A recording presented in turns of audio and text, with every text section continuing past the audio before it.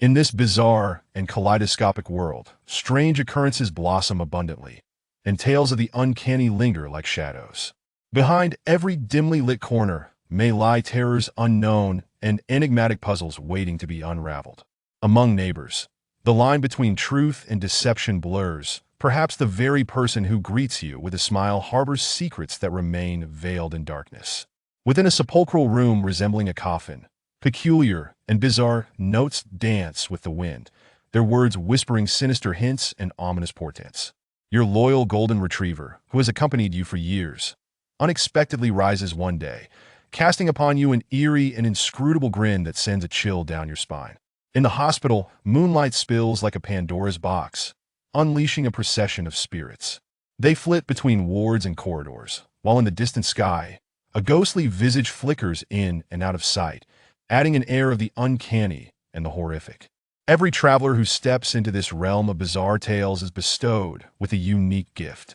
Some have mastered the secrets of time reversal, rendering the rules of this strange world powerless before them. Others possess the wisdom of infinite deduction, finding their way through the labyrinth of bizarre tales as effortlessly as one would partake in a meal. Yet others bask in fortune, akin to chosen ones, navigating the world of the uncanny with ease and audacity. However, as Jiang Ming gazes at the Durex in his hand, he is engulfed in profound contemplation. My ability seems to be somewhat unusual, perhaps even peculiar. Welcome to the realm of bizarre tales. The realm of bizarre tales always upholds a fair and just attitude towards every participant. The realm of bizarre tales enjoys a stellar reputation across various worlds, with no negative reviews should any issues arise. Please direct your feedback to the Corporation of Peace and Happiness. Loading the bizarre tale living alone. Loading successful. Bizarre tale type, solo. Task: survive for 7 days and wait for mother's return. When I am alone at home, everything seems to undergo a strange transformation. I adhere to my mother's rules, passing day after day. I wait, and finally, on the last day, mother returns and all issues are resolved. But I realize that mother seems not to be mother, and I am no longer myself. Everything has changed, yet it feels as though nothing has changed. In the room, Jiang Ming slowly opens his eyes, feeling the light streaming in through the window. He immediately rises to survey his surroundings. Where am I? Is this some kind of prank? Jiang Ming feels bewildered. Wasn't he supposed to be in a hospital bed? How did he end up here? At that moment, he discovers that his body can move. This sudden revelation nearly overwhelms him. It is worth noting that previously, due to amyotrophic lateral sclerosis, he could only move a single finger. Every day was spent either sleeping or staring into space, the soul of a living person confined to a sealed body. 7 years.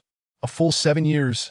He has yearned to escape that body, and now it has finally come to fruition. Jiang Ming is ecstatic, yet soon begins to ponder. A prank could not restore his body to its former state, and modern medicine surely would not exaggerate to the point that a single night's sleep could cure amyotrophic lateral sclerosis without any side effects. Based on the strange electronic voice echoing in his mind, it seems he has traversed into another realm. After all, only something as extraordinary as a crossing could elucidate the current situation. Jiang Ming organizes his thoughts. At that moment, a chill mechanical voice resonates in his mind. Welcome to the world of bizarre tales, the newly born heir. Now, please set aside your doubts and confusion, for they are utterly meaningless.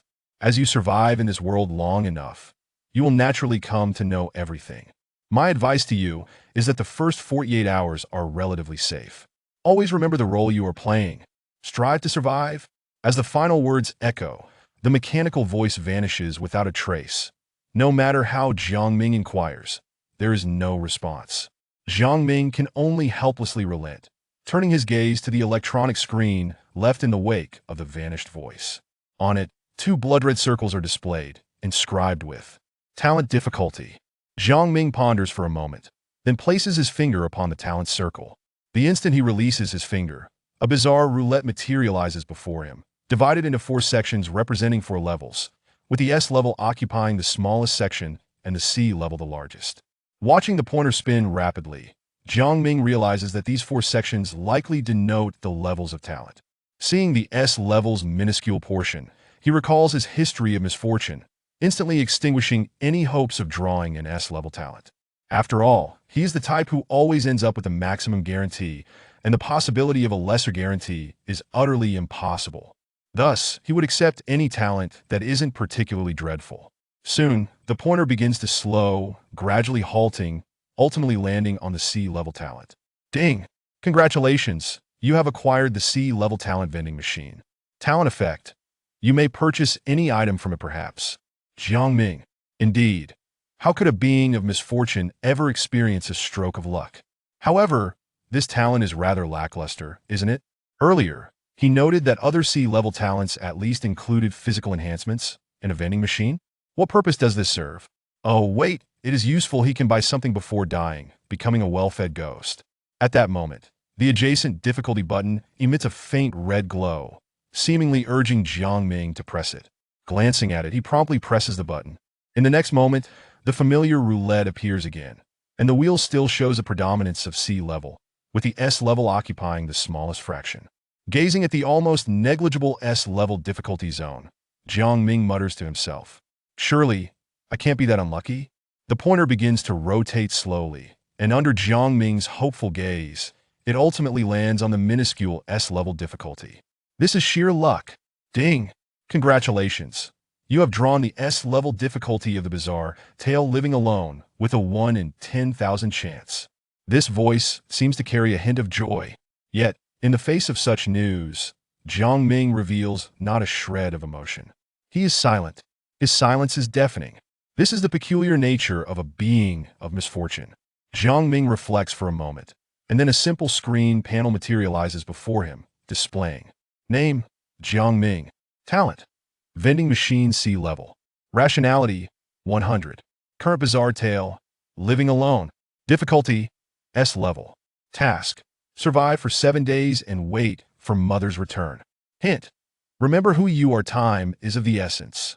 Jiang Ming glances at the screen before finally immersing himself in the essence of his talent. Soon, he grasps the gist of his talent. It is termed a vending machine. Yet it contains nothing, resembling more of a draw. He can draw once for free each day, refreshing at midnight. Once the free attempts are exhausted, further draws will require the expenditure of rationality points. Drawing items consumes only a slight amount of rationality, while manifesting the vending machine requires 2 points. However, the manifested vending machine allows for 1 free draw, essentially equating to purchasing a physical vending machine and a draw for 2 rationality points. Rationality begins at 100 but may diminish due to hunger, lack of sleep, or fright. When rationality drops to a certain level, various issues arise, such as auditory and visual hallucinations. Of course, rationality can also be gradually restored through sleep and nourishment. Thus, Jiang Ming's talent is undoubtedly a boon for a being of misfortune. Without hesitation, Jiang Ming calls out, "Draw ding." With the sound of a coin being inserted, the vending machine in his mind begins to vibrate lightly. 2 seconds later, an object flies out from the dispensing slot, materializing in Jiang Ming's hand. Congratulations, you have received a box of Durex condoms. Quality, ordinary. Description, a product designed and invented by the intelligent beings of a certain planet humans. Primarily used as protective gear during reproductive intercourse between humans, whether with the opposite or same sex. Using it may slightly extend your duration of intercourse and protect against sexually transmitted diseases. Note, perhaps it can be used beyond just human interactions. Jiang Ming falls silent once more, acutely aware of the world's profound malice towards him. What kind of absurd talent is this? It is far too abstract. With an impassive expression, Jiang Ming flipped his palm, causing the item to vanish without a trace. This was one of the few advantages of his rather useless talent, allowing him to store whatever he had drawn. Jiang Ming had no intention of relying on this worthless ability any longer, so he began to scrutinize the room around him. It was an ordinary single man's bedroom, complete with a desk, a chair, a wardrobe, and crumpled paper balls in the wastebasket. The only peculiarity lay in the fact that all reflective surfaces in the room were shrouded in black cloth. Even the floor was covered with a layer of black carpet, and the windows were enveloped in the same dark fabric. Had the windows not been ajar, Jiang Ming was certain the room would have been in complete darkness. At that moment, he noticed a note pressed beneath the calendar on the bedside table, its script neat and elegant. Rule 1. One, that you are the only one at home. If you see anyone else, do not respond. Immediately return to your bedroom and lock the door. 2. Do not lift the black cloth. Do not let them see you. 3. That there is enough food in the refrigerator to last until your mother returns during this time. Do not step outside the house. 4. Your mother will return on the 7th day at 7 o'clock in the morning. If someone knocks on the door before then, do not respond. 5. The clocks in the bedroom and living room may malfunction. Please keep them synchronized. 6. Be cautious not to sleep during the day. Always be mindful of the time. 7. Close the curtains. Do not open them. Do not let them discover you. 8. On the 4th day, your mother's friend will visit. Please treat her with warmth. She will help you solve some problems. She is trustworthy. 9. Good children should sleep early and rise early. Please maintain your sleep from 11 p.m. to 8 a.m., keeping away from them. 10. Eat well. 3 meals a day. Do not starve yourself. After perusing the rules, Jiang Ming furrowed his brow, noting some contradictions. For instance, it advised against responding to others, yet mentioned a trustworthy friend visiting on Thursday. The mechanical voice from earlier had indicated he must wait for his mother's return, and the rules frequently reference time, emphasizing its significance. As for time-related elements, considering the sunlight he had noticed earlier, it was likely morning. The calendar on the bedside table had its preceding pages torn away, remnants found in the wastebasket, and the current date read July 1st, Monday. Continuing his search for additional clues, he believed it improbable that the rule sheet was the sole valuable item in the room. He should conduct a thorough examination. He opened the first drawer of the bedside table, and the first thing that met his gaze left him astounded. A cup. A holy grail. Beside the cup lay a box labeled with 4 prominent characters. Spring Breeze Fairy. To his astonishment, there was also a bottle of sleeping pills next to the cup. He could hardly fathom why these 2 items coexisted in the same place. Jiang Ming silently closed the drawer. Opening the second drawer, he discovered several discs, each adorned with the names of female protagonists and various Japanese titles. Upon closer inspection, he recognized familiar names: Teacher Aoi, Teacher Mikami, Teacher Maria Ozawa. Once again, Jiang Ming silently shut the second drawer. With a long exhale, Jiang Ming felt a wave of calm wash over his previously agitated mind. Shifting his focus from the legendary cabinet, he turned his attention to the desk, reasoning that it was meant for writing and might contain some clues. Approaching the desk, he found it cluttered with textbooks and study materials, pens strewn haphazardly, and an empty beverage bottle nearby. Was the previous occupant a student? Jiang Ming surmised.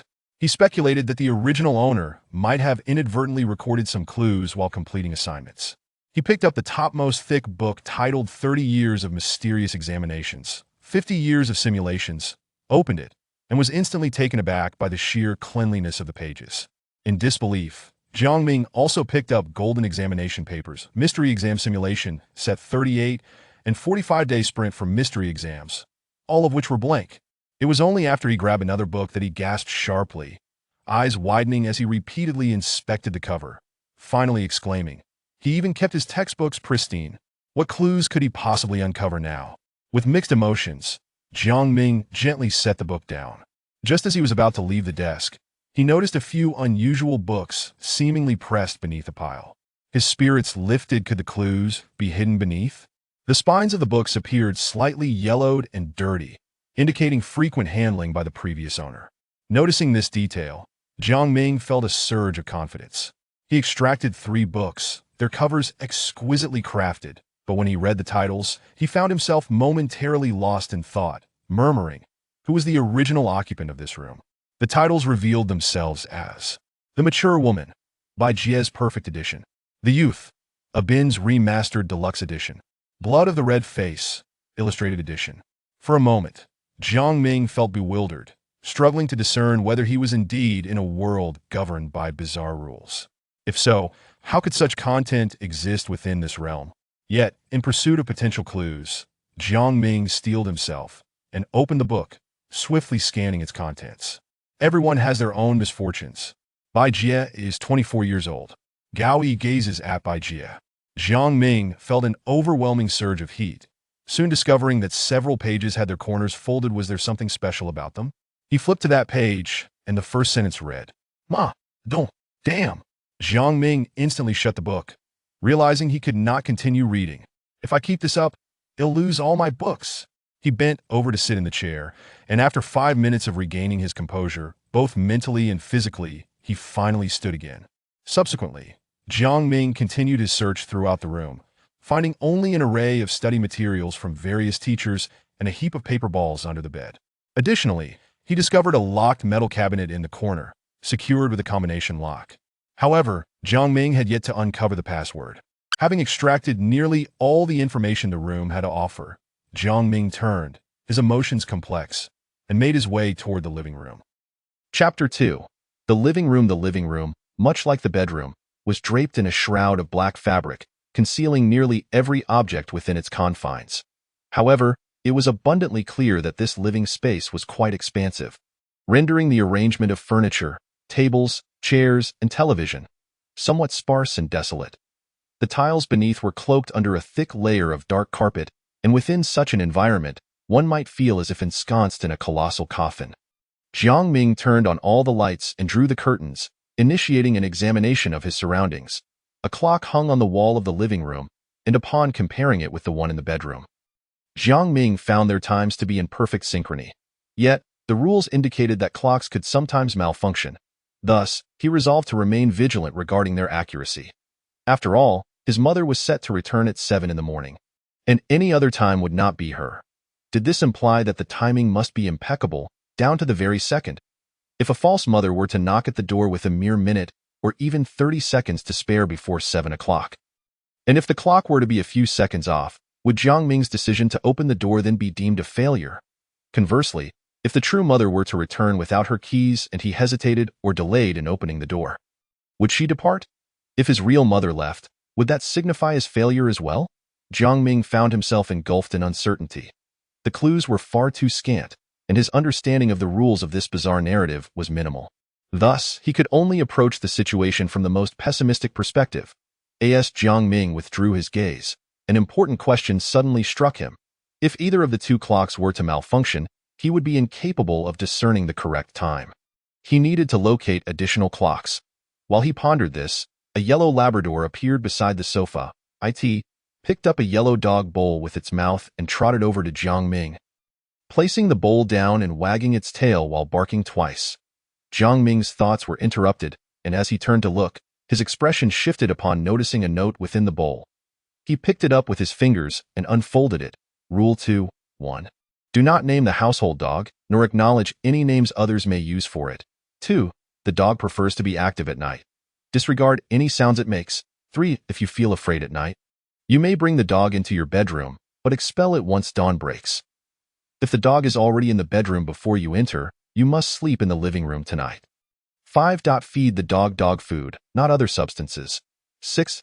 Do not allow the dog to go hungry, nor inflict harm upon it. 7. If you notice the dog beginning to shed, do not panic. Gather its fur and place it where it cannot find it. 8. The dog is the guardian of the home. You may always trust it. 9. There is only one dog in the household. Upon finishing the note, Jiang Ming furrowed his brow, not because the rules were peculiar, but due to their striking normality. There was a complete absence of contradictions among them. Why was this so?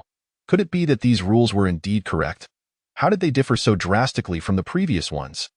Jiang Ming fell into contemplation once more, but soon shook his head, pulling himself back from his thoughts. The clues were far too few. Contemplation would yield no results. Gazing at the 9 rules before him, Jiang Ming did not dare to reach a definitive conclusion. However, he could ascertain that the dog was likely a significant part of this household. It could even offer a degree of protection. Looking at the clock on the wall, he noted it was already 12 noon. He had spent quite some time in the bedroom. Thus, he approached a nearby table and discovered several large bags of dog food, more than sufficient to feed the dog for a week. After filling the bowl to the brim, Jiang Ming felt a pang of hunger himself. Rule 1, Article 10. Eat well, 3 meals a day. Do not let yourself go hungry. He opened the refrigerator to find it brimming with ingredients: meat, eggs, vegetables, and fruits. Ample provisions for one person over a week. Jiang Ming retrieved some noodles, a few eggs, tomatoes, and greens, then made his way to the kitchen.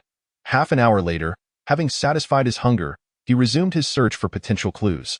The mechanical voice had previously indicated that the first 48 hours of the bizarre narrative were relatively safe, and he must utilize this time wisely. Although he had yet to encounter any danger, Jiang Ming was not naive enough to believe that an entity capable of traversing dimensions or miraculously curing diseases would transport him here merely for amusement. The living room was expansive, replete with cabinets and corners, and Jiang Ming spent considerable time searching through it.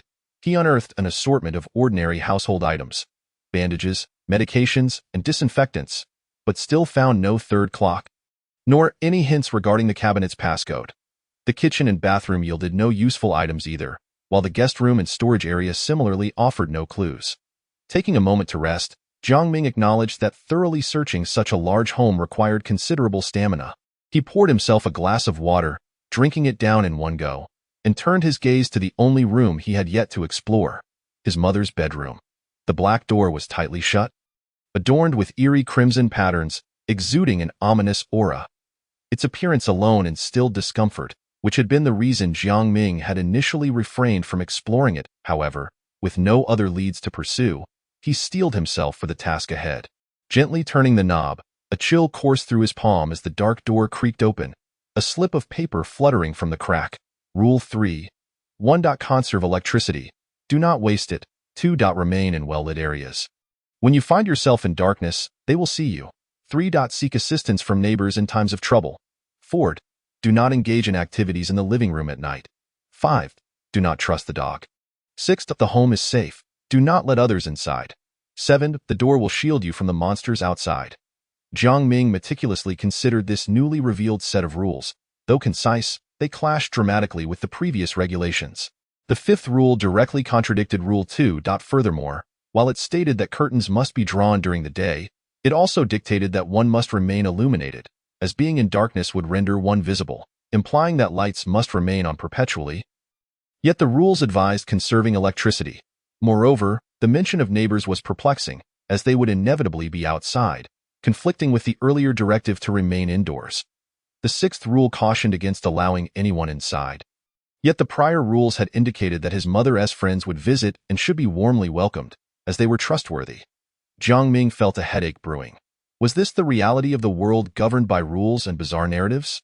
Was this truly an S-rank difficulty? His expression shifted repeatedly before he ultimately pocketed the note and stepped into his mother's bedroom. Chapter 3. Mother's bedroom. Pushing the door open, light from the outside poured into the darkness within, enhancing the contrast between light and shadow. Jiang Ming's hand brushed along the wall until he accurately located the switch. With a click, the darkness evaporated in an instant, revealing a rather ordinary bedroom. A large bed, a wardrobe, a vanity, nothing peculiar stood out. After a cursory glance, he found no new rules and thus began searching for potential clues. Approaching the vanity, he noted that the mirror was covered by a considerable black cloth, while the tabletop was cluttered with cosmetics, emanating an odd and intriguing fragrance. Jiang Ming instinctively covered his nose before opening the drawer, which contained face masks, hair accessories, and various other trinkets, alongside a photo obscured by an inverted cover.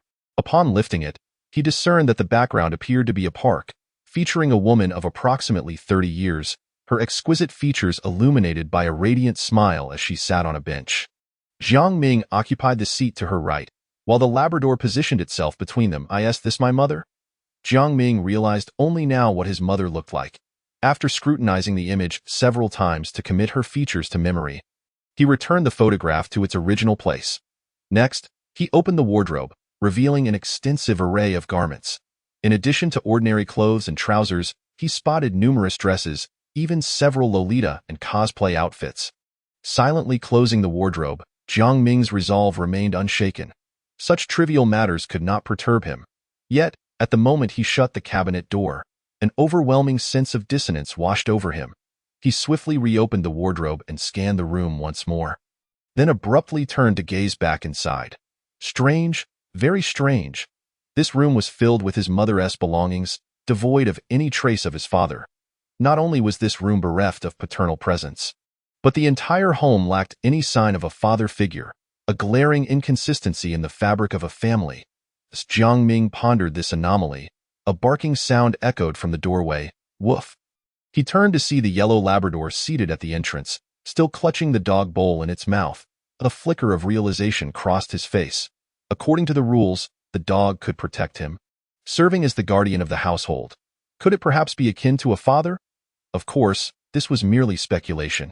It was equally possible that his father simply did not exist. Jiang Ming exited the bedroom and filled the dog bowl to the brim with kibble, ensuring the dog would not go hungry.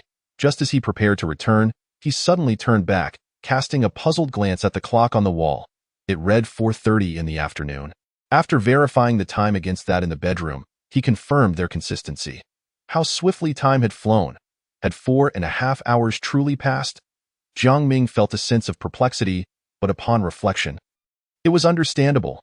He had already spent 2 hours searching the bedroom, let alone the multitude of other locations. He shook his head and returned to his mother's bedroom. Approaching the nightstand, he opened the first drawer, which contained various odds and ends, none of which held any value. Upon opening the second drawer, he discovered a flimsy piece of paper. Jiang Ming picked it up and glanced at it, noting that it was printed in a typeface that read, "Dear Jiang Shuoqin, your account has been overdue for electricity charges from May 2032 to June 2042, totaling an outstanding balance of 15,175.46 yuan.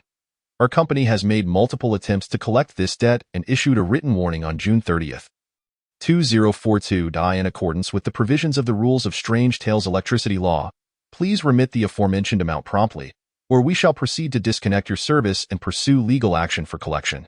Peace and Happiness First Electricity Company Limited." Upon reading this note, Jiang Ming's first reaction was to wonder if this electricity company was utterly daft. 10 years without paying the bill, and only now did they think to chase the debt?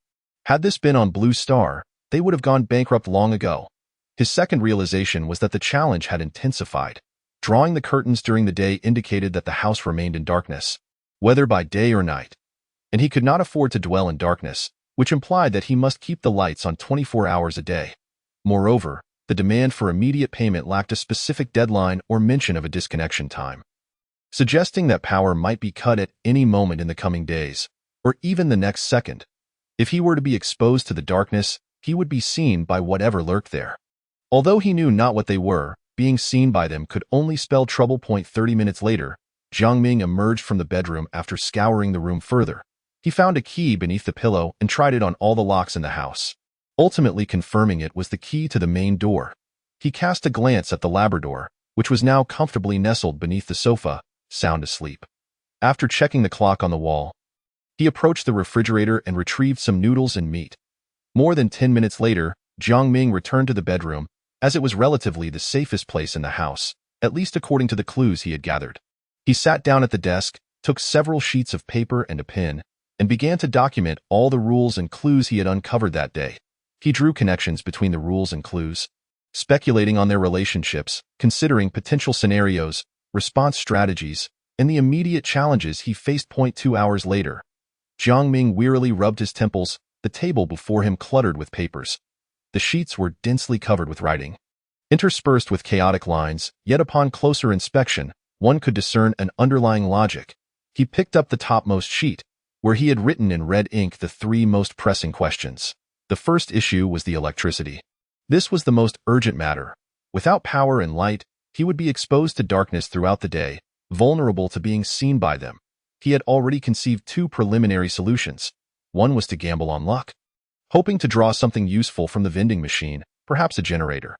However, Jiang Ming was acutely aware of his limitations, recognizing that this approach might yield little and exhaust him in the process. What truly captivated him was the second solution, which boasted a high probability of success: stealing electricity from the neighbors. This morning, while drawing the curtains in the bedroom, he had observed that his current residence was likely situated in a high-rise within a community. Typically, the electrical meters for such buildings are located in a common area. If he could locate the meter box, he could siphon power from his neighbors. As for the method of theft, Jiang Ming chuckled to himself. While he may not excel in other areas, this was one in which he considered himself rather adept. During his earlier struggles in life, he had relied heavily on the generosity of his kind neighbors to mitigate expenses. Jiang Ming felt a wave of gratitude, realizing that even in this strange world, the concept of a good neighbor could still exist. Moreover, the rules did not explicitly prohibit the theft of electricity. If this method succeeded, It would fulfill the stipulations of conserving energy while keeping the lights on. The second issue pertained to the cabinet in his bedroom. He had scoured the entire house yet found no clues related to the cabinet's code. Jiang Ming sensed that the clues and rules within this home were too scattered, lacking a thread to connect them. The contents of that cabinet likely held the key to what he sought. The third concern was the neighbors. Although Rule 1 stated that one must not venture outside, Jiang Ming, after weighing the pros and cons, concluded that he must indeed go out. Remaining indoors would lead to a dead end. Just the threat of power outage alone could lead to his demise multiple times, and the persistent absence of a third clock within the house might mean that the neighbors possessed one. Given that the rules mention neighbors, they must exist, and their existence implied significance and value. Jiang Ming believed that in this bizarre world of strange tales, the rules were fraught with contradictions and ambiguities. It was quite possible that rigidly adhering to the rules would lead to death, while blindly breaking them would also result in demise. Only by understanding the rules, manipulating them, and perhaps even mastering them to a certain extent could one hope to survive. With only 48 hours remaining, he knew that if he let this time pass, he might not even have the opportunity to step outside again. Checking the time, he noted it was nearly 8 o'clock. The outside world had likely descended into night. The rules emphasized avoiding activities after dark.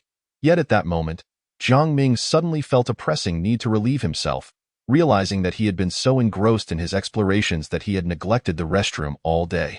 Those who have held in their bladder know it is a most uncomfortable and even painful sensation.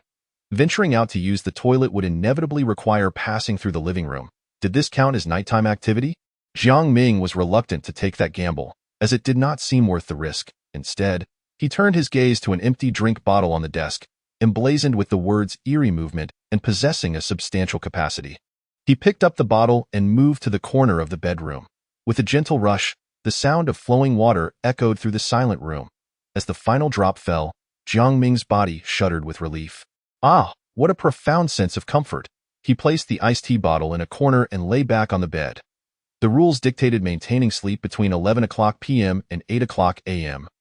And it was still early. Jiang Ming surveyed his surroundings before his gaze settled on the 3 beautifully bound sacred texts he had unearthed earlier in the day. His expression turned contemplative as he reached for them. It was not out of a desire to read, but rather in hopes that the books might contain clues. Jiang Ming reassured himself, also retrieving a box of tissues from the other side of the desk.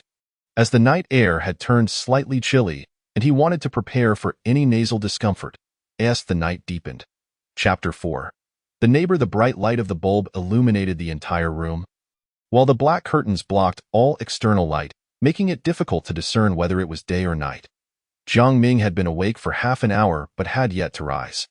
Glancing at the clock, which read 7:54, he knew he still needed to wait. Lying in bed, Jiang Ming suddenly recalled that his vending machine should have refreshed, allowing him a free draw. He focused his mind. Lottery. Ding, congratulations. You have won a cactus, quality, ordinary description. There is nothing special to say. It is merely an unremarkable cactus. Note, it has many, many spines as he had anticipated. Jiang Ming calmly returned the cactus to its place. 6 minutes flew by, and he finally rose to open the bedroom door, shutting it behind him. The Labrador trotted over, carrying its food bowl. Seeing the dog reminded Jiang Ming of the previous night's events. At 11 o'clock, just as he was preparing to sleep, the dog had woken up, full of energy, pacing around the living room and barking incessantly, preventing Jiang Ming from finding rest. The thought of this made him feel a surge of irritation. But recalling the rule that stated he need not concern himself with it, he decided to let it be. After filling the dog's bowl and having his breakfast, Jiang Ming gathered a screwdriver and various tools, preparing to pay a visit to his neighbor, hoping to assist them with their surplus electricity issue. Just as he was about to leave, he suddenly remembered something and returned to the bedroom to dispose of the iced tea and the pile of crumpled papers on the table. He also took several empty bottles, a plastic bag, and a pack of tissues, readying himself for any eventuality. After all, the world of strange tales turned quite cold at night, and he had used quite a few tissues due to his runny nose the previous evening. As Jiang Ming pondered while walking to the door, the Labrador suddenly barked at him. Woof, woof, woof, woof, woof. Jiang Ming turned to look at it, wondering why the dog was so noisy during the day. Did he perhaps carry an unusual scent? With a hint of confusion, he raised his hand to sniff himself but found nothing amiss. He then chose to ignore the Labrador and resolutely continued his quest to find the neighbor. With the passing of today, the challenges of tomorrow would escalate dramatically, making further exploration significantly more difficult. Just as he clenched his hand, preparing to open the door, a chilling voice echoed from the entrance. Xiao Ming? Mommy's back. Hurry and open the door. Jiang Ming's hair stood on end. It felt as though he had been electrocuted, causing him to swiftly release the doorknob and retreat several steps until he halted in the living room. Wiping the cold sweat from his brow in a state of alarm. That was close. Open the door, Xiao Ming. Mommy forgot her keys. The voice outside was gentle, and though Jiang Ming had never heard his mother's voice, he surmised it was likely akin to this one. However, now it is the second day, and it is implausible for mother to return. The rules have also mentioned that anyone else returning at this time cannot be mother. Although the entity outside remains a mystery, it is certainly not something benevolent. It was at this moment that Jiang Ming noticed that after he had stepped away from the doorway, the dog continued to bark at that direction.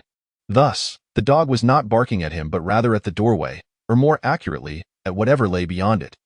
Reflecting on the earlier incident where the dog had barked twice, he realized that he had only hesitated for a few seconds before opening the door. Had it not been for the dog, the consequences could have been dire. This implies that the dog possesses a form of warning instinct. No wonder the rules deem it the guardian of the home. The entity outside had yet to depart, and the sounds grew louder and increasingly frantic. Xiao Ming, hurry and open the door. Do you not recognize your mother? Look at me. Xiao Ming, quickly let me in. Open the door. The force with which she knocked grew more intense, evolving into a battering at the door. Yet the door remained resolute, impervious to her attempts. Jiang Ming observed this scene, a look of contemplation crossing his face. While simultaneously, the Labrador's barking intensified. Woof, woof, woof, woof, woof, woof. After 2 minutes, the banging at the door ceased, though the dog's barking continued for another 5 minutes. The diligent Labrador approached Jiang Ming, nuzzling against his leg, its tail wagging vigorously. Jiang Ming reached down to pat its head, praising it. Well done, you did great. I'll make sure to give you extra dog food tonight.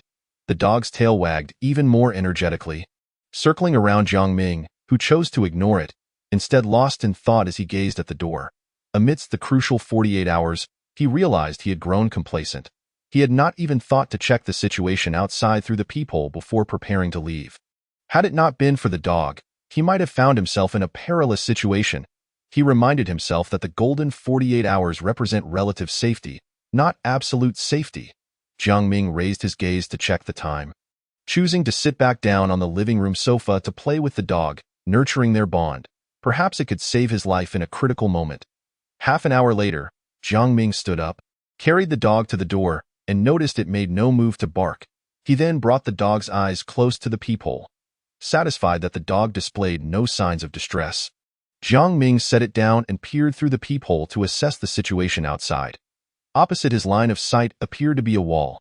Despite it being daytime, the corridor remained shrouded in gloom. The light bulb seemed to have gone unaltered for ages, flickering intermittently, and a thin mist coiled through the corridor, distorting occasionally as though something were moving within it. This unsettling scene caused a flutter of apprehension in Jiang Ming's heart. Yet he steadied himself, turning the knob. With a creak, a slip of paper wafted through the crack of the door. Jiang Ming promptly shut the door, bending to retrieve it, and read, Rule 4, 1. Neighbors are trustworthy during the day. 2. You may request help from neighbors, but afterward, you cannot refuse their requests. 3. Do not carelessly consume anything given by neighbors. 4. You have 2 neighbors, one is genuine, and the other is a facade. 5. The true neighbor enjoys dog meat. Ensure that De Huang does not appear within their sight. 6. Visiting neighbors requires bringing a gift. Going empty-handed is ill-mannered. 7.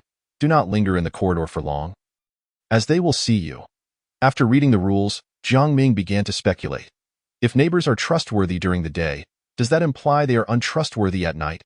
Furthermore, the concept of genuine and false neighbors was introduced.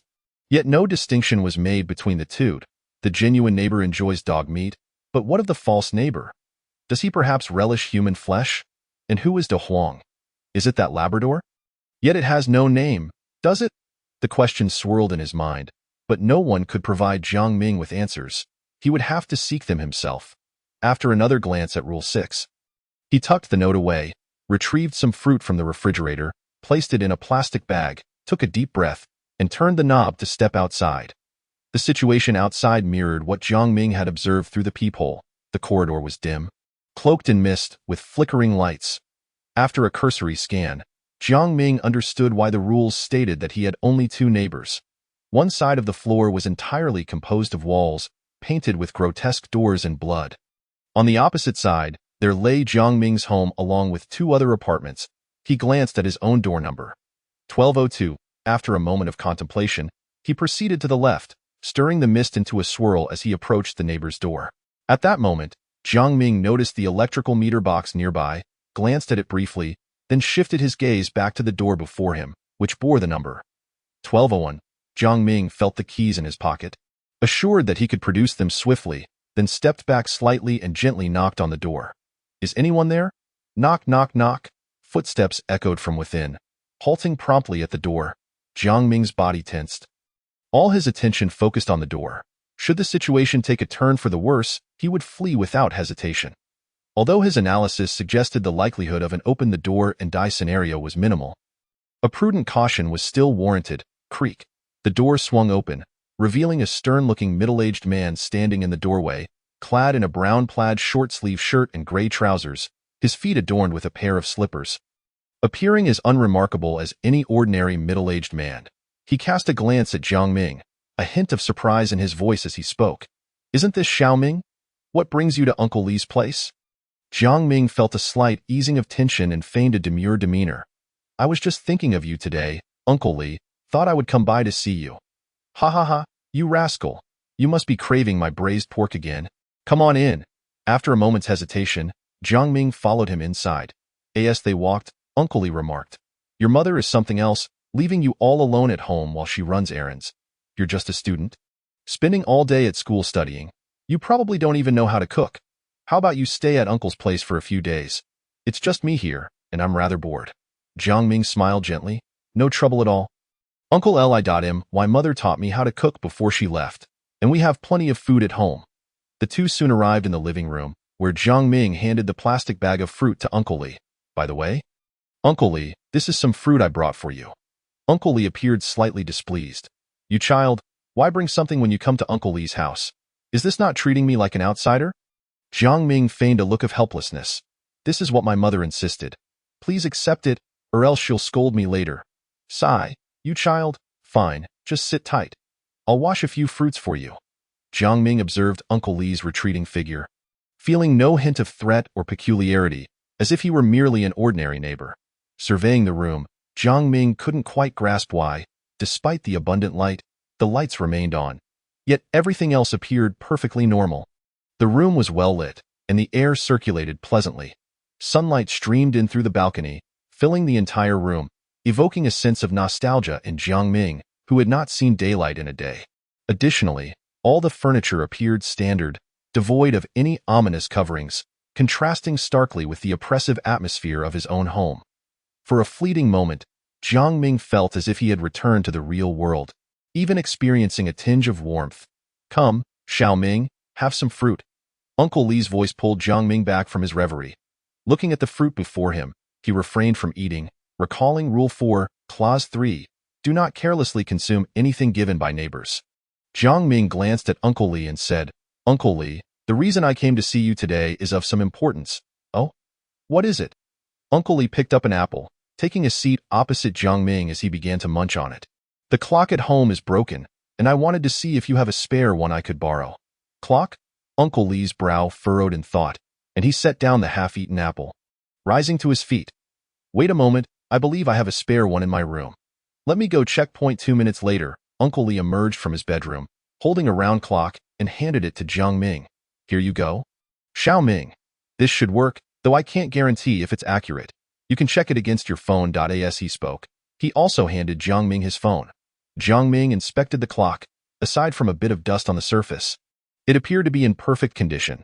He glanced at his phone, noting the time, then at the clock, which both read 10:05. After waiting an additional minute and observing the phone change to 10:06. With the clock's second hand also pointing to 12, Jiang Ming felt reassured, returning the phone to Uncle Li and expressing his gratitude. "Thank you, Uncle Li. The time is accurate. No need for thanks. It's just a clock. Uncle Li waved his hand dismissively. However, he soon furrowed his brow again, saying, "But Xiao Ming, there's one more thing I need to ask of you. You must promise me, all right? Following Rule 4. Clause 2, which stated that one could request assistance from neighbors but could not refuse their requests afterward." Jiang Ming casually nodded. "Please go ahead, Uncle Li." Just as the last word left Jiang Ming's lips, everything around him seemed to undergo a peculiar transformation. Sensing the change in the surroundings, Jiang Ming paused momentarily. In the next instant, his gaze locked onto Uncle Li's eyes. That moment, Uncle Li's gaze underwent a bizarre transformation. The warm, affectionate light vanished without a trace, replaced by an exceedingly strange and unfamiliar look. This expression conveyed a sense of greed and longing, as if he were gazing upon a delectable morsel, sending chills down Jiang Ming's spine. Soon after, even more uncanny events unfolded. The apple on the table began to ooze vivid crimson liquid, rendering the once sweet and inviting fruit terrifyingly grotesque. Simultaneously, the temperature in the air plummeted, as if a chilling draft were sweeping through the room. The ambient light was also affected, seemingly devoured by an invisible force, causing the once bright room to plunge into shadow. Only the incandescent light overhead struggled to emit a faint glow, barely illuminating the space. Witnessing such an eerie scene jolted Jiang Ming from the warmth of his earlier reverie. He swallowed hard and forced a smile, uttering, "What can I assist you with, Uncle Li?" Uncle Li leaned forward against the table, his blood-red eyes fixated intently on Jiang Ming, as if he were a lamb awaiting slaughter. Then, unexpectedly, Uncle Li erupted into laughter, his mouth splitting open to reveal jagged teeth, while 3 slender tongues flicked across his lips, allowing murky yellow saliva to drip onto the table. He slowly spoke. "Uncle Li has been feeling a bit peckish lately. I would like to have a taste of a human heart." Jiang Ming felt as though he had plunged into an icy abyss. Chapter 5. Mother has arrived. Uncle Li has been feeling a bit peckish lately. I would like to have a taste of a human heart. Can you help, Uncle Li? Jiang Ming's heart sank into despair. The warmth and tranquility that had existed moments before evaporated entirely in that instant. He truly comprehended that he had traversed into a realm rife with the bizarre and the terrifying. Faced with such a grim reality, he understood that his only recourse was to struggle relentlessly for survival. Yet, despite the dread enveloping him, Jiang Ming harbored no regrets. For in this world, he still possessed the chance to resist, to alter his fate, and to strive for the possibility of existence. In stark contrast, should he return to his previous life, he would be ensnared within a sealed body, enduring the torment of solitude, gradually consumed by a beast known as loneliness. Such a protracted and despairing existence would be far more unbearable than any horror. Contemplating this, Jiang Ming's eyes radiated an unprecedented determination. He immersed himself entirely in the present environment. All the rules and clues collided and intertwined in his mind, akin to a complex intellectual game. His expression shifted continuously, his heart experiencing tumultuous struggles. Ultimately, he took a deep breath, seemingly shedding all burdens. A look of relief graced his face as he softly uttered a single word. "All right." This word seemed to possess an enchanting power. As soon as it escaped his lips, the surrounding environment brightened instantly.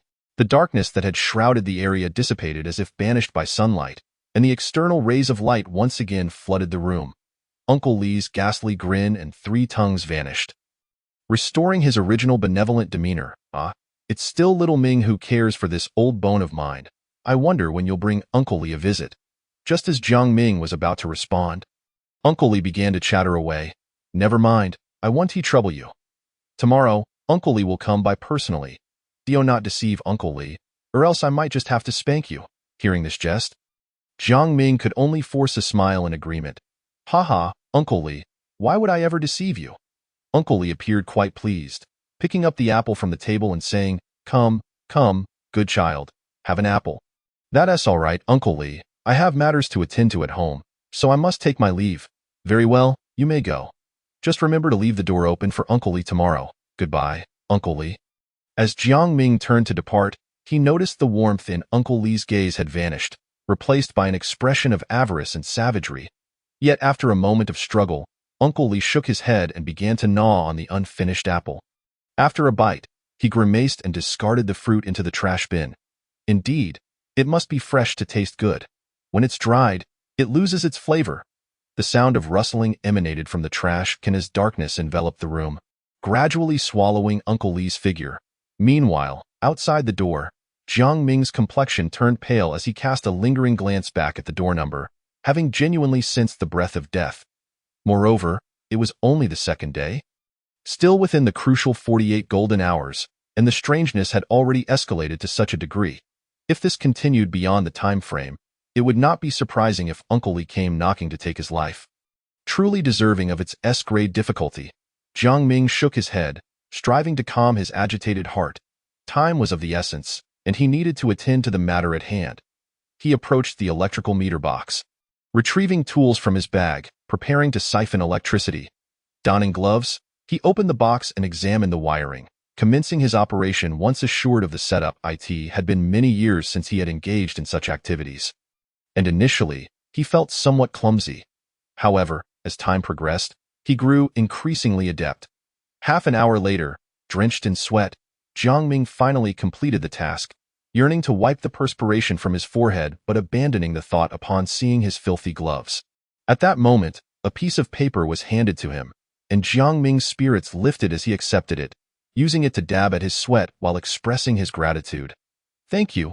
Yet, the instant he spoke, he froze, terror washing over him like a tidal wave, his muscles tensing, rendering him nearly immobile.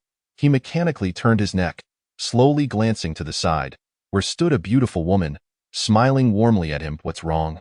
Little Ming? Are you happy to see Mother?" Boom. Upon hearing this, Jiang Ming felt as if struck by lightning, cold sweat pouring down his face. Observing Jiang Ming's reaction, his mother beamed even brighter, as if genuinely concerned for her son. She produced several tissues from her pocket, gently helping Jiang Ming wipe away the sweat while softly saying, "Why is little Ming sweating so much? Are you unwell? Let us tidy up and return home for some medicine." Her tone was tender as she assisted Jiang Ming in organizing his belongings, taking his left hand as though she were a genuinely caring mother. Jiang Ming's face remained expressionless. He strained against her grip, feeling as if his hand were ensnared in a vice, utterly unable to break free. "What the hell is this? It's only the second day, I isn't it. Why are all these monsters appearing?"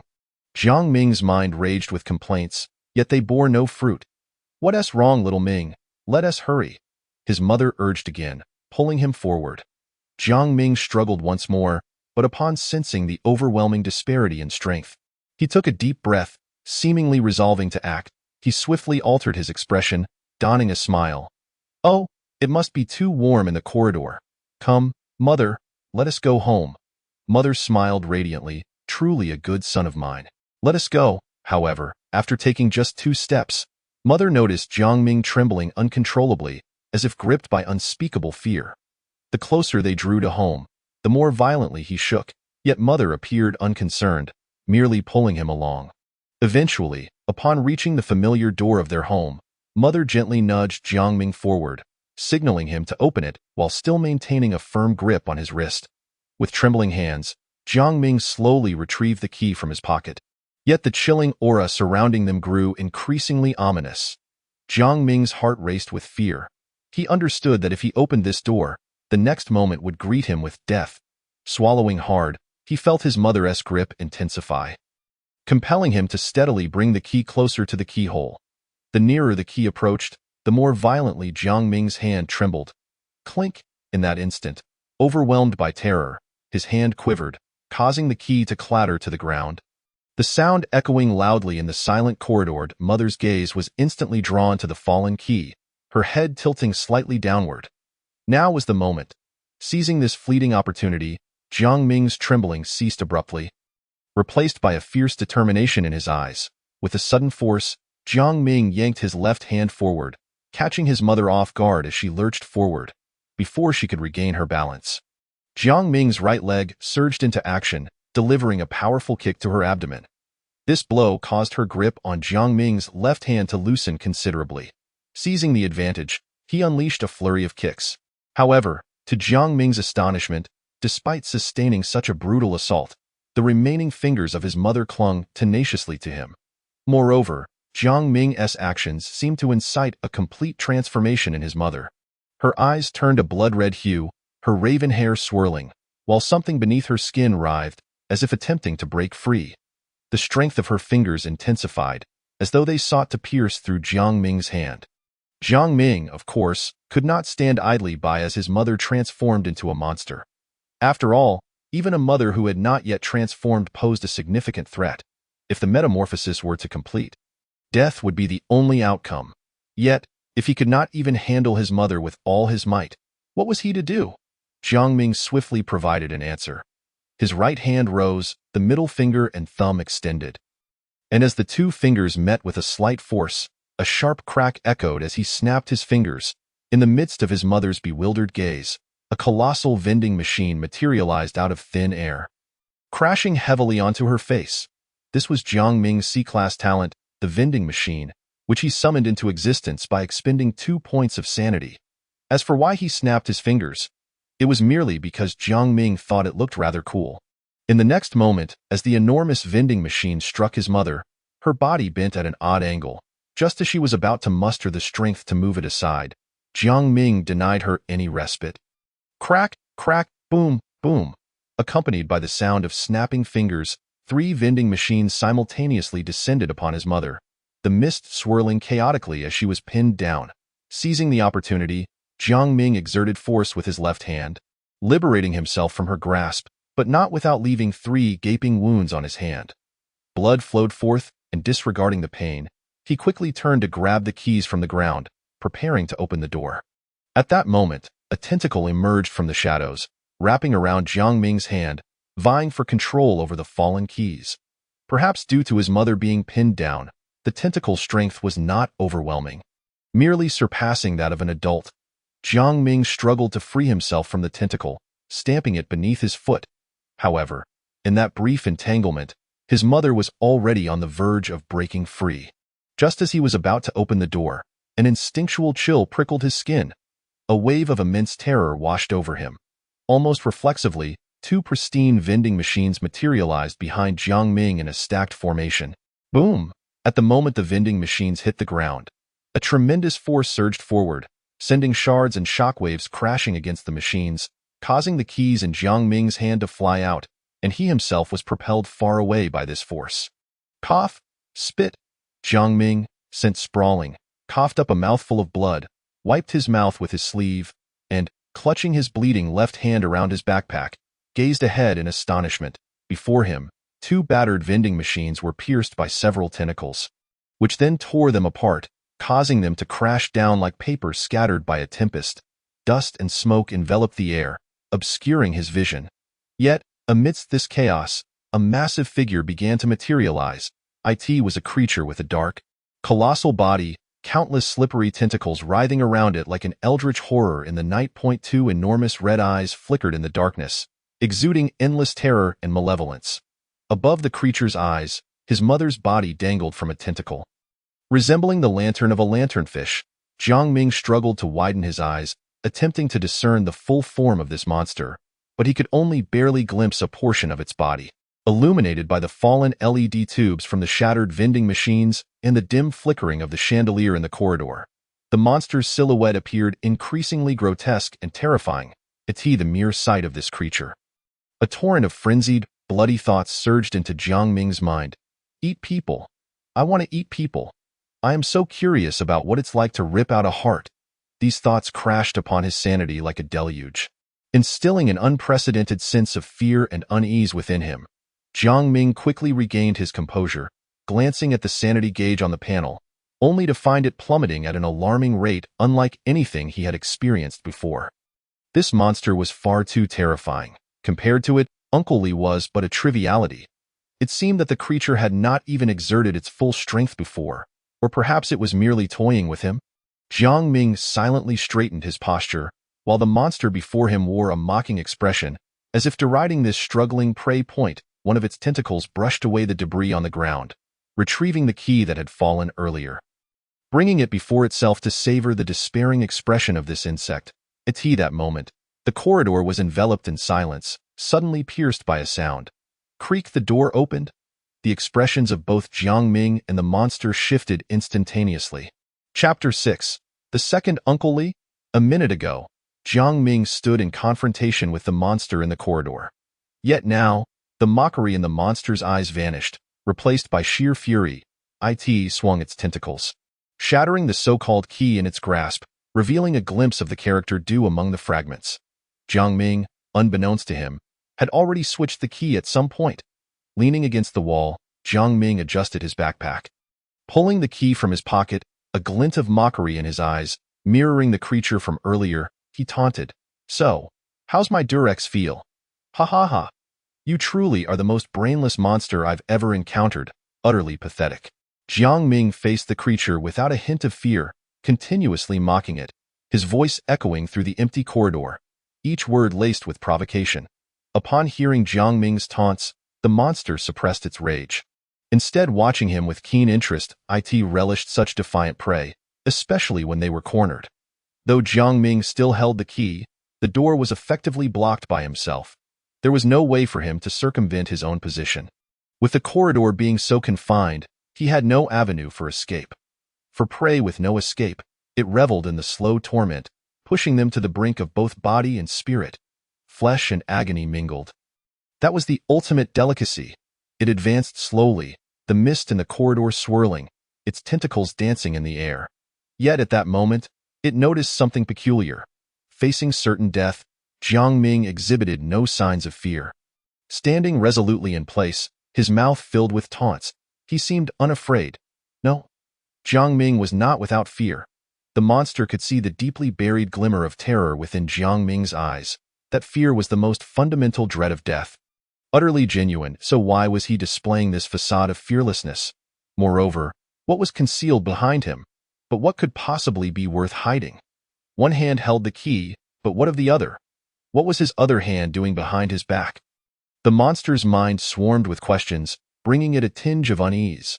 The red glow in its eyes intensified, and it finally discerned. It saw Jiang Ming's hand, hidden behind his back, making subtle, rhythmic movements, and amidst his taunts. There seemed to be an additional sound. It was like a rhythmic thumping. Thud, thud, thud indeed. There was something over there. Suddenly, the monster grasped the entirety of the situation. Jiang Ming was not mocking him. He was merely diverting its attention and buying time. And he masked the original sound with his taunting voice. It understood with a roar. It lunged forward with incredible speed, its massive shadow instantly filling the corridor, tearing through the mist and whipping up a gale that slammed into Jiang Ming's face. In the blink of an eye, it was merely a step away from him, mere moments away from piercing him with its tentacles.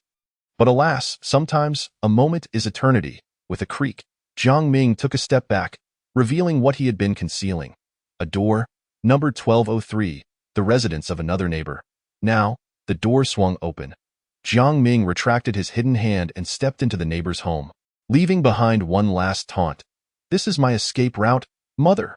The door slammed shut with a resounding thud, the tentacles striking impotently against it, producing a deafening noise, the door frame buckling violently, yet to no avail.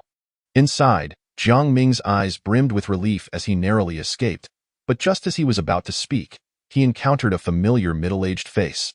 The recognizable brown checkered short-sleeve shirt and gray trousers. Along with those familiar slippers and that ever-familiar phrase, "Isn't this little Ming? What brings you to Uncle Li's place?" Even Jiang Ming, as resilient as he was, could not help but let a curse slip through his lips. What the hell? Wasn't it supposed to be relatively safe for the first 48 hours? Is this what they call safety? Thankfully, Jiang Ming managed to suppress his frustration, casting a glance at the bewildered Uncle Li. A flicker of suspicion igniting within him, he tucked his injured left hand into his pocket and uttered the familiar line. "I was just thinking of Uncle Li today, so I came to see you." Sure enough, Uncle Li's next words were, "Ha ha ha, you little rascal. I bet you're craving my braised pork again. Come on in." Jiang Ming hesitated for a moment, but ultimately followed him inside. "As Uncle Li spoke," he continued, "your mother really is something. Leaving you all alone at home while she runs errands. You're just a student, spending all day studying at school, probably can't even cook a proper meal. Why not come stay at my place for a few days?" "I'm all alone and quite bored." Jiang Ming replied as usual, "No trouble, Uncle Ella. Why, Mom taught me how to cook before. And there's plenty to eat at home. By the way, little Ming, why are you so dirty?" "Oh, it's nothing. We were cleaning at home today, and I haven't had a chance to change YET. As the conversation unfolded, the two soon arrived in the living room, where the noise at the door continued to escalate. Jiang Ming cast a glance at the large dent in the door and then at the composed Uncle Li, unable to restrain himself from asking, "Uncle Li, did you not hear any strange sounds?" "Strange sounds? Oh, it must be the neighbor's dog. It's nothing to worry about," Uncle Li replied after listening attentively for a moment. Upon hearing this, Jiang Ming's brow furrowed in confusion. "A dog from the neighbor?" There were only 3 households on this floor, and the other Uncle Li's family had no dog either. Moreover, wasn't his own dog supposed to be inside the house? Who, then, did the barking outside belong to? With these thoughts racing through his mind, Jiang Ming pressed on, "Which neighbor has a dog? How many dogs do they have?" Uncle Li responded as if it were the most obvious thing in the world. "What do you mean, which neighbor's dog? A neighbor's dog is simply a neighbor's dog, and they only have one dog." Jiang Ming's frown deepened further. Only one dog? Neither of the other Uncle Li's households had a dog, and only his family had one. But if the creature he had encountered earlier was the original dog, then what was the Labrador in his house? Could it be that the Labrador wasn't his dog at all? Or perhaps it wasn't a dog in the first place? A chill ran down Jiang Ming's spine as he entertained several horrifying hypotheses. Yet, recalling the Labrador's behavior that morning, his anxious heart eased somewhat. At that moment, Uncle Li suddenly posed a peculiar question. "Xiao Ming, do you have a dog at home?" Jiang Ming looked at Uncle Li in bewilderment. Did he not know whether there was a dog in his own house? That was inconceivable. After all, he had just confidently stated that the neighbor had one and only one dog. Jiang Ming had already observed that neither of the other Uncle Li's households had a dog, which meant that the neighbor in question must refer to him. Why, then, would Uncle Li inquire about his dog, knowing full well it existed? But soon, the pieces fell into place for Jiang Ming. This Uncle Li must be like the other Uncle Li, human in appearance yet not quite human. He knew there was a dog at the neighbor's and that the dog belonged to Jiang Ming, yet he could not connect the dots. Or perhaps he was aware of the dog but needed Jiang Ming to acknowledge its existence for it to hold any truth in his mind. According to the rules, allowing Uncle Li to know about the dog could not be a good sign. With this speculation, Jiang Ming felt he was closing in on the truth and replied, "Haha, Uncle Li, where would I have a dog?" Uncle Li paused momentarily, then nodded. "Oh, right, look at me, I've forgotten again." Observing Uncle Li's reaction, Jiang Ming became even more convinced of his theory. Just then, he sensed something was amiss. Recalling the earlier proceedings, he suddenly realized he had omitted the customary gift-giving ritual, but with no fruit left, he could not possibly present a wrench or a clock to Uncle Li. So, he put his hand in his pocket and, at the expense of some rationality, took a chance on a draw. With a chime, the draw concluded and a familiar item emerged in Jiang Ming's hand. Seeing this object almost caused him to lose his composure. Yet he forced his expression to remain steady and casually handed it to Uncle Li. "By the way, Uncle Li, this is for you. A condom." The previously silent Uncle Li was now anything but quiet, his expression turning into a web of confusion. His mouth opened and closed as he stammered for a time before finally managing to say, "Xiao Ming, you are quite considerate." However, Uncle Li still did not reach out to take the condom. Jiang Ming, steeling himself, pressed the item into Uncle Li's hands. After a moment of struggle, Uncle Li accepted it, and then the two sat together on the sofa in a prolonged silence. Eventually, it was Uncle Li who broke the quiet, saying, "Xiao Ming, you sit tight. I'll go make you some braised pork with that." Uncle Li hurriedly retreated with the item in hand. Jiang Ming, now alone on the sofa, finally exhaled a sigh of relief. Had Uncle Li refused the gift, it might have constituted a breach of the rules. Thankfully, he was shameless enough to avoid that predicament. He glanced at the busy Uncle Li, only to realize that his left sleeve was already soaked in blood. Jiang Ming contemplated tearing the sleeve off to use as a bandage, but due to blood loss and pain, his complexion had turned pale, and he no longer possessed much strength. He could only retract his left hand a bit further into the long sleeve. After completing these actions, Jiang Ming finally had the opportunity to observe the room's decor, which indeed mirrored that of room 1201. Furthermore, there were 2 identical Uncle Lis. Jiang Ming began to ponder their connection. Who would believe that 2 identical individuals were unrelated? When he had first seen that face upon opening the door, he had nearly been petrified, mistaking Uncle Li for the monster eager to feast on his heart. The shock of the moment had been overwhelming. causing his earlier lapse in composure. However, after much deliberation, Jiang Ming could only affirm the connection between the two Uncle Lis. Everything else remained uncertain. He could not even ascertain whether they were the same person, or if he was merely the subject of some twisted game. Even if Uncle Li were indeed a heart-eater, he knew that fleeing was not an option, for the monster outside was far more terrifying than Uncle Li. Had he not been cunning enough earlier, he might not have survived. From the moment Jiang Ming had been ensnared by the creature's tendrils, he had known returning home was likely impossible. Thus, he had deliberately switched the keys, leveraging the momentum to reach the neighbor's door, and knocked discreetly. Simultaneously, he had used mocking remarks and the keys to divert the monster's attention, ensuring it focused solely on him and not on what lay behind. For Jiang Ming to devise and execute such maneuvers within a short span was already pushing his limits. Yet, even so, he had nearly perished at the hands of that monster, which spoke volumes about its terror. As Jiang Ming pondered these matters, the loud banging at the door continued unabated. He clicked his tongue, realizing that he would not be returning anytime soon. Just then, a peculiar aroma wafted from the kitchen. Upon catching a whiff of the delightful scent, Jiang Ming's mouth watered, and his stomach rumbled audibly, awakening his appetite. With time, the fragrance grew more intense, and he felt an overwhelming urge to rush over and devour the meat. Yet he managed to suppress his cravings. He opened his backpack and checked the time on his watch. 12:41 p.m. It was already noon, and he recalled the rules stating that one must eat well and not starve oneself. However, given the current circumstances, returning was impossible. The monster was still at the door, relentlessly pounding. Yet, if he chose not to go back, the only option left was to eat at the neighbor's house, even though the rules prohibited consuming a neighbor's food. Moreover, the previous Uncle Li had turned out to be a monster. Leaving Jiang Ming uncertain about whether this Uncle Li was also a monster and what dangers his food might pose to him, as Jiang Ming found himself in this quandary, Uncle Li approached, carrying a large bowl of braised pork, glistening and appetizing. "Come, Xiao Ming, it's time to eat." Jiang Ming glanced at the meat on the table. He was faced with a choice. Chapter 7. Returning home, thank you. "Uncle Li, but I'm not hungry. You should eat." Jiang Ming ultimately declined Uncle Li's invitation. Uncle Li was taken aback. "You rascal, I've gone to the trouble of making dinner. You used to love my braised pork." Feigning helplessness and ignoring his rumbling stomach, Jiang Ming replied, "I appreciate your kindness, Uncle Li, but I had a hearty meal at home before coming over. I truly cannot eat another bite." Seeing this, Uncle Li could only eat alone, and Jiang Ming secretly breathed a sigh of relief, having successfully navigated that situation. Listening to the diminishing sounds of banging from outside, he felt a surge of joy. Wonderful now, he only needed to wait for Uncle Li to finish eating, and the monster outside would likely have departed by then, allowing him to return home directly. It was simply perfect.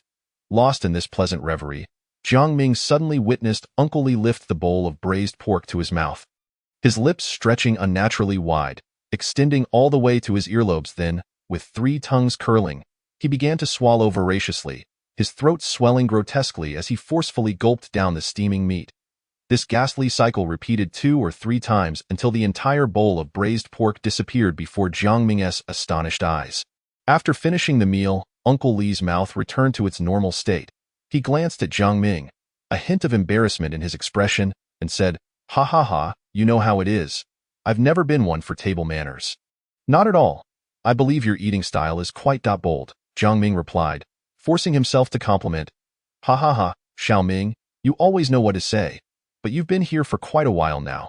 Your mother must be worried. You should head back." Uncle Li issued the guest dismissal. Yet, given the commotion outside, Jiang Ming persisted shamelessly. "No, Uncle Li, I'd like to stay a little longer. I just miss you." Jiang Ming had hoped this would allow him to evade the situation. But to his surprise, Uncle Li's expression suddenly shifted. He spoke in a flat tone. "Are you asking me to help you?" Feigning ignorance, Jiang Ming replied, "What? Uncle Li, I just want to spend some time with you." The room darkened, a chill permeating the air. Uncle Li continued to ask monotonously, "Are you asking me to help you?" Sensing the change in atmosphere, Jiang Ming sighed. It seemed that a price had to be paid after all. Rule 4, Clause 2 states that one may seek help from a neighbor, but thereafter, one cannot refuse their request. He had previously sought assistance from another Uncle Li to locate a clock, and now he owed a debt of a human heart. Yet, if he refrained from requesting help now, he risked being expelled and subsequently devoured by the tentacled monster. Thus, he could only reluctantly speak up. Indeed, Uncle Lee, I beg you to help me. Allow me to stay for a while. As his words fell, the room was instantly illuminated, and the warm atmosphere returned. Uncle Lee, beaming with a smile, responded, "What are you saying? We are neighbors, after all. You can stay as long as you wish, however, Xiao Ming. I have one request of you, and you must promise me." Jiang Ming was already prepared to shoulder another emotional debt and nodded slightly. "Of course, Uncle Lee, please go ahead." Uncle Lee chuckled. "I've recently been craving something, and I would like to have some dog meat." Jiang Ming paused for a moment, as the rules had mentioned that true neighbors enjoy dog meat. Did this Uncle Lee truly belong to that category? Was the distinction between a true neighbor and a false one merely a matter of culinary preference, one relishing dog meat and the other human flesh? Was this Uncle Lee referring to the beasts outside, or perhaps the Labrador? With numerous questions swirling in his mind, Jiang Ming cautiously inquired, "What type of dog meat do you prefer, Uncle Lee? Or perhaps which vendors is your favorite?" Uncle Lee waved his hand dismissively. "Any dog meat will do. Just remember to deliver it to me tomorrow, or else the consequences will be dire." Yes, I assure you," Jiang Ming replied, "but Uncle Lee, it's been a while since I've returned home, and I would like to discuss the situation of our neighbors." He readily agreed, hoping to extract more information. However, that seemingly simple statement sparked confusion in Uncle Lee. "Neighbors? What neighbors? Aren't you the only neighbor I have?" After speaking, Uncle Lee scrutinized Jiang Ming with growing suspicion, his gaze gradually becoming perilous. "You haven't been away at school for long. How could you forget that this floor only has our two families?" Quite strange, Jiang Ming's heart raced. Only two families, that meant. From his perspective, the other Uncle Lee did not exist. Yet he had just encountered that heart-eating Uncle Lee, who was indeed real. Moreover, the two Uncle Lees bore an uncanny resemblance, suggesting a connection. Furthermore, another hypothesis was confirmed. Uncle Lee's peculiar inquiry was aimed at obtaining his acknowledgement, coaxing him into admitting that there was a dog in his home. If he conceded, who knew what might transpire? Perhaps Uncle Lee would abruptly storm into his home and slay the dog? That was not beyond the realm of possibility. Thankfully, he managed to regain his composure. Quickly, Jiang Ming recalled the mechanical voice advising him to play his part well, so he steadied his thoughts and began to fabricate a reason. Soon, an idea struck him, and he said with a grin, Uncle Lee, you know how schools love to assign peculiar tasks. This time, we were assigned to write an essay titled How Neighbors Perceive You. I was hoping to hear your thoughts." Though this explanation was rather flimsy, Uncle Lee seemed to buy it, nodding as if enlightened, and began to elaborate. "In my eyes, you're a well-behaved, considerate child who honors his mother and respects his elders. And you always adhere to the rules." Jiang Ming listened intently, noting that Uncle Lee's remarks were directed at him, avoiding any mention of his mother. Desiring more information, he took the initiative to steer the conversation toward her. "What do you think of my mother?" Uncle Lee replied, "Your mother is an impressive person, and you've always been very filial towards her." Uncle Lee appeared reluctant to dwell on the topic of his mother, briefly mentioning her before redirecting the conversation back to Jiang Ming. After several attempts, Jiang Ming found himself unable to extract any information regarding his mother and ultimately had to relinquish that line of inquiry. After nearly half an hour, Uncle Lee finally paused, yawning and expressing mild fatigue. "You woke me up from my nap just now. I'm feeling drowsy now, so I'm going to take a rest. You can stay as late as you like." "Of course, Uncle Lee, please go to sleep. Don't overexert yourself," Jiang Ming replied. Uncle Lee nodded, stretching before heading toward his bedroom. Jiang Ming watched as Uncle Lee retreated to his room and only shifted his gaze once the door had closed. He glanced at his left hand, concealed in his pocket. It was all right, the bleeding had ceased, and he felt a quiet sense of relief. However, this was not a sustainable solution. He needed to return home quickly to treat his wound, lest it become infected, which would be perilous. Listening to the howls outside the door, Jiang Ming decided to wait a little longer. How long? 2 hours? Perhaps 3 hours? 3 hours passed in the blink of an eye. Jiang Ming stared at the door, which had returned to its pristine state, marveling at its remarkable quality. He leaned in to peer through the peephole and found the outside void of any anomalies. Cautiously, he realized that the sounds of the creature banging on the door had ceased an hour ago, yet he waited an additional hour before preparing to leave. Creaking open the door, he found the outside eerily tranquil. with strange mist flowing slowly and the dim chandelier flickering, devoid of any monstrous presence. Oddly enough, even the fragments of the vending machines from the earlier skirmish had vanished, as if they had been tidied away by some unseen force or perhaps devoured by the hallway. Sensing a vague yet palpable feeling of being watched from the darkness, Jiang Ming was unwilling to linger. He dashed to his home, swiftly produced his keys, unlocked the door, entered, and shut it behind him in one fluid motion. Encountering no resistance this time. Once inside, he finally relaxed, collapsing onto the ground. Chapter 8. The price of skipping meals. Jiang Ming sat on the thick black carpet, leaning against the door, relishing this rare moment of ease. It was only the second day, and already it had become so perilous. He could hardly fathom what the next 5 days might hold.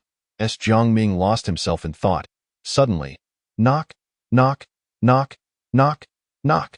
The sound of knocking erupted behind him, and he immediately snapped, cursing loudly. Is this ever going to end? It's only the second day. Do you bizarre creatures never take a break? The knocking ceased abruptly, and the entity outside seemed momentarily stunned by his outburst.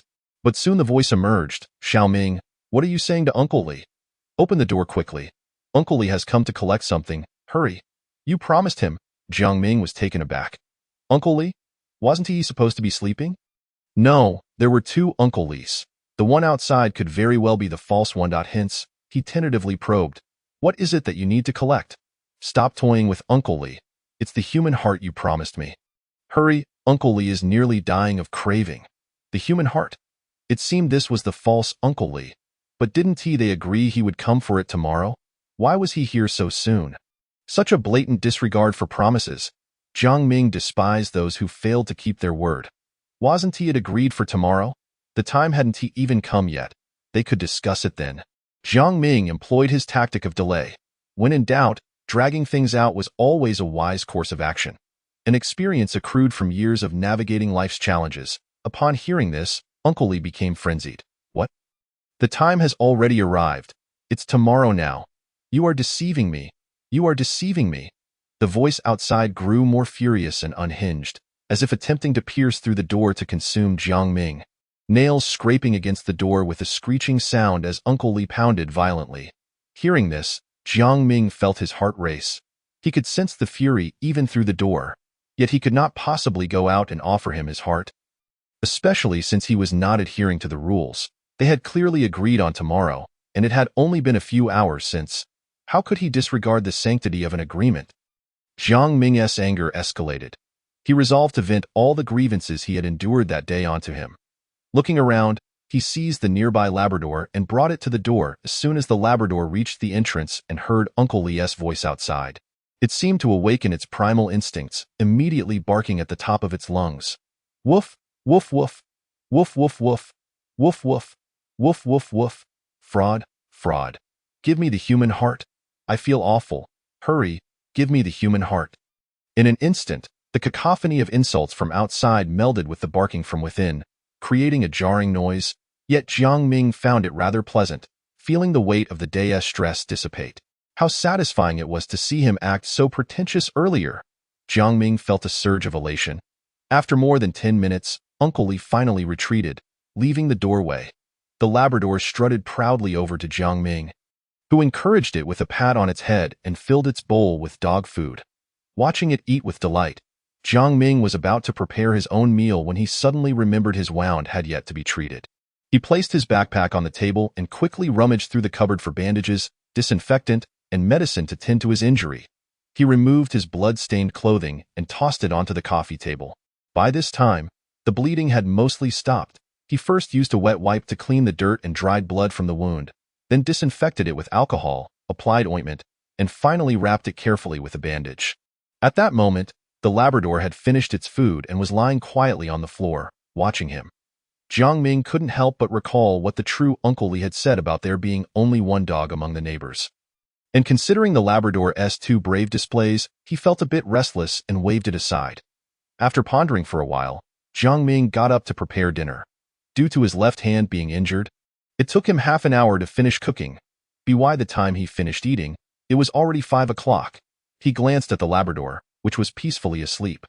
Jiang Ming stared for a moment, shook his head, and walked into the bedroom. Seated at his desk, Jiang Ming retrieved the previous sheets of paper, striking through the words concerning his neighbors and electricity. After a moment's contemplation, he extended his thoughts onto the subsequent pages, and upon completing his notes, he took out a fresh sheet to inscribe the information he had gathered that day. Time slipped away unnoticed as Jiang Ming lifted his gaze, stretching his sore neck, finally feeling a sense of accomplishment. The 2 pages were densely filled with writing, revealing that he had clarified some aspects regarding his neighbors. He learned of 2 distinctly different yet identical Uncle Lees, both of whom he owed requests. However, whether in matters of human sentiment or culinary preferences, he found himself at a loss. Should they come knocking, he could only continue to delay. Moreover, the Uncle Lee who relished dog meat remained oblivious to the existence of the other Uncle Lee. By similar reasoning, the Uncle Lee who favored human hearts was likely unaware of the dog meat enthusiast. His initial assessment suggested that they were mutually ignorant of each other's presence. But why was that the case? From his observations, the door remained remarkably sturdy, and the rules indicating that his home was a sanctuary appeared to hold true, at least in comparison to the outside world. Furthermore, he had procured a clock, which he had already cross-referenced with the 2 clocks in his home, finding them to be in perfect alignment. Despite the day's harrowing events and the bruises he sustained, he felt a sense of fulfillment in his discoveries. Next, he pondered the lingering uncertainties. The response of the counterfeit Uncle Lee earlier that afternoon had struck Jiang Ming as distinctly peculiar, instilling in him a sense of unease, yet he had no other evidence to corroborate his suspicions. Additionally, he questioned whether the Labrador in his home was truly a dog, or even his own dog. Most of Rule 2 pertained to dogs, yet it did not explicitly declare that the Labrador was indeed a dog. It merely stated that there was one dog at home. Over the next 5 days, he would have to coexist with this dog, compelling Jiang Ming to deliberate carefully. The notion of abandoning it had crossed his mind. Yet it was swiftly dismissed. The rules described it as the guardian of the household, and it had performed admirably on both occasions, thus he could not part with it unless absolutely necessary. Moreover, 2 troubling matters weighed heavily on him. Since he had declined to offer Uncle Lee some braised pork at noon, he had felt a peculiar weakness, initially attributing it to his missed lunch and injuries. He had consumed a hearty meal, hoping to feel rejuvenated, yet the persistent sense of loss lingered, as if a portion of his strength had been irrevocably diminished. Was this the price of neglecting regular meals? Additionally, his sanity points had dwindled. After engaging in a confrontation with his mother, he had summoned 5 vending machines, depleting 10 sanity points. The threat posed by the counterfeit Uncle Lee, coupled with his prolonged encounter with his mother's true form in the hallway without having had lunch, had compounded his situation, leaving him with a mere 80 points of sanity. With only the 2nd day behind him, the outlook was far from optimistic. After concluding his reflections, Jiang Ming retrieved the several slips of paper detailing the rules. Letting out a sigh at tea present, he could only ascertain the validity of a small fraction of the rules, while others remained shrouded in uncertainty, demanding slow experimentation and careful observation. He slapped his face lightly to regain focus, then made his way to the corner of the room, shaking the metal cabinet, which rattled in response, suggesting it contained either a book or a box. Gazing at the cabinet's combination lock, Jiang Ming deduced that the password must be concealed within those 3 books. Resolutely, he picked up the books and a sheet of paper, making his way back to the bed. Chapter 9.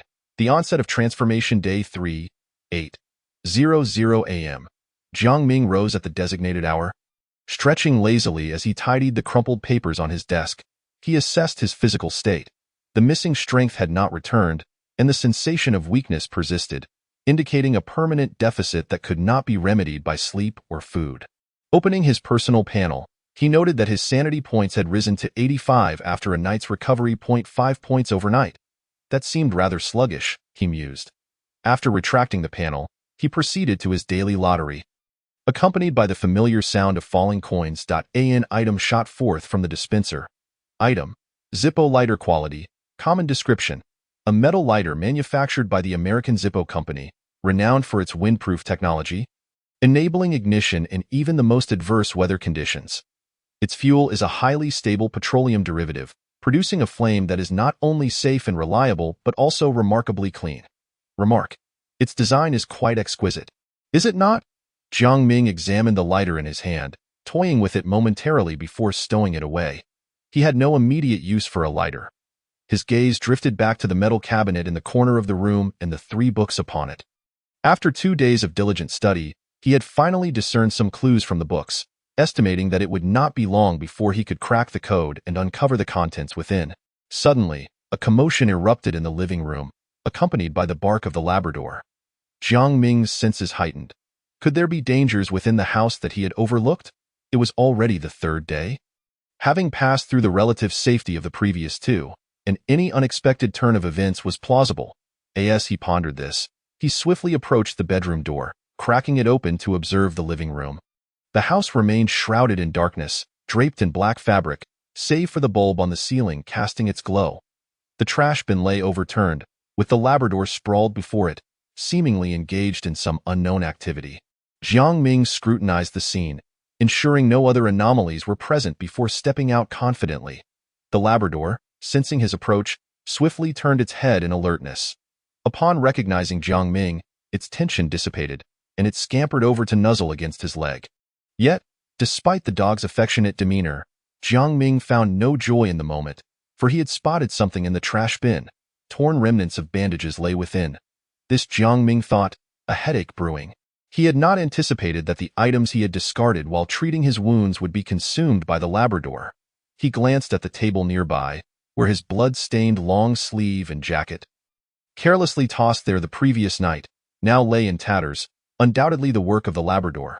A heavy mood enveloped him, for Rule 2's 5th clause stipulated, "Please feed the dog dog food, not other substances." Did this constitute a violation of the rules?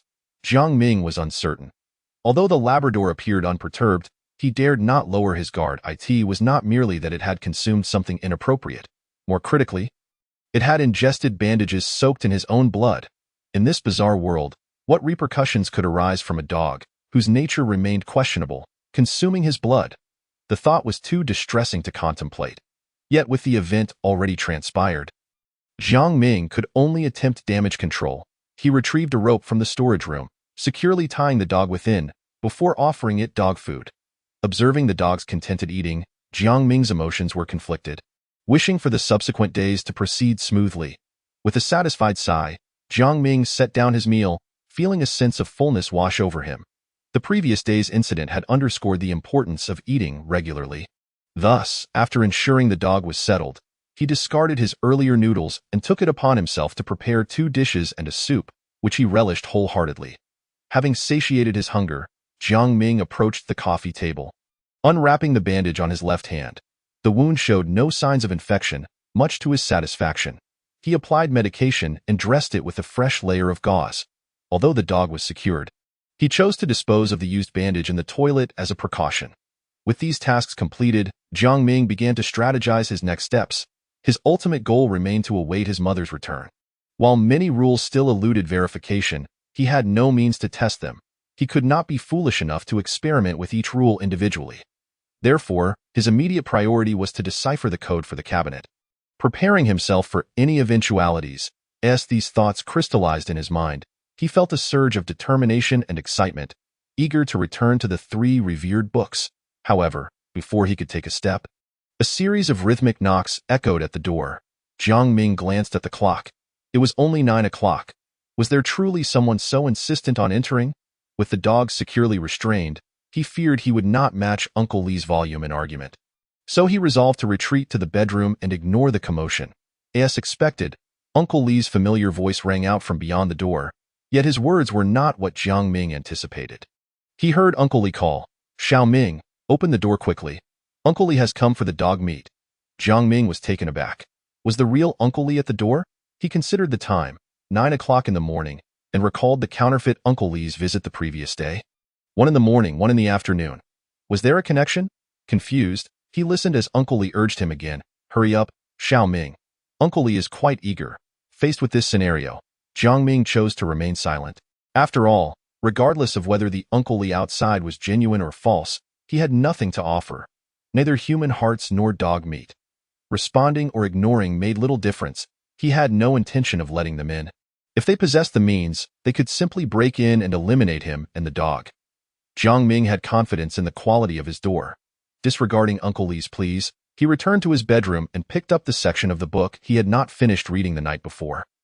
Along with a blank sheet to take notes as Jiang Ming immersed himself wholeheartedly in the task, time quietly slipped away. With a swish, the sound of the ballpoint pen gliding across the paper, he reluctantly lifted his head and sighed. Alas, wrong again. Before him lay sheets of paper covered in a dozen strings of numbers, all marked with large, bold crosses.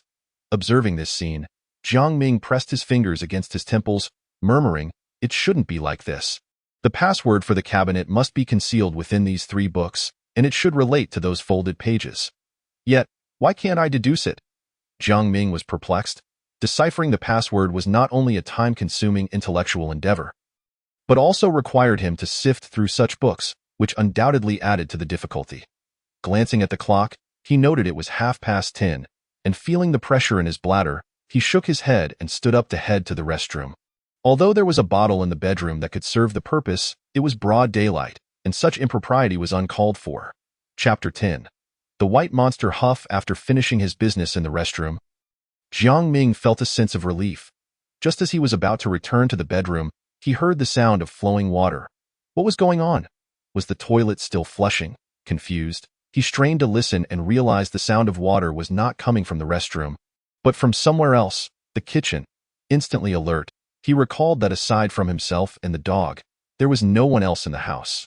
Yet, in this bizarre world, sounds could emanate from entities other than humans. Jiang Ming slowed his pace, cautiously inching towards the kitchen door. The sound of running water grew clearer, intermingled with the clinking of dishes, a noise increasingly familiar. Was someone washing dishes? Jiang Ming's face was a canvas of bewilderment. Could it be that someone in the kitchen was helping him wash the dishes? The thought seemed utterly absurd, prompting him to investigate further. However, before taking action, Jiang Ming wisely considered an escape route. Glancing back at the bedroom to ensure he could dash back at a moment's notice, he then took 2 steps back, extended his right hand, and prepared to open the kitchen door. Yet, he did not get the chance, for the entity inside had already opened the door ahead of him. Creak. As the kitchen door swung open, Jiang Ming peered inside, only to be confronted by something. Was it a creature? Or perhaps a person? Clearly, it transcended the boundaries of humanity. Its size comparable to that of an adult female, it bore a humanoid silhouette, but every inch of its skin was as white as jade, emanating a soft, luminous glow.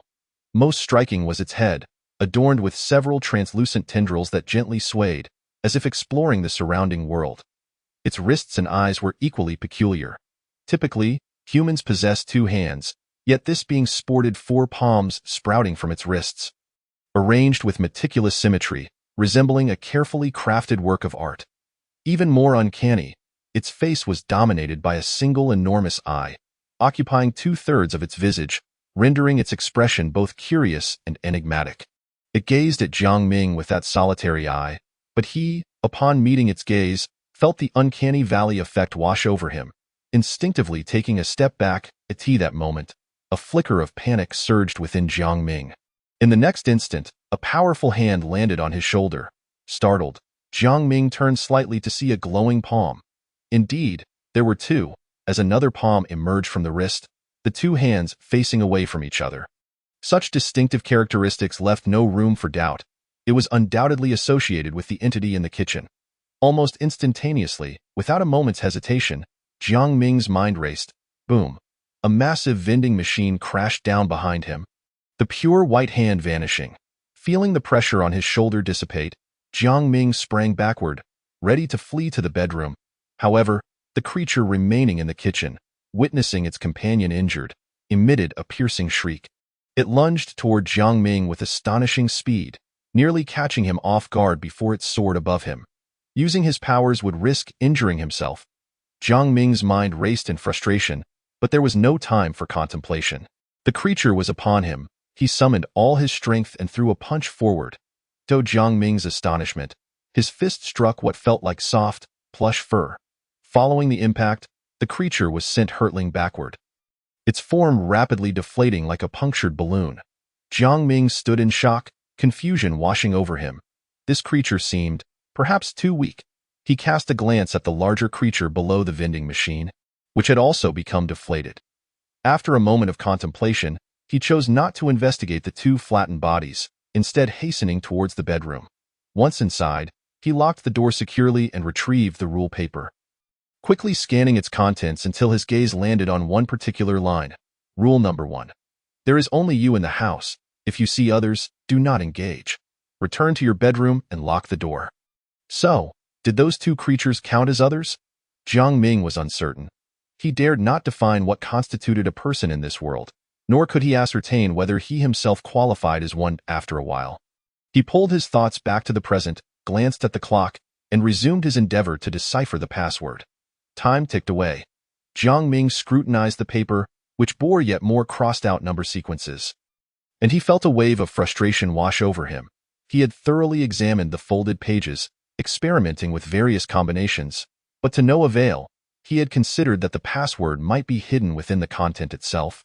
But those folded pages, no, those dozens of pages, were filled with various escapades involving different women. Not merely escapades, but scenes that unfolded in small groves, on sofas, in bathrooms, and under the gaze of a multitude. The only pattern Jiang Ming could discern was that nearly every folded page contained phrases like ah, and other unsightly expressions. He had read through them repeatedly, striving and faltering, yet had not unearthed anything of significance. Frustrated, he tossed the book onto the table, glancing up to see that it was already 11:40. Nearly an hour had passed, and the outside world should have returned to normal. Jiang Ming patted his stomach, stood up, and opened the bedroom door a crack. Good. There were no abnormalities. He listened intently. Excellent. No strange sounds either. Carefully, he opened the bedroom door wider and peered towards the kitchen. Indeed, aside from the vending machine, the two deflated creatures had vanished. Approaching the vending machine, Jiang Ming concentrated his thoughts and looked towards the dispensing slot. There, a single item lay quietly within. Item: vodka quality, ordinary description. A masterpiece crafted by a professional distiller from a Slavic nation, made from grains, tubers, molasses, and other edible crops. After fermentation and distillation to produce consumable alcohol, it undergoes special processing to create a high-proof distilled spirit, ideal for consumption in winter. Note: in Slavic, vodka refers to a small amount of water. But it is not merely for drinking, is it?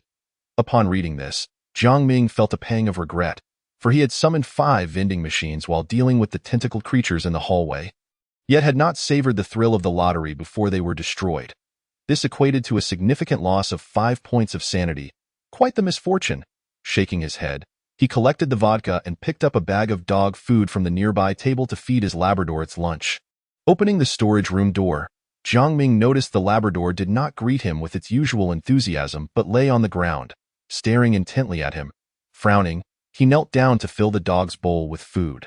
The Labrador glanced at him briefly before silently lowering its head to eat. At that moment, Jiang Ming observed some yellow fibers on the floor where the Labrador had been lying. Picking one up, he realized it was dog fur. It was shedding. Jiang Ming was uncertain whether this development was good or bad, but he could clearly see that, with the passage of time, certain things were beginning to change, something that had not been the case just days prior. After collecting the scattered fur, as he stood to leave, a sense of unease washed over him. Looking back, he saw the yellow Labrador had stopped eating, its 2 eyes fixed intently on him. A jolt of alarm shot through Jiang Ming, and he quickly shut the door behind him. Outside the door, he cast a wary glance at the storage room, almost as though he could see the Labrador inside. His fear did not stem from the dog's gaze alone, but rather from the fact that, in that fleeting moment, its expression resembled that of a human. Chapter 11. Finally unlocked irritated, Jiang Ming stuffed the collected dog fur into a black plastic bag and stashed it away in the drawer of his bedroom, even moving a stool beside the drawer to obscure it, as the rules dictated he must not let the dog discover the fur. Once hidden, he opened the refrigerator to select his lunch. Still haunted by the earlier encounter with the 2 white monsters, he opted for a simple meal of boiled noodles and luncheon meat.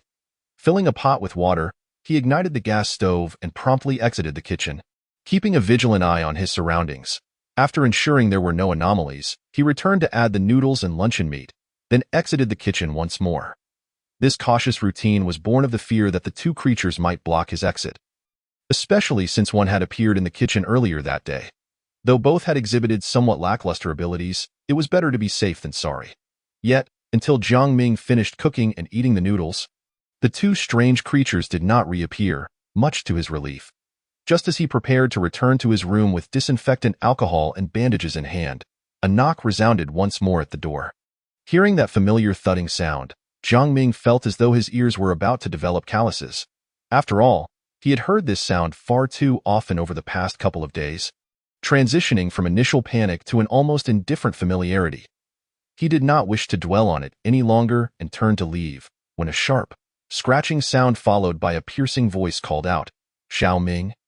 Hurry, give me a heart. I can't take it anymore." However, just as Jiang Ming turned to depart, an unexpected, searing pain surged through his chest, causing him to lose his balance and collapse to the ground. The agony felt akin to sharp blades incessantly slicing at his heart, rendering him nearly breathless. The excruciating pain crashed over him like relentless waves, compounding with each moment as beads of sweat the size of peas trickled down his forehead.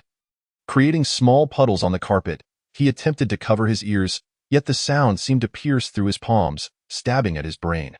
What is happening? Jiang Ming gritted his teeth, struggling to push himself up against the wall, each step towards the bedroom feeling as though it drained the very essence of his strength. The distance that usually spanned mere meters now felt like hundreds, yet he did not relent. He clenched his jaw and moved forward, finally reaching the bedroom door, summoning all his energy to push it open. With a resounding thud, the door shut behind him, muffling much of the noise from outside. Jiang Ming sensed the pain in his heart gradually subsiding. Huffing and puffing while seated on a chair, his complexion pale and drenched in sweat, he finally felt a sense of relaxation once Uncle Li departed after several long minutes. Was this the price of breaking a promise? Jiang Ming slumped in his chair, murmuring to himself, pondering that had there not been the double barrier of the room and bedroom doors, he might have endured unbearable pain in the corridor. After another half hour, having taken a sip of water and feeling slightly rejuvenated, he began to contemplate the relationship between the two Uncle Lis. When the imposter Uncle Li had knocked earlier, he had glanced at the clock, which read 12:30, and noted that the appearances of the two Uncle Lis were always staggered. They would never appear at the same time, suggesting they were likely the same individual. But why did they alternate? Was it a matter of time? The real Uncle Li appeared in the morning, while the imposter appeared at noon. This reasoning mirrored the events of today. Yet, he had encountered the imposter Uncle Li once in the morning and then again in the afternoon after returning home. How could this be explained? No. Rule 4 explicitly stated that I have two neighbors, so these two Uncle Lis should not be the same person. Is my reasoning flawed? Or is that rule inherently incorrect? Jiang Ming sensed that the connection between the two Uncle Lis held potential for unraveling this bizarre rule. Yet he felt a crucial piece was missing, akin to a code needed to unlock the secrets of this room. With that thought, he rubbed his temples and let out a groan. It was excruciating. As if he were attempting to see himself through a fogged-up mirror, unable to discern any clarity, lacking the essential means to clear the mist. Glancing at the bandage on his left hand, Jiang Ming began to unravel it, spraying disinfectant, applying ointment, and then rewrapping it with a fresh bandage. After completing this task, he disposed of the used bandage in the toilet, flushing it away. Returning to his bedroom, he picked up the 3 volumes of sage literature. Feeling certain he had overlooked some crucial detail, he began to ponder.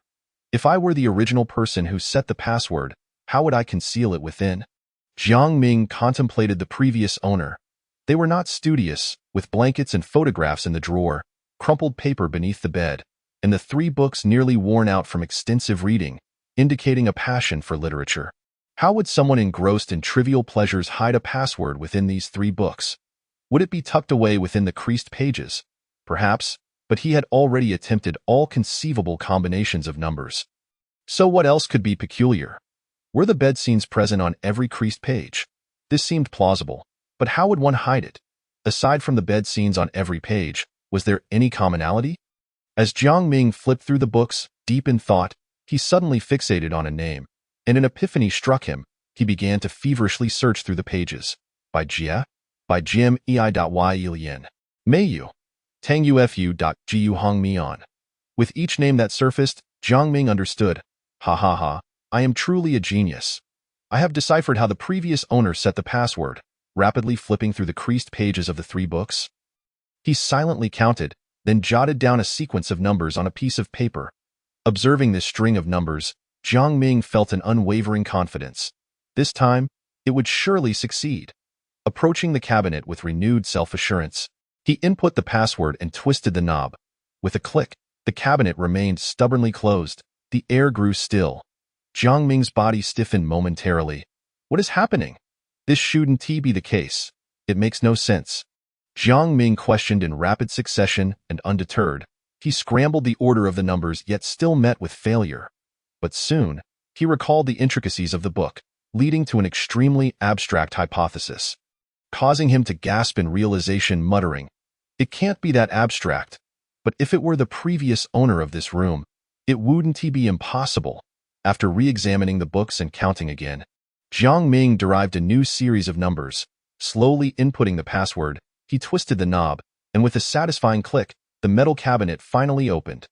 Inside lay a solitary notebook, and Jiang Ming's eyes brimmed with tears of gratitude.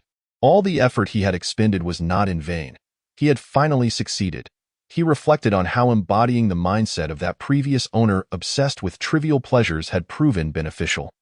Since the creased pages were not the key, the content must surely hold significance. However, the material within comprised mundane snippets of reproductive actions, lacking substance that neither he nor his bookish companions found engaging. But why did the previous owner crease them? Was it solely due to the bed scenes? Yet, beyond those few pages, other sections of the book also contained such scenes.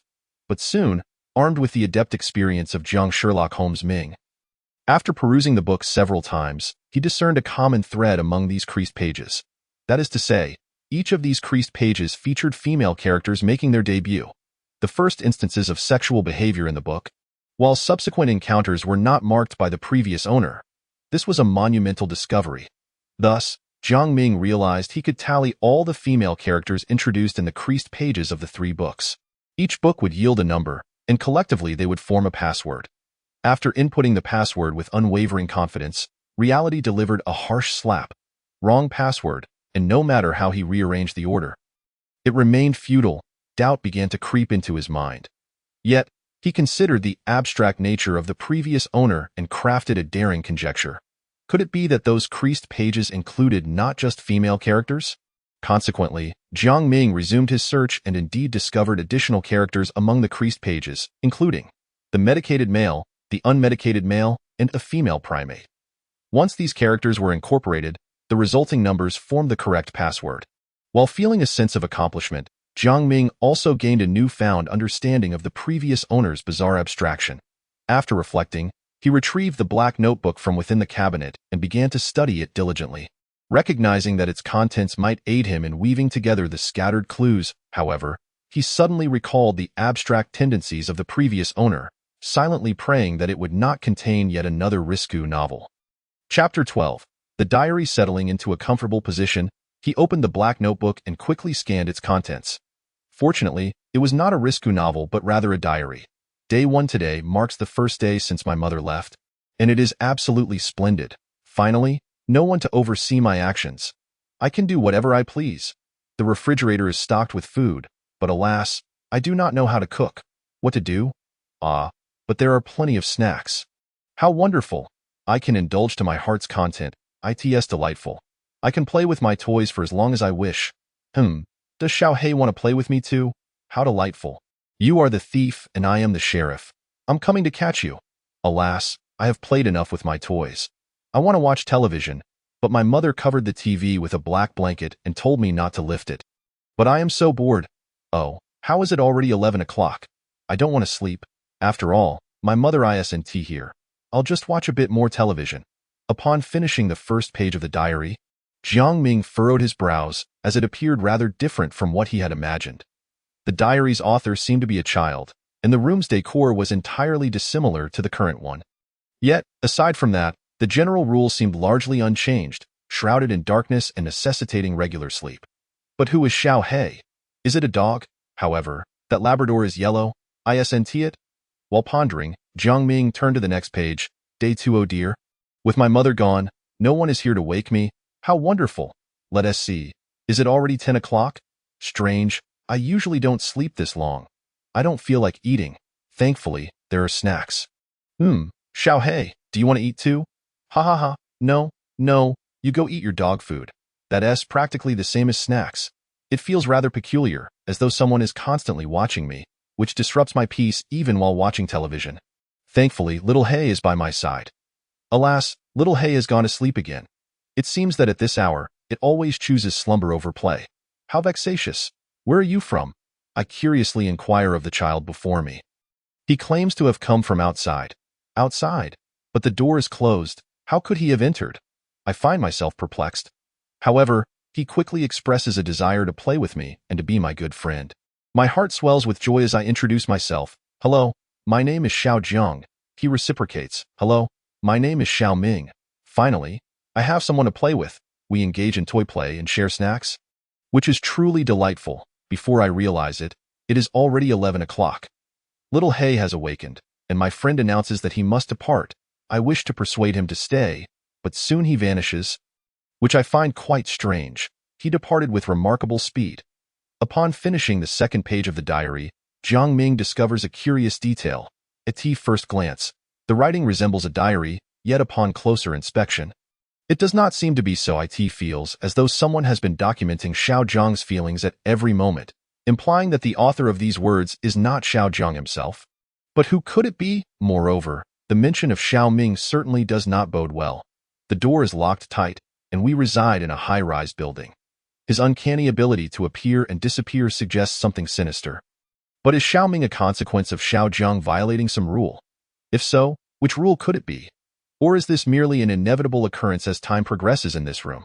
More importantly, the names of these two children, one called Xiao Jiang, the other Xiao Ming, serve to split Jiang Ming's name into two parts.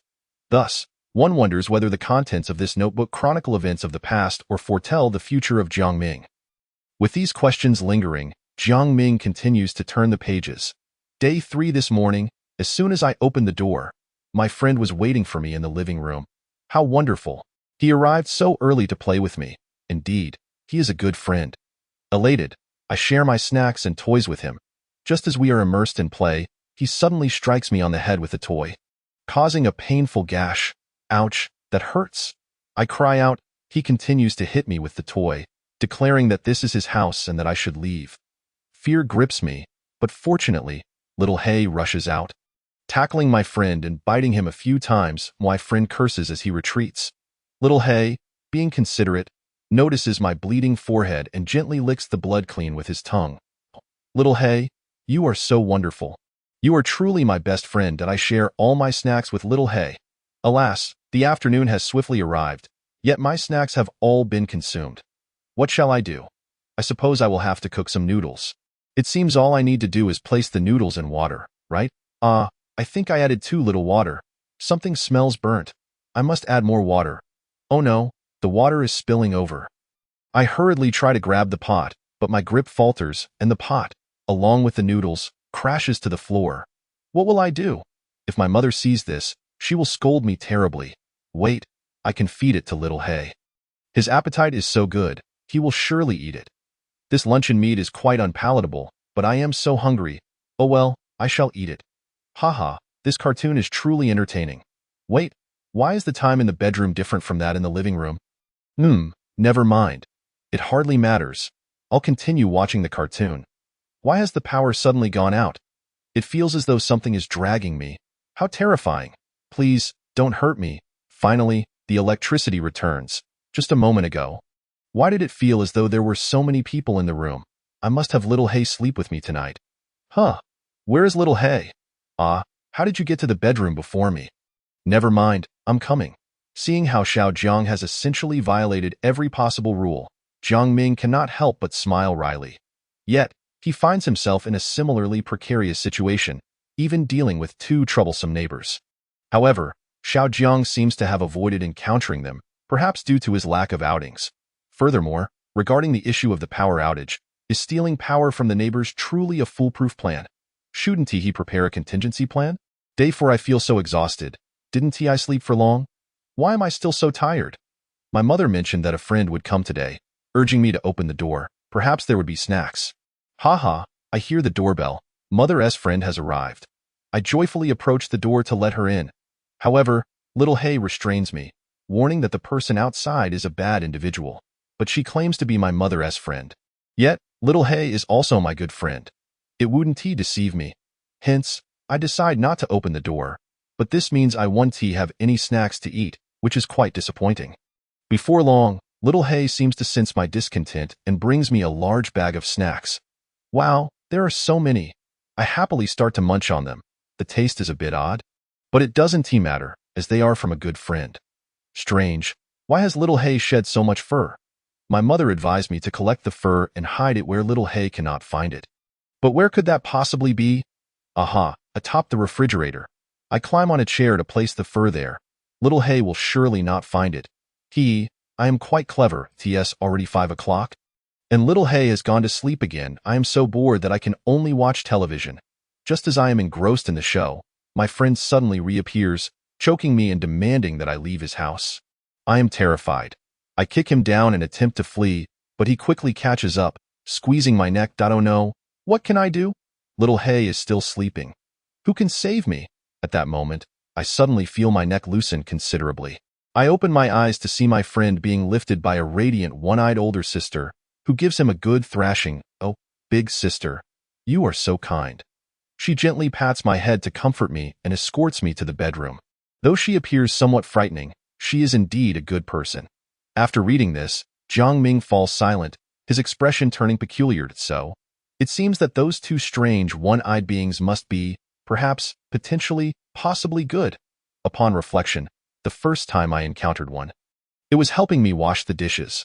The smaller one attacking me was likely a reaction to my smashing its companion. This realization suddenly makes sense.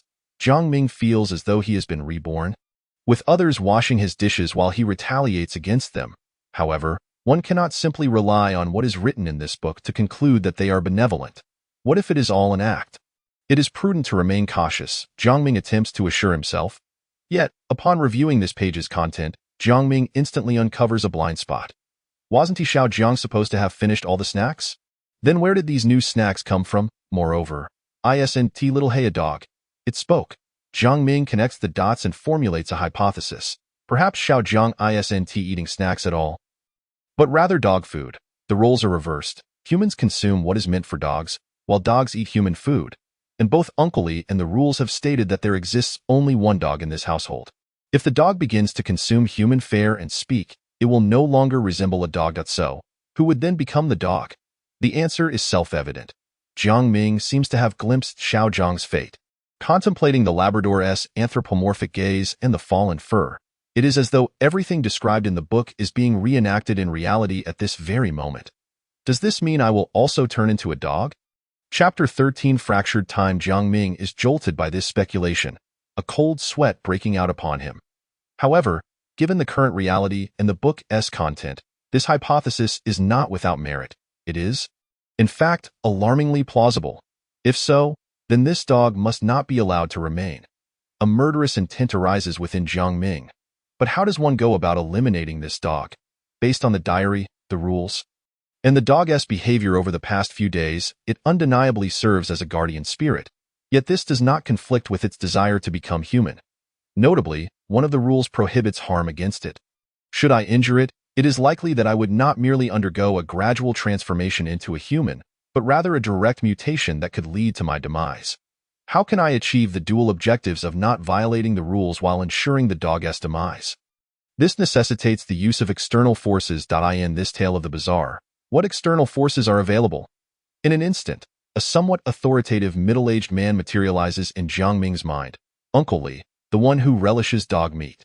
A glimmer of determination flashes in Jiang Ming's eyes. Indeed, promises made must be kept, and it is time to repay Uncle Li for the dog meat owed. However, this cannot happen now. Venturing outside poses too great a risk. It is entirely possible that Mother is lurking in the corridor, waiting for the true Uncle Li to arrive tomorrow morning to claim the dog's life. With his plan firmly set in his mind, Jiang Ming prepares to delve further into the narrative when a peculiar sensation overwhelms him. As though time and space had become disjointed, he fights against the discomfort, seeking the source of this strange feeling. At a certain moment, he abruptly lifts his gaze to the wall clock in the bedroom, which reads 4:30. A profound sense of discord arises within him, prompting a recollection of one of the rules. Maintain temporal consistency. Thus, he opens the bedroom door and glances at the living room clock, which shows 3:45. The time is indeed amiss. But what does this signify? As he ponders this, he retrieves the clock borrowed from the neighbor's house, which clearly indicates 3:45, aligning perfectly with the living room time, down to the second. Jiang Ming removes the clock from the bedroom and adjusts its time to match the other two clocks. With a satisfying beep, as the three clocks synchronize, the disjointed sense of unease dissipates. Jiang Ming reinstalls the clock, contemplates for a moment, then shakes his head and reopens the black notebook. Day 5. I feel so sleepy and fatigued. What is happening? Oh well, I suppose I should seek out Little Hay. Huh? Why has Little Hay grown so tall? Oh, right. It seems Little Hay has always been this height. Little Black is truly wonderful. He has provided me with so many snacks and even placed them in a bowl for me. Now, I need not lift a finger. I feel so sleepy. Perhaps I should take a nap. Sleeping is indeed delightful. Wait, what time is it now? What day is it? Never mind, Little Black has come to offer me more treats. I am full, but why isn't Little Black playing with me today? Sigh, he has gone to sleep. How dull. Let me see what I have discovered. What is this sticky thing? It resembles a rope, but why does it have eyes? Ha, how amusing. How come I never noticed so many fun things at home before? There's a sticky rope, a soft white caterpillar, and large red eyeballs that pop at a poke. How entertaining, oh dear. I feel tired again. I suppose I shall sleep a bit longer. I glanced at the clock and realized I had lost track of how many days have passed. I asked Little Black. And he said it is only the 6th day. Is that so? But I have already taken 2 naps. Has only a day truly passed? Something feels amiss. Is a day really just 24 hours? At this moment, I feel invigorated, and while I am happily playing with the rope, I suddenly sense someone has arrived outside. Perhaps it is Mother. Indeed, before long, I hear Mother's voice from outside. How wonderful, she is back. Yet, at this moment, Little Black picks me up and says it is only the 6th day, and the one outside is a false mother. I strain to remember, and it seems Mother did say something similar to me. Yes, the one outside must be the false mother. After a while of knocking, the false mother left, and I resumed my play with the rope. Is it truly the 6th day? Sleeping is so comfortable. Just as I was enjoying myself, the door suddenly swung open, and Mother returned. Little Black dashed into her arms, and she affectionately embraced him, too longed for Mother's embrace, spinning in circles in my eagerness. Upon witnessing this scene, Mother gently stroked my head and said, "De Huang. Mother misses you so much, woof, woof." The urgent barking of a dog jolted Jiang Ming from his reverie. His eyes widened in shock. Although he had anticipated it, experiencing the transformation of a living being into a dog was still quite chilling. Jiang Ming flipped through the pages of his notebook, but found no additional content, indicating that he had read all the stories from the last 3 days. But why didn't they label the 6th and 7th days as before? Perhaps, as he had mentioned, he had lost his perception of time and could no longer distinguish it. Moreover, had those tentacles and eyeballs always existed in this room, merely hidden from his sight? Contemplating this possibility made Jiang Ming feel as if tentacles were crawling all over him, which was quite revolting. He immediately dismissed such thoughts and turned his attention to the rest of the content. To Huang. Is that not the name of the Labrador mentioned in the rules? Could it be that the current dog is the former Xiaojiang? Then what about Little Black? Did he not become the mother's child? Where has he gone?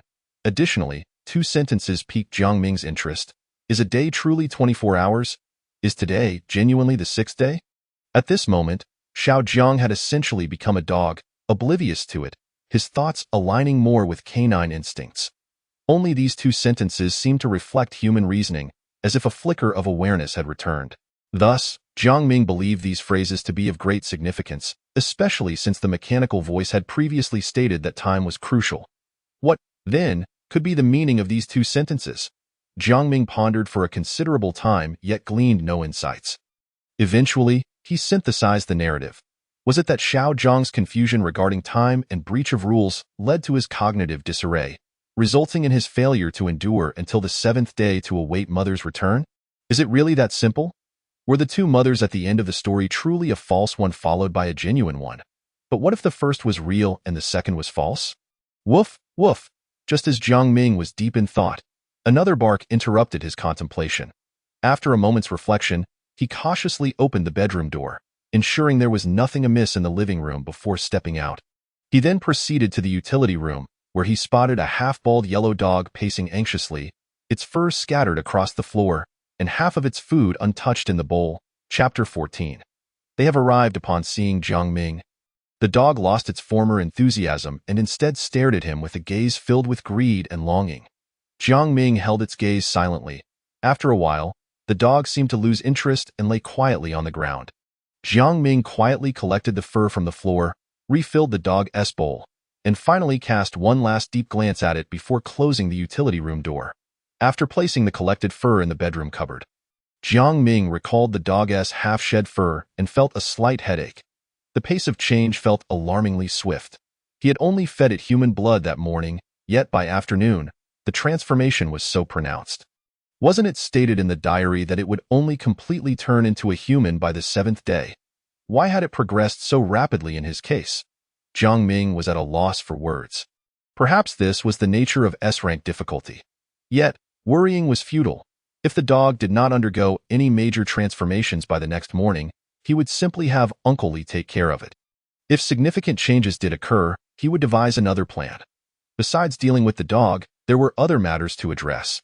For instance, those two white, one-eyed creatures were supposed to be benign according to the diary, and their combat power was low. He should find a way to interact with them again. Perhaps they could become allies. There was also the issue of electricity. Although he had stolen power from the neighbors, it still felt precarious. He needed to prepare further contingencies and seek alternative light sources. But where could he find them? Jiang Ming's gaze fell upon the vending machine, or more specifically, the LED light tubes on it. Perhaps he could dismantle these light tubes, as they were entirely within his control. Lastly, the most crucial matter, dinner. After all, eating is of utmost importance.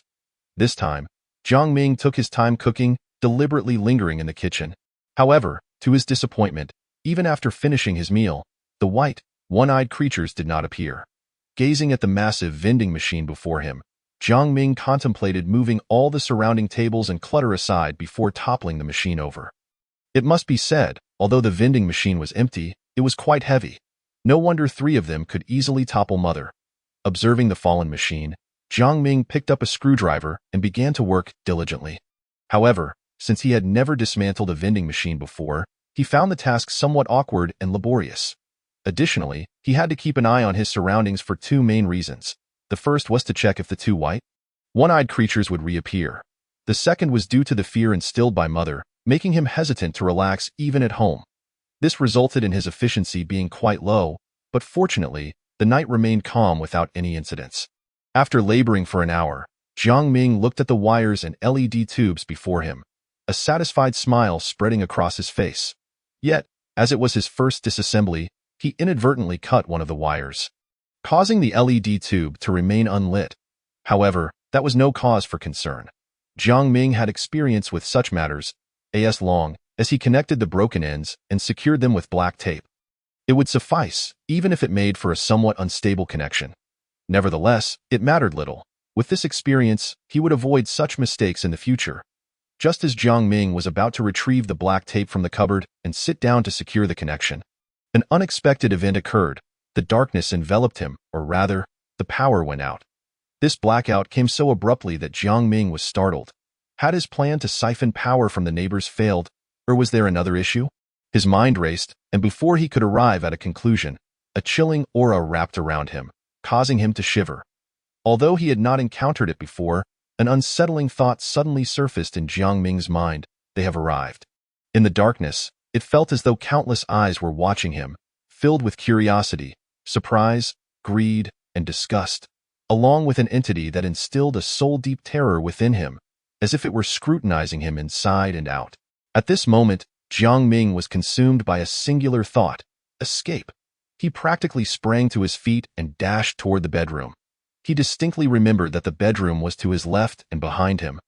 But as soon as he took a step, he found it extraordinarily difficult, as though he were wading through a muddy swamp, each movement a struggle.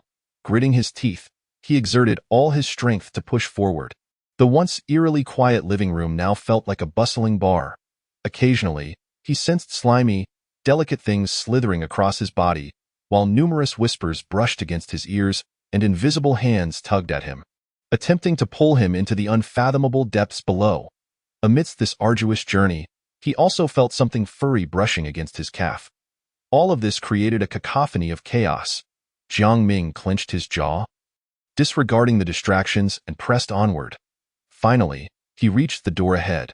After a brief search, he placed his hand on the cold doorknob, and a wave of chill washed over him, as if even the surrounding entities had quieted down.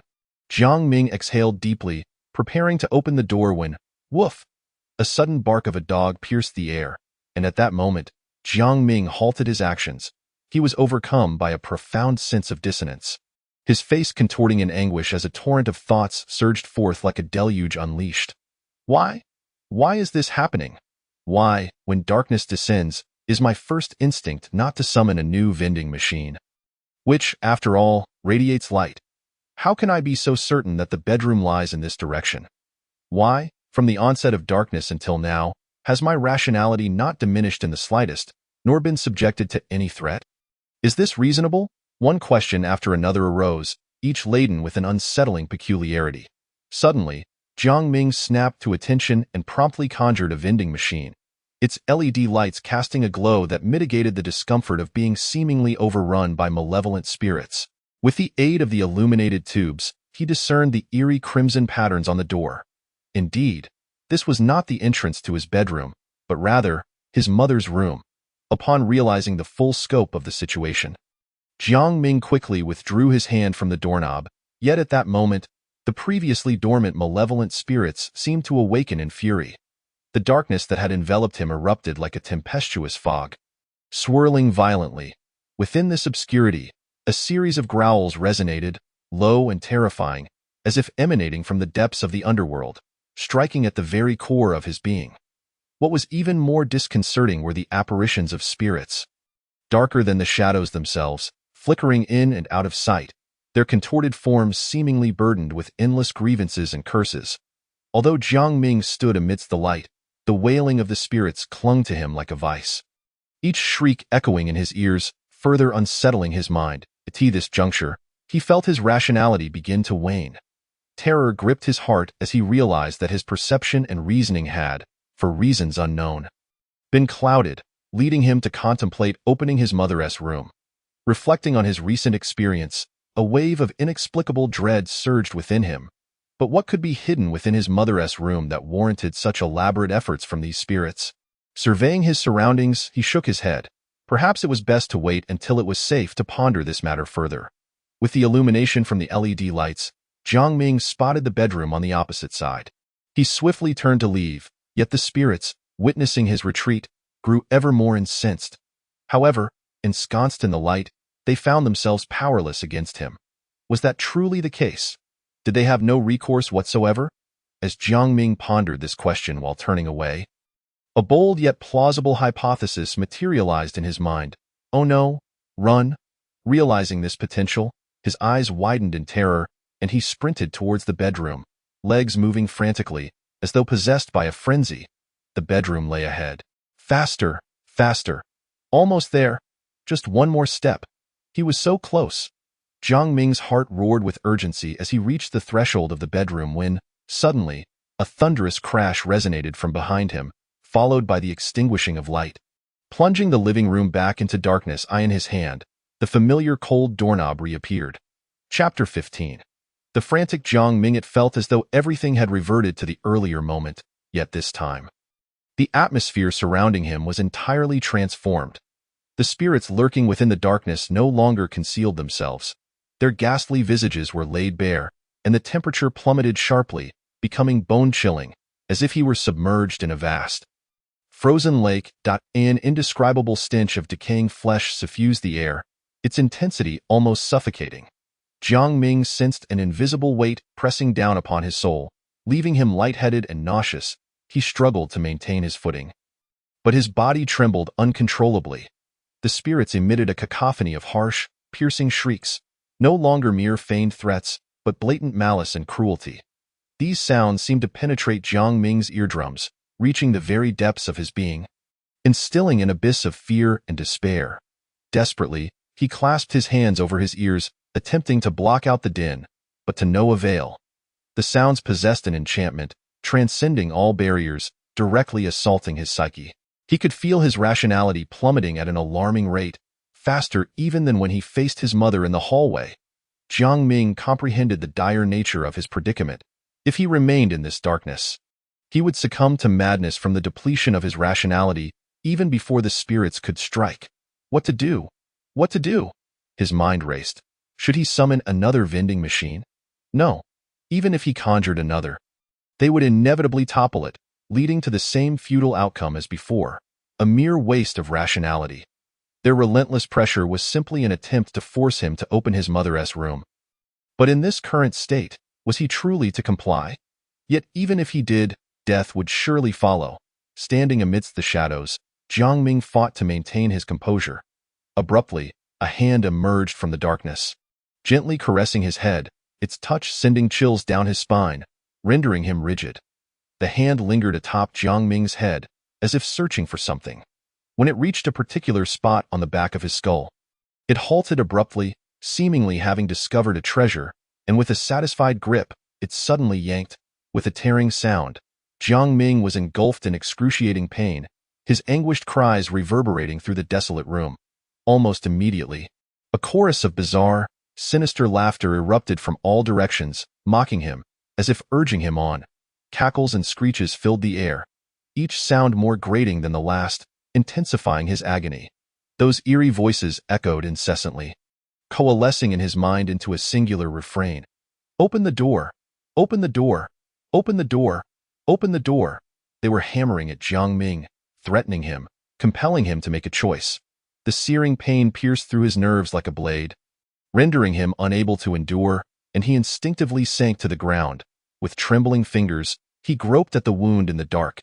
Each touch heightened his terror, until finally, his fingers brushed against an exceptionally cold and hard surface, a bare skull. Jiang Ming's mind felt as though it had been drained of all thought, leaving only a void of fear. He sensed something on his forehead and, with trembling hands, reached to investigate. A bloodied piece of scalp clung tightly to his brow. The other side remained tethered to the remnants of his scalp, as if showcasing the brutal aftermath of this horrific act. Blood trickled down his forehead, coursing along his nose before ultimately pooling in his mouth. Jiang Ming extended his tongue to taste it, warm, slightly salty, with an unbearable metallic tang in that moment. An absurd thought flickered through his mind. It turns out the blood from my head is no different from that from elsewhere in my body. In the darkness, the spirit's mocking laughter sliced through Jiang Ming's nerves like a serrated knife, relentless and taunting, daring him to maintain his sanity. Ultimately, the threshold of his rationality was breached, igniting within him a tempestuous fury.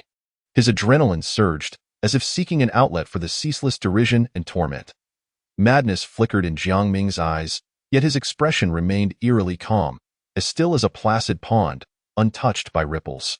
With an impassive demeanor, he traced the exposed skull with his fingers, the area that should have been shielded by skin now laid bare to the frigid air. His fingertips glided gently over the bone. And Jiang Ming, with an unsettling serenity and a hint of madness in his blood-red eyes, murmured, "It seems, it doesn't hurt that much after all." The laughter in the darkness persisted, and Jiang Ming silently rose to his feet. The spirits, witnessing his resurgence, resumed their gentle caresses upon his head, searching for the ideal position. Jiang Ming disregarded their repulsive touch, allowing blood to stream into his eyes as he calmly retrieved the vodka he had previously drawn, uncapped the bottle, and poured a mouthful down his throat. At that moment, the hand finally found its intended spot, gently pinching the scalp once more before yanking with force. Another piece of scalp was torn away, softly adhering to the other side of his forehead. Yet this time, Jiang Ming merely let out a muffled grunt, continuing to gulp down the vodka. The warm blood mingled with the icy liquor. The sharpness of the scalp's pain combined with the fiery sensation in his throat, coupled with the madness induced by diminishing rationality, bestowed upon Jiang Ming a peculiar sensation. However, this dismissive attitude seemingly incensed the spirits, who withdrew their hand from his head, moving to position themselves before him. They seized the bottle and, with a slight exertion, shattered it. The glass shards and alcohol spilled onto the black carpet below. And Jiang Ming, shaking the remnants of the bottle in his hand, relinquished it. The spirits appeared highly satisfied with this turn of events, their raucous laughter resuming, a cacophony of noise that grated on the nerves. Particularly from the spirit directly before Jiang Ming, the one that had torn his scalp twice, its laughter piercing and grating. Jiang Ming was overwhelmed with anxiety, and he retrieved the Zippo windproof lighter he had drawn earlier. As the flame flickered to life, albeit feebly, it instantaneously silenced the surrounding laughter. The flame brought illumination, which only served to displease them further. Undeterred, Jiang Ming advanced the lighter, eager to glimpse the visage of the malevolent spirit. The diminutive glow illuminated a painfully limited area, yet he managed to discern it. A face, to be precise, a countenance devoid of eyes, nose, or any discernible features, marred by dozens of unevenly distributed orifices among them. Layers upon layers of serrated teeth were visible, while repugnant green ichor dripped from its grotesque form. This fleeting glimpse seemed to inflict profound humiliation upon the specter. It extended its decayed, odorous hand, teeming with writhing white maggots, and lunged heavily towards Jiang Ming's grasp on the lighter. The force behind the attack was staggering, creating a gust that sent Jiang Ming's hair fluttering. Should this strike land, it would render his hand utterly useless. Yet Jiang Ming appeared to have anticipated this moment, retreating swiftly the instant the spirit struck. The attack unleashed by the specter was as swift as thunder. Yet it fell short just before reaching its target. At that precise moment, Jiang Ming abruptly released the lighter, obscuring the loathsome face back into the shadows.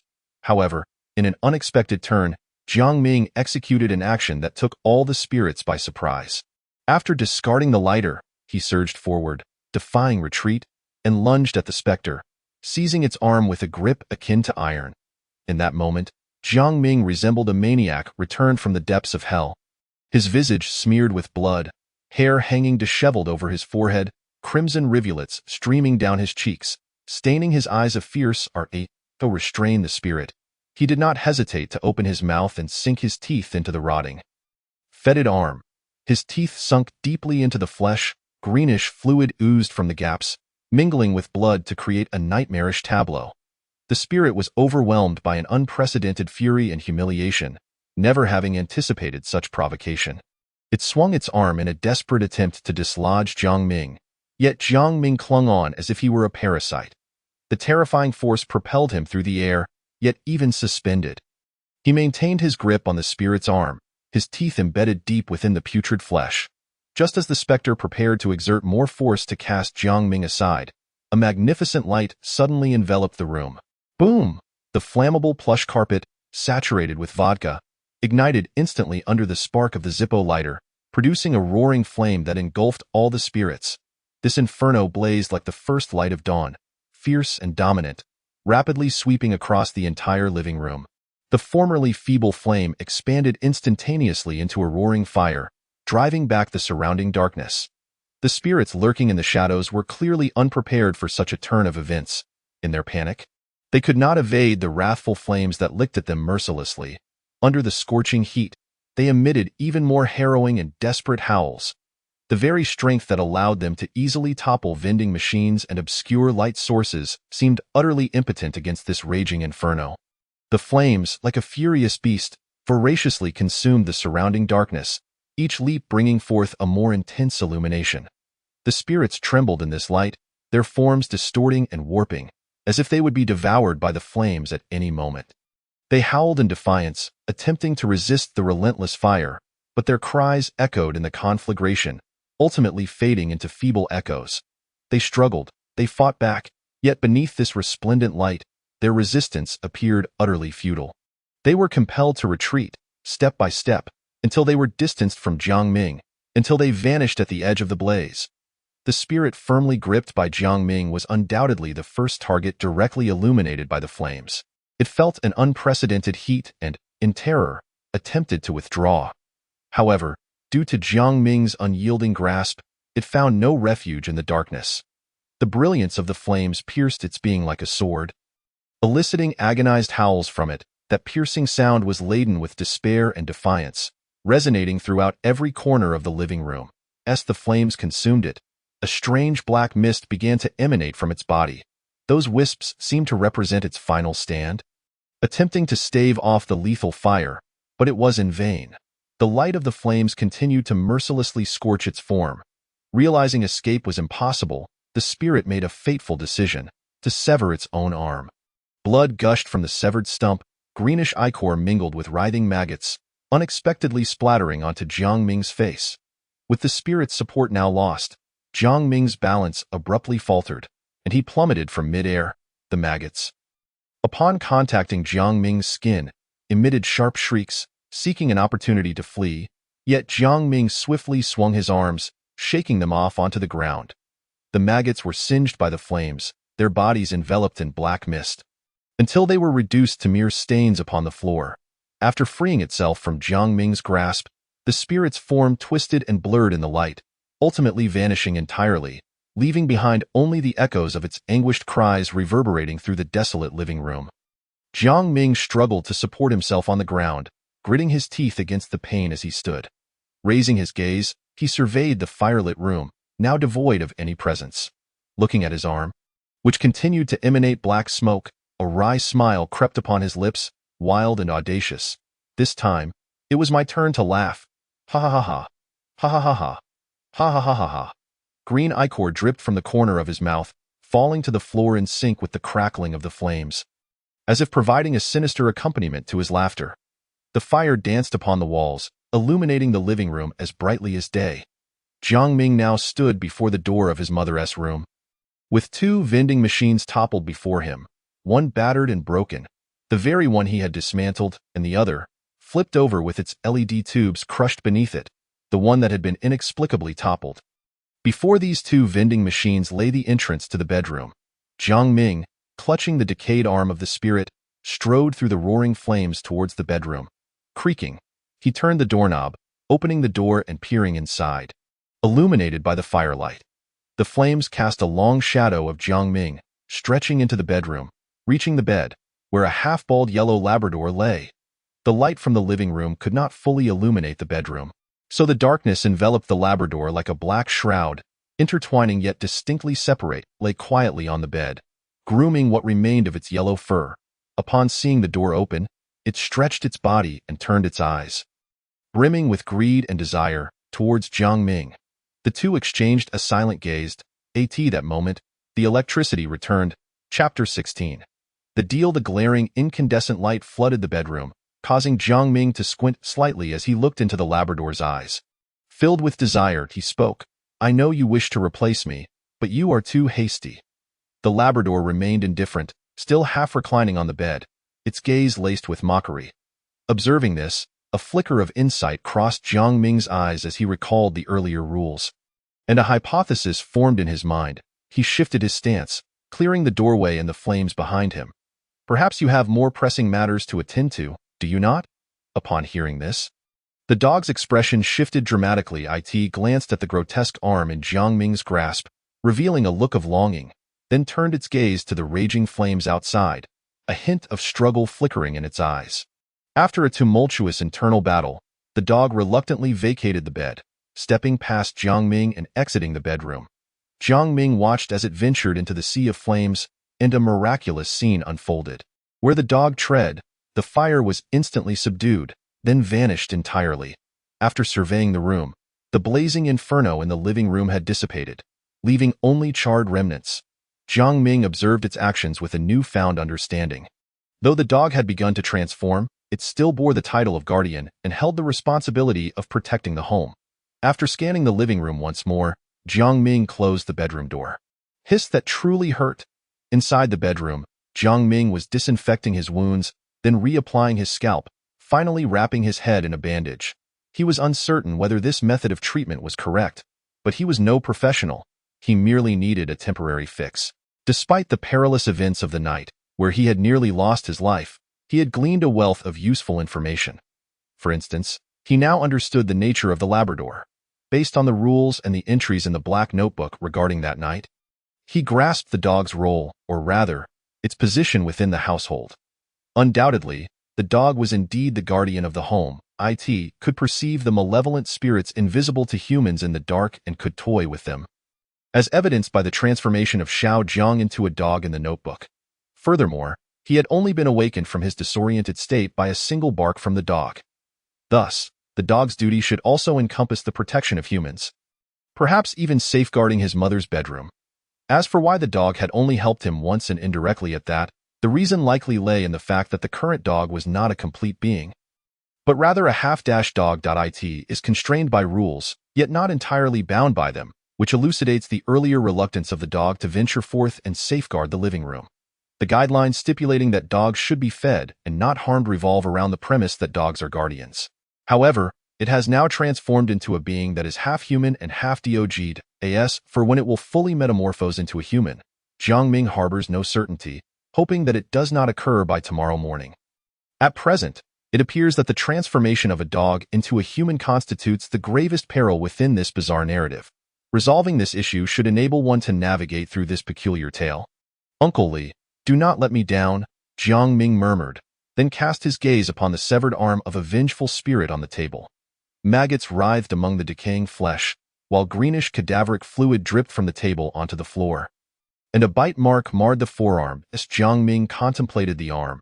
An idea began to take shape in his mind. The living room had been engulfed in a fierce blaze, now rendered pitch black. The once soft and inviting black carpet had been consumed, revealing a floor adorned with grotesque crimson patterns, reminiscent of distorted faces silently screaming. Although the walls bore the scars of fire, they did not blacken but instead displayed a delicate sheen, akin to meticulously polished human skin, smooth and cold. The furniture, too, had only its surface fabric charred, unveiling a silvery tabletop beneath. The tabletop gleamed brightly, reminiscent of finely crafted human bones, each inch exuding a chilling and eerie aura. Shimmering with a ghostly light, as if imbued with a life of its own, silently narrating untold stories. Moreover, the house had undergone certain enigmatic transformations, seemingly animated. Since leaving the bedroom, Jiang Ming had felt an unseen presence lurking around him. Yet upon close inspection, nothing was amiss. Strangely, he sensed that the living room seemed somewhat cramped. There appeared to be a rule against lifting the black cloth. Did this constitute a violation? He then shifted his gaze to other areas of the living room. Noting varying degrees of damage, yet a few spots remained untouched. One such area was the door to his mother's room, which bore no signs of fire, a peculiar anomaly since the flames had initially raged before it. The bedroom and the main entrance also remained unaffected, as did the black curtains obscuring the windows. It seemed that these places were the most extraordinary within the house, Jiang Ming mused, before turning to walk towards the kitchen. The glass door of the kitchen had darkened from the blaze, and as he gripped the doorknob and opened it, he found it empty. Unfazed, Jiang Ming placed the vengeful spirit's arm on the cutting board and turned on the faucet, splashing cool water to cleanse the blood from his face, eyes, and the putrid fluid from his mouth. When he lifted his head after washing, the crimson hue in his eyes had nearly vanished. At that moment, Jiang Ming felt an inexplicable urge to turn and glance in another direction. There, a ghostly white silhouette flickered into view, and upon witnessing this, a smile crept onto Jiang Ming's lips. Indeed, I was right.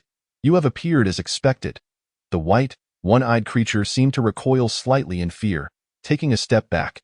Noticing this, Jiang Ming spoke. I admit I was hasty before, but this time I seek you out to propose a deal. The creature remained unresponsive, prompting Jiang Ming to continue. The item for trade is this hand, and all I require of you is assistance at a crucial moment. As for the specifics of that assistance, I have yet to determine them, but rest assured, it will not be overly burdensome. A conflicted expression flickered in the creature's singular eye as Jiang Ming sweetened the deal. Should you deem the task perilous or beyond your capabilities, you are free to decline. The decision rests in your hands.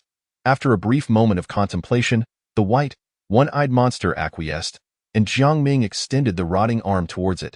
Desire and delight glimmered in its eye as it nodded at Jiang Ming and exited the kitchen with the arm in tow.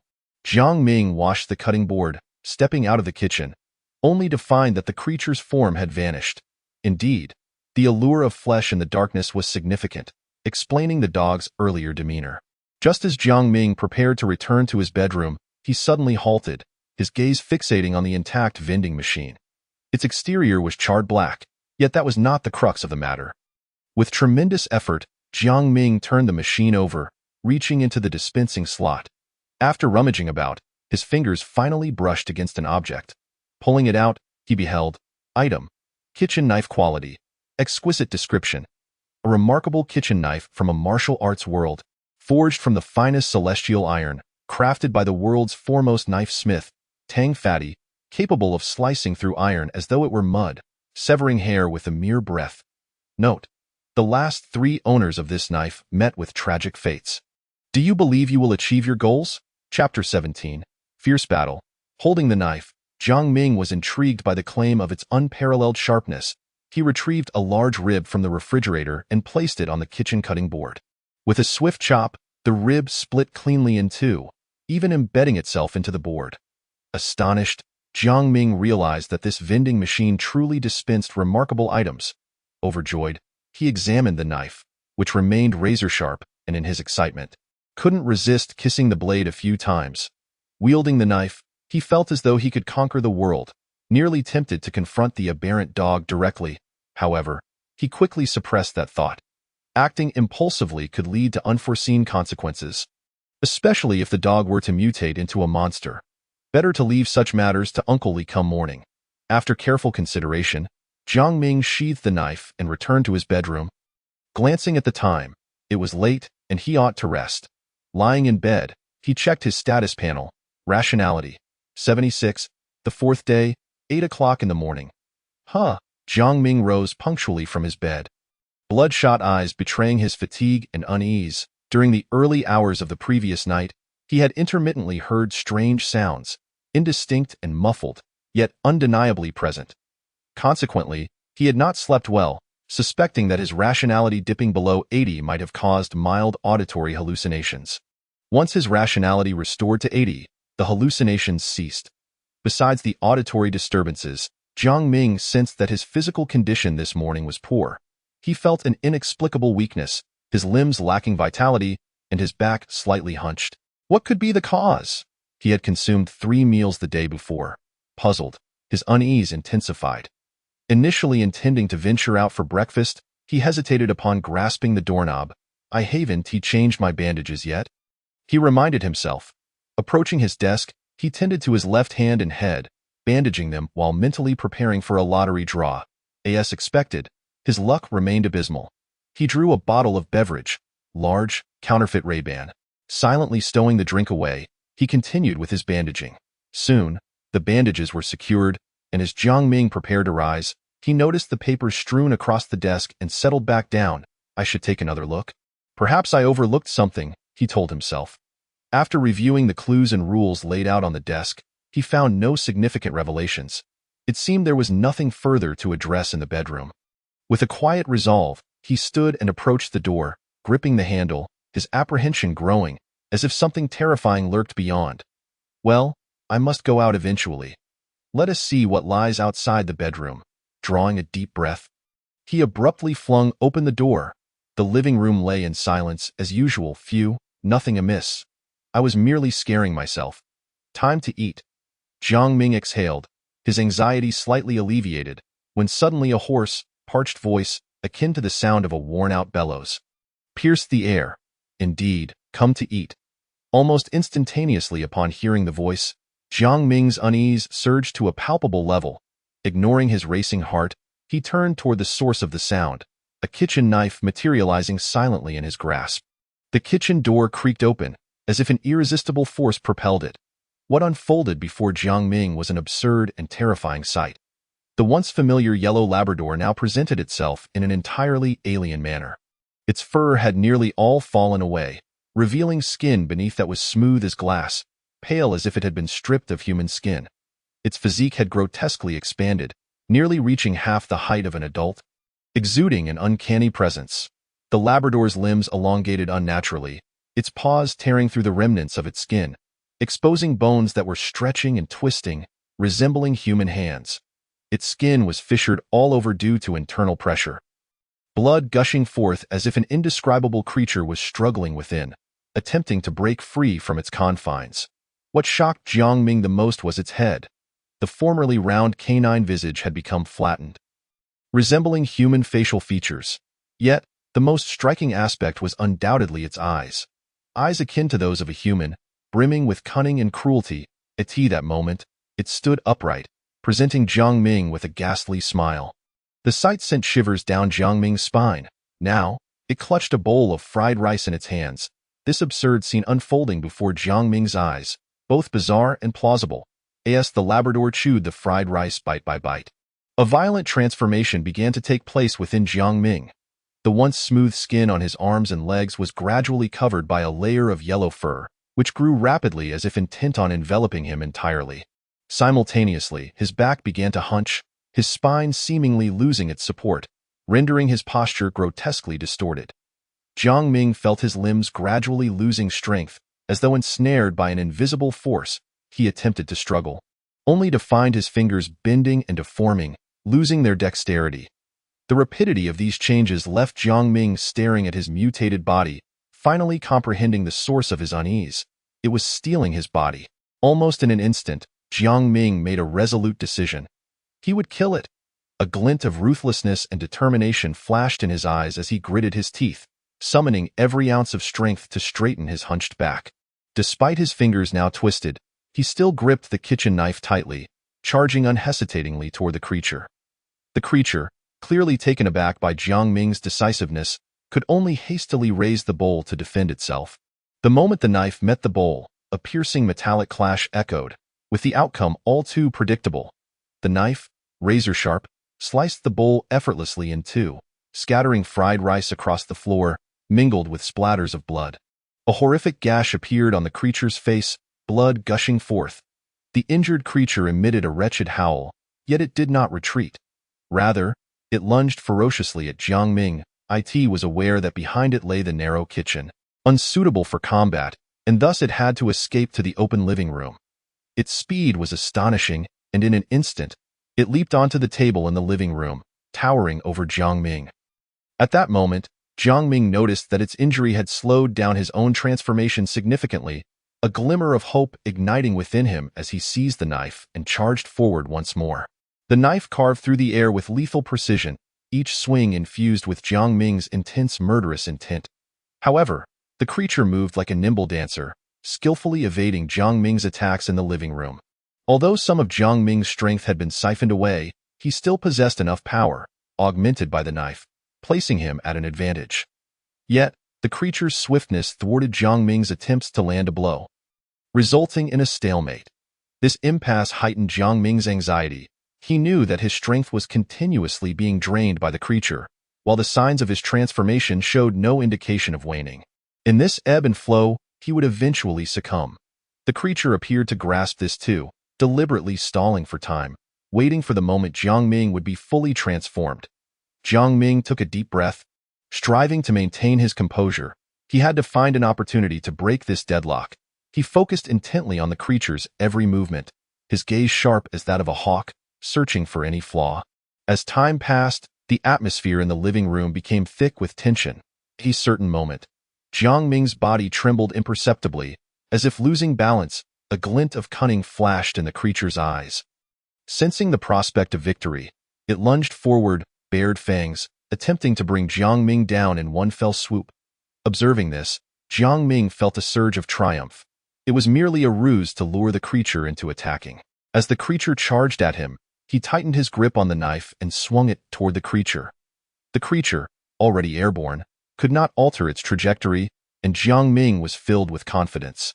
However, what transpired next left him wide-eyed in disbelief. The knife did not cleave the creature in two as Jiang Ming had anticipated.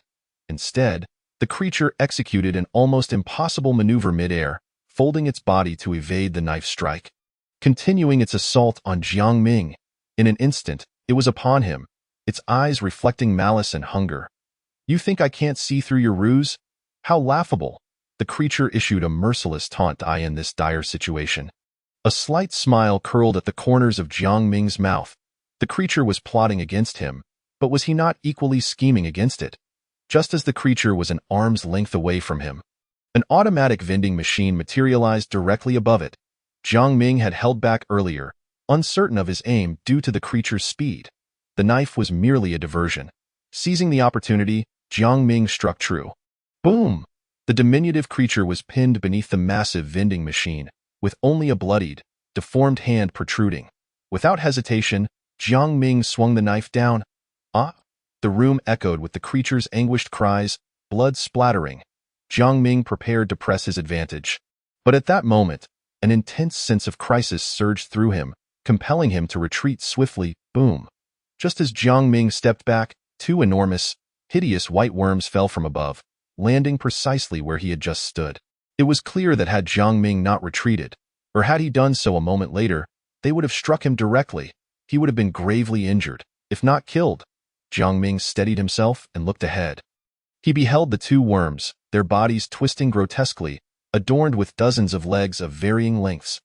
Their heads were embedded with bloodshot eyes, exuding an eerie terror. With a mere exertion of strength, they sent the vending machine crashing down. The creature rose from the ground, its eyes now absent, while the two loathsome worms crawled onto its shoulders, acting as its eyes. Its hollow eye sockets fixed on Jiang Ming, its voice raspy. I underestimated you. You have surpassed me by leaps and bounds. Jiang Ming gripped the knife tightly, remaining highly vigilant. He replied, I told you, you were too hasty. The creature subtly shifted the worms on its shoulders, as if adjusting its sight. Then slowly spoke. You are correct. I am indeed still lacking something. But I can no longer wait. Jiang Ming, perplexed, inquired. Lacking what? You can speak like a human, consume human food, and even walk on two legs like a person. What more do you lack? The creature suddenly erupted into a strange, piercing laugh that echoed throughout the empty room. It seemed reluctant to answer Jiang Ming's question directly, instead shifting the conversation. Jiang Ming? Perhaps we could sit down and talk. The creature opposite him appeared to have relinquished its defenses, sitting on the ground unguarded, seeking to negotiate with Jiang Ming. What is there to discuss? You wish to become human. While I do not wish to become a dog, there is nothing to negotiate between us. In fact, we could choose a compromise. You lure the neighbor in, I replace him, and he becomes a dog. A win-win situation, wouldn't you agree? The creature proposed a seemingly advantageous arrangement. A clever plan, but bringing the neighbor into my home is far too dangerous. How about you go to his house and turn him into a dog instead? Jiang Ming replied with a cold sneer. The creature shook its head. The dog is the guardian of this household. If I leave, unspeakable horrors will emerge, and even in the light, you cannot save yourself. Hence, you cannot kill me. If I die, you will also meet your demise at their hands. Jiang Ming's gaze flickered, seemingly intrigued. If that's the case, then the neighbor. Before he could finish his sentence, a shadow lunged at him. But Jiang Ming, as if anticipating it, positioned the knife horizontally, effortlessly blocking the attack. As he smirked, ready to speak, another shadow struck from the side. Jiang Ming failed to evade in time, and a fierce bite sank into his right hand. A wave of excruciating pain surging through him, causing him to release the knife. Upon discerning the shadow's nature, Jiang Ming realized it was the deformed paw of the creature that had been severed. To his astonishment, the severed paw could be wielded as a weapon.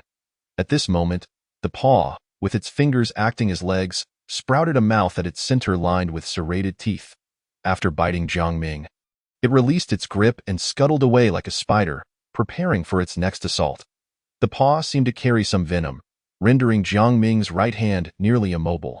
Just as he attempted to pick up the knife with his left hand, the two loathsome worms swiftly arrived, forcing Jiang Ming to retreat. The creature, overjoyed, rushed forward, nearly leaping as it aimed to snatch the knife from the ground with its remaining paw, just as it was a mere hand's breadth away from the knife. A flourishing cactus materialized in front of it. This sudden occurrence startled the creature, which could not stop in time and gripped the entire cactus tightly. A scream resonated throughout the room as the creature writhed on the ground in agony, seemingly devoid of any fighting spirit. Seizing the opportunity, Jiang Ming lunged forward to reclaim the knife, poised to strike down the severed paw once more when suddenly, a premonition struck him. He slapped the knife down hard behind him. Slap, a hand, resembling both a dog's paw and a human's palm, fell to the ground. Simultaneously, the dog that had been howling in agony ceased its performance and lunged forward.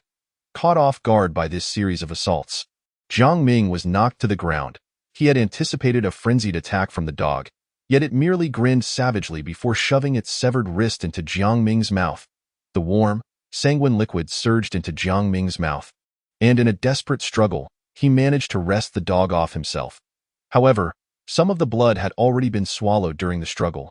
Jiang Ming tried to gag, but to no avail. Filled with fury at the creature before him, he yearned to charge forward. Clang! At that moment, a clattering sound echoed, and Jiang Ming felt his left hand turn inexplicably light. Looking down, he discovered that the knife had fallen to the floor, and his left hand had transformed into a furry dog paw. This revelation filled Jiang Ming with sheer terror, yet the unsettling changes did not cease. Soon, a painful sensation began to throb in his head. A peculiar feeling of temporal dissonance emerged, reminiscent of the time discrepancies he had experienced between the bedroom and the living room.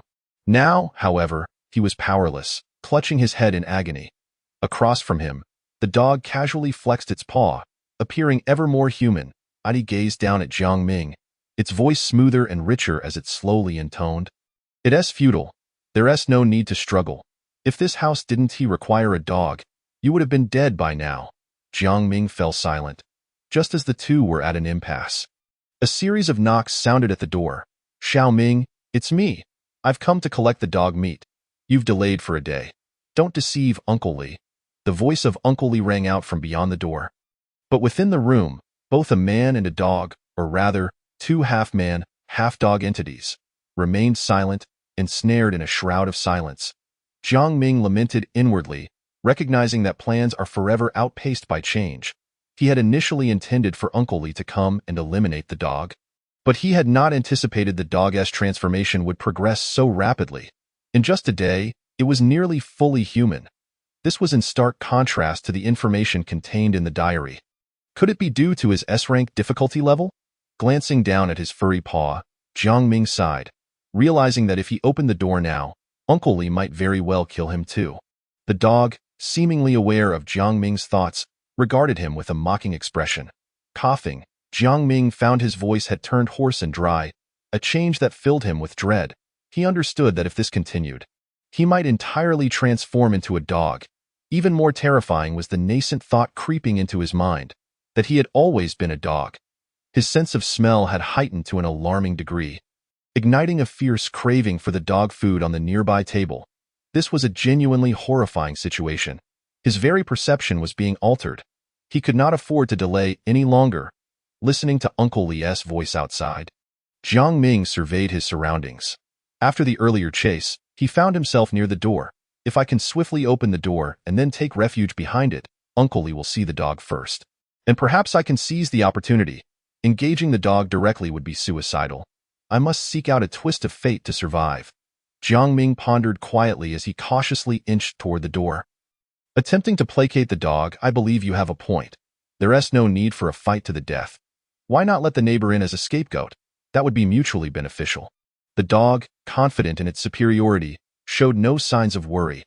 After licking its lips, it replied, "You've finally come around. Let us discuss how to lure the neighbor in." Indeed, it was time to deliberate. Jiang Ming advanced slowly toward the door, but soon realized that as he moved, the dog was also retreating, targeting the bedroom. Without a doubt, the dog had discerned Jiang Ming's intentions and was heading toward the bedroom. Once inside, if Jiang Ming opened the door, the dog would surely dart into the bedroom, leaving Jiang Ming as the sole canine in the living room. It was all too clear whom Uncle Li would choose to attack. Witnessing this scene, Jiang Ming felt a surge of frustration. Was this truly the dim-witted Xiao Jiang from the diary? How could it be so cunning? Yet Jiang Ming knew, regardless, he had to open the door. Failing to do so would mean his transformation into a dog was inevitable. Opening the door offered a glimmer of hope. As Jiang Ming reached the door, the dog was nearing the vicinity of the bedroom. The moment Jiang Ming opened the door, it would leap inside. With a complex expression, Jiang Ming gazed at this unfolding scenario, then sighed deeply, his gaze resolute. He swiftly twisted the doorknob and flung the door open, revealing Uncle Li outside. The moment the dog caught sight of this, it wasted no time and charged straight for the bedroom. The very next instant, a vending machine appeared above it. However, the dog was prepared. Two grotesque worms shot upwards, colliding with the vending machine and sending it crashing aside. Yet soon enough, another vending machine materialized from above, only to be violently struck away by a bloodied human hand. Such tricks were utterly ineffectual against the dog. At this point, The creature was but a step away from entering the bedroom. No matter how many vending machines fell, it would make no difference. The dog felt assured of victory, its heart swelling with joy, but the next moment, a jarring sensation of weightlessness enveloped it. Bang! A vending machine erupted from the ground, sending the unsuspecting dog flying. Jiang Ming's spirits soared at this sight. Did you think my vending machine could only descend from above? It can emerge from below as well. The dog, having been conditioned by previous attacks to expect the vending machines to appear from above, was thoroughly caught off guard by Jiang Ming's clever ploy. In that moment of distraction, the door swung wide open. Jiang Ming concealed himself behind the door. Uncle Li, with scarcely a moment to think, spotted the dog near the bedroom and charged forward, his eyes bloodshot, completely oblivious to the other dog lurking behind the door. Witnessing Uncle Li's frenzied retreat, Jiang Ming dared not hesitate. He dashed outside and closed the door behind him with a slam. Bang, bang, bang. The roars and sounds of battle emanating from within the room were unmistakable, even through the door, revealing the intensity of the conflict within. It was outrageous. It seemed killing me would bring the dog no benefit. Previously, it had allowed me to escape. Now, it must be revealing its true strength. If I faced them alone, with their murderous intent directed at me, my death would be assured. Having temporarily evaded the life-or-death crisis, Jiang Ming cast a glance at the fog-laden corridor, letting out a sigh. Although the transformation had momentarily ceased, likely due to the dog battling Uncle Li, regardless of the outcome inside, his fate was bleak. Should the dog prevail, he would still turn into a dog. If Uncle Li emerged victorious, his half-human, half-dog form would hardly fare better. Jiang Ming felt deeply troubled. The corridor was hardly a safe haven. He could encounter his mother at any moment, and the unsettling, watchful eyes lurking in the shadows heightened his anxiety. Observing his dwindling rationality, Jiang Ming suddenly conceived a daring notion. What if he simply fled? He could escape outside and hide for a few days, returning on the 7th day to await his mother, all while keeping a safe distance from the neighbor and the dog. It seemed perfect. As these thoughts swirled in his mind, he quickly dismissed the idea. Given how perilous the room was, he shuddered to think of what horrors awaited him outside, especially since his mother seemed to have emerged from there.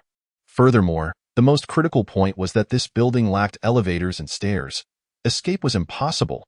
Surely, he couldn't leap from the building. It appeared he could only sit in the corridor and await his demise. Despair enveloped Jiang Ming as he leaned against the door, yet a flicker of hope remained. Today marked the 4th day, and his mother's friend was expected to arrive. The little Jiang from the diary had refrained from opening the door for his mother's friend due to the interference of the little black dog, suggesting that her friend was likely beneficial to humans. Jiang Ming's only course of action now was to wait. If his mother's friend were to arrive in the afternoon or evening, there would be no recourse. With this thought, Jiang Ming felt exasperated. Why was this bizarre narrative so challenging? Half of the 7 days had elapsed, and already he faced such an insurmountable predicament. Time ticked away, and the sounds of battle within the room gradually subsided, the outcome between the two monsters nearing resolution, yet his mother's friend had yet to appear. Leaning against the door, Jiang Ming felt despair creeping in, when suddenly, he noticed the blood-red door across the wall beginning to exhibit strange changes. The pattern surrounding the door twisted and deformed, emanating a faint crimson glow, while the air filled with a nauseating metallic scent. Inside the room, the battle had reached its conclusion. Uncle Li's roars fell silent, replaced by the dog's heavy panting and the sound of dragging something substantial. The footsteps grew increasingly nearer. Unmistakably approaching the door, Jiang Ming silently rose and stepped toward the center of the corridor. With a creak, the door swung open, revealing the bloodied dog as it hurled a massive, red-haired monstrosity into the hallway. The creature bore a face on its front and another on its back, though the latter's eyes were closed. 6 eyes were evenly spaced on either side of its face, and as it gasped for breath, 3 tongues emerged. Without a doubt, this is the true form of Uncle Li, yet it is evident that he is lost. The dog, with a greedy glint in its eyes, gazes at Jiang Ming and says, "You are quite clever, but alas, it would be best for you to return home. Your family needs a guardian." At this moment, Jiang Ming senses the increasingly potent fluctuations behind him and smiles. "You are correct. Indeed, my home requires a guardian. However, I am accustomed to being human, so why don't you take on the role of a dog? Observing the smile on Jiang Ming's face, the dog is not angered. After some contemplation, it chooses to step out of the door and, with a grin, proclaims, "Ha ha ha, me too. I haven't had my fill of being human yet." Before it can finish, a sudden surge of crimson light erupts behind Jiang Ming, as if a formidable power is awakening.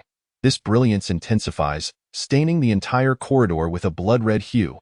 Fear flickers in the dog's eyes, and Uncle Li, lying on the ground, begins to tremble uncontrollably. Just as Jiang Ming is taken aback by this sight, an exceptionally melodious female voice, tinged with surprise, emanates from behind him. "Oh, Xiao Ming, are you here to greet me?" Chapter 19. Sister. Upon hearing the voice, Jiang Ming is filled with immense joy. Has his mother's friend finally arrived? And it seems to be a woman, judging by the voice. Turning towards the sound, he discovers, as he had suspected, that the owner of the voice is indeed a woman, a breathtakingly beautiful one at that. She is clad in a dark red Gothic dress, the hem swaying gently with her steps, resembling a blooming blood rose. She holds an eerie black-red umbrella, its surface adorned with patterns that seem to flow with blood, creating a striking visual contrast against her snow-white skin. She appears to be merely 17 or 18 years old, her features exquisitely crafted as if by divine hands, without a single flaw. Her skin is smooth and tender, reminiscent of a freshly shelled egg, glossy and elastic. The two rosy blushes at the corners of her eyes add an air of allure and mystery, rendering her astonishingly beautiful, akin to the most perfect work of art. Witnessing such an unparalleled beauty, a fleeting look of awe crosses Jiang Ming's eyes. He has never encountered a woman of such exquisite beauty. Her presence seems to dim the entire world around her. Yet, beneath this beauty, he cannot shake off a sense of strangeness and unease. Just as he is about to speak, he notices the woman pouting her lips, feigning anger. "Xiao Ming, why are you staring blankly? Am I not welcome?" Hearing this, Jiang Ming feels a wave of confusion wash over him. Shaking his head, he breaks into a smile. "Ha ha ha, of course, you are welcome. Absolutely welcome."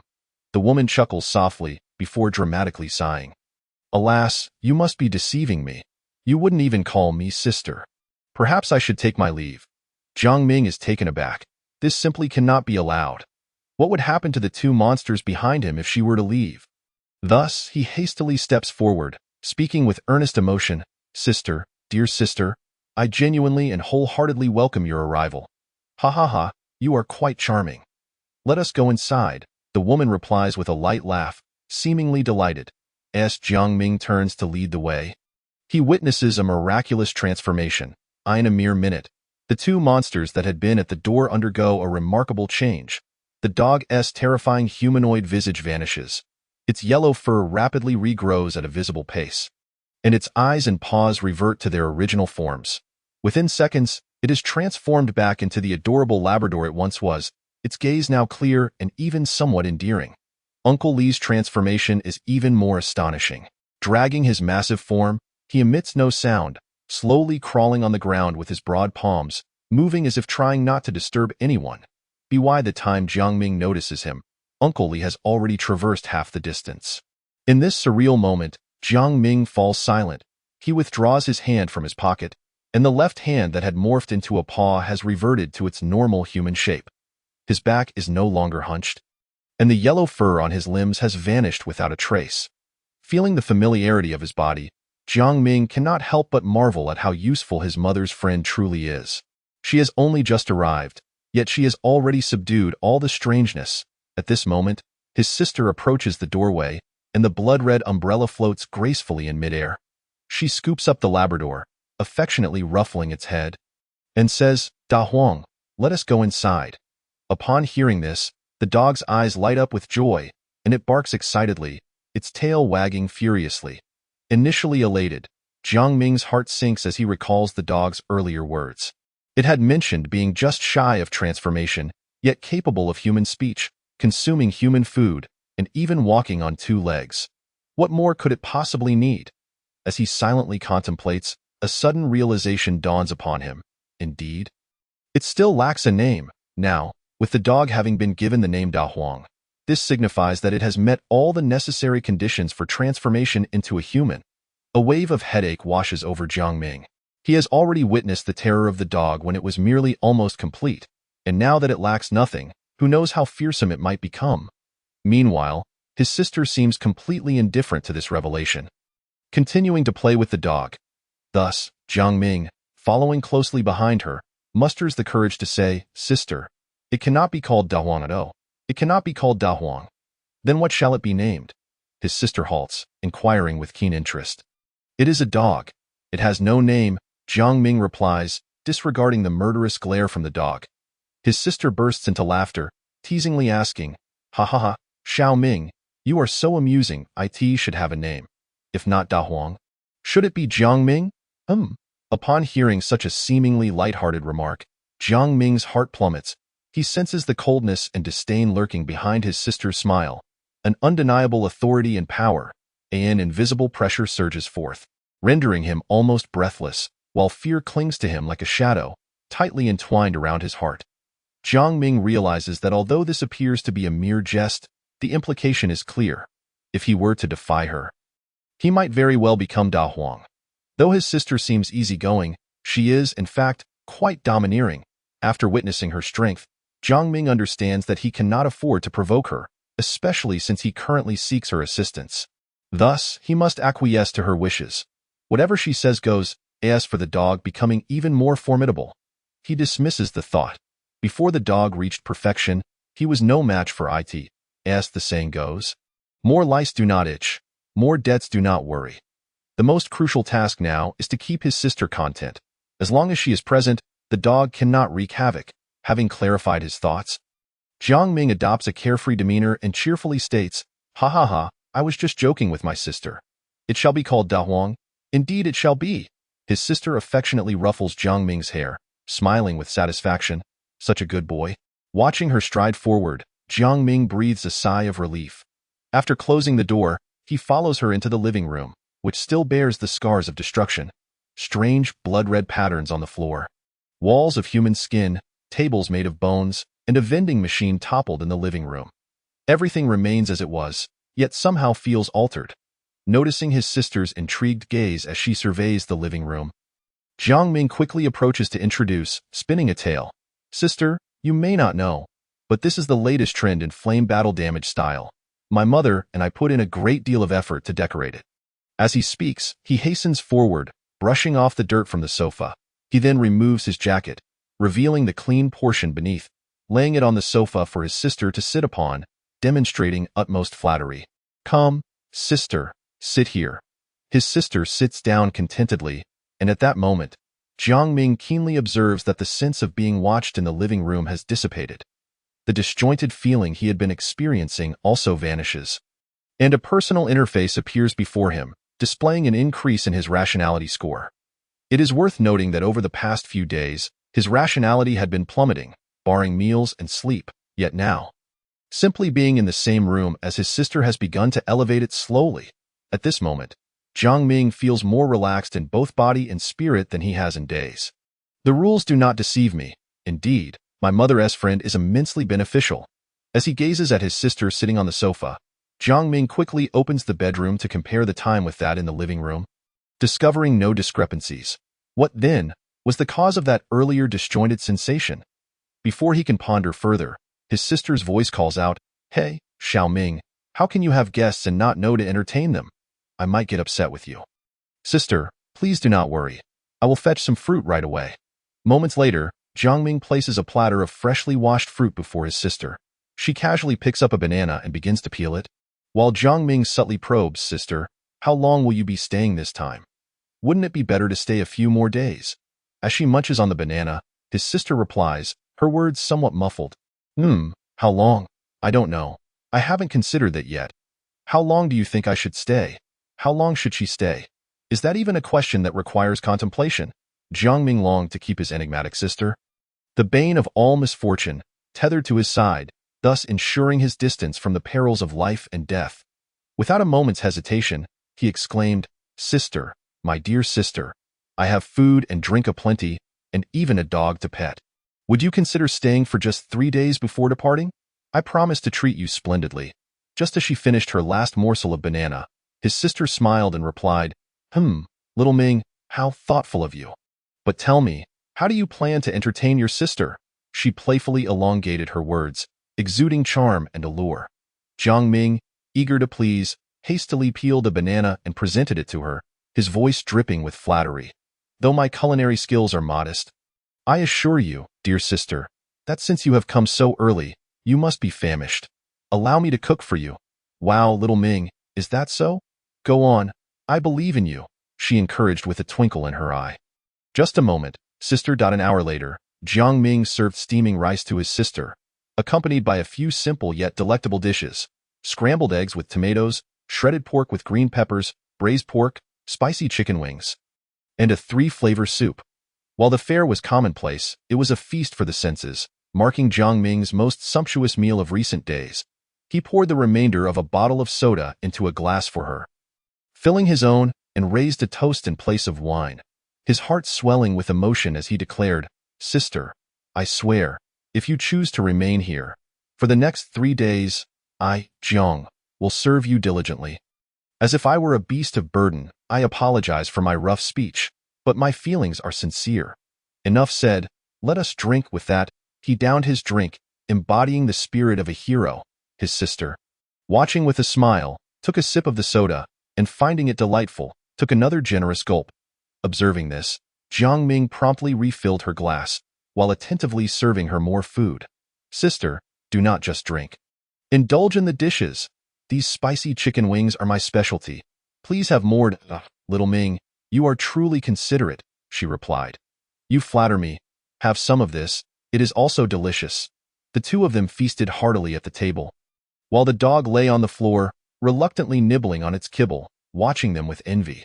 After several rounds of drinks and dishes, as Jiang Ming served the last of the spicy chicken wings to his sister, he inquired, "Ahem, sister, how do you find the taste of the meal?"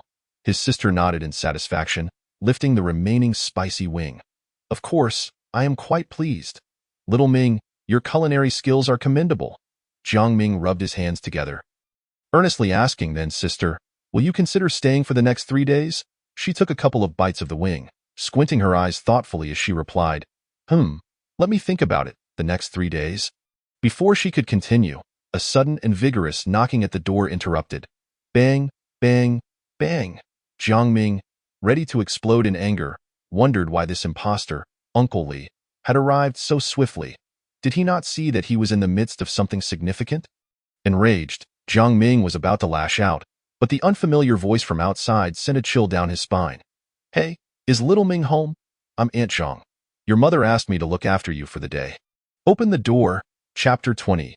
Despair. Upon hearing the voice outside, Jiang Ming's body stiffened, his gaze fixed on the stunning woman before him. She remained breathtakingly beautiful, so exquisite it felt otherworldly. The wave of dread surged from his feet to the crown of his head. Something felt amiss. Jiang Ming's mind, honed by countless stimuli, began to analyze the situation. If the person outside truly was his mother's friend, then who, or what, was this sister before him? He recalled that this so-called sister had never claimed to be his mother's friend. That was merely his assumption. Moreover, his mother's friend should not appear so youthful. Why had he come to believe she was indeed his mother's friend? Was it merely due to her timely arrival? Such a coincidence seemed improbable. Furthermore, she had called his name. But that was irrelevant. Everyone knew his name. His mother, Uncle Li, even the dog. Using this as a basis to judge the identity of this sister was utterly unreliable. The more he analyzed, the more he broke into a cold sweat. It appeared this sister was likely not his mother's friend, but rather akin to the previous false mother, a monster. The individual outside was the true friend of his mother. The thought of this sent a wave of despair crashing over him. It felt as though he had just escaped the tiger's den only to plunge into the wolf's lair, and he was the one who had unwittingly led the wolf in. At that moment, Jiang Ming felt an overwhelming conviction that this sister was, indeed, a fabrication. He contemplated whether to replicate his earlier strategy of diverting the sister's attention with an automated vending machine and then opening the door to let in his mother's friend for a climactic confrontation. Jiang Ming's gaze hardened. He was about to summon the vending machine when the stunning woman before him smiled and spoke. "Little Ming, do you genuinely believe that the one outside is real?" Her words sent a jolt of clarity through Jiang Ming's mind. Indeed, Why had he hastily concluded that this sister was the false one based on such trivial points? He had never encountered his mother's friend before. Why could she not be a young woman? After all, age is but a number, especially in the peculiar realm of strange tales. Moreover, since the sister's arrival, Uncle Lee had been driven away, the dog subdued, and his own transformation had ceased. These were undeniable facts. More importantly, Jiang Ming shifted his gaze to his personal status panel, which displayed a gradual increase in his sanity level. If the sister was indeed a creature of the bizarre or harbored ill intentions, this rise would not occur. Each time he had encountered a strange event or monster, his sanity had diminished, albeit at varying rates. Yet now, his sanity was on the rise. This was the strongest evidence that his sister was genuine. Thus, the so-called Aunt Zhang outside was false, employing the same deceitful tactics as the previous false mother, attempting to trick him into opening the door. Had his perception truly been manipulated? The terror of the monsters in this bizarre realm was indeed profound. Fortunately, he had figured it out. With a newfound clarity, Jiang Ming felt a weight lift from his shoulders, though a lingering sense of disquiet remained. Just as he was about to ponder further, the sister covered her mouth and giggled. "Have you come to understand? How could your sister possibly wish you harm?" The knocking at the door persisted, with Aunt Zhang calling out in vain, but Jiang Ming chose to ignore it, smiling as he replied to his sister, "Ah, I must have overthought it. How could you?" Before he could finish, the smile froze on his lips as a sudden realization struck him. When had he ever opened his personal panel? This thought exploded in his mind like thunder, unearthing the deeply buried sense of disquiet. Since the sister's arrival, he had never proactively opened the panel. Yet here it was, inexplicably before him, and he had not questioned it at all. He recalled that this panel had only appeared at the outset. Thereafter, he had summoned it himself, an experiment he had conducted countless times. As the truth dawned on him, the panel before him vanished, revealing the sister's unsettling smile. Jiang Ming swallowed hard, his heart racing, and silently commanded, "Open the panel." In the next moment, a simplistic screen appeared, clearly displaying sanity level 74. Evidently, this was Jiang Ming's true sanity level at this moment. Everything prior had been an illusion. His sanity had not risen but had instead been in decline. Gazing at the sister before him, Jiang Ming forced a smile that resembled a grimace and retreated quietly. However, after taking 2 steps back, he halted, for he could not ascertain the truth of the figure outside.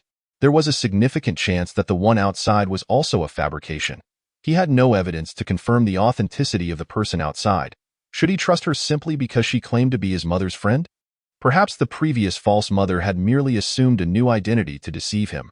What if, upon opening the door, Aunt Zhang pounced and ended his life? At this moment, Jiang Ming found himself utterly trapped. With nowhere to turn, thrust into a state of absolute despair. The situation was more perilous than his previous encounter with the dog-s transformation. Back then, he had been certain Uncle Lee would act against the dog, which had given him the courage to open the door. Now, should he open the door, if the figure outside were genuine, she might assist him. If she were false, they could very well conspire to eliminate him together. The sister sat, watching him with a mocking gaze, as she dabbed at the crimson stain on her lips with a tissue and said, "What's wrong, my dear brother? Do you wish to go outside? You do not trust your sister, do you?" Jiang Ming let out a bitter laugh, seemingly resigned to his fate, as he took a step forward with his right foot. "Alas, dear sister, how could I not?" His expression fell into despondency, as if he had already accepted his destiny. However, just as his sister believed Jiang Ming was about to yield, in the next moment, his demeanor underwent a dramatic 180. The hopelessness in Jiang Ming's eyes vanished, replaced by resolute determination. He forcefully propelled the foot he had stepped forward with, stomping it down with vigor, then pivoted slightly and, using his waist to propel himself, charged swiftly towards the door. Simultaneously, several vending machines materialized out of thin air, with 2 aimed at his sister's head while 3 positioned themselves between the 2 of them. This scene unfolded like a swift and graceful dance within a mere instant. Without a hint of hesitation, Jiang Ming fled for his life. He was acutely aware of how terrifying his sister's strength was, thus he dared not hope that these vending machines would serve any significant purpose. He only needed them to delay her for a few seconds. If he could just manage to open the door and usher in the so-called Aunt Zhang from outside, that would suffice. Indeed, Jiang Ming's plan remained to open the door.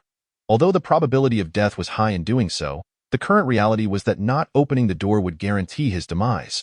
Jiang Ming's will to survive was extraordinarily tenacious. He would seize any glimmer of opportunity to cling to life. Furthermore, the choice between a narrow escape and certain death was one that any rational person would understand. Jiang Ming's thoughts were beautifully optimistic. Yet reality was starkly brutal. The 5 vending machines barely served as an obstacle. They couldn't even descend. Suspended midair, they were held aloft by an inexplicable force, half embedded in the ceiling while the other half hovered within the room.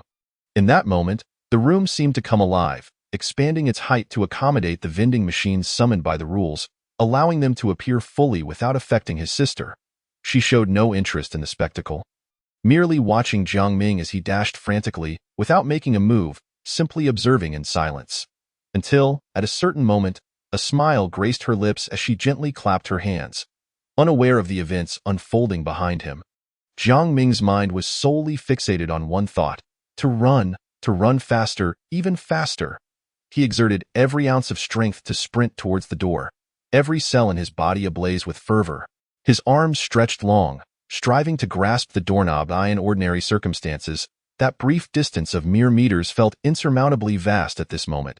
At long last, Jiang Ming approached the doorknob, mere inches away, just a fraction. Yet, regrettably, sometimes that fraction can feel eternal. Suddenly, the scenery before Jiang Ming shifted dramatically. The door vanished from sight. In its place was his sister's mocking smile. Concurrently, the blood-red umbrella above her unfurled, and the 5 vending machines that hovered in the air seemed to succumb to immense pressure, erupting in an instant. Yet, strangely, perhaps due to the overwhelming force they endured, they exploded into clouds of powder instead of scattering shards, gently drifting down. The powder settled upon the disheveled Jiang Ming, who gazed at the stunning woman before him. A bittersweet pang of despair flooding his heart. Chapter 21. You are my biological sister. His sister rose from her chair and slowly approached Jiang Ming. He felt an oppressive weight and unmasked murderous intent surging towards him. Under this immense pressure, Jiang Ming attempted to take a step back to alleviate the burden, only to tragically realize he couldn't even manage that. His body felt as if it were nailed to the spot, utterly immobile, forced to witness his sister inch closer. Eventually, she leaned in close to his face, lifting his chin with her finger, her gaze sultry, the two appearing exceedingly intimate. Yet, the person at the center of it all, Jiang Ming, saw things differently as he stared into the alluring visage mere inches away, his pupils constricted, cold sweat beading on his forehead. Jiang Ming's mind raced frantically, contemplating his chances of survival. However, the deeper he delved into his thoughts, the paler his complexion became.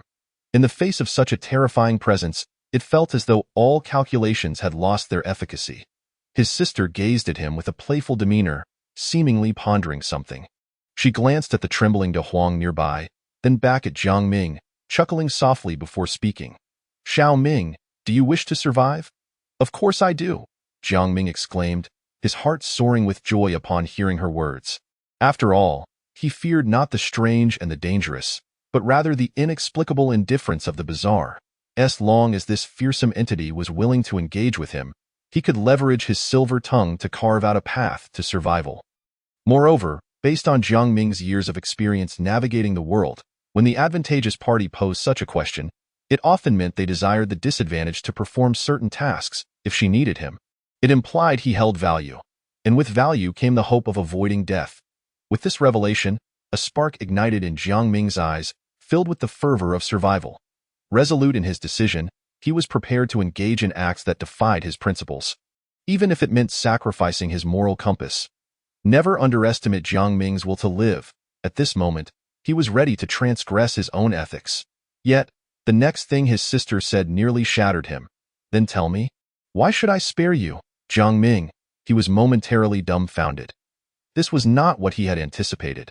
But gazing at the stunning woman before him, he steeled himself and replied, because I am of value to you.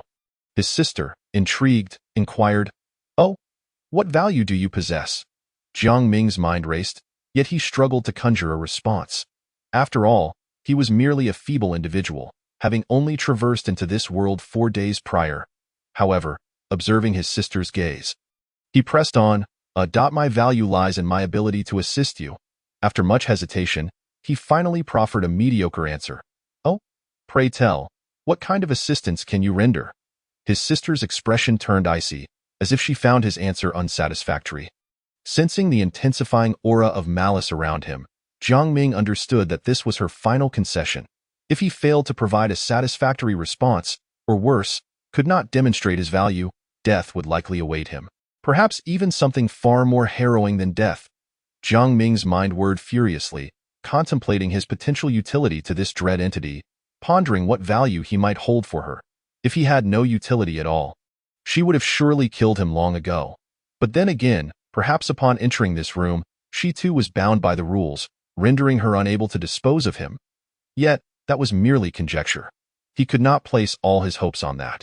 After all, even the dog had managed to find loopholes in the rules. It was illogical to assume this sister could not as she observed Jiang Ming's current state.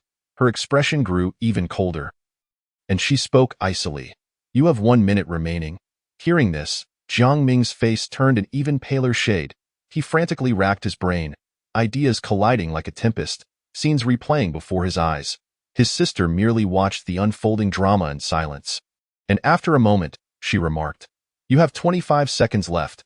Jiang Ming stood frozen, his eyes vacant, lost in his own world. 10, 9, 8, 7.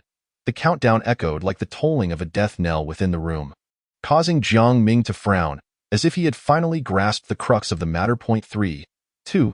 As the time dwindled, the malevolent aura in the air thickened to an almost palpable density. From the blood-red umbrella above his sister, countless pale arms extended, reaching out, while a sea of blood churned ominously, as if countless vengeful spirits wailed. In that critical moment, Jiang Ming finally snapped back to reality. His complexion was ashen, his body swaying precariously, resembling a gravely ill patient.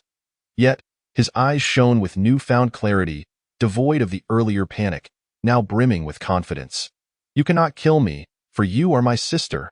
The room fell silent in an instant. This statement was ludicrous. It did not serve to validate his worth, but rather resembled an emotional appeal, a desperate plea for mercy. Yet, curiously, upon hearing these words, his sister paused momentarily before bursting into laughter, a look of satisfaction crossing her face. "Not bad, you're quite clever." Witnessing her reaction, Jiang Ming's heart, which had been taut with tension, finally relaxed. Indeed, he had guessed correctly. Jiang Ming had been pondering his potential value to this uncanny being. As a mere mortal, anything he could accomplish, she could undoubtedly achieve herself, making his assistance redundant. However, the rules governing this bizarre world could not have been designed to ensure his guaranteed demise. He must possess at least a flicker of hope. But where did that hope lie? Jiang Ming found himself mired in contemplation, tracing back his thoughts to the moment his sister first appeared, recalling his conversation with Uncle Li, all the way back to the very beginning. "Always remember the role you play." It was this seemingly inconspicuous phrase that tied everything together for Jiang Ming. In the realm of rules and strange tales, each individual had their own role to fulfill. Whether it was the real Uncle Li or the counterfeit, their roles remained that of a neighbor. Furthermore, they exhibited logical inconsistencies. Just as he had to acknowledge the presence of a dog in his home during his conversation with the real Uncle Li to complete the logical loop. The dog too played its role as a dog, regardless of its ability to consume human food and speak. It was still not human. Only just moments ago, my sister bestowed upon it the name Dahuang. Completing its final piece, the enchanting woman before me, upon her arrival, declared herself as my sister, embodying the role she was destined to play. After entering, she engaged in conversation with me, shared a meal, and we spent considerable time together. Yet, there remained an element missing, rendering her identity as my sister less than perfect, much like how the dog was always missing a name. Although I had verbally acknowledged her as my sister, it lacked genuine emotional depth. In truth, I had not wholeheartedly accepted this identity. Tiomi, she was perpetually positioned as a friend of my mother, and sister was merely a title. Thus, my value lay in granting her the identity of sister. The stunning woman before me smiled radiantly. "So, you acknowledge me as your sister now?" Jiang Ming nodded sincerely. "Of course. You are my real sister." Chapter 22. What are you doing in my house? Observing the sister's blossoming smile, Jiang Ming exhaled in relief, sensing that he had perhaps passed a crucial test. In this bizarre world where she claimed to be his sister, it seemed improbable that she would wish to harm him. After all, could a sister truly kill her brother? While this reasoning held merit, in the unpredictable realm of strange rules and tales, anything could transpire, and this sister might not adhere to the expected norms. However, he had done all he could. If such efforts still led to a grim fate, he would have no choice but to accept his destiny. But how could he resign himself to such an outcome? Jiang Ming would never surrender. Should this anomaly persist in its intent to end his life, he would exhaust all his rationality, filling this room with vending machines and then open the door to draw in monsters. Embracing a do-or-die scenario, Jiang Ming spoke with bravado, yet the likely outcome was that he would perish without a trace. After all, the entity before him was exceedingly formidable. Even the so-called guardian spirit of the family could only tremble in fear. Seeing Jiang Ming's complexion shift in myriad hues, his sister lost her playful demeanor and spoke plainly. Rest assured, I will not harm you. These words. Jiang Ming's taut nerves completely relaxed, and he managed a strained smile. Ha! I knew it. How could my sister ever wish me harm?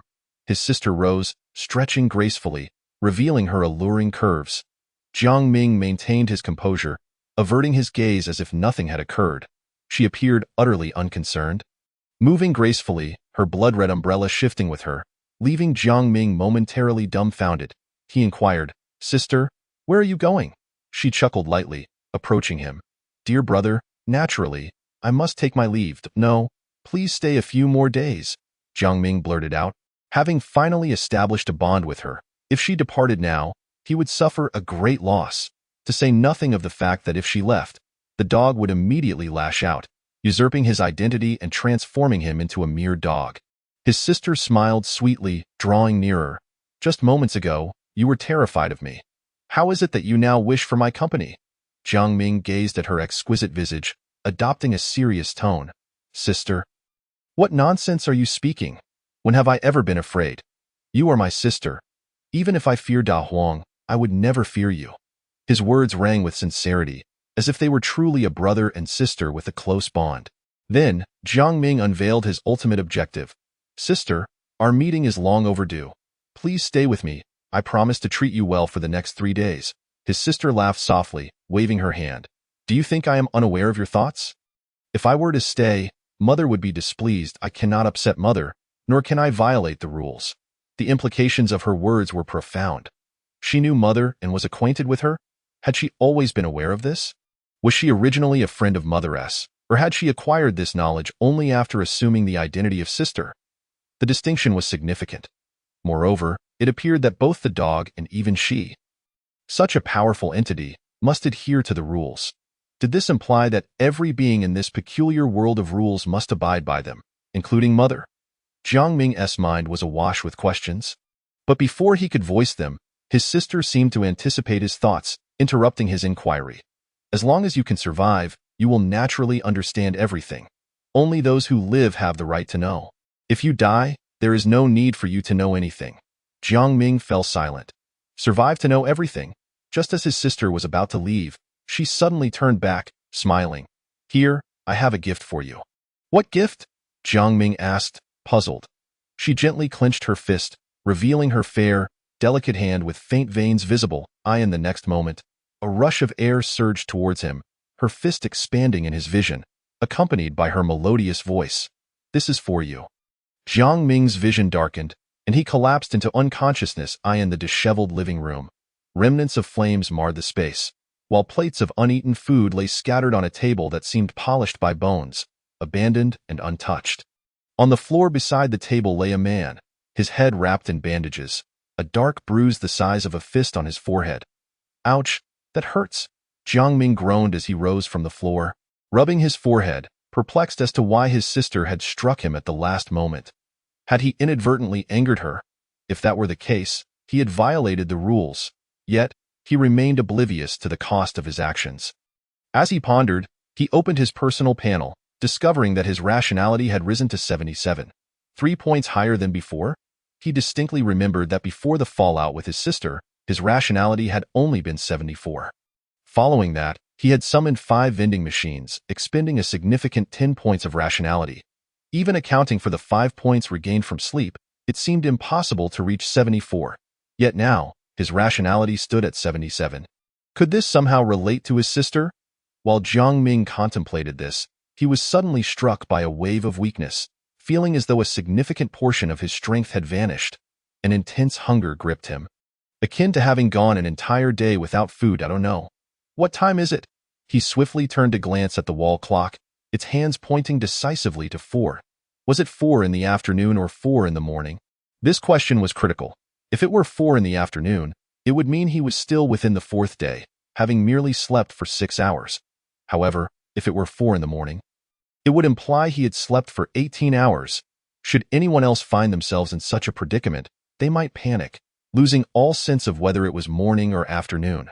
This was terrifying, as many rules forbade certain actions at night, such as moving about the living room. Misjudging the time could lead to a series of unfortunate consequences, potentially even leading to a fatal misunderstanding of the time for sleeping. If someone else were to wake up and see it was 4 o'clock, they might instinctively assume it was the afternoon. Yet what if it truly was the early morning? Every subsequent action related to time would be thrown into disarray. In this strange world of rules, the most feared possibility was the unexpected. Based on his intense hunger, Jiang Ming inferred that he must have slept for a full 18 hours. Yet, that was far from the truth. He had only slept for 6 hours. How could he be so certain? He possessed a remarkable talent, the vending machine. It refreshed its lottery chances every midnight, and unused chances could accumulate. Thus, Jiang Ming only needed to check whether the vending machine's chances had reset to determine whether it was morning or afternoon. Upon seeing the vending machine's chances at 0 in his mind, he felt relieved. It appeared that the situation was not as dire as he had feared. He had simply slept for 6 hours. Yet, what about the sudden weakness and exaggerated hunger? Something felt amiss. Before long, new doubts began to form in Jiang Ming's mind.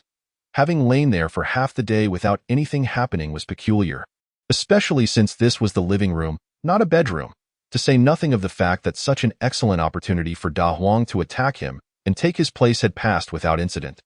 Jiang Ming was baffled. Could it be that the dog was also asleep? But hadn't he gone to sleep at 5 in the afternoon? Or was this also the doing of that sister? Jiang Ming sensed something was amiss. He glanced around. The dog was nowhere in sight. Patting his hungry stomach, he resolved to first satiate his hunger, summoning a kitchen knife in preparation for any unforeseen circumstances. He began to make his way toward the refrigerator when a slightly astonished voice interrupted him.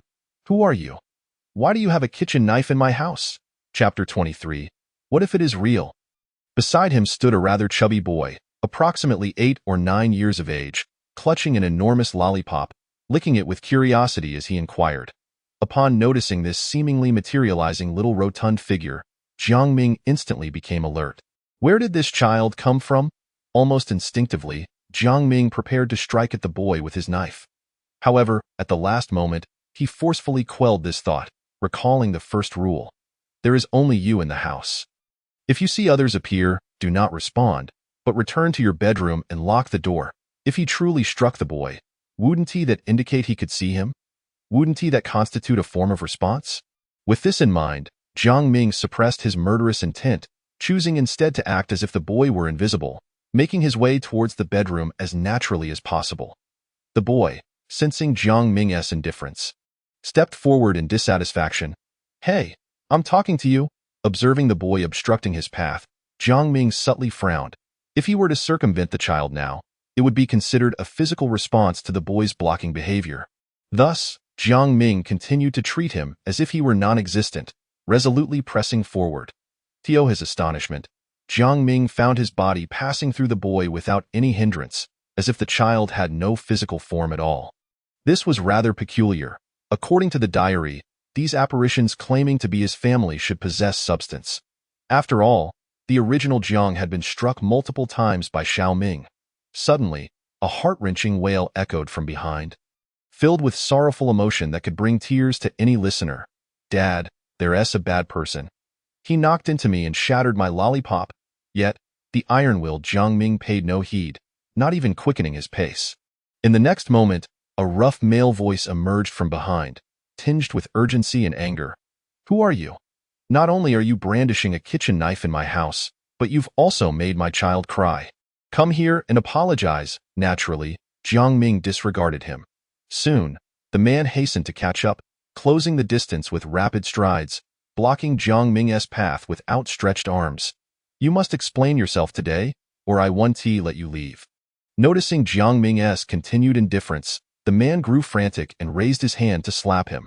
Unsurprisingly, the man's hand simply passed through Jiang Ming's face without inflicting any harm. Instead, the man let out a pained cry, clutching his arm. "Ouch, that hurts.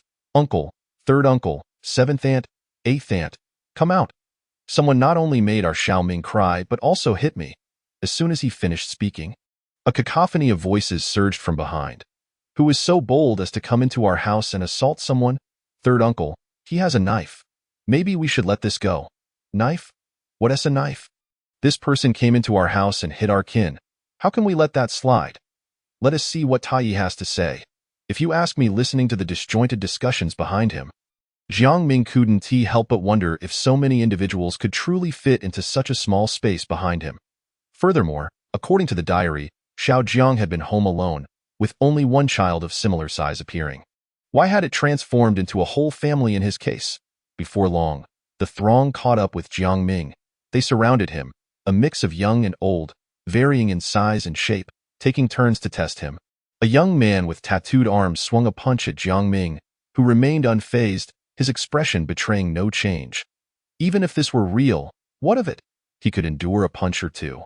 Thus, Jiang Ming ignored him, hearing the young man's pained cry behind him. A 16 or 17-year-old girl, her hair tied in a high ponytail and clad in a white shirt, appeared innocent yet determined. With a shy smile, she brandished a pair of scissors and lunged toward Jiang Ming's groin. Jiang Ming remained indifferent, unperturbed. Even if this were genuine, what did it matter? The root of all troubles lies in materiality. Losing it would not be of great consequence. Jiang Ming stepped past the girl, who vanished like a wisp of smoke. In the next moment, an oily, middle-aged man appeared, his face grotesque with grease, unkempt stubble, and an abundance of acne. He looked utterly revolting. Yet, he gazed at Jiang Ming with smoldering eyes, planting a passionate kiss in his direction. At that moment, Jiang Ming remained unyielding. Even if this were real, what of it? Flesh and bone are but dust after a century. Such things should not hold great significance. Jiang Ming's resolve was unbreakable. Thus, he continued to navigate through the crowd, finally catching sight of the bedroom ahead. A sigh of relief welled up in his heart, yet his expression remained unchanged as he forged ahead.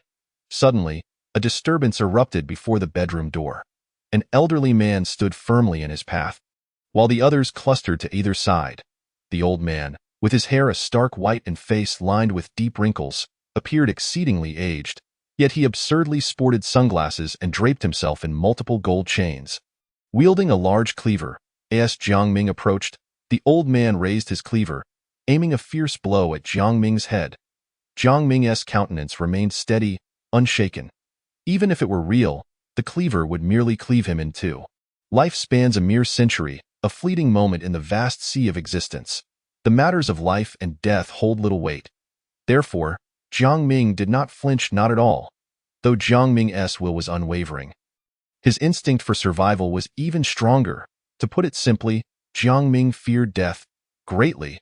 He was willing to gamble on many things, but not this, for if he lost this wager, it would mean his end. Having navigated numerous perilous scenarios within this bizarre set of rules, it would be absurd to meet his demise here. Moreover, Jiang Ming's intense desire to survive urged him to recognize that this blow was indeed real. Consequently, without a moment's hesitation, at the instant the cleaver descended, Jiang Ming swiftly swung his own knife upward, cleaving through the old man's weapon as if it were mere butter. Clang! As the blade fell. All eyes were fixed on Jiang Ming, filled with greed and intrigue. After a brief silence, a louder uproar erupted. "You saw us! Ha ha ha! He responded to us, Dad. Look, I wasn't lying." The crowd erupted in laughter, greedily surging toward Jiang Ming. With a cold smirk, Jiang Ming took a slight step back. Initially intending to avoid further conflict and not wishing to breach the rules, He now viewed their self-destructive approach as an opportunity. In the next moment, with a series of sharp claps, two massive vending machines materialized from thin air, barreling toward the crowd. Clearly unprepared for such an occurrence, chaos ensued among the throng. They stumbled over one another, cries of panic erupting as they were forcefully crushed beneath the machines. Yet, with so many individuals, the machines could not contain them all, and several fell to the ground due to the earlier commotion. Taking advantage of the chaos, Jiang Ming swiftly climbed atop a vending machine, racing toward the bedroom. However, he soon retreated quietly, for he had glimpsed a repugnant face peeking from behind the vending machine. After delivering a few vigorous kicks and spitting in disdain, Jiang Ming finally dashed into the bedroom, slamming the door shut behind him. Chapter 24. How beautiful it is! Locking the door, he slid into a chair. His movements fluid and seamless. Bang, bang. Sounds of the vending machines being overturned echoed from outside, followed by shouts and curses from the crowd. You bastard, come out, damn it. Not only did you hit me, but you've also taken over my house. If you don't come out, I'll call the police. Wah, second uncle. My bedroom. Jiang Ming remained utterly unfazed, for the beings outside, or rather, the entities, were simply too feeble. In the diary, even that white, one-eyed monster had overpowered Xiao Ming. While the number and strength of the bizarre entities had seemingly increased in his case, they were still not formidable. Confronted with the sturdy bedroom door, Jiang Ming had little doubt they could break through. Perhaps in a few minutes, they would simply vanish. 5 minutes passed, and the sounds of banging showed no signs of abating. If anything, the insults grew increasingly vicious.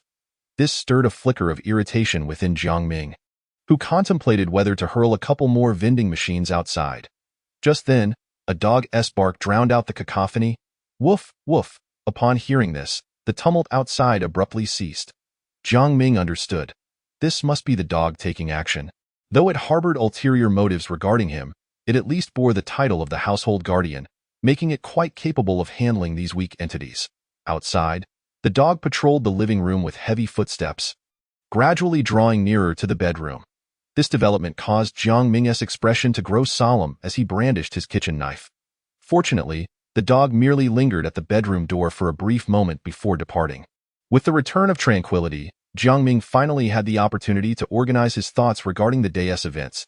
He retrieved a fresh sheet of paper and began jotting down notes and sketches. 20 minutes later, after rubbing his temples, Jiang Ming had finally compiled everything, though his mind was still rife with questions.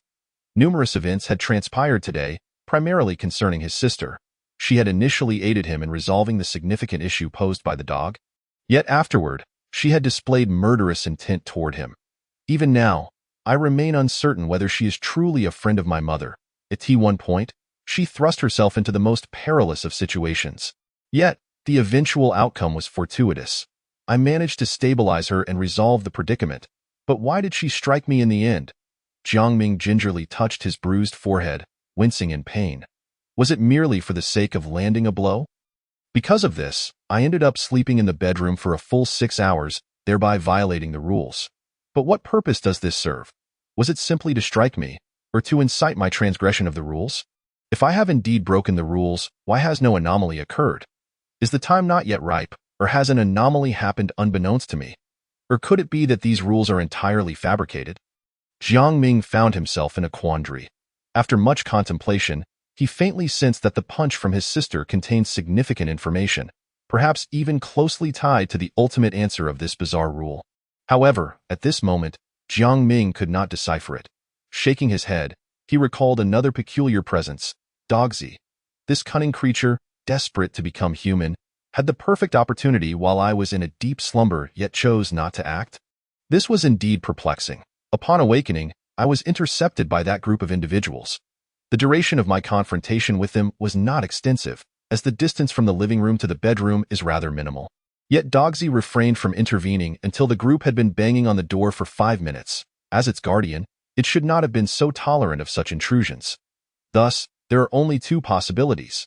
Either it was preoccupied with something else, unable to intervene, but what could possibly restrain it within this house? With my sister gone, it is invincible here. This hypothesis does not hold. Therefore, only the second possibility remains. Was it truly asleep? Let me think. Dogsy typically slumbers from around 5 in the afternoon until approximately 11 at night, a span of 6 hours. The time when my sister knocked me unconscious was roughly 10 in the morning, leading to a perfect 6-hour overlap until 4 in the afternoon. If Dogsy was indeed sleeping at that time, its sleep and wakefulness corresponded precisely to the duration. But what does this imply? The fact that Dogsy chose to slumber simultaneously with me contradicts its previous behavior. Jiangming felt there must be some secret behind this, especially since the mechanical voice had previously stated that time is of the essence. He fell into deep thought. Sleep? Time? Mother will return on the 7th day. The clocks in the bedroom and living room. However, this state of contemplation did not last long, as the rumbling of his stomach jolted Jiangming back to reality. Furrowing his brow, he sensed the weakness coursing through his body, the energy he had lost. I had this question earlier. Is it merely because I missed lunch? How could I feel so weak, as if I had not eaten for an entire day? Is the cost of violating the rules escalating with the passage of time? Or is it due to my sister or Dogsy? There are too many plausible reasons, and Jiangming could not ascertain the truth. But one thing is certain, he must eat something soon, or his strength would diminish even further. He glanced at the time. 4:35, as still 25 minutes shy of Dogsy's usual sleeping time. To be cautious, should I wait for 25 minutes before venturing out? Although Dogsy's footsteps had vanished, this crafty creature might still be lurking at the door, poised to ambush me the moment I step outside. It seems prudent to wait an additional 25 minutes before I go out. Yet soon, Jiangming found himself in a dilemma. Dogsy had already taken a nap today. Who has to say it wouldn't choose to sleep again? If it abstains from slumber, the longer I wait, the more energy I would lose. After pondering for a considerable time, he ultimately decided that waiting a bit longer was the safest course. Just as he prepared to sit back down, a sudden epiphany struck him. Why must I hide from it? What if I simply eliminate it? Wouldn't that be splendid?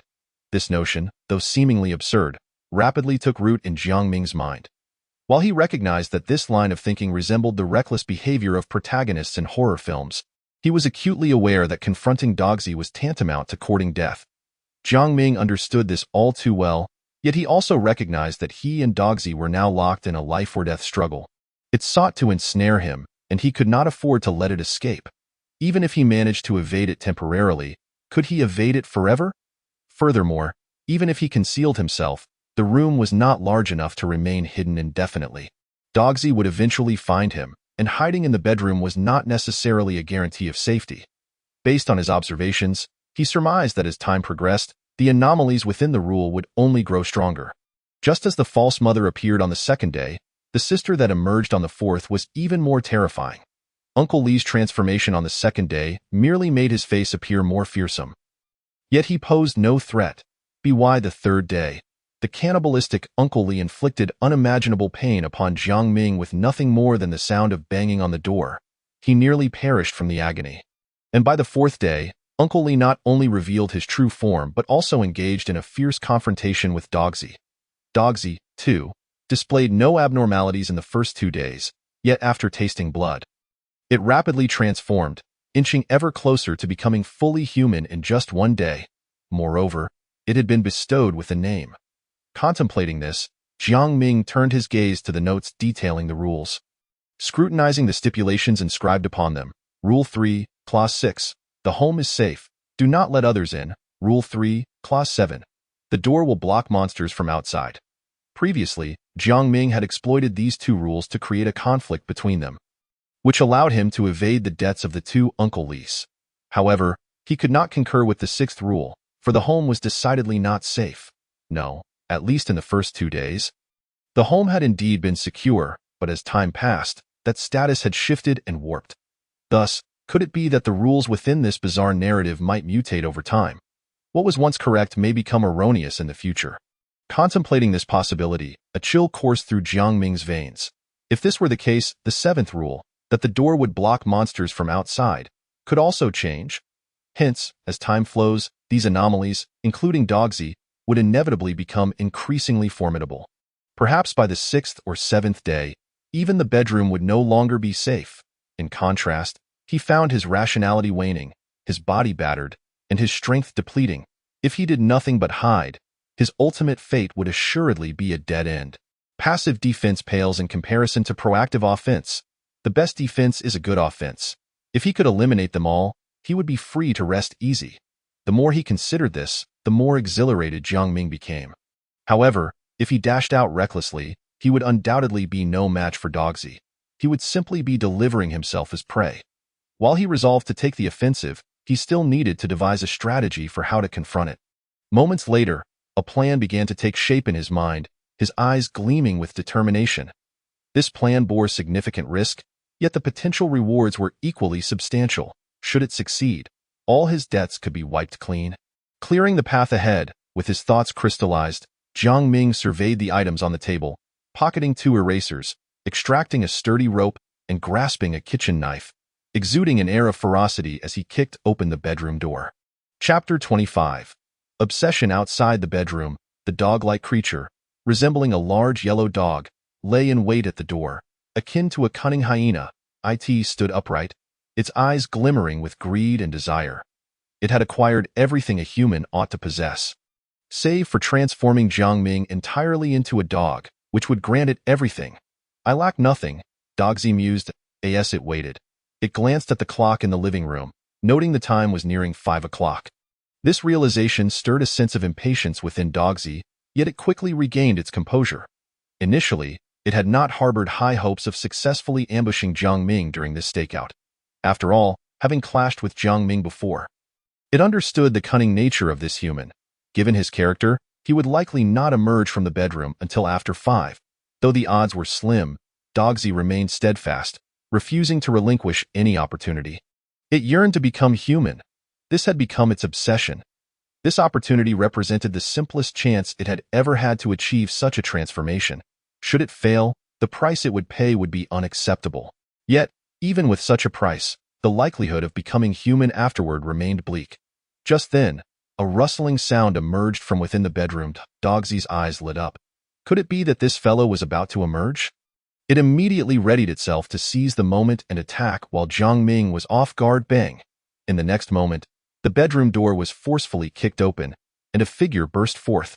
Dogsy was elated, preparing to pounce when a massive shadow descended from above. Seeing this, Dogsy cursed under its breath and retreated. This fellow is indeed crafty. He didn't even come out himself but sent this vending machine flying first. Jiang Ming, who had rushed out, chuckled. Just as he had anticipated, Dogsy's thieving instincts had not been quelled. Fortunately, he had been sufficiently cautious, tossing out 2 vending machines before stepping outside, one to the left, one to the right. Thus, regardless of where Dogsy might be hiding, it was futile as for confronting Dogsy directly. Jiang Ming wielded the kitchen knife, believing he could stall for a moment or two. Upon witnessing the canine's defeat, Jiang Ming exhibited no hesitation and immediately dashed towards the entrance. The dog, perceiving the unfolding scene, understood Jiang Ming's intentions and let out a derisive snort. Attempting the same old trick again? Even if you managed to lure that peculiar entity in again, what difference would it make? It couldn't best me before, let alone now. Jiang Ming paid no heed to the taunts, continuing his sprint towards the door.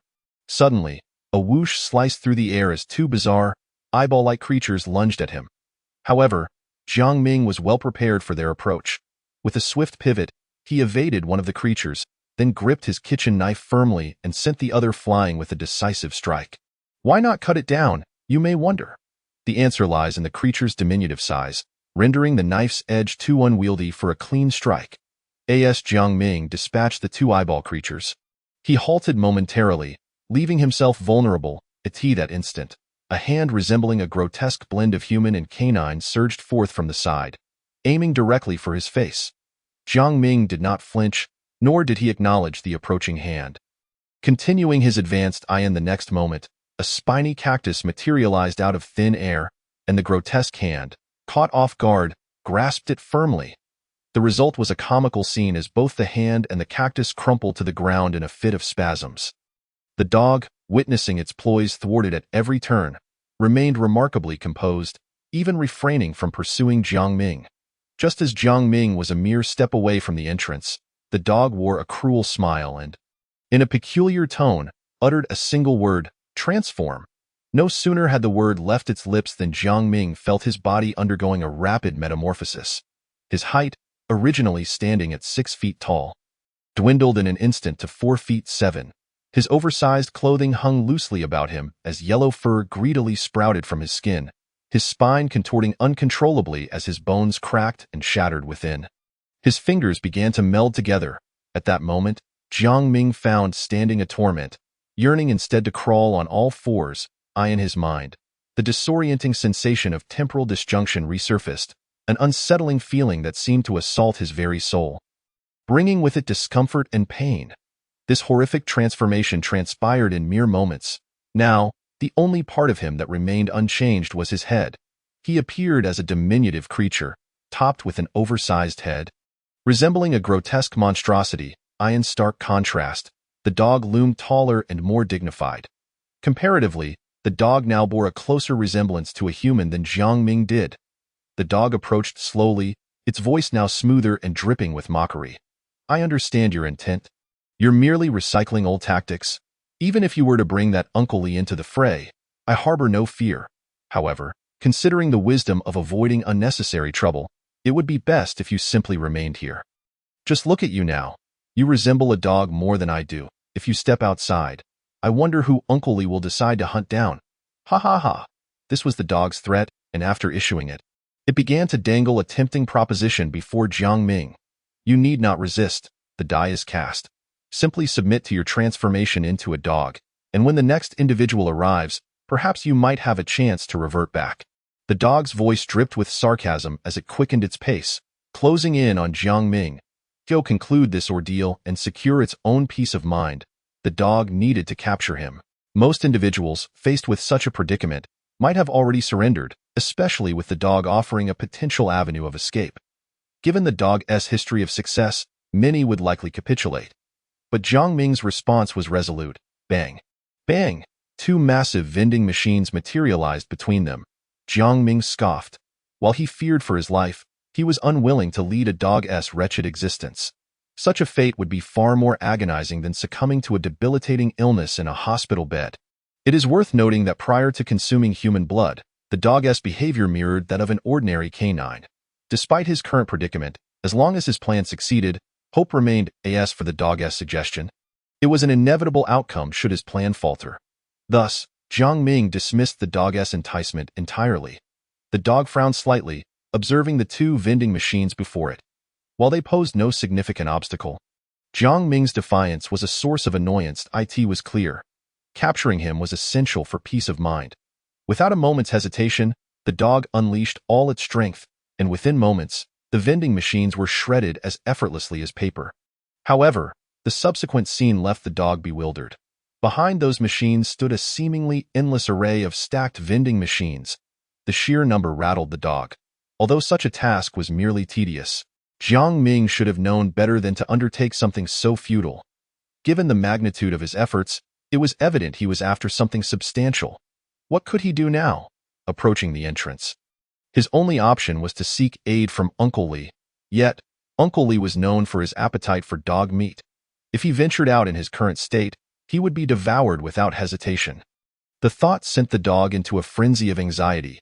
It could no longer afford to continue transforming humans, and, with a primal roar, its body swelled dramatically. Thick, iron-like hairs erupted from its skin. Claws reformed on its paws as it resolved to shred these vexatious metal contraptions. Outside, the hunched Jiang Ming, clad in oversized clothing, staggered forward, his eyes bloodshot and weary. He had summoned 7 vending machines in one breath, reaching the very limits of his capacity, and his sanity meter had plummeted to 55. He knew he needed to conserve some sanity for emergencies. A foreboding sensation gripped him. Should his sanity dip below 50? A terrifying fate awaited. Even if it did not fall below that threshold, the toll he had paid was immense. The whispers that had once echoed in his ears faded, replaced by an eerie chant. A haunting melody, visions of scenes previously unseen flashed through his mind, his temperament growing increasingly volatile, as if a second, perhaps even a third persona was on the verge of emerging before him. Disquieting images materialized. At the end of the corridor, a child clad in funeral garb, adorned with exaggerated blush, appeared, its pallid face adorned with a sinister grin as it waved at Jiang Ming. In a blink, the child vanished, replaced by a series of pale heads, each suspended by ethereal strings, drifting like balloons in the wind, all fixated intently on Jiang Ming, a cacophony of bizarre sensations intertwined with the sensation of temporal fragmentation, nearly driving Jiang Ming to madness. As he gazed upon this surreal tableau, his psyche teetered on the brink of collapse. He stifled his anguish, glancing back at the monstrous howls and the splintering metal fragments. He understood that he could not hold out against the dog for much longer. Observing his left hand, now nearly transformed into a canine paw, determination surged within him. With his still relatively intact right hand, he raised the kitchen knife and brought it down with fervor. Chapter 26. A calculated conspiracy. Bang. Bang! The sound of flesh colliding with steel reverberated as the dog obliterated every obstacle in its path. Standing before it was the wide-open door. Directly opposite, Jiang Ming lay sprawled on the ground. A picture of agony and unconsciousness. Upon witnessing this, the dog's realization dawned. This fool had summoned so many vending machines in one go, undoubtedly at a significant cost. This was his downfall. Just as the dog prepared to rush out, an instinctive wariness took hold. It squinted, contemplating the situation. Something felt amiss, overwhelmingly so. Once Jiang Ming burst through the door, he would undoubtedly seek out Uncle Li. Yet here he lay, directly in front of the entrance. This was a trap if ever there was one. Even if the toll he paid was exorbitant, preventing him from reaching Uncle Li, that too seemed plausible. But the dog, ever cautious, decided to observe further. After all, it still held the title of the household guardian, enjoying an advantage within the confines of its home. Should it venture outside, its strength would wane. At that moment, a wave of bloodlust permeated the air. The dog's nostrils flared as it traced the source of the scent. It was unmistakably Jiang Ming's fallen form. Upon closer inspection, it erupted in a torrent of curses. Damn! How did his hand get severed? Jiang Ming's left hand lay severed at the wrist, blood spilling forth like a torrent, while the hand itself had vanished without a trace. Panic surged within the dog. If this fool bled out, how could it ever transform into a human? Casting aside thoughts of traps, the dog had no choice but to act. With muscles taut, it surged towards Jiang Ming, intent on whisking him away at breakneck speed. Just as the dog lunged forward, a colossal figure emerged from the shadows of the corridor, colliding with the dog and sending it sprawling. This creature, covered in crimson fur, bore faces at both ends, one awake, the other seemingly in slumber. On the visage of the creature, 6 eyes were symmetrically arranged on either side, while 3 tongues licked at the corners of its mouth. Yellowish saliva dripping down. It goes without saying, this monstrosity was none other than Uncle Li, the one with an insatiable appetite for dog meat. The dog was knocked to the ground, yet it swiftly rose again. Astonished at the bloodthirsty and frenzied Uncle Li before it, he had actually summoned this creature, which should not have been possible. Given its form, it ought to have torn him to shreds upon sight. Though taken aback, the dog remained composed. After all, Uncle Li was inherently weaker than itself, and even now, in this external setting, he stood no chance against it.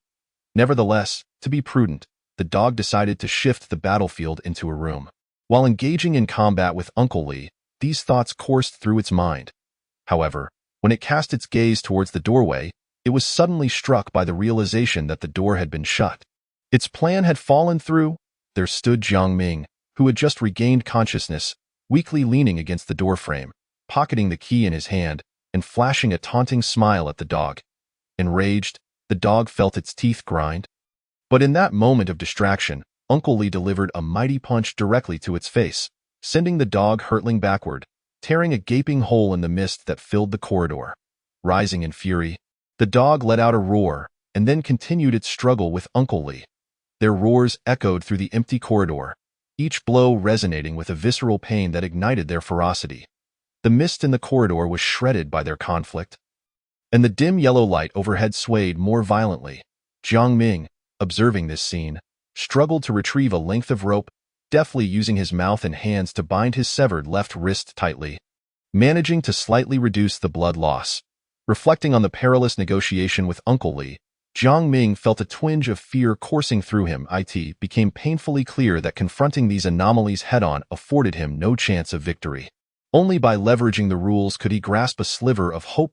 2 minutes prior, Jiang Ming had severed his left pinky, his body trembling from the excruciating pain, yet he dared not linger for a moment. Summoning every ounce of strength to stagger towards room 1203. Knock, knock, too urgent, brief raps resonated at the door. Heavy footsteps and labored breathing emanated from within, as if something was being suppressed. Soon, the door swung open with a resounding thud.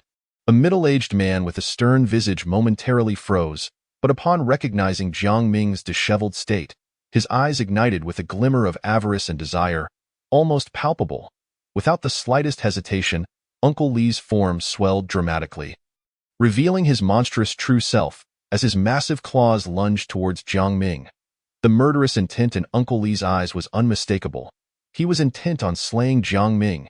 It was evident that should Jiang Ming fall victim to those claws, his demise would be assured. However, Jiang Ming had anticipated this very scenario. The moment the door opened, he had tossed a rubber eraser inside, an offering for his neighbor. According to Rule 4, Article 6, when visiting a neighbor, one must bring a gift. Arriving empty-handed is deemed improper. The instant the eraser was thrown, Jiang Ming raised his right hand high, presenting the nearly transformed pinky, which bore the semblance of a dog's claw, to Uncle Li, exclaiming loudly, "Uncle Li, I seek your assistance. I require you to help me restrain De Huang when he emerges from room 1202. Upon hearing this, Uncle Li stood momentarily stunned. Observing Uncle Li's reaction, Jiang Ming felt a wave of relief wash over him. Indeed, his deductions had proven correct. Rule 4, Article 2. One may request assistance from neighbors, yet subsequently, one cannot refuse their demands. This rule was intriguingly paradoxical. While he was soliciting help from his neighbor, the nature of that request was quite compelling. It implied that the neighbor could choose to assist or decline, entirely at their discretion. However, thereafter, he would be unable to reject any demands made by the neighbor, clearly rendering it an inequitable contract. Additionally, the rules stated that he could not refuse a neighbor's requests, but did not specify how many times this could occur. This meant the neighbor could impose countless requests upon him, which he could not refuse. Such a rule was undeniably brazen. Unlike other seemingly inconsequential and fictitious rules, this one was palpably real. Yet Jiang Ming astutely discerned a loophole.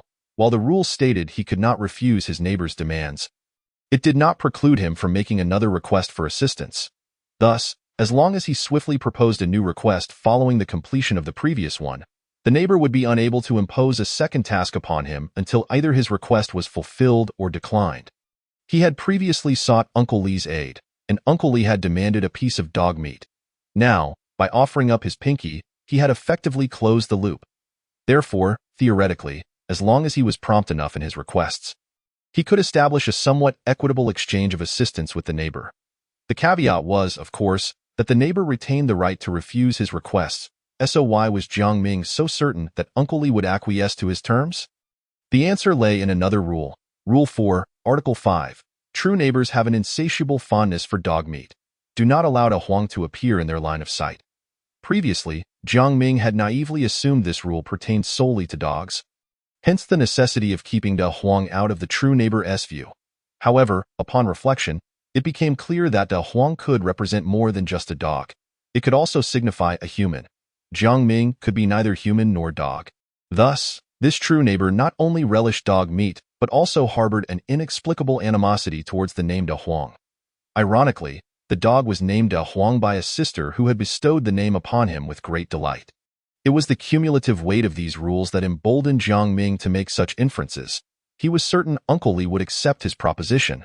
But what if his reasoning was flawed? In that case, he would have no choice but to summon another vending machine as a temporary barrier, and then return to the embrace of the dog, for the dog merely wished to become human, while Uncle Li would truly consume him. Returning to the matter at hand, after Jiang Ming's request was voiced, Uncle Li's substantial form became rigid, his eyes flickering with anger and conflict, before settling into a daze. Eventually regaining clarity, his body trembled slightly, as if waging a silent battle, yet ultimately, he was powerless to act. Coming to his senses, he swallowed the severed pinky, his gaze glinting with greed as he spoke. Of course. But this portion of dog meat is rather insufficient. Jiang Ming was momentarily taken aback. Uncle Li had previously stated that any dog meat would suffice, without stipulating type or quantity, yet now he was expressing dissatisfaction over the meager offering. Indeed, as time passed, these oddities underwent transformation. Hearing the commotion from the room behind him, Jiang Ming steeled himself, grasped a kitchen knife, and severed another finger. An agonizing wave of pain surged through him, yet Jiang Ming merely stifled a groan. Trembling as he extended the finger towards Uncle Li gulped it down, his greed unabated. Not enough, still not enough, you? A flicker of anger ignited in Jiang Ming's eyes, yet he suppressed it. Glancing at the knife in his hand, he was consumed by a frenzied determination, and without hesitation, he swung down the blade, accompanied by a piercing scream. A hand, which had nearly transformed into a claw, was severed, blood gushing forth. Uncle Li, blood-soaked, seized the left hand and tossed it upwards, his massive maw agape. Crunch, crunch. Excellent, this is sufficient, but once the task is accomplished, I intend to feast upon you. Jiang Ming collapsed to the ground. Upon hearing Uncle Li's demand, he barely managed to rise, acquiescing while playing a clever trick. Certainly, once the task is complete, you may consume my entire body of dog meat at your leisure. Uncle Li appeared unfazed by Jiang Ming's statement, seemingly in agreement. To him, Jiang Ming had become indistinguishable from any dog, rendering such a declaration equivalent to his own consumption. Having secured Uncle Li's cooperation, Jiang Ming's anxieties were significantly alleviated, and he dragged his weary body across the corridor to lie down and feign death. Admittedly, this trap was rather juvenile. Anyone with a modicum of sense could discern something amiss. Yet often, the form of a trap holds little significance. As long as it offers compelling incentives, it proves effective. The dog, witnessing Jiang Ming's pitiful state, would undoubtedly fear for its own life, and thus, even if it was a trap, it would inevitably fall for it. This was a blatant scheme. As long as the dog yearned to become human, it would surely be ensnared. Uncle Li, with avarice glimmering in his eyes, cast several lingering glances at Jiang Ming's form before stepping into the mist of the corridor. Bang! The monsters within the corridor continued their relentless battle, and Uncle Li had succumbed to madness, unleashing wild and unrestrained attacks, heedless of his surroundings. Yet the dog remained preoccupied with Jiang Ming, striving to draw the battlefield further away from him. However, the corridor was limited in size, leaving little room for maneuver. Thus, the dog could only exert restraint, dividing its focus to keep a watchful eye on Jiang Ming. Even so, in the current conflict, Uncle Li still found himself at a disadvantage. It was evident that if this stalemate persisted, he would undoubtedly be defeated. Jiang Ming was acutely aware of the situation unfolding around him, though he had never harbored any hope that Uncle Li could triumph over the dog. Glancing at the scene, he dragged his exhausted frame towards the entrance of room 1201. Knock, knock. Gently tapping at the door, he heard hurried footsteps from within. The moment the door swung open, Jiang Ming tossed in a rubber eraser, summoning all his strength to declare, Uncle Li, I have found the heart you desire. Chapter 27. Mutual destruction of all parties, the heart of humanity. My heart? Quickly, quickly give it to me. I can hardly bear it any longer. A piercing voice echoed from within the room, and in the next moment, a colossal figure burst forth. This monster bore a striking resemblance to another Li Shu, with the sole distinction being that its entire body was cloaked in green fur, from which drops of fetid corpse water dripped. As soon as it emerged, its gaze fixated on Jiang Ming at the doorway. At that moment, Jiang Ming appeared hunched and diminished, standing at less than 1.40 meters, with yellowish fur adorning his body. It was fair to say that aside from his head, there was not a single aspect that resembled a human. Unsurprisingly, Li Shu exhibited no interest in such an entity. Just then, Jiang Ming lifted his chin, signaling Li Shu to look aside. There, Li Shu, the heart you seek is right there. Following Jiang Ming's direction, Li Shu beheld a formidable figure engaged in a fierce struggle with another indistinct monster. The figure stood tall, with fair skin exposed. Despite possessing claws and long fur, it was undeniably more human-like than the diminutive Jiang Ming. Li Shu's nostrils flared, and his eyes brightened instantly. Indeed, this being not only bore a human resemblance, but the essence of humanity emanating from it was profoundly rich, confirming its human nature without a doubt. Thus, after enduring days of ravenous thirst, Li Shu's eyes were bloodshot as he charged forward, sinking his teeth into the creature. Bastards! You two wretched bastards! Caught off guard, the creature suffered a significant setback and ceased to reserve any strength. Launching a frenzied assault against both opponents, Hu Jiangming leaned against the door, exhaling in relief. He was currently in Li Shu's residence. His previous safety outside was due to the creature's restraint, which had kept him unharmed. However, with two Li Shus attacking simultaneously, the creature was now overwhelmed and would undoubtedly unleash its full strength. Had he remained outside, he would likely have been swept away by the aftermath of the battle within mere minutes. Boom, boom. Listening to the fierce sounds of combat outside, Jiang Ming murmured against the door. Let them fight, let them fight. It would be best if they both perished. At that moment, Jiang Ming's mind was clouded, not solely due to his low rationality but also from excessive blood loss. Yet, this was within his expectations. Jiang Ming's habit was to consider defeat before victory, always envisioning the worst-case scenario. In his original plan, the most dire outcome he anticipated was losing an arm. Fortunately, he had only lost his left hand. Well, perhaps that is not so fortunate. The price paid for losing a hand was far greater than Jiang Ming had imagined. Amidst the chain reactions it triggered, the extreme pain was, in fact, the least of his concerns. It was as though the hallucinations were becoming increasingly vivid. For example, at that moment, a man dressed like a scholar was animatedly speaking to Jiang Ming. Brother, I have read extensively, explored the world of literature, and am learned beyond measure. Upon reflection, it seems that the teachings of the Huangdi Neijing concerning the art of dwelling are the sage's words we scholars ought to study. I observe your weary visage and pallid complexion. It appears to be a symptom of kidney deficiency. Jiang Ming naturally ignored him, pretending he did not see. If he acknowledged him, he might end up like the others in the living room, transforming into something real. Slumped on the ground, he had become somewhat numb. Gradually, he found it increasingly difficult to feel the pain in his left hand. In fact, he was beginning to feel drowsy. This was by no means a good sign. To maintain his wakefulness, Jiang Ming continuously stimulated himself, slapping his face, pinching his flesh, digging his nails into his skin. Yet these actions yielded little effect. Jiang Ming gazed at the slowly clotting wound on his left hand. His expression complex, before forcefully inserting his right fingernail into it. With his fingers clawing at the wound, he scratched back and forth until the flesh and blood were thoroughly mangled. The familiar agony washed over him once more. Yet Jiang Ming's expression brightened with joy. Good. This method proves effective. Thus, he continued to inflict self-harm while listening to the sounds of battle outside. Time passed slowly. Perhaps a long duration had elapsed, or maybe only a few minutes. Gradually, the slumped Jiang Ming was astonished to discover that he was not growing taller. No, it was his body gradually recovering. Jiang Ming was on the verge of tears of joy. This indicated that the creature outside had surely sustained injuries, and not merely superficial ones. Indeed, although the creature was stronger than a single Li Shu, it was still far from being able to crush them effortlessly. Now, with two Li Shus attacking simultaneously, it was evident that the creature could not withstand their combined might. As the creature was injured, the degree of his own transformation would diminish, a realization he had discovered during their first battle. As time slowly flowed by, the violence outside intensified, and even from behind the door.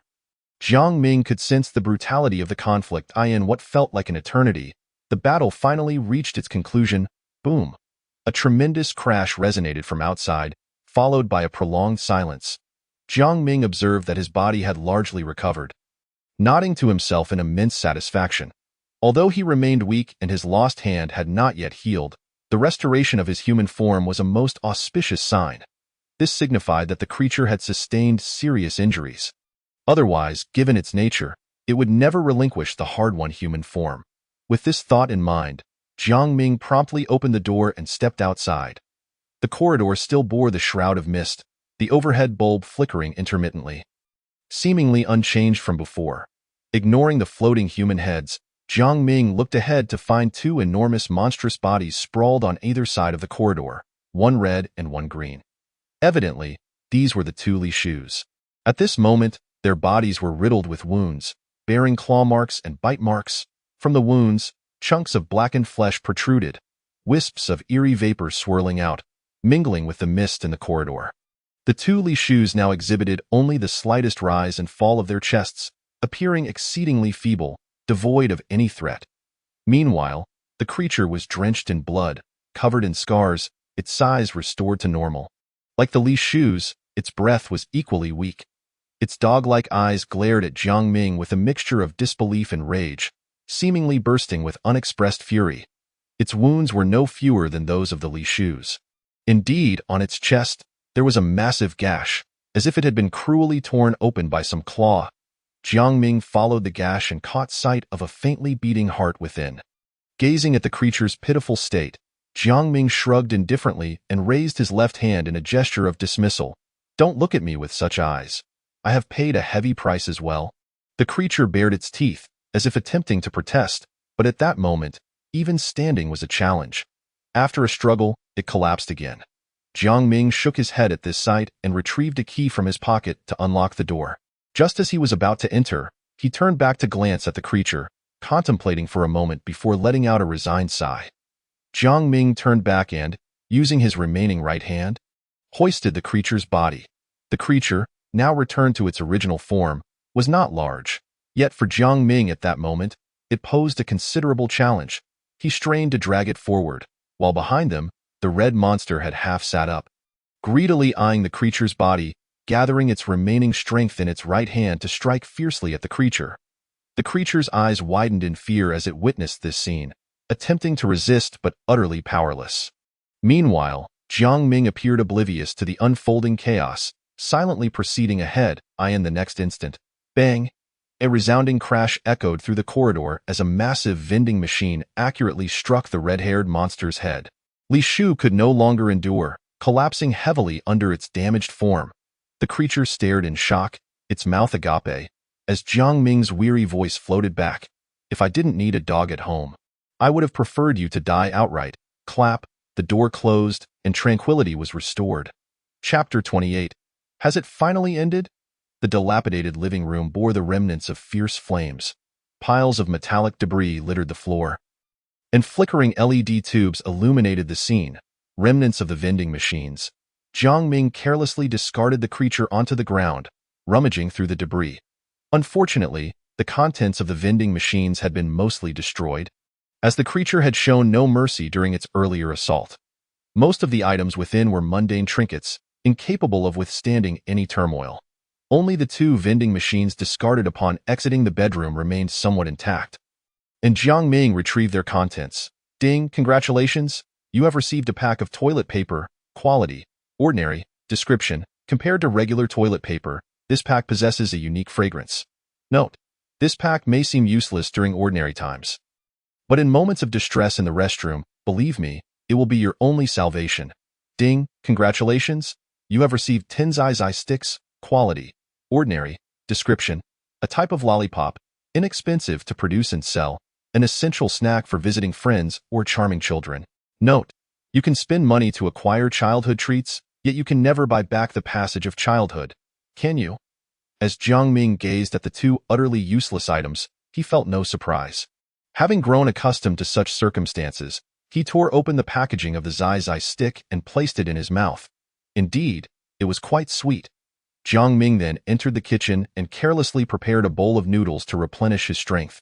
After finishing his meal, he commenced his scavenging, transferring a haphazard assortment of medications from the living room drawers, such as anti-inflammatory drugs, cold remedies, and iodine, into his bedroom. He also packed away various ready-to-eat items from the refrigerator, including luncheon meat, sausages, bread, and a large container of water. Once all these items were moved, Jiang Ming spent some time collecting scattered LED tubes, both intact and broken, from the floor and brought them back to his bedroom. Jiang Ming had contemplated retrieving the clock from the living room as well, but each time he attempted to bring it into the bedroom, an excruciating pain surged through his mind. Conversely, he could not take the clock from the bedroom into the living room either, leaving him no choice but to abandon the idea. After completing all these tasks, just as he was about to close the bedroom door, he turned to glance at the battered dog beside him. A contemplative expression crossing his face, in the next moment, Jiang Ming dragged the severely injured dog into the bedroom. With a resounding thud, the door shut, plunging the living room into silence. Jiang Ming furrowed his brow slightly as he sat down in a chair to tend to his wounds. Once he had finished, he surveyed the chaotic state of his bedroom and let out a deep sigh. Reaching this point had not been easy, however. The path may be winding, yet the future is bright. He had resolved all his troubles, and now he simply needed to lie back and reap the rewards. The reason Jiang Ming had dragged all these items into the bedroom, despite his grievous injuries, was because he intended to remain there for the next 3 days. All his needs, eating, drinking, and relieving himself, would be taken care of within the confines of his bedroom. Although this approach might lack dignity, it was undeniably safe. In the realm of bizarre rules, survival is the ultimate form of dignity. To be candid, Jiang Ming had contemplated this course of action from the very beginning. According to his analysis of the rules, the bedroom was the safest place. Thus, why not simply endure for 7 days? But was that truly feasible? Clearly not. When he first entered the world of strange rules, he was uncertain about which rules were genuine, making it impossible to hide indefinitely in the bedroom. Furthermore, there was always the risk of power outages. The cabinet in the bedroom remained unopened, and one clock was missing. By the time Jiang Ming resolved these issues, new ones emerged. The dog-s transformation, Uncle Li's scheming, the appearance of dog meat, and his sister. These matters arose one after the other, each capable of leading to his demise multiple times, leaving Jiang Ming perpetually exhausted. Yet just moments ago, he had finally managed to address all these concerns. The price had been steep, but it was worth it. The dog was gravely injured, as were both Uncle Li's, and for the next 3 days, there should be no major upheaval. The power outage issue had also been mitigated. If the method of stealing electricity failed, he still had a few days' worth of LED tubes. Considering the timeline, it was already the evening of the 4th day, with his mother returning on the morning of the 7th. This meant that even if the power went out from this moment on, he only needed to endure for 2 more days until his mother's return. Beyond that, Jiang Ming faced no imminent risks. Having resolved all problems, why then should he still confine himself to the bedroom? Naturally, it was for the sake of caution. While major issues had been addressed, minor ones still lingered, such as the group of second uncles and third uncles in the living room. If he were to venture out and inadvertently be struck down by them in the living room, it would be quite the embarrassment. Given his current physical condition, he would indeed find it difficult to contend with them. Fortunately, that group was weak. Even if they were granted 3 more days, they could not breach the bedroom. Reflecting on this, Jiang Ming glanced at the battered dog, which now lay curled up in a corner of the bedroom, its 4 paws bound with rope, even its mouth wrapped several times. Jiang Ming was always meticulous in his actions. Despite the dog's current state of weakness, necessary precautions had to be taken. The dog offered no resistance, resigned to Jiang Ming's handling, appearing as if it had already fallen asleep, its breathing gradually becoming steadier. Although the dog appeared utterly wretched at present, Jiang Ming felt no compassion for it. After all, its current predicament was entirely of its own making. It could blame no one else. Should Jiang Ming fail in this game, his fate would not be much better. There was no clear right or wrong between the two. It was merely a matter of perspective. The dog's desire to become human was its deepest obsession, while Jiang Ming could not afford to yield. This ensured that coexistence was utterly impossible. Jiang Ming's decision to bring the dog into the bedroom stemmed from his unease. After all, he planned to remain there for the next few days. If he neglected the dog and it underwent any transformations outside, what then? Thus, the most prudent course was to keep the dog close. This way, he could monitor its condition at all times, and should its status improve even slightly, he would be ready to take action. He needed to ensure it remained weakened, posing no threat to himself, of course. Jiang Ming also brought in some dog food, for a dog must eat dog food. As for whether spending these days in close proximity to the dog might disrupt the rules and lead to unforeseen changes, Jiang Ming had thoroughly researched this matter. He concluded that the risks were minimal, far lower than leaving the dog unattended outside. This had been Jiang Ming's optimal solution after much contemplation. Having finished his reflections, Jiang Ming finally felt completely at ease. At this moment, his head was wrapped in bandages. Ensuring his scalp remained intact, his left hand felt empty, with ropes and bandages stained red with blood, and his body was covered in various wounds. He opened his personal panel, and his sanity level had reached its maximum of 50.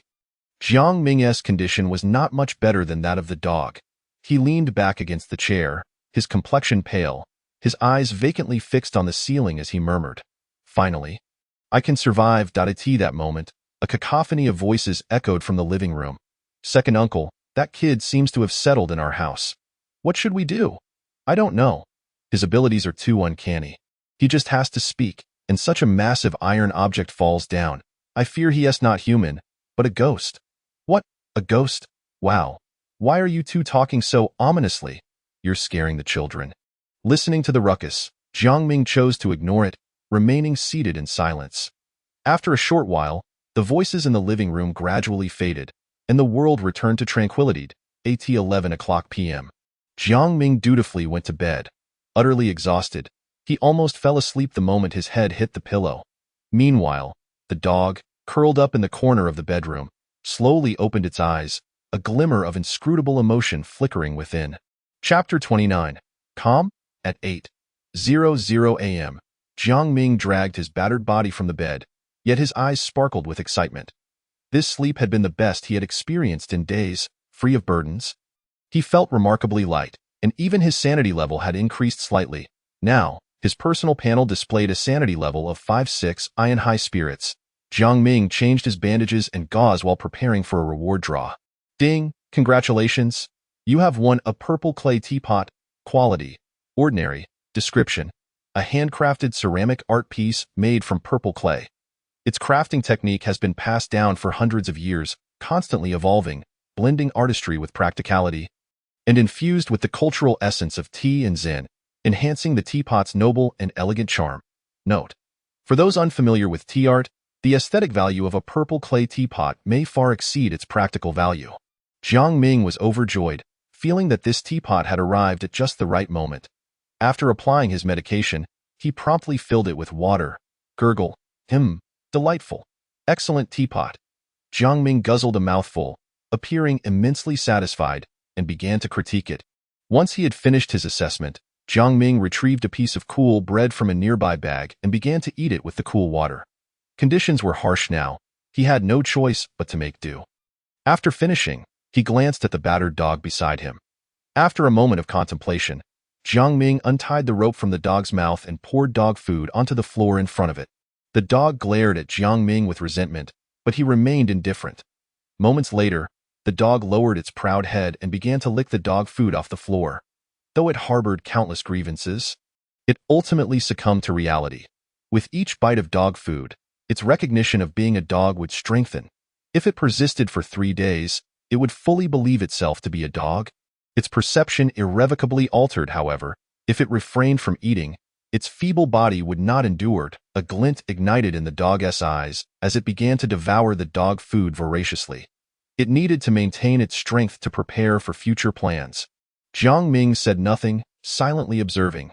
Before long, the dog had consumed all the food. It moved its body slightly and, indeed, felt somewhat better. Its strength had finally returned a little. Observing this entire scene in silence, Jiangming clenched his hand in the air, and in the next moment, an unassuming kitchen knife materialized in his grasp. Without the slightest hesitation, Jiangming brought the knife down, creating a long gash on the dog's hind leg. Blood flowing forth, the dog howled in agony, its eyes glaring fiercely at Jiangming. He merely chuckled coldly before readying the dog's mouth. Retrieving the kitchen knife, Jiangming felt an immediate sense of lightness. He wandered around the bedroom for a few laps, then idly fiddled with the peculiar bottle. After this bout of activity, Jiangming suddenly realized he had nothing pressing to attend to, after all. At this juncture, merely surviving would suffice for victory. Having been perpetually busy, Jiangming found himself unaccustomed to this unexpected leisure. As time gradually slipped away, he began to sense an unsettling change in his body. He had developed a fever, one quite severe, leaving his mind clouded and heavy, yet his complexion remained pallid, a consequence of excessive blood loss. Jiangming was uncertain about the cause of his malaise. Was it due to the substantial blood loss? Or perhaps his body was simply too weak. Maybe it was an infection at the wound site. All these possibilities loomed. He affixed a fever-reducing patch to his forehead and emptied the medications he had scavenged from the living room. Selecting the cold remedy and anti-inflammatory pills, consuming them in triple the prescribed dosage. He understood the adage that medicine can be toxic, yet in the realm of bizarre rules and tales, such concerns were secondary. Fortunately, under the influence of the abundant medication, Jiang Ming's fever subsided slightly.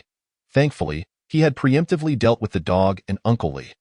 Otherwise, if he were to confront the uncanny in his current state, his demise would be inevitable. Time continued to drift until 7 o'clock in the evening.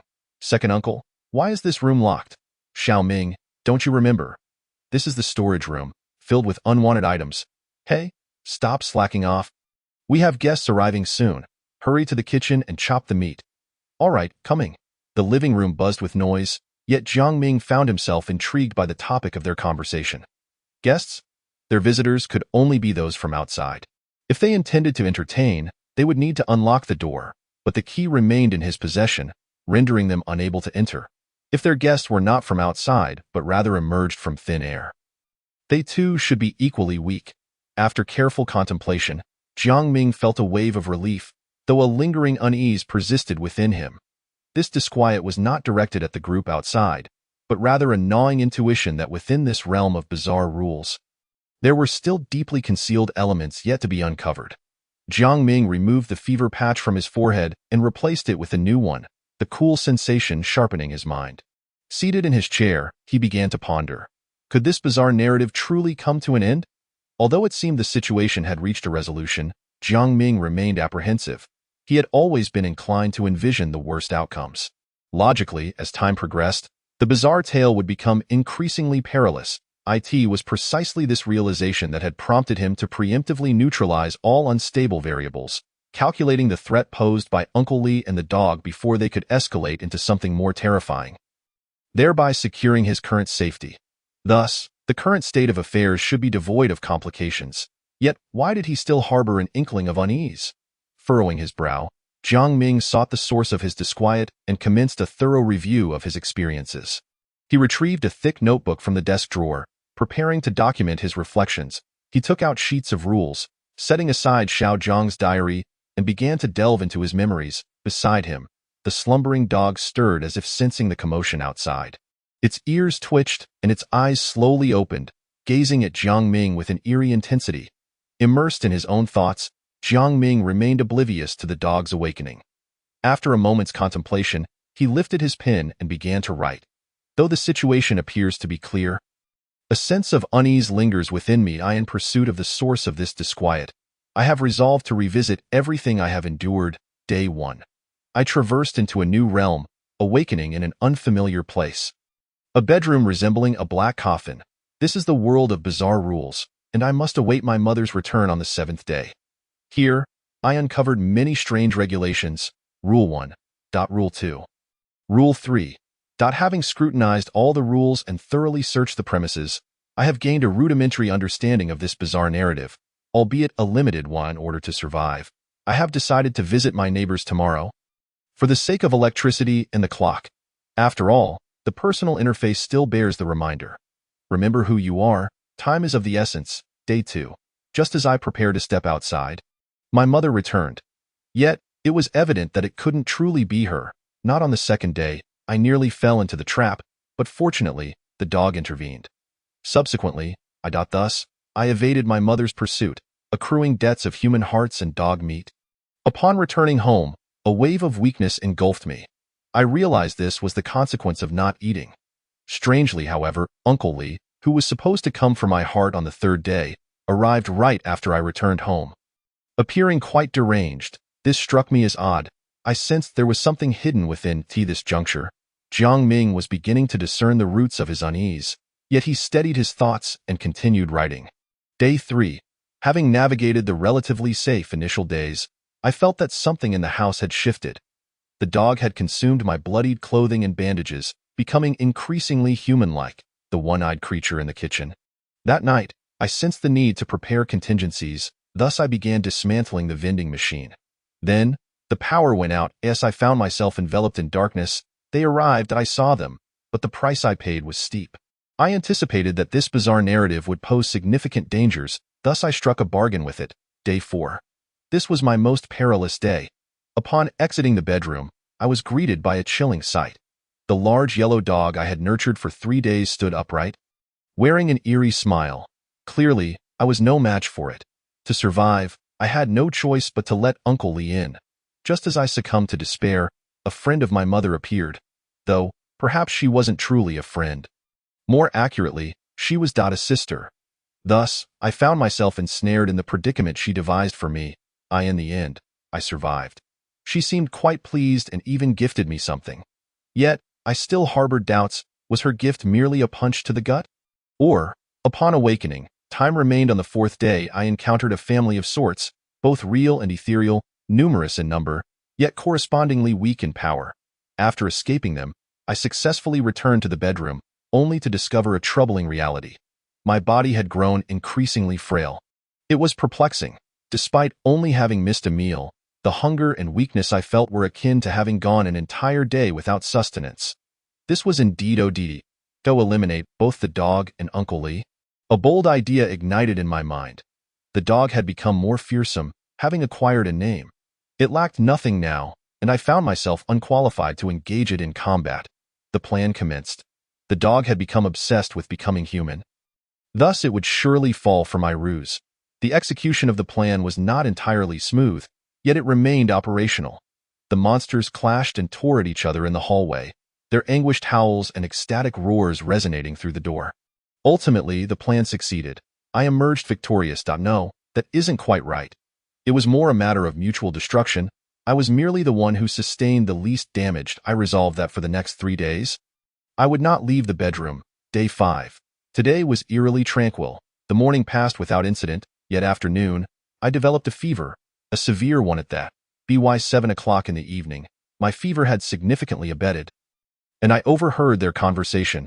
A fresh wave of unease washing over me, I began to reflect on the events of the past few days. Having penned these thoughts, Jiang Ming solemnly set down his pen. This encapsulated all that had transpired over the days. If he had overlooked anything, it undoubtedly lay hidden within these words. Jiang Ming meticulously reviewed his writings once more, glancing at Xiao Zhang's diary. The more he examined, the more pronounced the unease in his mind became. As if the shadows grew ever denser, he was desperate to uncover the source of his disquiet, hastening his writing, the pages rustling with urgency. As though the faster he turned them, the closer he would draw to the truth. Jiang Ming's eyes were bloodshot, murmuring to himself, "Almost there. Just a bit more." At last, in a fleeting moment, Jiang Ming's actions abruptly ceased, staring blankly at a single line of text. Simultaneously, the source of his unease crystallized in his mind. Is today truly the 5th day? Chapter 30. The Is today truly the 5th day? The moment this thought took root, it swiftly overtook Jiang Ming's mind like rampant weeds. Yet, the emergence of this notion was not without foundation. Both the prompts from his personal panel and the information presented within the rules unequivocally indicated that time is an exceedingly significant element in this bizarre narrative of rules. However, up until now, he had failed to discern the role time played in this peculiar story. Was its sole purpose merely to remind him to eat and sleep on schedule?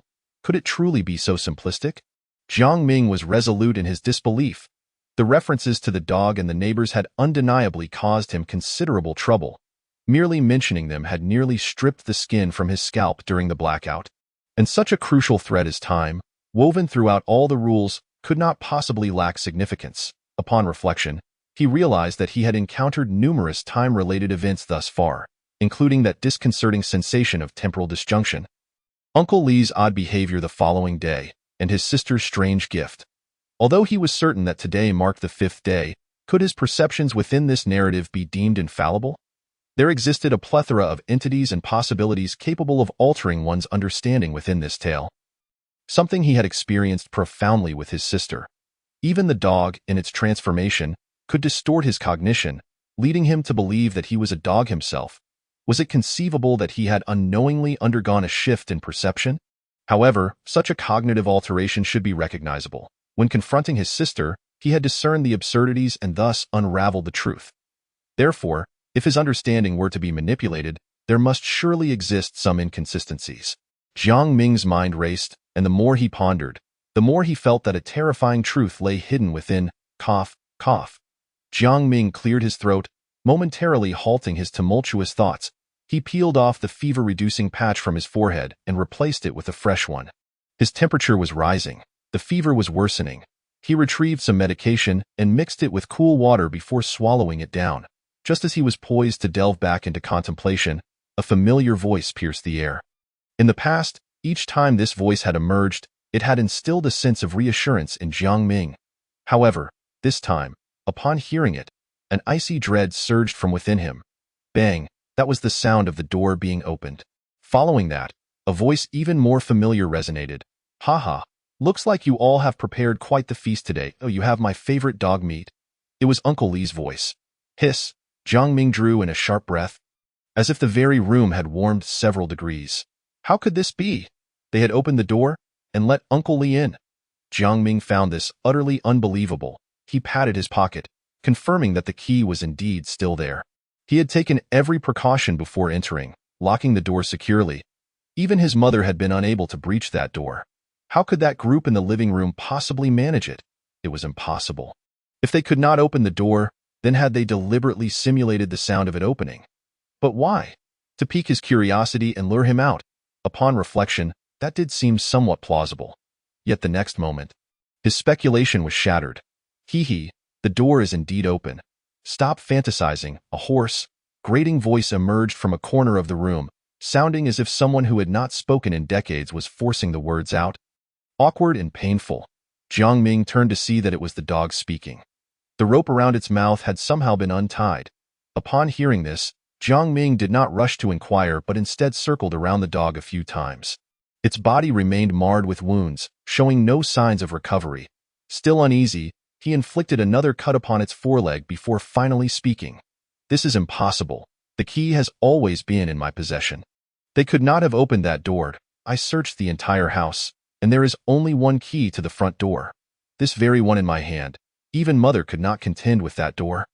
Let alone them. The dog, having received the blow without a trace of anger, merely licked its wounded paw and continued gazing at Jiang Ming with a bemused expression, saying, "Indeed, it is true that the front door of your home can only be opened with the key in your hand." The dog's words seemed like mere nonsense, yet Jiang Ming instantly grasped the crucial implication. Are you suggesting that what lies beyond is no longer my home? This was utterly absurd. Could it be that during his time confined to the bedroom, the house had been reassembled? The dog regarded him with derision and replied, "What a foolish thought. Why go to such great lengths? Tell me, what makes you think that the living room, bathroom, and kitchen outside belong to you?" Naturally, it was because Jiang Ming opened his mouth to respond but faltered. He had no evidence. After all, he had only traversed into this realm a few days prior. Moreover, the question was far too abstract. How could he prove that his home was indeed his? Should he present the property deed? Observing Jiang Ming's hesitation, the dog grew weary of the riddles, its eyes twinkling with a hint of amusement as it said, "Just as there can be only one person and one dog in a household. Between the two of us, either can be the dog or the human. And now, I have lost. You have attained the identity of a human, while I have become the dog. Yet, the same applies to that group outside. As they too vie for home. If you triumph, it remains your home. If you lose, it becomes theirs. However, at this point, the amusement in the dog's eyes could no longer be concealed as it erupted into laughter. Gloating, you have given up. Ha ha ha, you forfeited the struggle for your home, surrendering it willingly now. The door outside belongs to them. Of course, they can open it. Ha ha ha, how laughable. This is simply too comical. Listening to the dog's mocking laughter, Jiang Ming gazed at the key in his hand, his expression a complex mix of emotions. Upon reflection, it was indeed true that the group in the living room had treated this place as their own home, even attempting to drive him away, only to receive a stern lesson from him. Yet what followed? He had retreated into the bedroom, never to venture out again, while those individuals had taken over the living room. And he had not contested them. Thus, had the outside world transformed into their home? Was his current predicament entirely due to his own caution? This was utterly absurd. Jiang Ming had survived thus far thanks to his prudence and decisiveness. Yet at this moment, it was that very caution that had driven him into a corner. In that instant, Jiang Ming gained a deeper understanding of the eeriness and terror of this narrative of rules.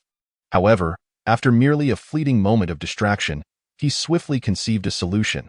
If that were the case, then he simply had to defeat them, and the home would naturally remain his. The dog suppressed its laughter. its eyes glinting as it regarded Jiang Ming. Indeed, that is correct. But do you dare to venture out? Jiang Ming fell into contemplation. The dog's words sounded credible, yet there remained the possibility of deception. Those entities outside might not have opened the door at all, merely creating sounds for effect. He was currently gravely ill, his body battered and weakened, and more critically, his sanity was reduced to a mere 56 points. One misstep, and he could very well fall into the clutches of that group. Yet, if he truly neglected the situation, the consequences could be dire. The front door served as a barrier against the uncanny. If that barrier fell, who could say how many strange entities might infiltrate his home? Perhaps the anomalies accumulating in the living room, upon reaching a certain threshold, could directly breach the bedroom and take his life. Nevertheless, after a brief internal struggle, Jiang Ming resolved to act. He had to go out. If the dog was deceiving him, the risk of stepping outside was not insurmountable. He would only need to confront that group. If the dog spoke the truth, then the living room now contained merely Uncle Lee, and he was the same Uncle Lee who relished dog meat. Having faced such terrifying battles with the dog, his current strength would surely be diminished. Moreover, with the bedroom as his sanctuary, even if he were to falter in combat, he would have a retreat. Jiang Ming had made his decision, yet before he could act, the familiar voice rang out once more, bang. The door swung open again, and this time, the cacophony of voices followed. Long time no see, Xiao Ming has grown so tall. Come here, let Mama give you a hug. It was the voice of that false mother. What a lively evening. Is there still a heart in here? This was another Uncle Lee's voice. Old Zhang, have you forgotten? I'm your third aunt's nephew's elementary school classmate. Big brother, I brought my girlfriend home. Xiao Ming still remembers me. I'm Aunt Zhang. The outside was a tumult of noise, footsteps mingling chaotically, and the influx of people seemed endless. Jiang Ming collapsed into a chair. His face pale, cold sweat streaming down his brow, and the fever-reducing patch on his forehead slowly slid away. Finished. Chapter 31. 20 minutes finished. It is certainly not the time to venture outside now. Just moments ago, Jiang Ming wished to step out, believing the potential rewards outweighed the risks, and he had an escape route. Yet now, should he dare to open the door, he might be instantly besieged by a horde of strange entities. With no opportunity to react, as he listened to the cacophony outside, a chill coursed through him, while his body felt feverishly hot. His illness was worsening once again. Jiang Ming slumped into a chair, shaking out a few cold and anti-inflammatory pills from a bottle, and placed a new fever patch on his skin. His mind was a tumult of confusion, not solely due to the unexpected turmoil outside, but also because of the relentless high fever. Outside, the clamor persisted, yet the topic had subtly shifted. Old Jiang, the meat today is truly delectable, but it's getting late. I think I shall sleep here tonight. Indeed, it's quite late. Returning home would be inconvenient. I too shall stay here for the night. That could work, though we don't have many beds at home. I'll tidy up the storage room. Sounds good. As the noisy footsteps drew nearer, Jiang Ming felt a jolt of panic and stood up abruptly to throw them. His bedroom was merely a storage space.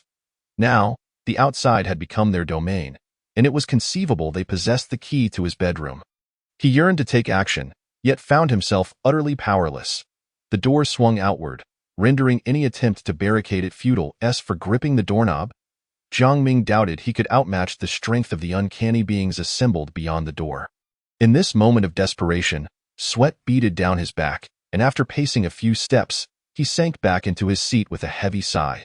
Given the overwhelming disparity in strength, it seemed his only recourse was to pray. To pray they could not open the door, or to pray that they were mere illusions. Such behavior may appear absurd in the realm of bizarre tales, yet it was all Jiang Ming could muster at this moment. Click! The sound of a key entering the lock echoed at the bedroom door. With a sudden rush, Jiang Ming sprang to his feet. He refused to succumb to inaction, dragging his weary body to the door. His eyes filled with determination. If they truly managed to unlock this door, he would charge out, using the vending machine as cover, dashing into the hallway. He recalled the last time his sister had appeared. Emerging from the blood-stained door across the corridor, if he were indeed cornered, he would have no choice but to gamble on his luck. Although the outcome of such a reckless act might prove futile, at the very least it could prolong his life, even if just for a few seconds. Click, click, click. The eerie force grew stronger, the key twisting incessantly in the lock. Jiang Ming's perspiration increased. Finally, with a loud crack, a sound more thunderous than before. Silence fell outside the door, and Jiang Ming exhaled in relief. Thankfully, they could not open the bedroom door. The key had snapped off in the lock. This might be attributed to the fact that Jiang Ming still occupied the room. As its rightful owner, they could not gain entry. Wiping the sweat from his brow, he prepared to turn away when suddenly, a violent crashing erupted. Bang! The strange entities outside erupted from their silence into a frenzy, recklessly battering against the bedroom door. Why? Why can't they open it? There's someone. I can smell a human inside. Human flesh. I crave human flesh. Xiao Ming, Mama misses you so much. I truly wish we could be together forever. This is my home. Get out of my home.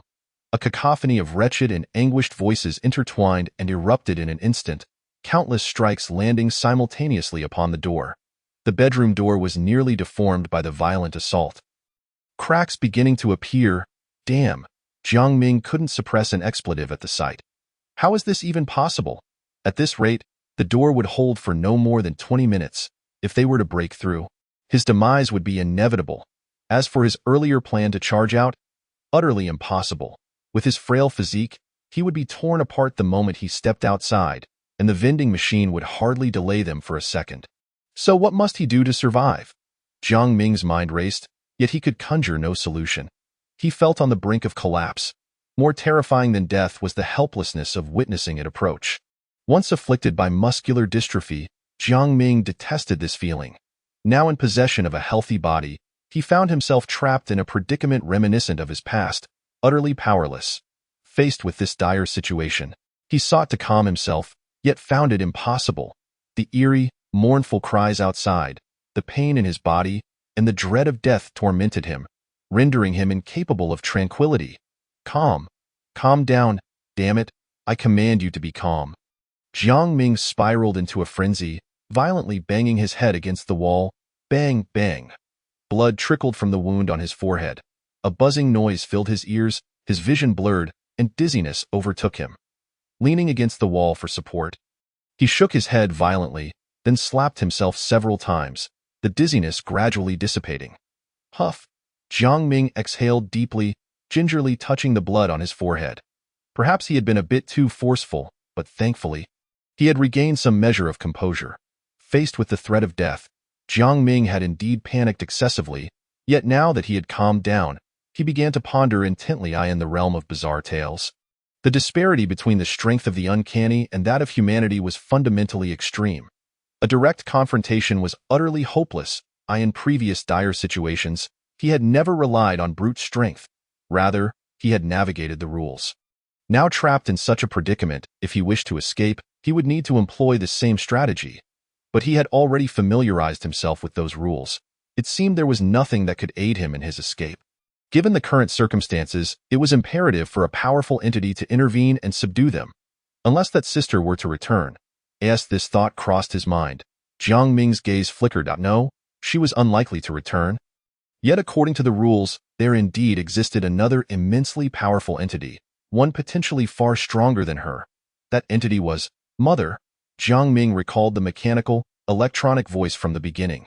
When I was alone at home, everything seemed to undergo some bizarre transformation. I adhered to Mother's rules. Day after day, I waited and waited, and finally, on the last day, Mother returned, and all problems were resolved. Yet I discovered that Mother seemed not to be Mother, and I was no longer myself. Everything had changed, yet it felt as though nothing had changed. Thus, if Mother were to return, everything could be resolved. But the pressing issue was that Mother would not return until the 7th day. And today was only the 5th day, wasn't it? Jiang Ming found himself pondering the original question. Today? Is it truly the 5th day? Chapter 32. A familiar sense of despair. Jiang Ming felt he had grasped the key. Time was undoubtedly a crucial clue. If he could decipher this, perhaps he could shatter his dire predicament and survive. Click. Jiang Ming glanced at the increasingly fissured wooden door, his eyelids twitching. Well, perhaps even understanding it wouldn't guarantee survival, considering the door could only withstand a few more minutes at best. Yet Jiang Ming refused to surrender, immersing himself wholeheartedly in his deduction. He had previously scrutinized the rules and diary countless times, and he had begun to harbor some suspicions regarding the nature of time. Otherwise, he would not question whether today was indeed the fifth day. Jiang Ming continuously recalled and analyzed, linking various details together. Delving deeper into exploration, time. His brow furrowed deeply, just as he reached a pivotal moment in his deductions, preparing to lift the veil shrouding the truth. An unexpected event occurred. A power outage. The majority of the bedroom was instantly engulfed in darkness. Save for a few LED light tubes Jiang Ming had collected earlier, barely illuminating his surroundings. Though startled, Jiang Ming hesitated not for a moment. Leaping onto the bed the next instant, grotesque and eerie figures emerged from the shadows. Leering hungrily at the now vulnerable Jiang Ming, among them, a being missing an arm cast a venomous glance at him before gradually melding back into the darkness. Jiang Ming regarded the scene before him. A headache forming. How could all manner of ghastly apparitions materialize? Thankfully, his caution had led him to prepare for contingencies.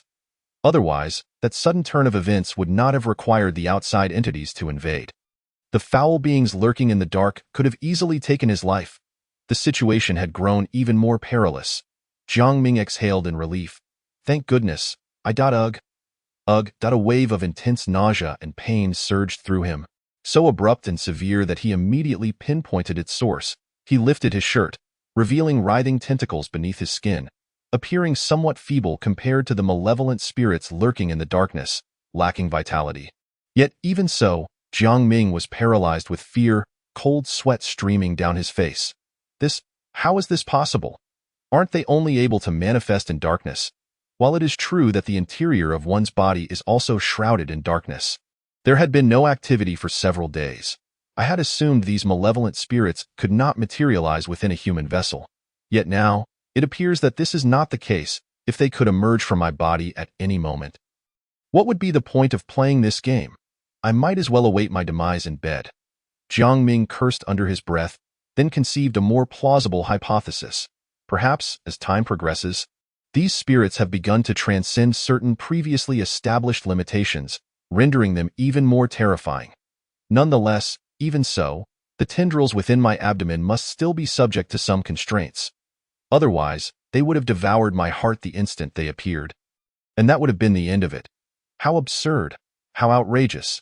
Is this what they call a rule-based horror story? Can anyone truly survive such a challenge?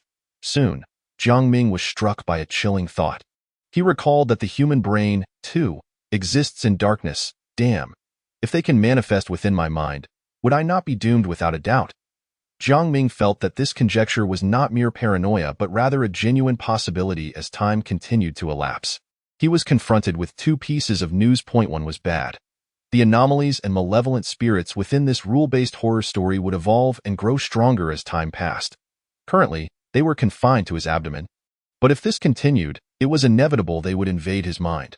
The other was worse. Jiang Ming might not even live long enough to witness that invasion, for the door to his bedroom appeared to hold out for no more than 10 minutes. Jiang Ming was drenched in sweat from the pain, pounding his abdomen with considerable force, yet the tendrils began to regain their vigor, moving recklessly within him as they thrashed about. Jiang Ming feared that if time dragged on, they would soon start to consume his innards, sealing his fate. The mocking laughter rang out from the surrounding darkness, deriding Jiang Ming's predicament, mocking his helplessness. Listening to the derisive sounds, Jiang Ming's expression hardened as he took a kitchen knife and carved a hole into his abdomen, inserting a nearby LED light tube through the opening. As soon as the light tube was in place, the tendrils within his belly vanished, and Jiang Ming exhaled deeply. Due to the tube's length, it could not be fully inserted, so he grasped the portion outside his abdomen, adjusting the internal segment to position it closer to his chest. After completing this task, Jiang Ming collapsed onto the bed, feeling utterly drained of energy. His scalp was torn, his left hand severed, his strength diminished, illness plagued him, and a high fever raged within him, while outside, strange noises pounded at the door, and inside, malevolent spirits entwined him. In that moment, Jiang Ming felt a familiar sensation wash over him once more. A feeling called despair. In this rule-based horror story, it was impossible to count how many times Jiang Ming had encountered despair. Each time he managed to evade death, a greater crisis would inevitably arise, plunging him deeper into hopelessness. Yet after enduring so many trials, he had grown somewhat accustomed to this feeling. Perhaps this was simply the nature of a rule-based horror story. Sigh, all I desire is to live freely. Jiang Ming felt an overwhelming weariness, and no matter how resilient his will to survive, he was still but a human being, a human. One inevitably tires. At this moment, Jiang Ming sensed he had reached his limit, yearning to relinquish everything and drift into a deep slumber. Perhaps being killed by a malevolent entity in his dreams would be a rather appealing choice. I am so exhausted. Perhaps I shall simply sleep. Sleep away? Sleep. As this thought crossed his mind, a flash of insight illuminated his consciousness. It seemed he had grasped a key to unraveling the mystery, and the fog of truth began to lift. If he could deduce the truth, there might still be a chance for survival. With this thought, his will to live surged forth, and Jiang Ming immediately sat upright, eager to seize that glimmer of inspiration. Sleep? Time? The return of my mother? The dog's sleeping hours? Xiao Ming. Why did Uncle Li knock on the door the next day? What is the relationship between the real and false Uncle Li? Jiang Ming's voice grew louder, as if to drown out the mocking laughter of the spirits and the eerie pounding at the door. His thoughts became increasingly clear, and his eyes shone brighter. Though he still felt just short of the mark, time, where lies the crux of the problem, I am still missing a crucial point. Just as Jiang Ming found himself in this torturous state, a hoarse voice emerged from the corner of the room. There are two kinds of time, and the key to the second kind is sleep. Jiang Ming ceased his contemplation, bewildered as he turned to look. He saw, at the edge of the light, the dog struggling to move, its canine face emerging from the darkness. Jiang Ming regarded it with confusion, uncertain why the dog would suddenly speak to him. Was it yet another deception? The dog, noticing Jiang Ming's disbelief, sighed and said, "Our struggle is merely for the identity of a human, but the strange beings outside truly threaten our lives. As long as I am alive, there remains a chance to become human in the next rule-based horror story. If I die, then all hope is lost." The dog's reasoning was sound, yet Jiang Ming remained skeptical. The dog did not expect to convince him and continued, "Without my guidance, based on your previous performance, discovering the correct answer would only be a matter of time. And now, time is not on your side. Your inability to comprehend is due to the rigid confines of your thinking. No, one could say that almost every normal person would think this way. A day consists of 24 hours. But is a day truly 24 hours? Yes and no. Chapter 33. Time travel? Yes and no.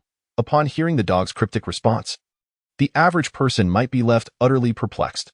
However, Jiang Ming had already formed a hypothesis regarding the final answer, and he was on the brink of deducing it.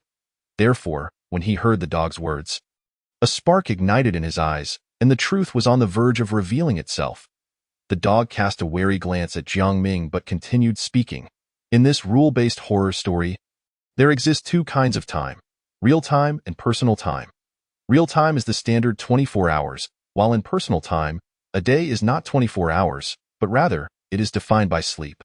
Upon hearing this, Jiang Ming experienced a moment of profound clarity, the last remnants of confusion dissipating.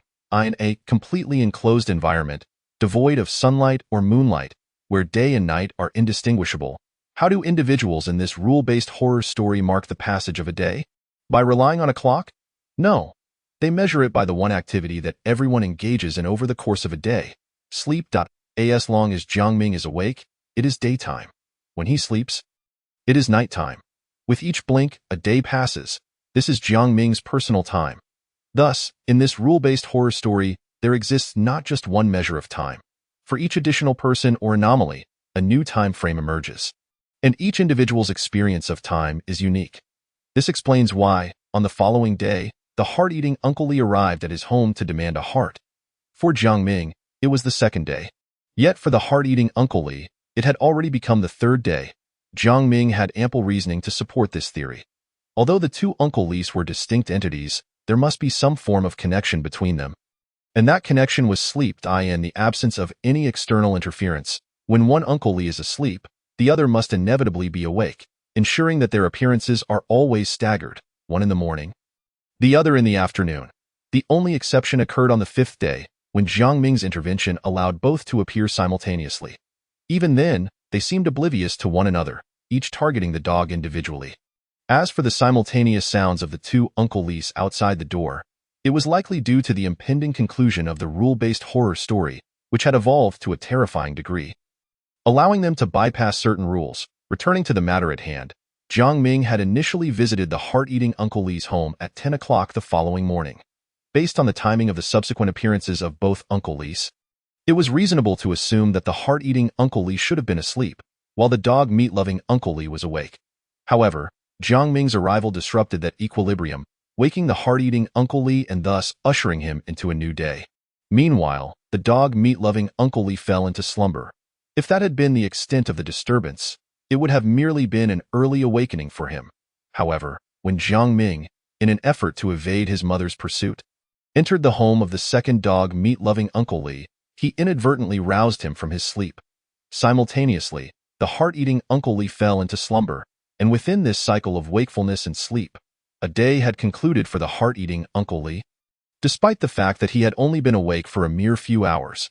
After that, Jiang Ming stayed at Uncle Lee's house, who was known for his dog meat dishes. It was there that he heard a remark from Uncle Lee, who had just awakened from his slumber. Now, he intended to return to sleep.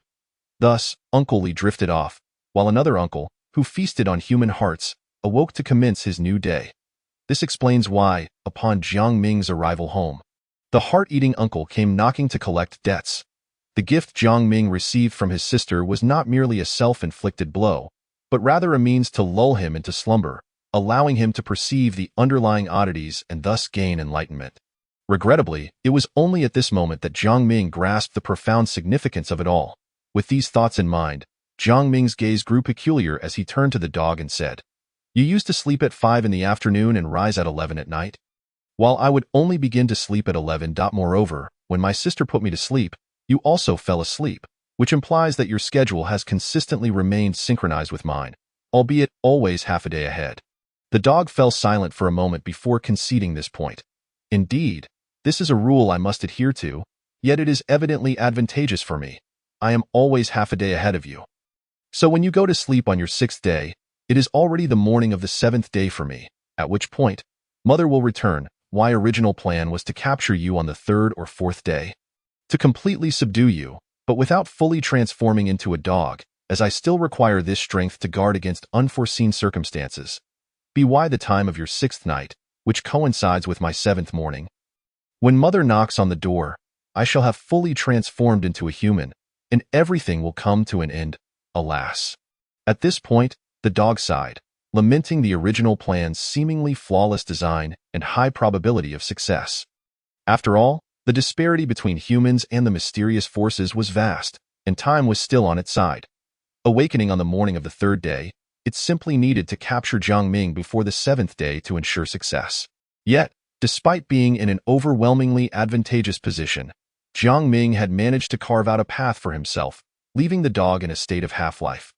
Jiang Ming abruptly interrupted the dog's lament, his eyes ablaze as he spoke. "In light of this, for me, it is currently the daytime of the 6th day. Given the present circumstances, it is impossible for me to enter the 7th day by merely taking another nap. However, you are different. You fell asleep at 5 this afternoon and awoke at 7, so for you, it is already the daytime of the 7th day. Mother will return at 7 on the morning of the 7th day. Therefore, what time is it for you now?" The dog glanced at the clock, its gaze seemingly penetrating the darkness as it replied, 1:07 in the morning. This was evidently still a considerable time away from 7 o'clock, and the bedroom door clearly could not withstand such a wait. Nevertheless, Jiang Ming remained unperturbed, as if he had already devised a solution. He touched the LED light tube protruding from his abdomen and, with a peculiar look, turned to the dog and said, "We have fought many times, and you understand me, just as I understand you. You could have informed me of everything before that group outside seized home, thus preventing the current predicament. Moreover, you usually sleep at 5 in the afternoon and wake at 11, needing a full 6 hours of sleep. Even if I was put to sleep by my sister, you would still have to fulfill this 6-hour requirement to maintain synchronization with me. This indicates that this is a crucial rule for you, as you would rather relinquish the splendid opportunity to transform me than violate it. Yet today is different. You fell asleep at 5 this afternoon and awoke at 7, having only slept for 2 hours. What circumstance compelled you to forsake the rules and awaken prematurely? Jiang Ming's eyes darkened, pointing towards the cracked bedroom door. I can say with absolute certainty that the current situation is a deliberate indulgence on your part. After all, had you simply informed me that if I did not venture outside, that group would seize my home, and the mysterious forces would invade, I would have been prepared, and none of this would have occurred. Yet you said nothing. You merely watched silently as everything transpired, allowing the bizarre entities to besiege the bedroom and placing our lives on the brink of death.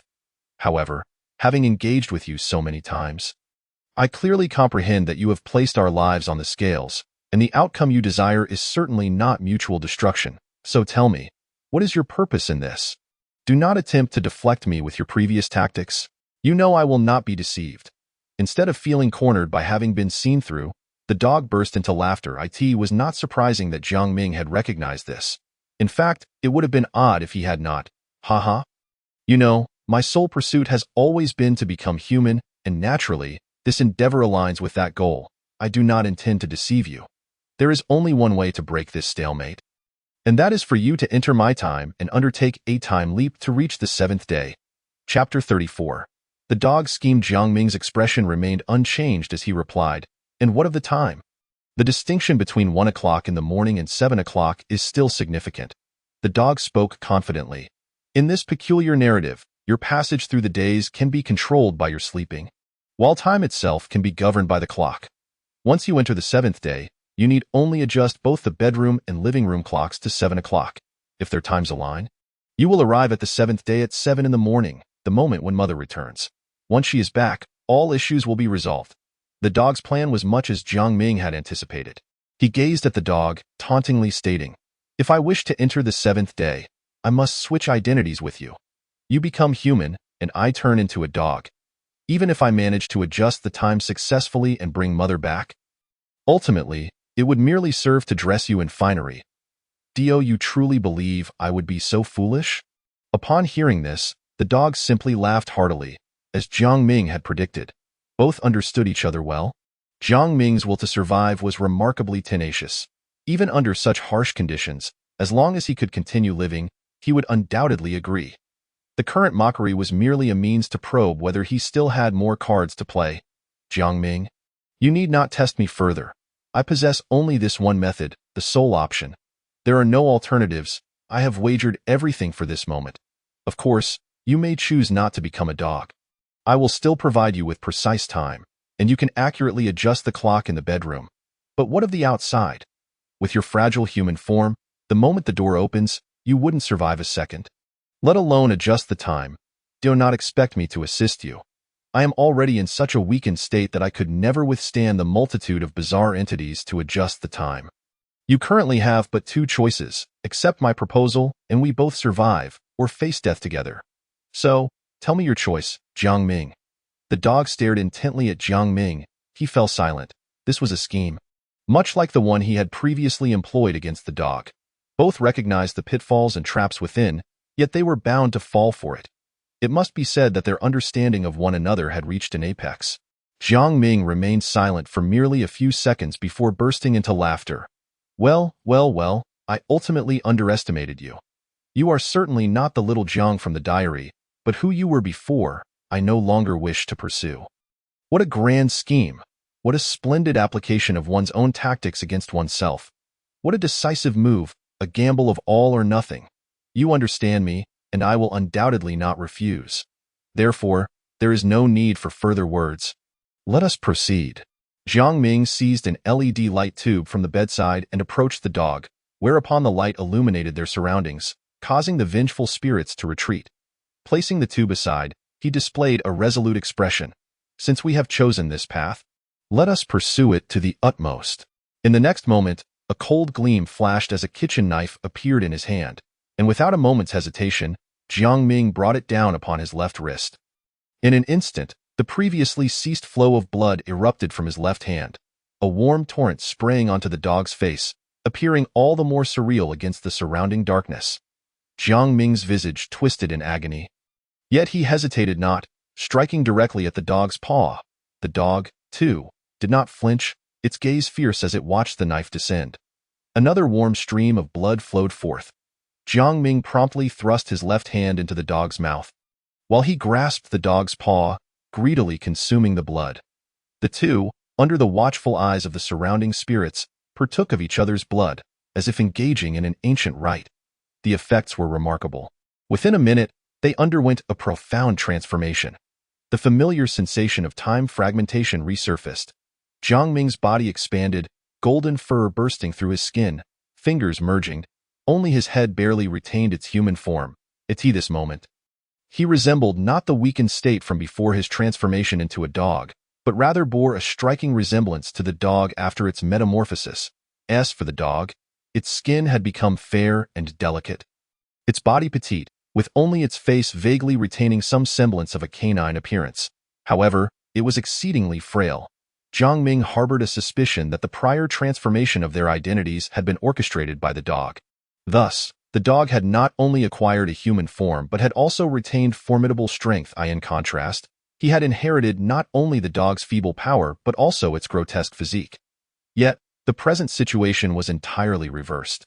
Therefore, the crux of the matter lay in who would dominate whom. The true master of this scenario. Would the victor take all? Jiang Ming gazed at the weakened dog on the floor and unceremoniously tossed it onto the bed. It had lost its canine identity, and the ominous entities lurking in the darkness could now pose a threat to it. Should he venture out to manipulate time during these fleeting seconds, and the dog were to be slain by a malevolent spirit, resulting in unforeseen repercussions, the consequences would be dire. At this moment, the dog lay pitifully on the bed, its pale skin tinged with red, a sign of fever and elevated body temperature. Moreover, aside from the severed arm, it remained bound by ropes, which had dug into its flesh as its form expanded. Yet, Jiang Ming had no intention of freeing it. He regarded the dog's countenance, then touched his own head. Why had they not undergone a complete transformation, with their skulls still largely resembling their original forms? Jiang Ming harbored a vague suspicion. It was either because the dog was currently too weak or due to the brief duration of their transformation. Fortunately, this degree of alteration still held significance. The sensation of temporal disjunction dissipated. Jiang Ming turned his gaze to the clock, which now read 10 minutes past the hour, undeniably indicating that he had successfully traversed to the seventh day. He strode boldly into the darkness, and the malevolent spirits dared not make a move against him, retreating in fear instead. Only one ghost, missing an arm, emitted a potent aura of resentment, circling around him. Jiang Ming cast a covetous glance at it, sensing that these spectral entities were quite alluring. He observed the nearly shattered wooden door, riddled with cracks, before hastening towards the clock, after rummaging behind it and adjusting the hands. He set the time to 6:59, pausing only then. The familiar sensation of temporal disjunction returned, this time due to the inconsistency between the living room and the bedroom. If he could synchronize the time in the living room with that of the bedroom, this feeling would naturally vanish. Jiang Ming waited patiently, watching the clock as seconds ticked by until the second hand completed 40 ticks, reaching 6:59 and 40 seconds. He then erupted into action, reaching out to seize a one-armed ghost from the shadows. Chapter 35. Mother returns. It had no eyes, no nose, only countless uneven mouths. Among them were layers of serrated teeth, and repugnant green slime dripped down. Its entire being was decayed and foul, with white maggots writhing within the rotting flesh. The creature emitted a piercing wail, its single arm attempting to rend Jiang Ming, but to no avail, leaving no trace behind. Jiang Ming used it as a shield, lunging violently towards the wooden door. Bang! The violent collision was akin to the final straw that broke the camel's back, causing the precariously balanced wooden door to explode into splinters. The entities outside were likely caught off guard by the sudden emergence of a powerful force from within. In a moment of carelessness, several of the entities at the front were knocked to the ground. Outside lay an expanse of darkness, yet this did not deter the malevolent beings. They erupted in furious anger, uniting their efforts to assault Jiang Ming. Countless tentacles, claws, and fists rained down upon him without restraint. Waves of sound and shrill cries echoed in Jiang Ming's mind. In an instant, the multitude of attacks descended upon him, and his seemingly robust body was reduced to a state of shredded flesh and blood. The ghost he had used as a cushion barely lasted a second, its screams fading as its body was pulverized. Yet, this was merely the first wave of their onslaught. Many entities had not yet launched their attacks due to their positioning or a failure to react in time. Like that foe mother, it had been too far away to engage fully, merely extending a few tentacles to join the fray. Now, it was rapidly clearing a path through its fellow entities, charging towards Jiang Ming. It was evident that the next wave of assault would be even more terrifying. Jiang Ming felt dizzy from the onslaught. Although the dog's strength was formidable, it paled in comparison to the multitude of entities.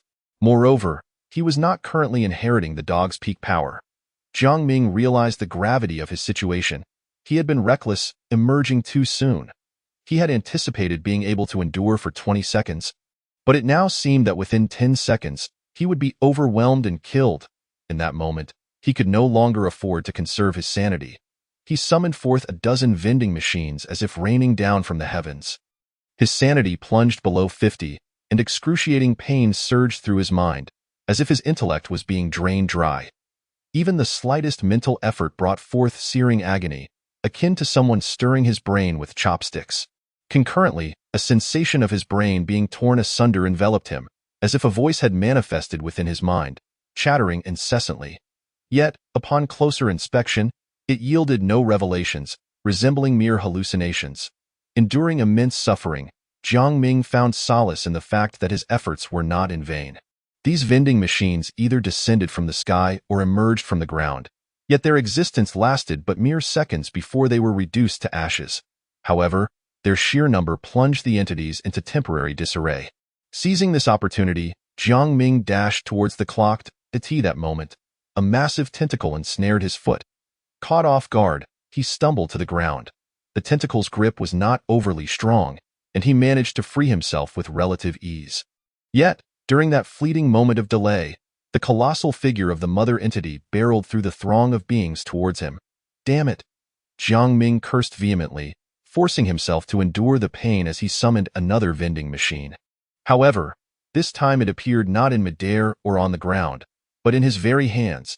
He hoisted the towering vending machine and swung it in a sweeping arc bang. The moment steel met the entity's form, it contorted and deformed, only to explode into fragments in an instant, providing no resistance whatsoever. This was to be expected. Mere steel could not compare to the battle-hardened flesh of the entities amidst the flying debris. The mother entity landed unscathed, but Jiang Ming was no longer in place. He was seen squatting down, disregarding his dignity, desperately searching for gaps amid the entities to escape. Attacks rained down around him, and he could only flee while summoning vending machines to shield him. The pain and sensation of tearing in his mind intensified, and he felt as though another being were about to sprout within his brain. Wounds multiplied across Jiang Ming's body, while his sanity dwindled further. Just as he narrowly escaped the grasp of one entity and prepared to catch his breath, a blood-red human skin suddenly pressed against his back. Crimson threads burrowed deeply into his flesh, as if seeking to fuse with him. Damn it! Jiang Ming howled in anger, exerting all his strength to rip the skin away, simultaneously tearing at his own flesh. The scent of blood filled the living room, inciting the malevolent entities to greater ferocity. Jiang Ming's suffering deepened. He dashed past one entity after another, enduring blow after blow, on the verge of death. What a distance, Jiang Ming inwardly cursed. Although the living room was quite spacious, it felt exceedingly vast. Yet, he soon recalled that this living room was alive. Previously, when he had confronted his sister, he had summoned 5 vending machines. However, before they could settle, his sister had intercepted them. Thus, the vending machines hung suspended in midair, unable to descend or ascend. At that moment, the living room had abruptly increased its height to accommodate them. While simultaneously preventing his sister from blocking the machines, before returning to normal, it seemed the current situation was no different. The room had expanded itself to accommodate the multitude of entities. Upon this realization, Jiang Ming's anger surged. Damn, what a cowardly living room. Is it so easily intimidated that anyone can enlarge it at will? As he ranted, he endured further blows. Were it not for the vending machines absorbing some of the damage and diverting attention, he would have been long dead. Yet, fortune favored the diligent. After evading yet another entity, Jiang Ming finally spotted the clock on the wall ahead. At that moment, tears nearly brimmed in his eyes, yet he knew that one must remain vigilant until the very end. He charged forward to seize the clock. Just as he prepared to escape, he found his path blocked by entities from all directions. With no other choice, he crouched down, protecting his head as vending machines crashed down upon him, burying him within their confines. For the entities, clearing these obstacles only took a second. But for Jiang Ming, every second gained was invaluable. 3. Bang bang. Vending machines were torn apart and swiftly dispatched, revealing Jiang Ming curled up beneath them. Excitement shone in the entity's eyes, and a torrent of attacks surged towards him. 2. Claws, fists, tentacles, corrosive venomed in an instant. Jiang Ming's thigh was shredded, flesh corroded, and spine shattered, leaving him powerless on the ground. Yet, his gaze grew ever brighter. 1. In that fleeting moment, Jiang Ming resolutely confirmed the final time. The sense of temporal disjunction in his mind vanished instantaneously. The time in the bedroom and the living room synchronized, 7 o'clock in the morning. The morning of the 7th day. Just as Jiang Ming confirmed the time, a familiar, gentle voice resonated through the air. Xiao Ming, Mom is back. The surrounding eeriness dissipated like smoke, and light flooded the room anew, while the once expanded living room reverted to its original dimensions in an instant. All problems seemed to evaporate, as if they had never existed. Chapter 36. I cannot afford to lose upon witnessing this scene. Jiang Ming felt an immense wave of relaxation wash over him. He yearned to draw deep breaths. However, blood continued to pour from his mouth, a clear indication that he was teetering on the brink of death. Struggling to inhale as he exhaled more than he could take in. Thankfully, it seemed that everything had come to an end. But wait, was it truly over? At that moment, a figure emerged slowly from the bedroom. Its wrists and ankles a gruesome mess, the pale skin marred by an unnatural flush, appearing exceedingly frail. Undoubtedly, it was Guzi. Yet, in this moment, it bore a closer resemblance to a human than Jiang Ming did. Guzi gazed at Jiang Ming, who lay motionless on the ground, then glanced at its own bloodied wrists. It wished to articulate something, but ultimately remained silent. With their mother just outside the door, both Jiang Ming and Guzi found themselves in a state of half-human, half-dog, rendered utterly weak, incapable of further transformation. However, there was hope. If Guzi could see their mother first, it would regain its human identity. Conversely, should Jiang Ming manage to see her first, he too would revert to human form. Yet, at this moment, Jiang Ming lay nearly lifeless on the ground, akin to a puddle of mud, unable to move even a finger, presenting no threat whatsoever. While his own situation was dire, it paled in comparison to the advantage he still possessed. He was capable of movement. Without a doubt, he would emerge as the ultimate victor, yes, for any unforeseen circumstances. Guzi could not fathom what could possibly alter the course of events. It had considered sharing some farewell words or heartfelt sentiments with Jiang Ming. Having developed a sense of mutual respect after their long-standing battle of wits, yet, upon reflection, it chose to forego that notion. He understood all too well the adage that villains often meet their demise through excessive chatter. The shadows Jiang Ming had cast upon it were simply too profound. Even now, with an undeniable advantage, it dared not act recklessly. So, it turned resolutely toward the door. Jiang Ming, observing Guzi's decisive departure, felt a twinge of surprise and spoke up. Now that I have defeated them, this home has reverted to me, and the door is locked. Only I possess the key. Even if you were to approach, it would be futile. Have you considered coming over to retrieve the key? Guzi paid no heed to Jiang Ming's words, not even bothering to respond, as it hurried directly toward the door. However, weakened and with its hands and feet battered and bloodied, it could not move swiftly. Guzi suspected that Jiang Ming harbored some ulterior motive, yet it could not discern what that might be, nor did it wish to ponder the matter any further. Their mother already possessed the key. As long as it reached the door first, she would see it immediately, and that would conclude everything perfectly. Therefore, it did not need to contemplate any schemes Jiang Ming might devise, nor did it need to reply. As long as it pressed forward, victory was assured. Behind them, Jiang Ming's expression darkened as he observed the unfolding events. He glanced at his remaining rationality. 14. Thankfully, he had always preferred to keep a card up his sleeve. Even though he had come perilously close to death, he had not squandered those 4 points of rationality. He sensed that falling below 50 would signal a grave danger. However, perhaps due to the body swap with Guzi, he was still managing to hold on. Yet, if his rationality plummeted below 10, Jiang Ming feared that something terrifying and irrevocable would transpire, even in his current state. The fact that he had preserved those 4 points of rationality stemmed not only from his penchant for caution, but also from the reality that the multitude of bizarre attacks against him had proven futile. Summoning 2 more would yield no benefit. It was far wiser to retain them for unexpected situations, just as he was doing now. Bang bang. 2 vending machines crashed down, blocking Guzi's path to the door in its weakened state. Guzi found itself at a loss before these once disdained contraptions. Utterly powerless. With no other options, it turned to Jiang Ming and asked, "What is the purpose of this? Those 2 vending machines must be your final trump card, right? But what good are they? They cannot stop the former me. Nor can they hinder my mother. I will reach her before you do and regain my human form. That is a certainty. Your actions are utterly meaningless."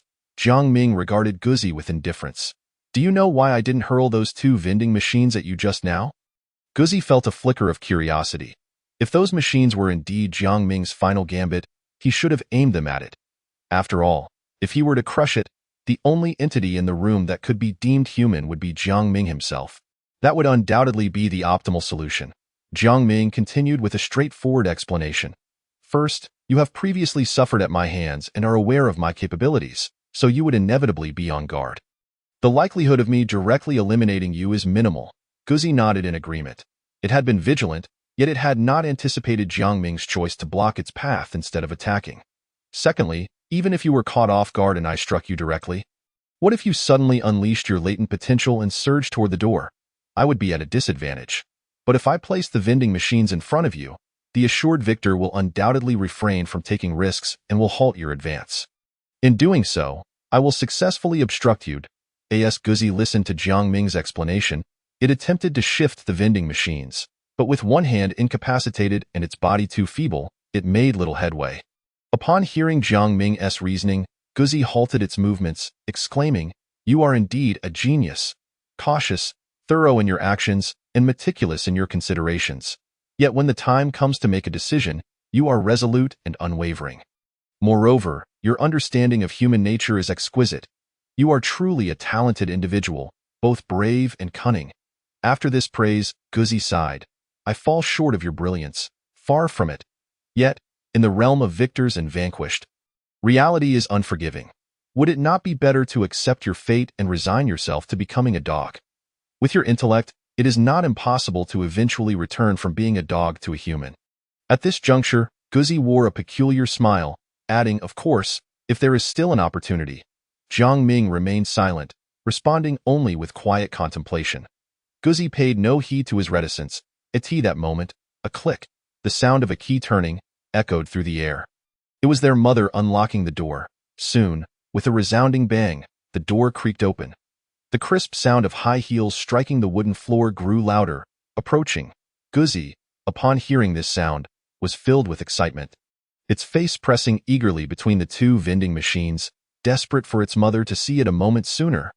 Jiang Ming, witnessing this spectacle, felt a flicker of hesitation cross his mind, but this fleeting doubt was quickly replaced by determination as he declared, "Come forth. It is time for you to fulfill your promise."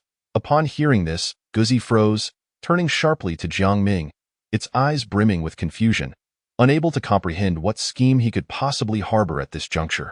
As Guzi's gaze fell upon Jiang Ming, it observed a disturbance in the surrounding space. Gradually, a white creature materialized before Jiang Ming, its form akin to that of an adult woman, with several translucent tendrils sprouting from its head. Most striking was its enormous singular eye, which occupied 2/3 of its face. The emergence of this cyclopean entity seemed to shift the balance of power in an instant. Jiang Ming lay incapacitated. Utterly immobile, Guzi, despite resembling a human more than ever, had lost all strength, compounded by injuries and ailments, rendering its combat ability inferior to that of a mere child. Although the cyclopean creature's strength was less than that of a typical adult, at this moment, it stood as the most formidable presence in the room. Jiang Ming regarded this monstrous being, and with a flick of thought, a sharp kitchen knife appeared in its peculiar grasp. "Now is the time for you to fulfill your promise. Go, kill that person over there in a state of relative wellness, armed with a sharp knife and bound by a contract with Jiang Ming." One would expect Guzi to be thrown into a panic. Yet, it remained calm, observing the two as they openly discussed the prospect of its demise, feeling neither anger nor fear, but rather a hint of amusement. As if it were certain that such an event would never come to pass. Indeed, upon hearing Jiang Ming's command, the creature's massive eye shimmered with uncertainty. After a brief pause, it shook its head resolutely. Jiang Ming, mistakenly believing the creature was afraid, furrowed his brow and patiently explained, "If you attack it now, there is no risk. Its current combat ability is inferior even to that of a child. A single strike from you would ensure its death. While our agreement stipulates that I will not coerce you, would you truly refuse to undertake such a risk-free action?" Listening to Jiang Ming's earnest words, the white cyclopean creature merely shook its head once more. Jiang Ming's expression darkened considerably, while Guzi erupted in laughter. Its spirits buoyed significantly. It had been anxiously guarding against the potential countermeasures Jiang Ming might employ. Yet it had not anticipated that his final gambit would be such a creature. Ha ha, as the saying goes, even the wisest have their moments of folly. Jiang Ming, I never anticipated that your ultimate tactic would involve this spirit. In another tale, this maneuver might have truly led you to victory. However, within the confines of this particular narrative, your backup plan proves utterly futile. Can you fathom why all the peculiarities vanished when Mother knocked on the door? Even the beings that had claimed the living room? Yet this spirit remained capable of manifesting. Before Jiang Ming could respond, Dogzi interjected, articulating his own thoughts. Naturally, it is because the spirit harbors goodwill towards humanity. It wishes to assist but bears no intent to harm. In the eyes of Mother, it deemed itself unnecessary to disappear. Now, observe your ghastly appearance, then cast your gaze upon me. Aside from this head, who resembles a human more? Who resembles a dog? Hence, to think you could summon it to eliminate me is sheer folly." As he spoke, a glimmer of mischief sparkled in Dogzi's eyes, and he added with a sinister smile, "Of course, if you find this existence too agonizing, too desperate, and wish to end it all, I believe this spirit would be more than willing to assist you." Dogzi's eyes gleamed with excitement. After suffering defeat at Jiang Ming's hands repeatedly and ending up in such a dismal state, he finally felt a sense of vindication. I recall a saying, "One may lose for a lifetime, but one must win at least once, and that must be the final victory. Jiang Ming, you have lost." Following his furious declaration, the room fell into a profound silence, save for the crisp sound of Mother's high heels drawing nearer. Dogzi scoffed, resolving to turn away from Jiang Ming, yet at that moment, the previously silent Jiang Ming abruptly spoke a cryptic phrase. "The position is nearly right." Dogzi was taken aback, unable to comprehend Jiang Ming's meaning. Jiang Ming offered no clarification. Instead, he regarded Dogzi with a cool demeanor. There was no trace of panic upon his face, no fear of failure, nor any remorse. Only a chilling composure. He gazed steadily at Dogzi, speaking with a detached calm. "De Huang, I am not like you. Your repeated losses stem from your ample resources to experiment, to pay the price for your errors and failures. But I am different. I possess nothing. My margin for error is tragically slim. A single defeat would plunge me into irretrievable despair. You may continue to lose, yet I cannot afford such luxury. I must triumph, persistently, until I claim it all." Jiang Ming's eyes grew ever more devoid of warmth, as if he had transcended the very notions of life and death. "I am inherently plagued by a sense of insecurity. My fortune seldom favors me, thus I often find myself preoccupied with the specter of defeat before contemplating victory. From the outset, I prepared for the worst. The one-eyed monster refraining from attacking you was within my expectations. It was not surprising and remained part of the strategy. Yet at this juncture, I am left to wager my very life." Upon hearing this, Dogzi was momentarily stunned, his eyes filled with confusion, struggling to fathom what solutions Jiang Ming might still possess. Jiang Ming's eyes narrowed momentarily before snapping open, as if he had resolved upon a final determination, his tone resolute. "You indeed understand me, yet you have underestimated my resolve. Burn the boats? Take a leap of faith? If you dare to do so, why should I not? Act now. Fulfill your promise." No sooner had he spoken than the white one-eyed monster sprang into action. Dogzi initially believed Jiang Ming had employed some peculiar method to compel the spirit to attack him, his heart momentarily halting. Yet soon, his astonishment turned to confusion and bewilderment, for he realized that the spirit was not advancing towards him, but rather towards Jiang Ming. Clutching a sharp kitchen knife, it approached Jiang Ming step by step. Devoid of hesitation, in the next instant, it swung down fiercely at Jiang Ming. Whoosh! A glint of cold steel flashed, blood splattered forth, as Jiang Ming's head was severed cleanly from his shoulders. A smile graced his lips as his eyes fixed forward. Exuding an eerie aura, Dogsy stared in shock at this scene, utterly unable to comprehend what had transpired. So, Jiang Ming has perished? He summoned a spirit to take his own life? Dogsy could scarcely believe it. Muttering in disbelief, has he lost his mind? Yet in the next moment, Dogsy grasped the absurdity of Jiang Ming's actions. The white one-eyed monster cradled Jiang Ming's severed head and, with all its might, hurled it forward. Ahead lay the position of mother.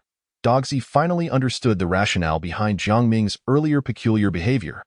Jiang Ming's extensive dialogue with him was driven by the same intent, to draw mother closer. While Dogsy wished for mother to approach to hasten her awareness of him, Jiang Ming desired her nearness so that the spirit could accurately deliver his head into her hands. After all, the spirit's strength was lesser than that of an average adult, necessitating Jiang Ming to wait until mother was sufficiently close before allowing the spirit to act. No. How dare he? Dogsy's vision darkened with rage. Desperate to leap up and prevent this calamity, yet found himself utterly powerless. He was far too weak. Although this sequence of events may seem lengthy, from the moment Jiang Ming was beheaded to the moment he was cast forth transpired in mere seconds. Jiang Ming's head traced a flawless parabolic arc through the air, soaring over the vending machine before landing securely in a pair of delicate hands. Warm blood dripped onto Dogsy's face as he could only stand there. Entranced by the spectacle, on the other side, a gentle and beautiful young woman carefully cradled Jiang Ming's head, her face radiant with joy and affection. It was as if what she held was not a human head, but a finely crafted work of art. She gazed at the head with a beaming smile and spoke. Xiao Ming, mother has returned. Ding, congratulations. You have successfully navigated the S-level rule-based tale, living alone, and received the following rewards. 1. Rationality coins, 30, can be equivalently converted to rationality points. No side effects. 2. Enchanted conch type. Luck-based item description. When faced with difficulties, you may seek its counsel, and it will address all your inquiries. Though do not expect its answers to be invariably correct. Note. Why not consult the enchanted conch? 3. Talent upgraded to B-level. Probability of acquiring quality items rises, with a chance of obtaining epic or higher tier items. Lottery consumption reduced to 0. 5 rationality points. Summoning a vending machine reduced to 1 rationality point. You receive 2 free drawing opportunities daily, resetting at midnight. 4. Congratulations, you have passed the trial and become an official heir. You have received the gift from the Eerie Mother. Golden 48 hours. Description. Within the first 2 days of the rule-based tale, the difficulty of the bizarre events you encounter will be lowered. Note, remember, it is a reduction in difficulty, not a complete absence of it. The risk of death remains. 5. Completion evaluation. Completion commentary. Your performance was commendable, though not the most stellar. You must continue to strive. Based on your conduct within the tale, the rating you would have ordinarily received was A. However, due to the numerous decisions you made that endeared you to Mother, your evaluation has been exceptionally elevated to S. This is Mother's favoritism towards you. Keep it up, and strive to become Mother's most cherished child. Chapter 37. Multiplayer Rule-Based Tale. Welcome to the Rule-Based Tale. The rule-based tale steadfastly upholds a fair and just attitude towards every participant. The rule-based tale enjoys a stellar reputation across numerous worlds, with no negative reviews. Should any issues arise, feel free to contact the First Company of Peace and Happiness to submit your feedback. Loading the rule-based tale, 7th Ward, loading successful. During your solitary 7 days, you have experienced much and lost much, yet overall, you have fared reasonably well. Thus, upon witnessing your injuries, Mother did not chastise you but instead took you to the hospital for treatment. The hospital boasts a serene environment, with skilled physicians and attentive nurses, allowing you to recover splendidly. However, as time passes, you realize that this place is not as tranquil as it initially appears. Hint, July 15th. The Ghost Festival, a night of 100 demons, the living must retreat. Tale type. Multiplayer, participants. 5-tail difficulty. B. Task. Escape the 7th Ward. Cherish your teammates. For every death in your party, the terror level of the tale will escalate significantly. The warm sunlight filtered through the dense tree canopy outside, casting dappled patterns akin to shattered glass upon the interior, illuminating the man upon the hospital bed. Where did I ask this? Jiang Ming inhaled the familiar scent of disinfectant in the air, glancing at the white hospital sheets draped over him, and suddenly, PTSD struck. In a way, have I traversed back again?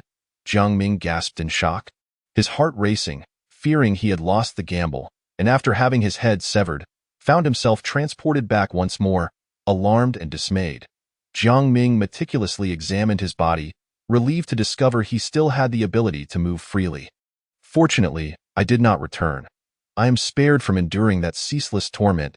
I can still— Jiang Ming paused momentarily, a complex expression crossing his face. I can still experience another form of suffering in this world. Faced with this situation, Jiang Ming felt somewhat speechless. However, he quickly regained his composure and first glanced at the spoils from his previous encounter with the bizarre narrative. 48 golden hours. Now, that's a remarkable find. A miraculous conch? It seems to straddle the line between extraordinary and useless. 30 sanity coins.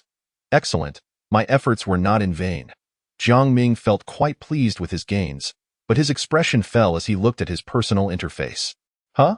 Why is my sanity only at 80 this time? Jiang Ming felt a twinge of helplessness, but upon reflection, he recalled that he had only 10 points of sanity left before, and he had but one head. Awakening with this much is already commendable. Moreover, this time, there was no need for a draw, as the system directly set the difficulty to be great. This was good news for Jiang Ming. After all, he was an outright non-lucky person. Had he been required to draw for difficulty, it could have very well turned out to be an S-grade tale. Soon, however, Jiang Ming realized why. The last time was a solo narrative. Hence the need to draw for difficulty. This time, it was a group narrative. It would be unreasonable to have 5 individuals draw for difficulty after entering the tale, as the narrative's difficulty would surely differ among them. Thus, solo narratives require a draw, while group narratives are assigned by the system. This was Jiang Ming's speculation, but it was likely close to the truth. After assessing his situation, Jiang Ming surveyed his surroundings. It was an ordinary hospital room, albeit spacious, filled with the scent of disinfectant. He was clad in a blue and white striped hospital gown, his body capable of normal movement, and he felt, surprisingly, even stronger than before. Is this hospital truly that remarkable? Even with just a head remaining, he could still be saved. Jiang Ming mused as he tested his body. Glancing around, a large clock on the wall indicated the time was 7:13. Besides himself, there were 3 other hospital beds, occupied by 3 individuals. If he was not mistaken, these 3 should be his teammates, but what about the 5th person? Were they not in this room? After all, the mechanical voice had stated that this narrative involved 5 participants. Moreover, for each person who perished, the terror level of the narrative would significantly escalate. Although this narrative was classified as B grade, if too many people died, it might very well reach an S grade horror level. The mere thought of this brought back the dread he had experienced during the previous S grade narrative. I end that tale, even with the advantage of 48 golden hours. Only the first day had been stable. On the second day, a host of ghastly creatures emerged, and what transpired afterward was even more absurd. In the end, he had barely managed to win by exhausting all his resources. Sigh. I hope my teammates are reliable. I truly do not wish to experience S-grade difficulty again. Jiang Ming sighed, noting that his teammates had yet to awaken. He turned his head to see a banana, an apple, bottled water, and other items placed on the bedside table. There was also a calendar displaying the date of July 10. Besides these ordinary items, there were 2 peculiar objects, a letter and a doll. The envelope emitted a faint, alluring fragrance that felt familiar. He had encountered this scent in his mother's room. The doll beside it was also quite recognizable, with an exquisite face and a lavish dress, resembling a miniature version of his sister. Jiang Ming felt some confusion but proceeded to open the envelope. The handwriting matched that of the rules he had seen in his bedroom. Xiao Ming, by the time you read this letter, you must have awoken. Upon reading this line, Jiang Ming froze, a myriad of thoughts racing through his mind, before continuing down the page. Haha, Mom is just teasing you. You must have woken up, otherwise how could you see my letter? Well, I won't joke with you any longer. First, I must apologize. I am truly sorry. There are many matters I need to attend to, and I cannot always be by your side. I hope you can understand, my dear. Please rest well in the hospital and strive for a swift recovery. I hope to see the real you. A true man. When that time comes. Oh, by the way, this doll was left for you by your sister. Treat it well. In times of danger, it may protect you. Mom loves you. Upon finishing the letter, Jiang Ming noted that it was an ordinary missive from a mother to her child. Upon closer inspection, it was rather heartwarming, however. After enduring the trials imposed by Uncle Li, he had developed a significant immunity to such seemingly tender scenes. Rather than this letter, he found himself more intrigued by the doll. Folding the letter and placing it in the pocket of his hospital gown, Jiang Ming picked up the doll and examined it closely, yet found nothing unusual. It seemed that apart from resembling his sister, the doll possessed no extraordinary abilities. Suddenly, an idea sparked in Jiang Ming's mind as he gazed at the doll's delicate features and splendid dress. Extending a mischievous hand slowly toward its eye, perhaps I should reconsider. Jiang Ming's caution quelled his reckless impulses. After all, this doll clearly bore a close connection to his sister. Should he provoke her in a moment of folly, 10 lives would not suffice. Furthermore, he was skeptical about the doll's ability to protect him. Considering that in the previous narrative, they had claimed that a dog could offer protection, and what came of that? Yet this time it was his mother speaking, and surely, a mother would not wish harm upon her child. Right? After careful contemplation, he placed the doll back on the bedside table with precision. Just then, sounds emerged from the other 3 hospital beds, signaling that his teammates had begun to awaken. Jiang Ming looked over with eager anticipation. But in the next moment, the smile on his face froze. Chapter 38. Absurd teammates. Cough, cough, cough, cough, cough. A violent coughing fit erupted from the bed nearest to Jiang Ming, revealing an elderly man with white hair and a face lined with wrinkles, trembling as he sat up. The old man's coughs grew increasingly pronounced, and his complexion appeared more distressed by the second. Jiang Ming stared at this scene in disbelief. Is this truly my teammate? Does the narrative not discriminate? This old man must be at least 80. Jiang Ming's mind raced with sarcastic thoughts. But they bore no fruit. The old man's condition showed no signs of improvement. Rather, it worsened. His face turned ashen, and he began to gasp for breath, his hands trembling as they fumbled through his clothing pockets. Medicine, damn why medicine. Watching the old man teetering on the brink of death nearly sent Jiang Ming's spirit soaring. He dashed forward, fearing they might lose a teammate right at the outset. Hang in there. Old man, you must not die. Jiang Ming supported the old man's back with one hand while the other frantically searched his pockets for medication. Old man, Grandpa, you must hold on. Fortunately, the old man's pockets were not numerous, and Jiang Ming quickly found a small medicine bottle. How many do you need? How many? Speak. 2.2 pills, the old man weakly replied. Without hesitation, Jiang Ming quickly dispensed 2 pills and tossed them into the old man's mouth. But there was no water nearby, making it difficult for him to swallow the tablets. Damn. At that moment, Jiang Ming felt as frantic as an ant on a hot pan, wishing he could spit directly into the old man's mouth to assist him. Thankfully, Jiang Ming's wits remained intact. He recalled the bottle of mineral water on his bedside table and hurriedly dashed over to retrieve it, then raced back to help the old man drink. Gulp, gulp, huff. After swallowing the medication, the old man's breathing gradually steadied. A moment later, fully recovered, he patted Jiang Ming's hand. Young man, thank you. I've had asthma for years. Jiang Ming sighed in relief. No worries. As long as you're all right. Just as both of them exhaled in relief, a mocking voice interjected from the side. Humph. Humans are such fragile beings. Jiang Ming's attention was drawn to the source of the voice, revealing another teammate who had awakened on the adjacent bed.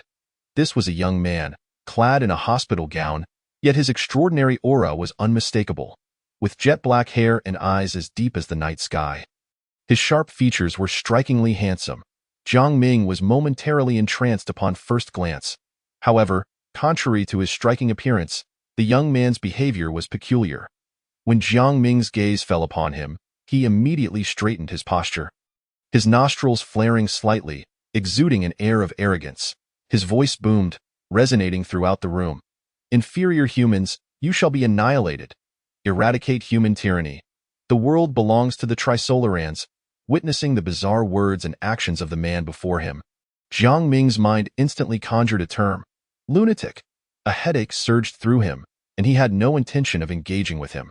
However, upon noticing Jiang Ming's silence, the lunatic grew bolder, charging toward him. You dare to ignore me? Audacious human, today, I shall first teach you a lesson on behalf of the esteemed lord of the three-body problem. Jiang Ming was momentarily rendered speechless. This was no ordinary case of mental illness. As his severe delusions had reached an irretrievable state, he had no desire to engage in conflict with a lunatic, and just as he contemplated retreating to a corner, a grave voice emerged from behind the delusional gentleman. What are you doing? Do you wish to sabotage Lord Jizi's plan?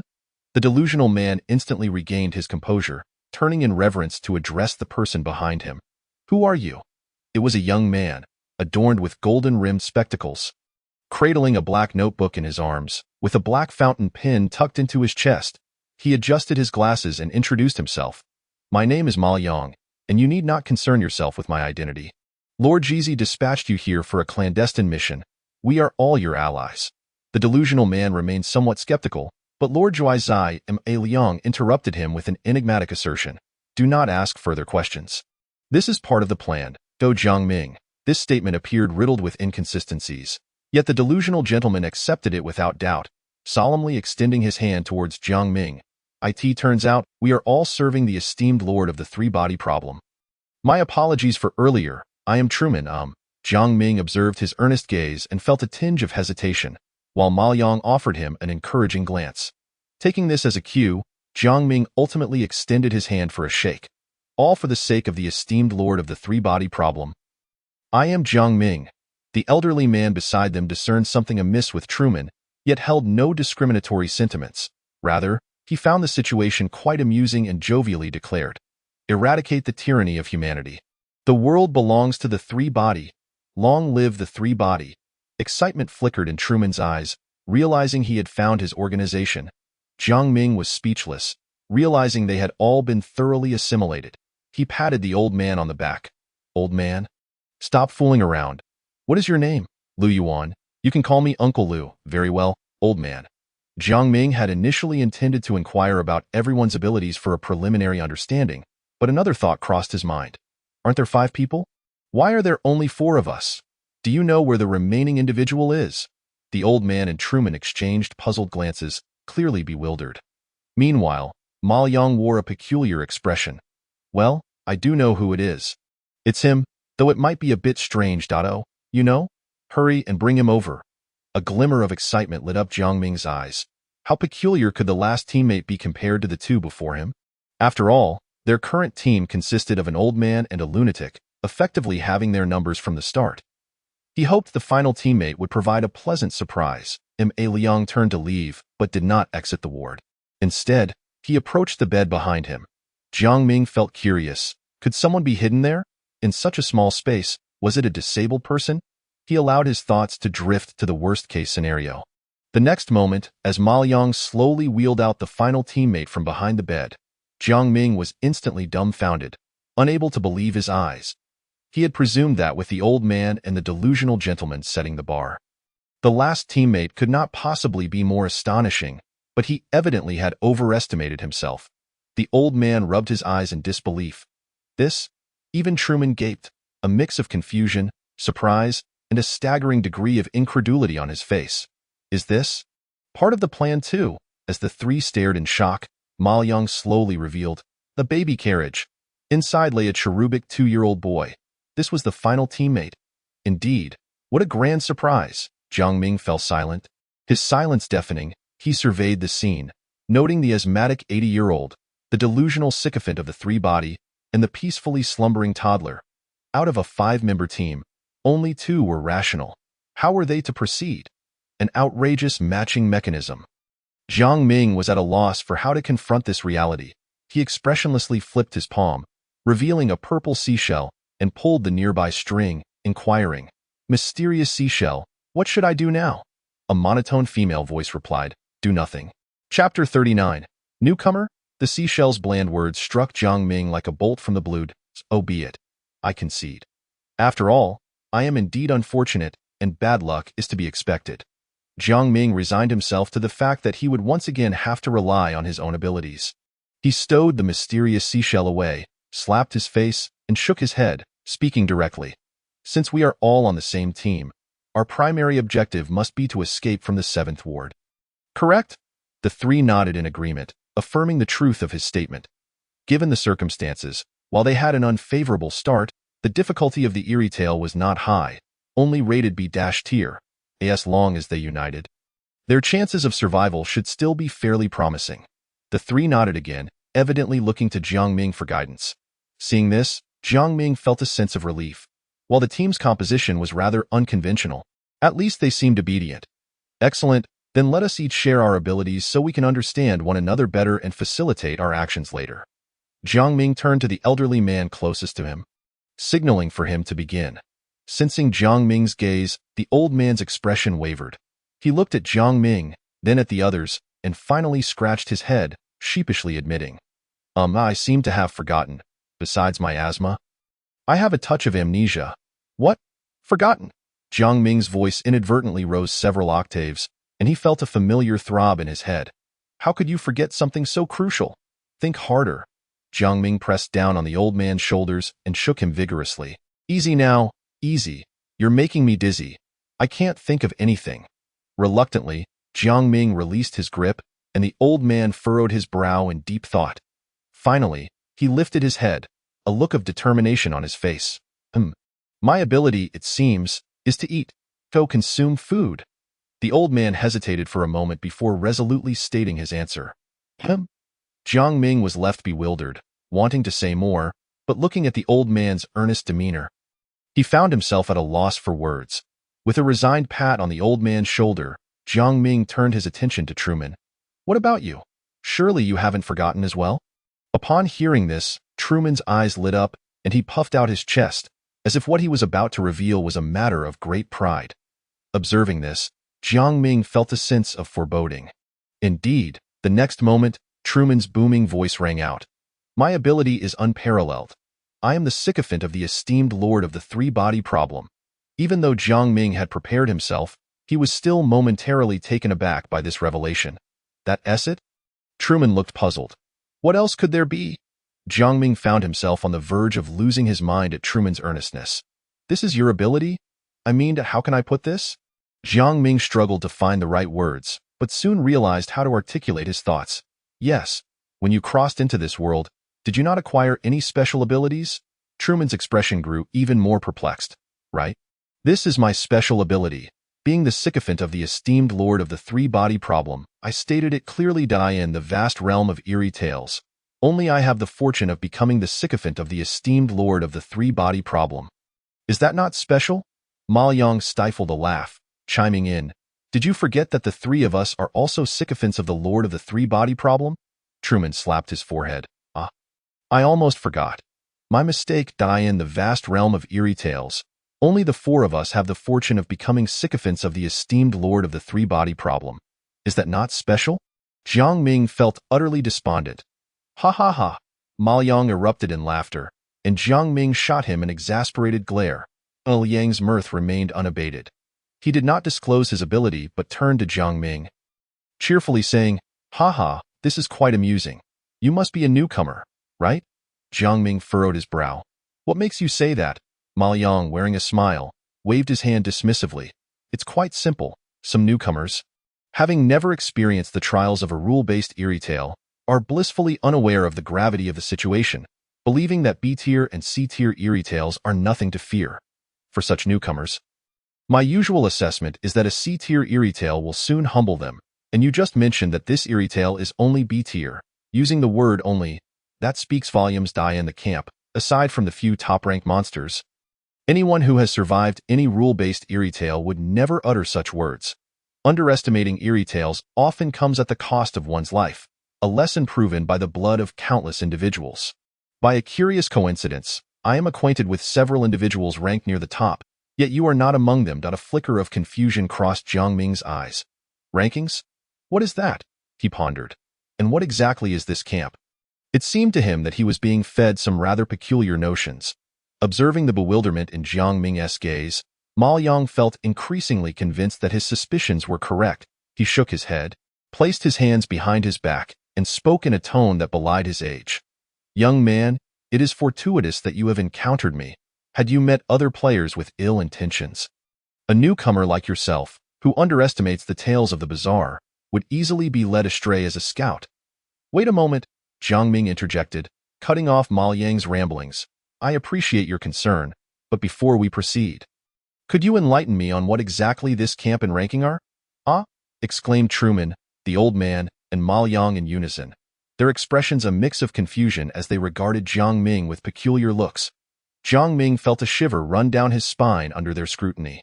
It was one thing for Ma Yang to regard him thus, but to be subjected to the gaze of three, especially one who appeared unhinged, was quite unbearable. He raised his voice. What do you mean?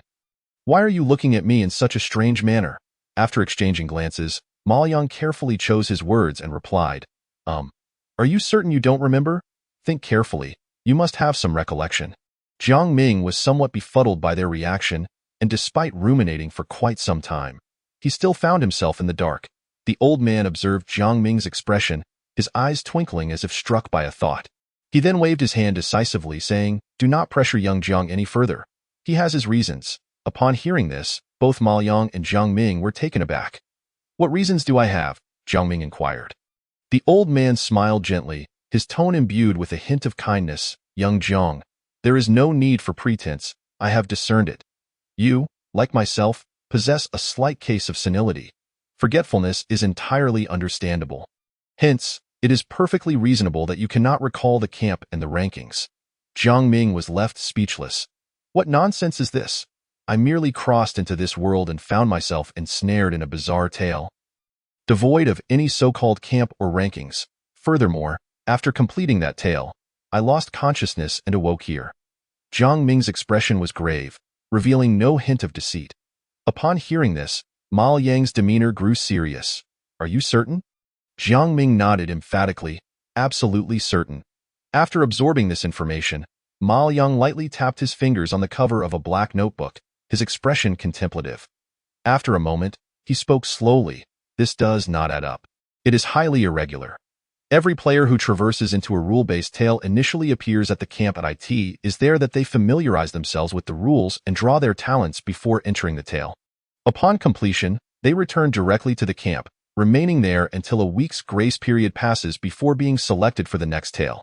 IT is unprecedented for someone to directly enter a tale, lose consciousness after completion, and awaken in another tale, at least not in the information I have come across. Jiang Ming, too, was perplexed. Could it be that he possessed some unique trait? Suddenly, he recalled something Ma Yang had mentioned earlier and discerned a peculiar point. Quickly asking, You referred to us as players, right? Is this title one you assigned yourselves, or was it mentioned by that mechanical voice upon your arrival? Ma Yang was taken aback, quickly realizing why Jiang Ming posed that question. He furrowed his brow and replied, Are you suggesting that you are not a player? Then what are you? Jiang Ming replied slowly, An inheritor. Inheritor? Indeed. Upon my entry into the tale Solitude, I was merely a nascent inheritor. After successfully completing it, I became a full-fledged inheritor. Hearing this, Ma Yang's mind began to form a series of conjectures. Though he lacked complete certainty, he turned to Jiang Ming and asked, Could you recount the tale you experienced in detail? Jiang Ming had no objections. After all, he had already completed the tale, and sharing it would not bring about any adverse consequences. However, he could not recount every minute detail from those days, as it would take far too long. He opted to emphasize the key points, yet even that took half an hour to convey. Nevertheless, he withheld certain aspects, such as the enhancement of his talent and the ultimate gift from the enigmatic mother, the golden 48 hours. After all, if such abilities were revealed to others, he would likely be the first to be sent out as a scout. He merely mentioned his talent in a vague manner, stating that he could summon a vending machine from which items could be drawn, but refrained from disclosing the specifics regarding the required amount of sanity points. After all, he had known these individuals for less than an hour and had no intention of laying all his cards on the table. Once he finished, Jiang Ming, parched, drank nearly an entire bottle of mineral water before stopping. The trio, listening to his account, seemed to relive the intricacies of that bizarre tale, their eyes reflecting newfound respect for Jiang Ming. The old man affectionately ruffled Jiang Ming's hair, exclaiming, Teske, Teske, Teske, you are quite hard on yourself. Truman chimed in, You are stronger than I am. From this day forth, you shall be the chief hound under the esteemed three-body lord. Ma Yang appeared to be mulling something over, casting a hesitant glance at Jiang Ming, his words lingering unspoken. Jiang Ming, observing his demeanor, urged directly, "If you have something to say, just speak plainly. There is no need for subterfuge." Ma Yang shook his head. "I do have some conjectures, but I cannot share them with you." Jiang Ming frowned slightly. He was not particularly fond of such cryptic individuals. They often spoke in riddles, unnecessarily complicating matters that could be easily clarified, and he found it exasperating. However, he could not compel Ma Yang to divulge what he wished to keep secret.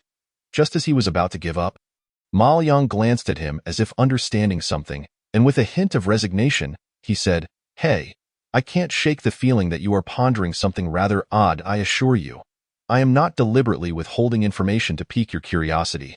There is no benefit in that for me. If my conjecture is incorrect, it is worthless. If it is correct and I reveal it, I may escape unscathed, but you would bear the brunt of it." Jiang Ming was perplexed. "Why is that?" Instead of answering, Ma Yang instructed, "After this tale concludes, at either 7 in the morning or 7 in the evening, board the number 7 bus and travel for 7 stops. Upon disembarking, you will find a school named Linhai University. That is our camp. Where do I catch this bus? The location is inconsequential. Any bus stop will suffice, as long as the timing is correct. Remember, you must travel exactly 7 stops. No more, no less. I am the camp. I will explain everything to you. It is unwise to do so here." It is listening. With their exchange concluded, the room fell into a brief silence. Jiang Ming was about to voice something further when a series of brisk, sharp knocks on the door startled him. Turning to look, he saw a young and attractive nurse standing at the entrance. A tray in hand, her voice tinged with irritation. "What are you all doing congregating here? Return to your beds at once."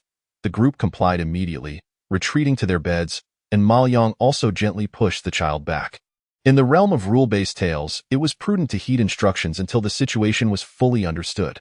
The nurse, witnessing their compliance, appeared satisfied. "Good, you all seem obedient.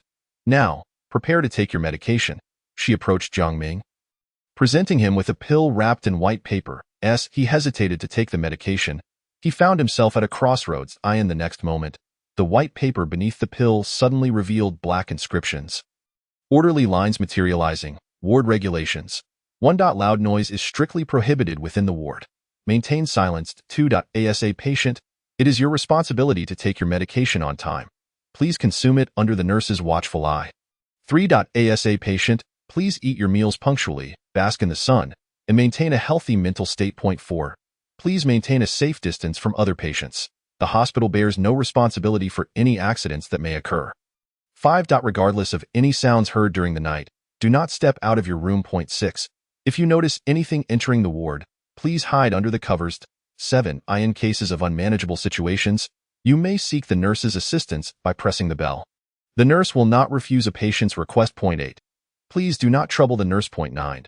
Ringing the bell is frowned upon. After reviewing the regulations, Jiang Ming had already formed a judgment in his mind. Without a trace of hesitation, he swallowed the pill. The true horror of the tale had only just begun. These rules alone could not reveal what was genuine or false, what was beneficial or harmful to oneself. Thus, the most prudent course of action was to adhere to the rules. Furthermore, as he was still within the critical 48 hours, his innate abilities could still function. Even if the pill were indeed harmful, it would likely pose no significant issue. As the pill descended, Jiang Ming felt an intense, stabbing pain erupt in his brain. His stomach began to spasm, and his body temperature soared rapidly. Pain, agonizing pain assaulted every part of him, causing Jiang Ming's hands to clench the white blanket tightly. After a moment, this torment gradually subsided. With a sigh of relief, Jiang Ming caught his breath, feeling his body slowly returning to normal, yet a flicker of doubt arose within him. Such excruciating pain. Could the pill truly be harmful? As he pondered this, he opened his personal panel, and his expression instantly turned grave. The rationality value had diminished slightly, now standing at 79. Meanwhile, the nurse, satisfied after witnessing Jiang Ming take the medication, departed to attend to the other patients. Each individual was under her supervision as they consumed their pills, displaying expressions of distress. Even a 2-year-old child was roused from slumber and fed several tablets. The child began to wail in pain, while the nurse wore an excited smile. After administering the medication, she glanced at the patients with satisfaction and remarked, "Well done, You are all quite obedient. Far better than the other patients, patients. You must heed the nurse's instructions. I assure you. I mean you no harm. I shall return at 8 o'clock this evening. With that, she turned and left. The elderly man observed the nurse's departing figure, disdainfully scratching his mouth.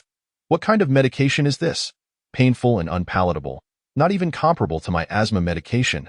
Meanwhile, Truman looked somewhat troubled as he glanced at the child in the stroller. Then turned to Jiang Ming. Dezhou Go. What should we do about this? Jiang Ming paused momentarily at the moniker but quickly regained his composure, feeling a wave of frustration. He contemplated saying something but ultimately decided against it. After all, what was the point of quarreling with someone suffering from mental illness? Jiang Ming remained silent, tacitly accepting the title, and approached the child. Wah wah, the child's cries continued to echo throughout the ward. Observing this, Jiang Ming took a moment to think, then retrieved a piece of candy from his previous stockpile, a Zai Zai stick. He placed the sugary treat into the child's mouth, and the little one's face lit up with joy. Ceasing his tears, Truman looked at Jiang Ming with admiration, while Ma Yang cast a curious glance. Is this your talent? I'd love to see what that vending machine looks like. Jiang Ming shrugged. What's there to see? By the way, I have some questions for you. Since you have a camp, it must be organized. I wonder how your research on rule-based horror tales is progressing. Ma Yang paused. What research? Specifically, do you have any universal patterns regarding rule-based horror tales? Jiang Ming elaborated. In the last rule-based horror tale, I discerned certain elements, such as how the peculiarities grew stronger over time. This was evident in the previous tale, but I cannot ascertain if it holds true in this one as well. Since your organization exists, there must be ample information exchange in this regard. Surely you know more than I do, which is why I'd like to inquire that. Of course, I want to ask this for free. I am willing to offer 10 rationality coins as compensation. Jiang Ming possessed a total of 30 rationality coins, so presenting 10 at once constituted a significant sacrifice. Yet, he believed this expenditure was essential. In the realm of rule-based horror tales, information held paramount importance. To live was to possess everything. To die was to lose it all. Upon hearing this, Ma Yang chuckled, his eyes betraying unmasked admiration. I didn't expect you to be quite wealthy. But then again, you've cleared an S-level horror tale, so that hardly surprising. 10 rationality coins in exchange for some special information is barely sufficient, but this particular information comes at no cost. Jiang Ming was taken aback. Why? Ma Yang shrugged nonchalantly. Because this knowledge is considered beginner's knowledge within the camp. Every newcomer will be informed. If you were to traverse into the camp, there would be dedicated personnel to provide you with a beginner's manual, which contains all of this information. No cost whatsoever? Absolutely none. Jiang Ming found it hard to believe that such valuable knowledge would be freely disseminated by the camp.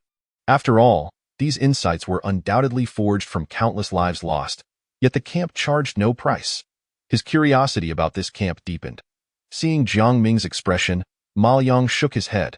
It's not that the camp is benevolent. Rather, it must operate this way. Every individual who traverses into this world of rule-based horror tales is merely a pitiful soul struggling for survival. With few exceptions, most information within the camp is shared. Rather than toil in isolation, sharing information is undoubtedly a superior approach. After all, the wisdom of one person is ultimately limited. In the world of rule-based horror tales, while information is undeniably vital, people are even more so. Without individuals, information is merely a heap of lifeless data, devoid of value. Everyone within the camp yearns to accumulate knowledge, piecing together the truth of this world, hoping to ultimately return to our original reality. This information is concealed within each rule-based horror tale, which is also a key reason why we enter these tales. And how much have you managed to piece together? At this, Ma Yang's previously indifferent expression turned somber. His gaze tinged with melancholy. After a long pause, he finally spoke. Perhaps 1%, or maybe 1,000th, or even 1/10,000th, or perhaps our direction has been misguided from the outset, and the truths we piece together are all fabrications. Only heaven knows. Yet, even so, we must persist. After all, in this desolate world, we must cling to some semblance of hope. Jiang Ming fell silent, uncertain of what to say. This silence did not stem from being moved by Ma Yang's sorrow. Rather, it arose from his inability to empathize with Ma Yang.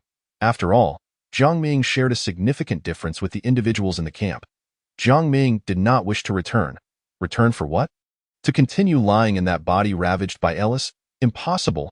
Absolutely impossible. Yet, seeing Ma Yang's sorrowful demeanor, Jiang Ming felt compelled to maintain the atmosphere, so he silently patted his shoulder. Liang slapped his own face. Gathering his emotions, burying his sadness deep within, I apologize for my outburst. Jiang Ming, with a heavy expression, replied, It's all right. I can understand. Liang smiled faintly, then continued, Thank you for your comfort. However, I also advise you not to regard the camp too favorably. There are plenty of unscrupulous individuals within. All right, enough of the small talk. Let me get straight to the point. Each rule-based horror tale is unique. There are no identical tales, nor are there universal rules applicable to all horror tales. Please keep this firmly in mind. Jiang Ming nodded. Ma Liang continued. However, after extensive exploration within the camp, we have summarized 4 universal rules applicable to the vast majority of rule-based horror tales. First, the peculiarities within rule-based horror tales will continuously evolve and strengthen over time. Second, the rules within these tales may be true or false, but it is crucial to note that these rules may not always be consistently true or false. Sometimes, rules that were once true may transform into falsehoods as time progresses, and vice versa. Third, the rules within rule-based horror tales are often contradictory and conflicting, yet they may all hold some truth, compelling participants to make choices as time elapses. Fourth, aside from the rules provided to participants, the scenes typically contain other crucial clues or characters that participants must seek out themselves. At this point, Ma Yang cast a serious glance at Jiang Ming. From these 4 rules, you should understand that as time passes, rule-based horror tales will become increasingly challenging. However, this does not imply that the difficulty of the rule-based horror stories progresses from simple to complex. Rather, it escalates from challenging to even more challenging. If one is unfortunate enough to inadvertently violate a fatal rule right from the outset, there is little recourse. With swift reflexes, perhaps one might manage to pin a farewell note. Thus, each exploration of a rule-based horror story necessitates utmost caution. Caution and yet more caution. After a moment of contemplation, Ma Yang spoke again. Since rule-based horror stories are inherently contradictory, it is impossible to adhere to all the rules at times. Breaching the rules becomes a necessity. In fact, in certain tales, the horror itself compels one to violate the established norms. The consequences of flouting different rules vary considerably. Perhaps one might merely suffer a decline in sanity or a shift in perception. Yet, it is equally possible that transgressing certain rules could lead to a dire curse or an eerie fixation upon oneself. In navigating this terrain, discerning which rules to follow and which to violate must be a pursuit we undertake ourselves. Seeking information and making choices. Chapter 41. S-Class Talent. Upon concluding his thoughts, Ma Yang paused slightly before fixing a serious gaze upon Jiang Ming. There is one more point, though it is not among the 4 rules summarized at the camp. Regardless of how dire the situation may become, do not relinquish hope. You might survive an additional second, and the circumstances could shift dramatically. But should you choose to give up, then nothing remains. Jiang Ming jested. Oh, but didn't you just say that in the face of certain death, one should simply write a farewell note? In response to Jiang Ming's jest, Ma Yang's expression remained grave as he slowly replied, If one truly feels despair, if the will to perish outweighs the desire to survive, then perhaps writing a farewell note may not be such a bad option. Jiang Ming fell silent for a few seconds, then earnestly looked at Ma Yang and said, I owe you a favor. Although Ma Yang insisted that this knowledge was common among everyone in the camp, had he not spoken up, Jiang Ming would have remained oblivious to the camp's existence, let alone acquiring such intelligence. Moreover, Ma Yang had revealed to him the way to the camp and had initially offered kind warnings. All these acts accumulated, leaving Jiang Ming with a considerable debt of gratitude. Oh dear, fine. Let us just say you owe me a favor. Ma Yang regarded Jiang Ming, contemplating whether to say something, but ultimately chose to concede. In the world of rule-based horror stories, favors can be of significant importance, yet also utterly useless. They hold weight because this world is fraught with peril. And perhaps, at a critical moment, that favor might enable Jiang Ming to save him. Conversely, it could prove useless, as this world is treacherous, and before the favor can be called upon, Jiang Ming might already meet his end. Ma Yang ultimately accepted the favor, partly unable to refuse Jiang Ming and partly harboring hope that this favor would endure and remain useful. After all, someone like Jiang Ming, who could conquer an S-class difficulty on their first foray into the realm of rule-based horror stories, possesses boundless potential. Perhaps he might indeed have the chance to lead them back. Though there are many within the camp who can clear S-class difficulties right from the start, their talents are equally extraordinary, all without exception being of S-class caliber. Some possess the ability to rewind time, others can infinitely deduce outcomes, while yet others can resurrect without limit. Yet Jiang Ming cleared the S-class horror story with nothing more than a C-class talent.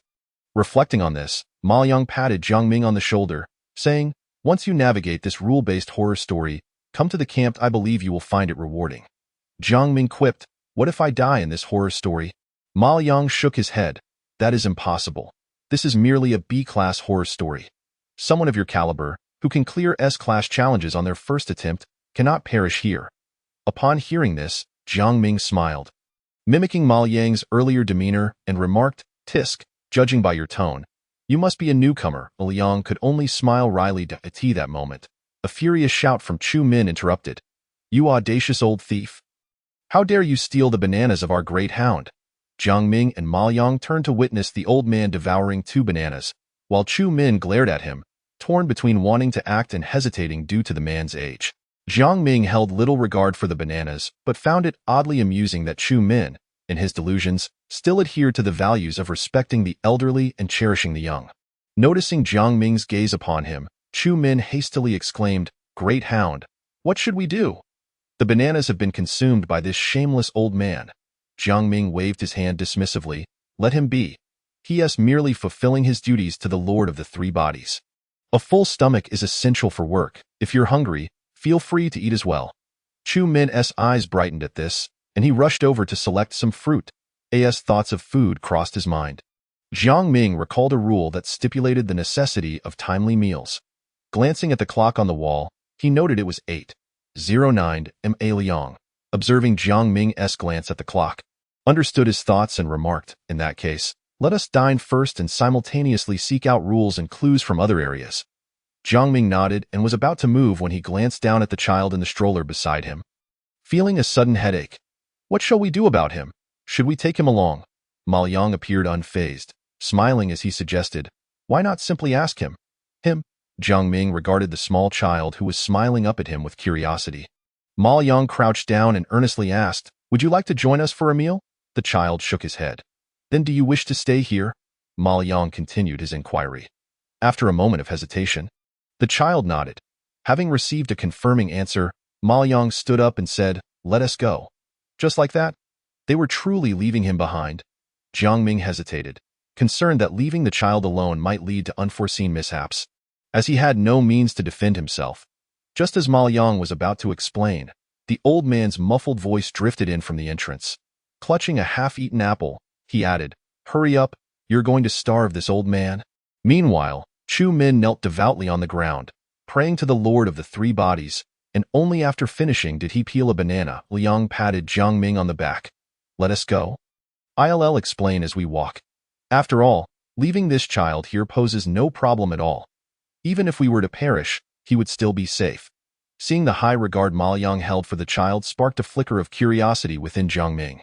Could it be that this child was the true powerhouse? The old man and Chu Min, noticing the two rising, exited first, clearly famished. Jiang Ming observed that even as they stepped out, Ma Yang clutched his notebook tightly. As though it were of utmost importance, Jiang Ming's gaze flickered, but he remained silent as they exited the room. This hospital was constructed in a circular fashion, encompassing 7 interconnected floors. The ward they occupied was on the 3rd level.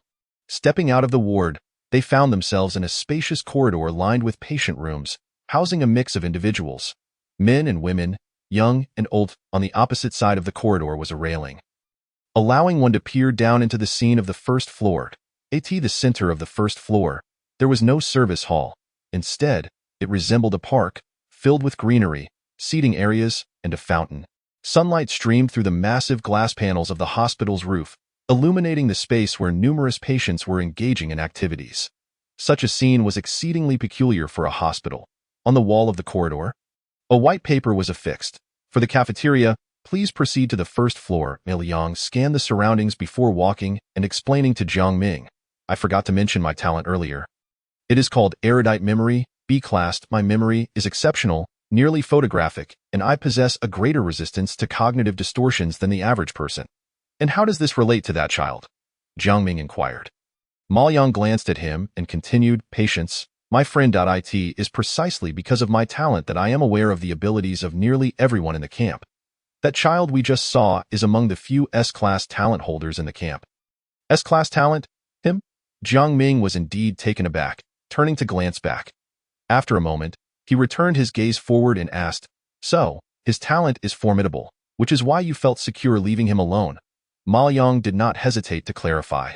His talent may not be the strongest among S-class, but it is undoubtedly the most effective for survival. Oh? What exactly is his talent? Ma Yang replied nonchalantly, his talent is called Boundless Fortune. Chapter 42. What is the child's name? Boundless Fortune? Indeed, that is correct.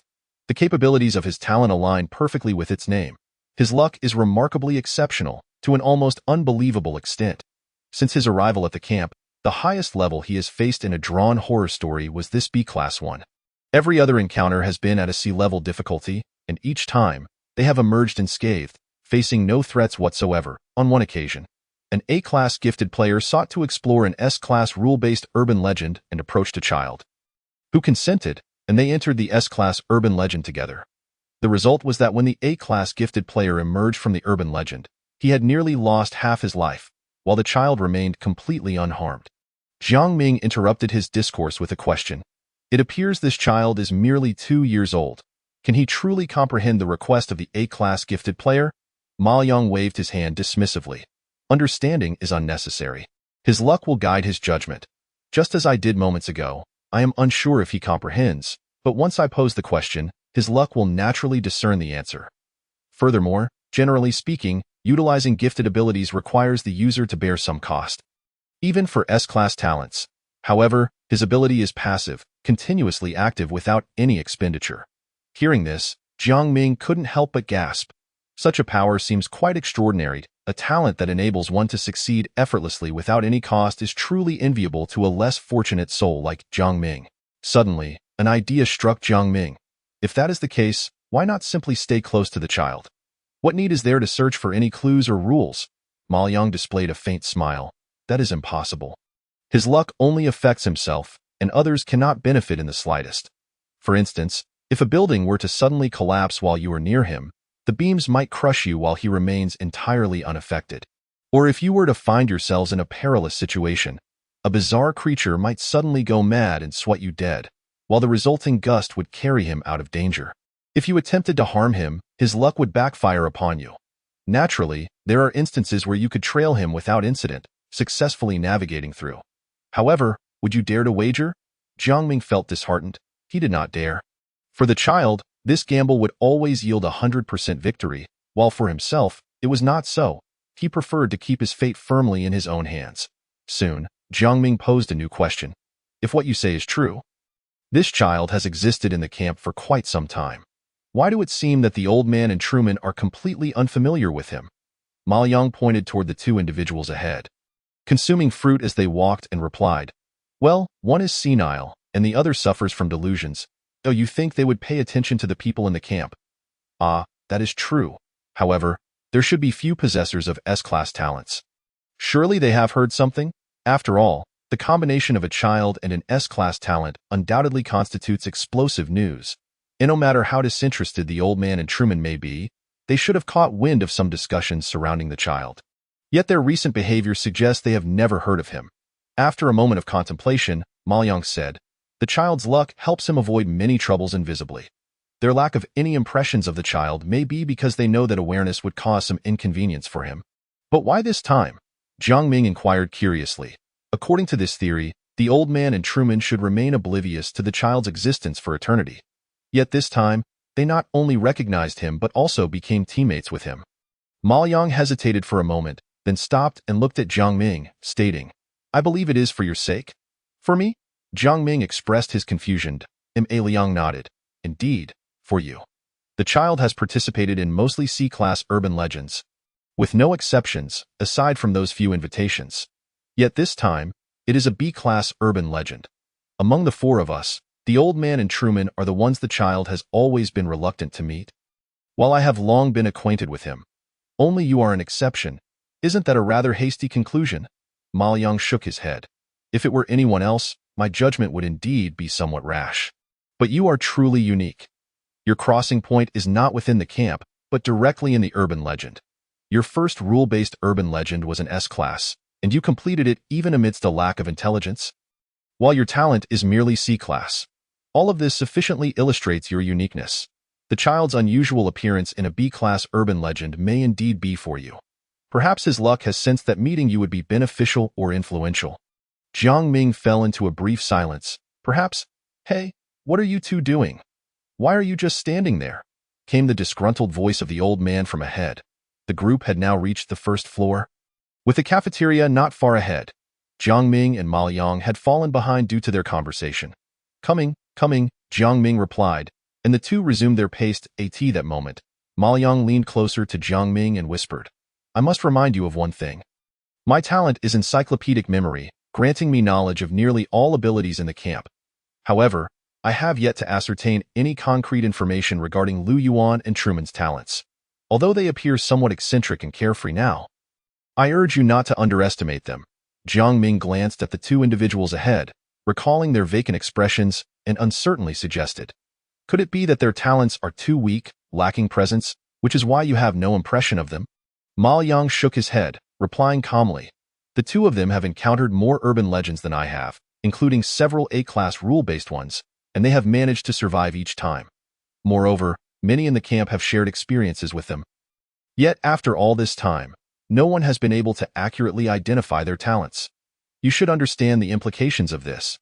Jiang Ming's heart sank, and he nodded in acknowledgement. Having conveyed all he needed, Ma Liang ceased further conversation, observing their surroundings as they walked toward the cafeteria. Upon reaching the entrance, Jiang Ming suddenly recalled a question and tapped Ma Liang, asking, "You keep referring to the child as the child. Does he not have a name?" Ma Liang glanced at Jiang Ming and smiled. "Speaking of which, you two seem quite faded. You are Jiang Ming, and he is called Xiao Jiang." Chapter 43, Cafeteria Rule Xiao Jiang? Upon hearing the name, Jiang Ming instantly reacted as if transported back to that eerie bedroom, confronted by the strange diary. In that diary, the original owner of the room was named Xiao Jiang. Although it appeared he had ultimately transformed into a dog for violating some rules, the dog Jiang Ming encountered in the urban legend was clearly not the Xiao Jiang described in the diary. The original Xiao Jiang had long since vanished. Jiang Ming had initially thought that diary merely served as a task prompt, but now he contemplated that it might be more complicated than that. The original owner of the bedroom was named Xiao Jiang, and this S-class talent holder also bears the name Xiao Jiang, both being children. Could there be some connection? Noticing Jiang Ming's intense reaction, Ma Liang cast him a curious glance and inquired, "What's wrong? Is there something unusual?" Jiang Ming voiced his suspicions, and Ma Liang simply chuckled. "You are being overly suspicious. The Xiao Jiang in that diary was clearly a child of 7 or 8 years old, capable of cooking for himself, while the Xiao Jiang in the stroller is merely around 2 years old. There should be no connection between the two if furthermore, Xiao Jiang has been in the camp for quite a while. He is a living, breathing person, entirely unrelated to the bazaar." Ma Liang spoke with conviction. Observing Ma Liang's steadfast demeanor, Jiang Ming felt a slight relief. However, after a moment's thought, he still felt a bit uneasy and pressed on. "Do you know the origin of the name Xiao Jiang? Did he originally have that name, or did you give it to him? He can't possibly just have a surname, right? What was his original name?" Jiang Ming's questions came in rapid succession, and faced with such an onslaught, Ma Liang paused, pondering for a moment before responding. "The name Xiao Jiang is what the elderly in the camp have collectively called him. As for his full name, I genuinely do not know. Once you arrive in the camp, just ask those elders. They should know more." It appeared that Ma Liang was not well informed on this matter either. Seeing this, Jiang Ming decided not to press further. At that moment, Ma Liang pointed toward the cafeteria ahead. "Now, let us go eat." They are already in line. Entering the cafeteria, the environment was spacious and bright, filled with the aroma of food. Numerous patients were already dining, and the sounds of serving and conversations blended together, creating a lively atmosphere that exuded warmth and familiarity. Jiang Ming was acutely aware that all of this was mere facade, yet his expression betrayed no hint of change. He stood alongside Ma Liang behind Chu Min, while two signs were positioned at one side of the Q.1 sign displayed today's menu, while the other outlined a series of rules. Cafeteria regulations. 1. Patients are not required to pay for meals. If any cafeteria staff demands payment from a patient, please report to the cafeteria's supervisor. Point 2. The meals provided by the cafeteria are of standard quality. Please eat with confidence. Point 3. Take only what you can consume. Do not waste. Point 4. The cafeteria is only open to patients during designated hours. Latecomers will not be accommodated. Point 5. Occasionally, the cafeteria may offer special dishes. Please consider whether to partake. The rules were succinct, comprising only 5 points, and beneath the 5th rule was the cafeteria's operating hours. Breakfast, 8:00-9:00, lunch, 12:00-13:00, dinner, 17:00-18:00. The regulations were few and devoid of contradictions. After reading them, Ma Yang explained to Jiang Ming. In the realm of rule-based tales, such straightforward rules with no apparent conflicts typically present no significant issues, provided one adheres to them.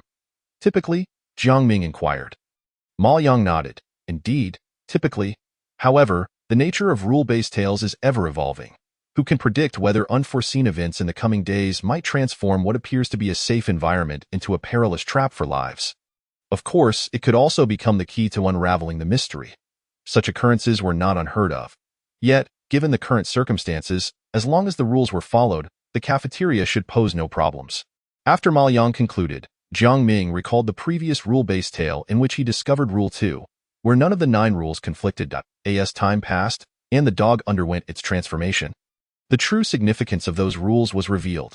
With a newfound enthusiasm, Ma Yang pointed to the 5 rules and posed a question to Jiang Ming. Let me test you.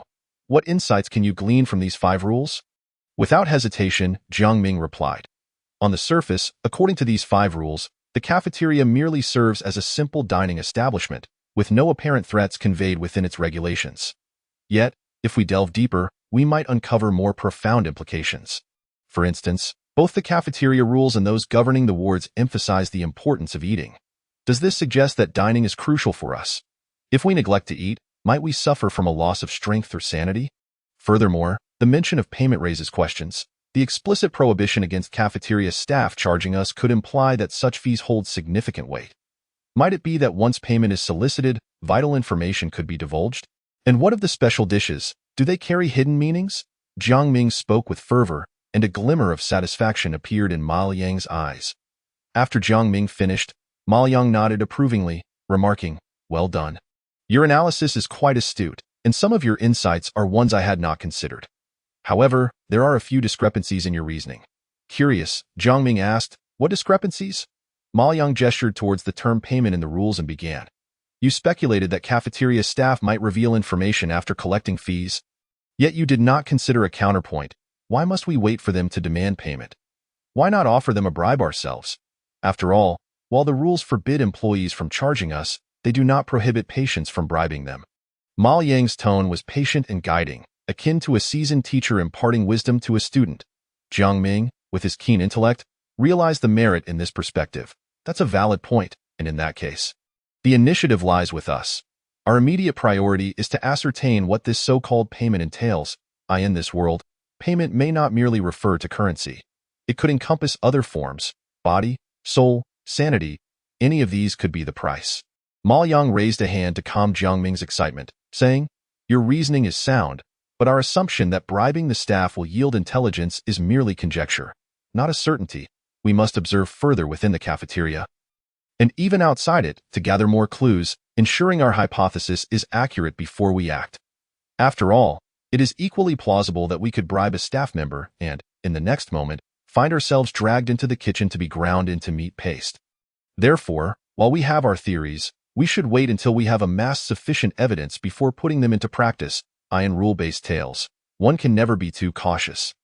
Listening to Ma Yang's words, Jiang Ming refrained from arguing but, drawing from his previous experiences in rule-based tales, recognized that while caution was indeed paramount, excessive caution could also lead one into the traps of the tales themselves.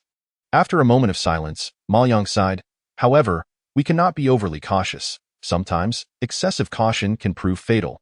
Upon hearing this, Jiang Ming turned his gaze towards Ma Yang. He continued, Do you recall the 4 universal rules I shared with you earlier? The rules within rule-based tales can evolve with time. Thus, it is possible that our current deductions, while correct, may not be actionable due to our caution. By the time we ascertain their correctness, the tale may have transformed, rendering our conclusions obsolete or even erroneous. Thus, being excessively cautious is not advisable. Yet, if we rush to act on our hypotheses without sufficient information, what if those hypotheses are incorrect? Hence, indiscretion is equally unwise. After Ma Yang finished speaking, he fell into a lengthy silence before resuming. This encapsulates the essence of rule-based tales. He looked at Jiang Ming with sincerity. I share all this not to assume the role of a seasoned elder lecturing you, but because you, a newcomer to the world of tales, have already triumphed in S-rank challenges, an indication of your exceptional talent.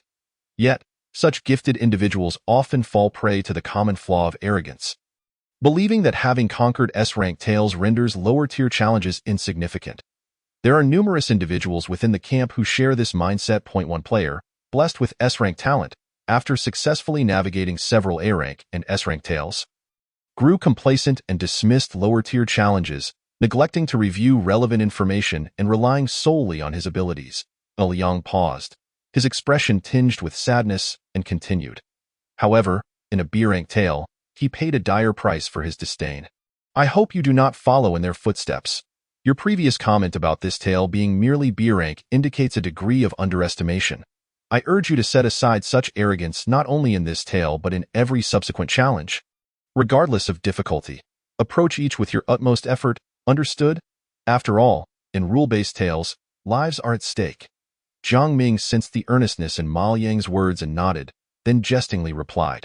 All right, and yet you claim not to lecture me.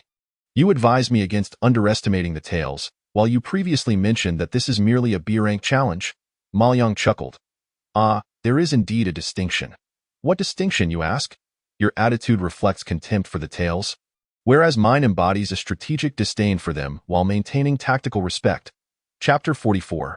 Roast whole lamb. The pace of serving meals was swift, and soon it was Jiang Ming's turn. As he gazed towards the serving window, he fell into a contemplative silence.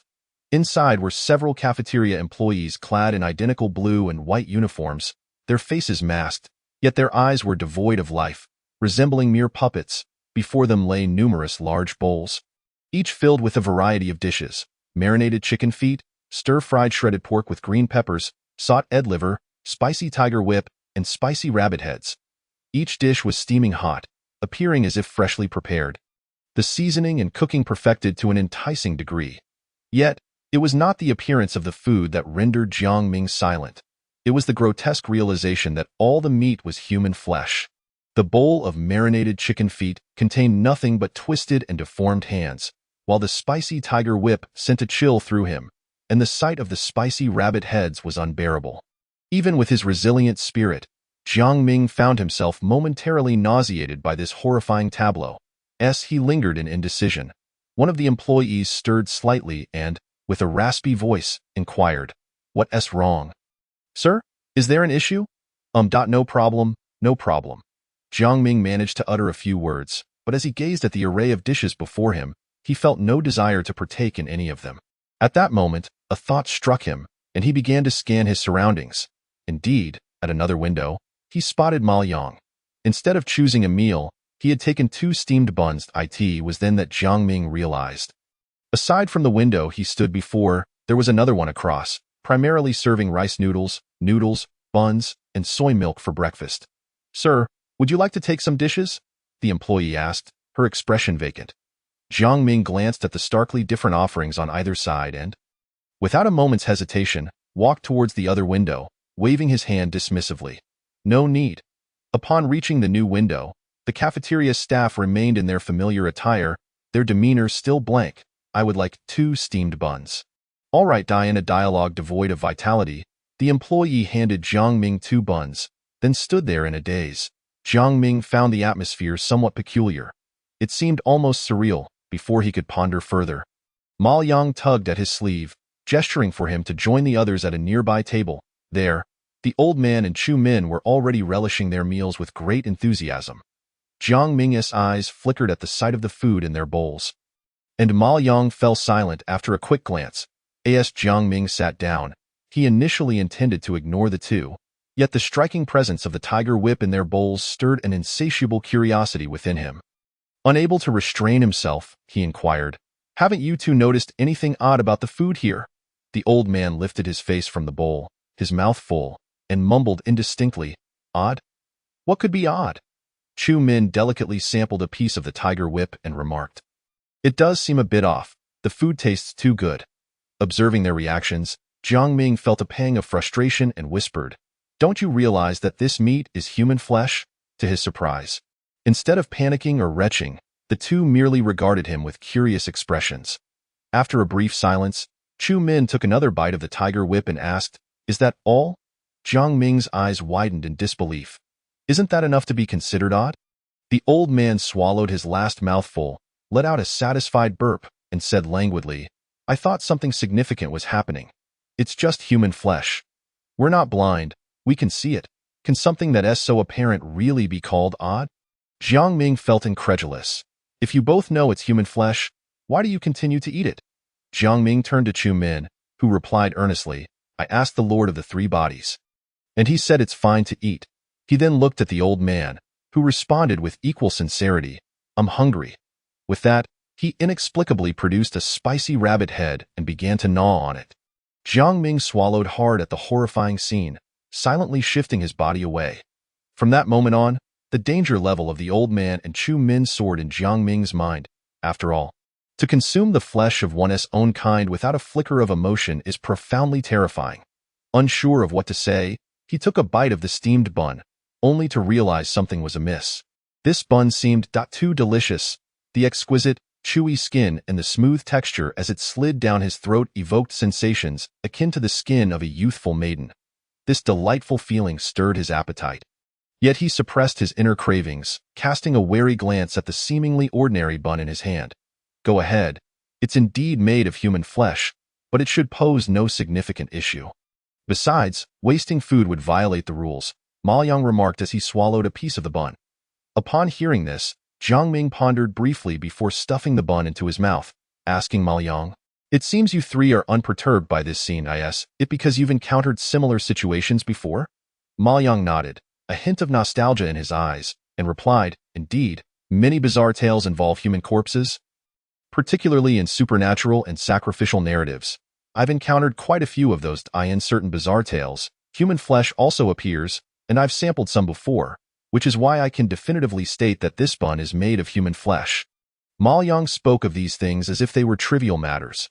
Yet soon, glancing at the old man and Chu Min, his expression turned somewhat resigned. "But to be honest, it still unsettles me a bit, considering it's the flesh of our kind. Individuals like them are ultimately rare. They are anomalies among anomalies." Jiang Ming couldn't agree more. These two were truly peculiar. One was a severe delusional, utterly devoted to the Lord of the Three Bodies. Jiang Ming believed that if the Lord commanded Chu Min to die on the spot, he would do so without a second thought. The other, aged and somewhat senile, seemed to transform into a ravenous ghost when it came to food. As long as there was something to eat, nothing else mattered. Jiang Ming speculated that this could be linked to their talents. The old man's gift likely revolved around food, while Chu Min's was perhaps that delusion. Maybe there really was a Lord of the Three Bodies in his mind. As Jiang Ming contemplated, a voice called out, "Everyone, please quiet down and direct your attention here. I have an announcement to make." Following the sound, Jiang Ming spotted a short man in a suit with a gleaming bald head, his eyes gleaming with shrewdness, standing at the serving window. Two dazed cafeteria employees pushed a cart beside him, upon which rested an enormous object concealed by a black cloth. Seeing the crowd's gaze fixed upon him, the bald man cleared his throat and began, "Ahem, it seems everyone enjoys our cafeteria's meals. Splendid, splendid. We are all patients here, and it is essential to eat well. After all, you are what you eat, and to recover swiftly, one must consume human flesh. Now, without further ado, I present to you our special dish, a whole roasted lamb." As he spoke, the black cloth was lifted, revealing a freshly roasted whole lamb. Its golden brown skin glistened with tantalizing oil, every crack hiding the mysteries of spices and precise cooking. The air was filled with the intoxicating aroma of meat mingled with cumin and chili. a primal and pure temptation that compelled one to inhale deeply, greedily attempting to draw the scent into their very being. Jiang Ming swallowed instinctively, despite the horrific sight of the roasted lamb. That aroma was like a seductive devil, tugging at his most primal desires. The bald man, evidently pleased with the crowd's reaction, smiled and asked, "So, who will be the first patient to indulge in our roasted lamb?" The scent lingered, almost haunting, and soon several individuals could no longer contain their impulses, gravitating toward the roasted lamb. Gathering around it, they gazed hungrily. The cafeteria manager smiled slightly, gestured for calm, and continued, "Is there anyone else who wishes to partake?" Jiang Ming remained unmoved. He could not act impulsively without understanding the situation, and he trusted Ma Yang felt the same. However, he was uncertain about the old man and Chu Min's thoughts and turned to look at them with concern. The old man lounged against the backrest, lazily picking meat fibers from between his teeth, seemingly aware of Jiang Ming's gaze, and waved dismissively. "I'm full." Chu Min shook his head as well. "I'm also satisfied." After the cafeteria manager concluded his remarks, a few more individuals stood up, their eyes filled with greed and desire, as if they had lost their senses, stepping closer to the roasted lamb. The cafeteria manager bore a satisfied smile, signaling the two dazed employees to slowly push the cart toward the back kitchen. Following the scent, numerous patients trailed behind the cart, inching toward the kitchen door. Inside, it was shrouded in darkness, a chilling aura enveloping the space as the cafeteria staff pushed the cart deeper into the shadows. Followed by the patients. Just as their figures vanished entirely into the darkness, the short cafeteria manager wore an eerie smile. He slowly extended his hand and forcefully closed the heavy door, sealing away all sounds and light. Inside, chilling sounds of food being chewed echoed, hollow and chaotic, as if countless mouths were simultaneously devouring something. Soon after, a stream of putrid blood began to seep from the cracks of the door, flowing slowly across the floor like twisted red streams, exuding a nauseating stench. Upon witnessing this scene, the excitement in his eyes intensified, and he turned to the rest of the individuals in the cafeteria, proclaiming, "Esteemed guests, there are merely 20 minutes remaining until breakfast concludes. I urge you all to manage your time wisely. Should you linger beyond the allotted time and an unforeseen incident occur, the cafeteria shall bear no responsibility." Chapter 45. 6 Forms of Existence. Jiang Ming and Chu Min were seated on a park bench, sunlight streaming through the glass dome above, lazily warming their bodies. An elderly man was nearby, gazing with great enthusiasm at the flowing water of the fountain, while Chu Min fixated on a statue of an angel. The statue, entirely grayish-white, was unidentifiable in terms of the material from which it was crafted, and its peculiar form featured hands covering its eyes. Even more strikingly, it was clad in a blue and white striped hospital gown. Jiang Ming occupied the seat closest to the cafeteria, affording him a clear view of all that transpired within. After the cafeteria's supervisor concluded his remarks, Jiang Ming and Ma Yang hastily finished their steamed buns and brought the elderly man and Chu Min to this spot, eager to observe what would unfold in the cafeteria after the clock struck 9. As the hour had yet to arrive, some patrons were still relishing their breakfast, albeit in fewer numbers than before. Jiang Ming's gaze remained fixed on the patients dining in the cafeteria, while Ma Yang perused his notebook, occasionally furrowing his brow, picking up his pen as if to amend something, but hesitating before setting it down again. Observing the patients, Jiang Ming appeared to have recalled a question and turned to Ma Yang, inquiring, "May I ask, are those in the cafeteria, or rather, within the hospital, aside from ourselves, truly human? Or what are they?" Taken aback by the question, Ma Yang paused, closing his notebook as if to gather his thoughts. After a considerable silence, he finally spoke. "If we are to speak of true humanity, then only those within the camp can be regarded as such. The rest are not human." Jiang Ming was taken aback.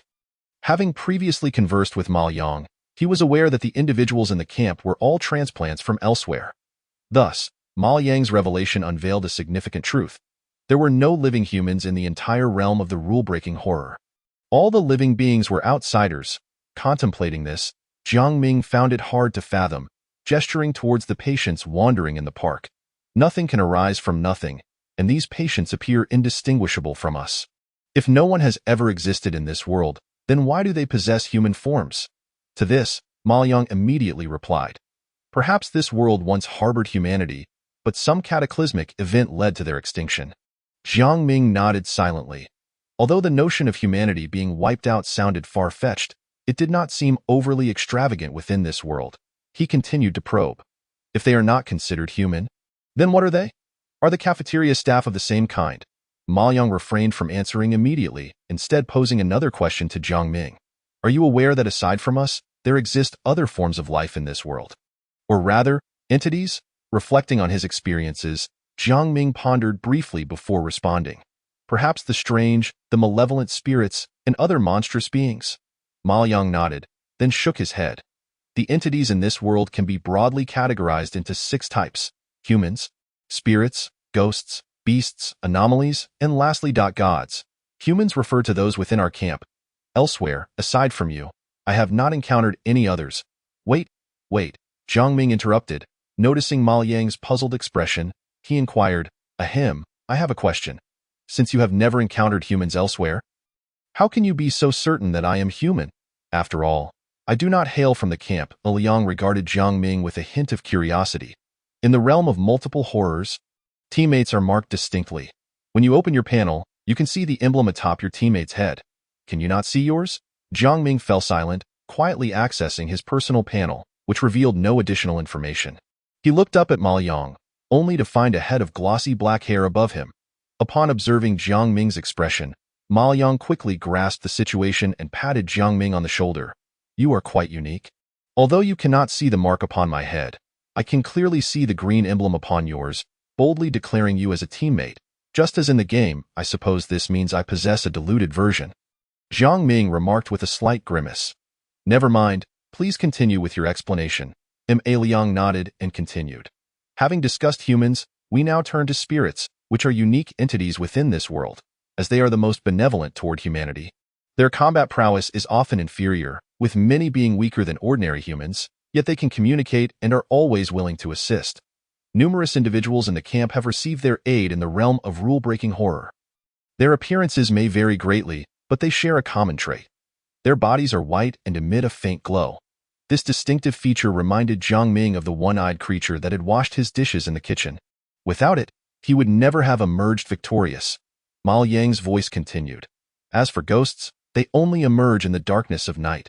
However, in certain peculiar rule-breaking horrors, they can appear in darkness at any time. Ghosts are the antithesis of spirits. They possess grotesque and repulsive appearances and harbor the utmost malice toward humans, spirits, and even anomalies, loathing everything. Their combat abilities are formidable, and ordinary players facing them are likely to meet their demise. Interestingly, both spirits and anomalies exhibit a keen interest in the blood and flesh of ghosts.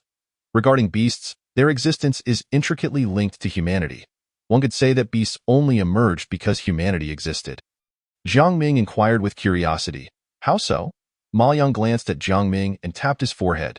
You should know that every individual has a sanity value, capped at 100, but do you know the minimum threshold for sanity? Jiang Ming hesitantly replied, 30? Ma Yang shook his head. You are overly optimistic. The minimum threshold for sanity is 30. Once it dips below this level, the remaining sanity will dissipate entirely, and it can no longer be restored gradually. You may envision this threshold as a building. When above 30, we can repair it through sleep, rest, and other means. However, once it falls below 30, it resembles a crumbling edifice losing its final support, collapsing into ruins, beyond recovery. Individuals in such a state become mad, chaotic, and disorderly, while their strength increases significantly. They require neither food nor sleep. Apart from their resemblance to humans, they have become an entirely different species, hence we classify them as beasts. They possess an extraordinary craving for the sanity of the living. Upon sensing the presence of living beings, they will frantically rush to devour their sanity. Jiang Ming contemplated this, then slowly remarked, similar to zombies in movies? Ma Yang's eyes gleamed with appreciation. Precisely, that is an apt analogy. However, for beasts, they need not inflict harm upon you. Merely touching you will result in the consumption of your sanity. Once your sanity falls below 30, you will transform into one of them. And what of anomalies? Jiang Ming inquired. Anomalies are the most numerous entities within this world, yet their disparities are vast, sometimes even greater than the gap between humans and anomalies. We classify them into 5 tiers, from lowest to highest, D, C, B, A, and S. Upon hearing this classification, Jiang Ming smiled. You certainly have made things convenient by directly adopting the system of talent grading. Ma Yang chuckled and waved his hand dismissively. Indeed, this classification was initially devised for convenience. If you dislike it, I could easily change it to A, B, C, D, or 1, 2, 3, 4, and so forth. Never mind, I was merely commenting. Please continue, Jiang Ming urged. Mei Liang gestured towards the patients in the park and then toward the cafeteria.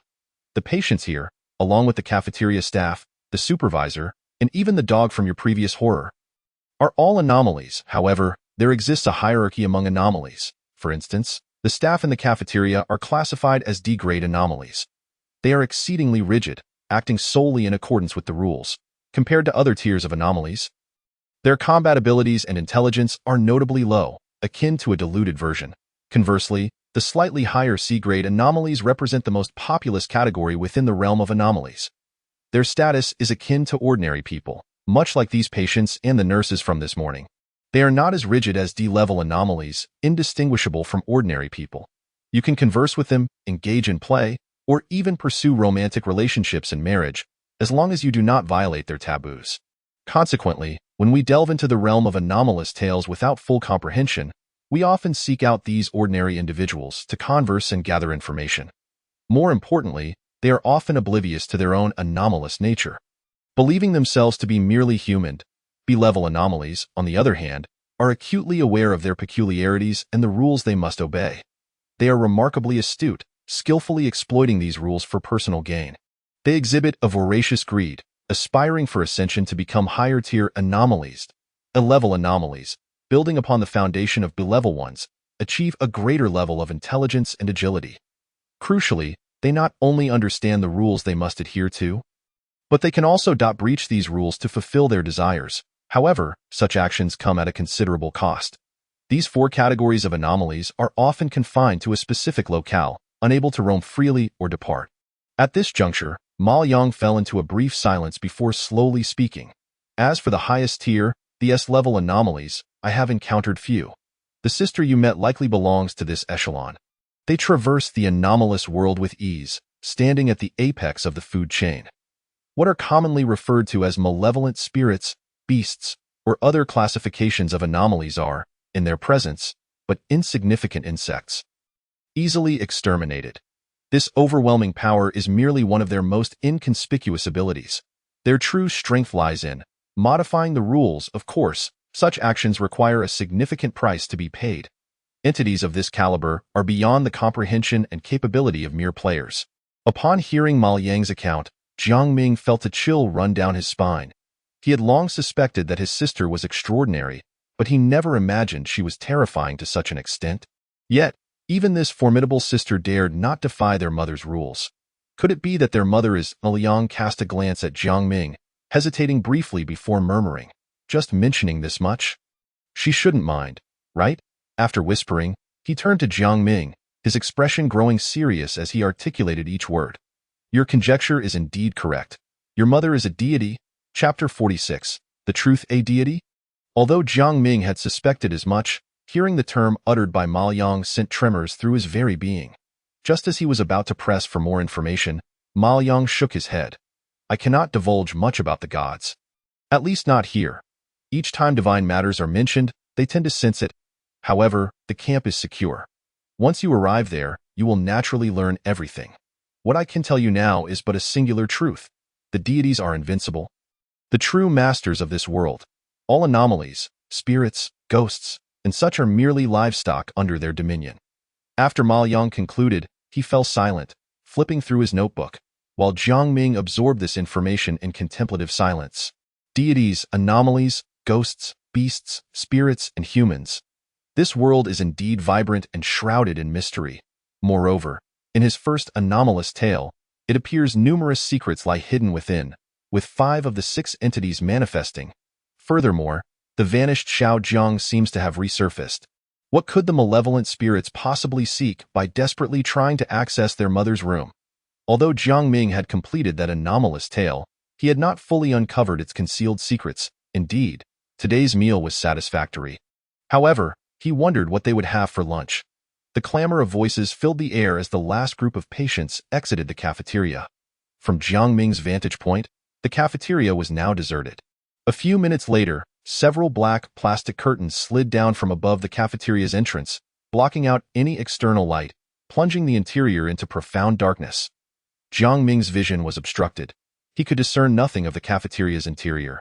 After waiting a few more minutes without any change, the employees and supervisors seemed to have vanished into this darkness, producing not a single sound. The patients who had initially entered the kitchen for roasted lamb were utterly silent. Jiang Ming, undeterred, boldly approached the cafeteria, pressing his face against the glass to peer inside, yet found nothing but impenetrable darkness. After realizing he could glean no information, he patted Ma Liang on the shoulder and called for the old man and Chu Min before returning to the ward. Wah! The baby's wail echoed throughout the ward as Jiang Ming helplessly gazed at the wailing Xiao Jiang in the stroller. He had summoned Ma Liang and the others to discuss their forthcoming actions. But upon returning, before he could even settle in, Xiao Jiang began to cry inconsolably, the sound heart-wrenchingly piercing. With no other option, the four could only attempt to soothe the child before making any plans, for the wailing was intolerably loud. Furthermore, he recalled the first rule of the ward. No loud noises are permitted. Maintain silence. If left unchecked, who knows what strange entities might be attracted by the sound of this crying? Thus, within the ward, Jiang Ming gently rocked the stroller, while Chu Min made silly faces and performed comical antics to amuse Xiao Jiang. The old man retrieved a banana from Jiang Ming's bedside table, peeled it, and offered it to Xiao Jiang, but the child ignored it completely, swatting it away with tiny fists. The old man, feeling disheartened, picked up the banana and put it into his own mouth. After much effort, the child's wailing showed no signs of abating, and Ma Liang observed for a moment before tentatively suggesting, could it be that he needs a change? Indeed, that was a possibility, and a likely one at that. But changing the diaper? One misstep could result in getting their hands smeared with something foul and yellow. Such a task was utterly out of the question. Jiang Ming's expression darkened. He slowly withdrew his hands from the stroller, thinking that if he distanced himself while they were distracted, this responsibility would not fall upon him. As he contemplated this, he began to subtly shift his body. Yet, the next moment, a familiar voice emerged from behind. Indeed? I believe the child needs changing. So who will do it? To be fair, why not let the one closest take care of it? Agreed.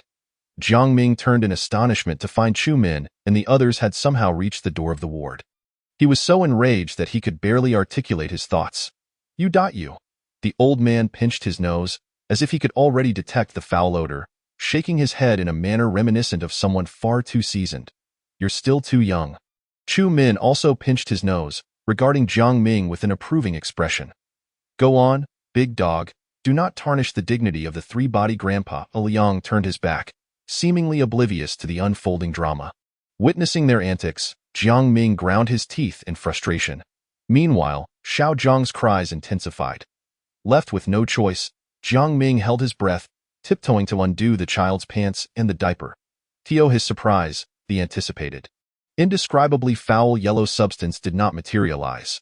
The diaper was pristine, and nestled between the child's legs was only a tiny little bird. No mess at all. Jiang Ming felt perplexed. If there was no need for a change, why was the child crying so desperately? He glanced back at the three, irritation coloring his voice. Enough, come over. He hasn't soiled himself. The three approached skeptically, covering their noses, and peered in, only then believing him. If he hasn't soiled himself, then what is he crying about? Chu Min appeared utterly baffled. Liang pondered for a moment before offering another hypothesis. Could it be that he is hungry? This suggestion was swiftly interrupted by the old man, who exclaimed, Hungry? He wouldn't eat the banana just now. Ma Liang shook his head, responding, Hunger and refusing a banana are not mutually exclusive. What if he simply wants milk? The group regarded the 2-year-old in the stroller, and this speculation was not without merit. Yet at that moment, they were all in a hospital. Where could they possibly procure milk? A heavy silence enveloped them. Chu Min surveyed the room, a look of indecision crossing his face, before slowly unbuttoning his hospital gown to reveal his robust chest, in the midst of their bewildered gazes. Chu Min lifted Xiao Jiang, bringing the child's head close to his chest. Jiang Ming, in shock, shouted, Sha Chun, what are you doing? Chu Min appeared momentarily confused, his voice dropping. I'm feeding him. Jiang Ming swiftly snatched Xiao Jiang back, patting the childish back to soothe his distressed spirit, then turned to Chu Min, his expression grave and enunciated. Men do not have milk. Jiang Ming spoke slowly and resolutely, as if imparting a cosmic truth.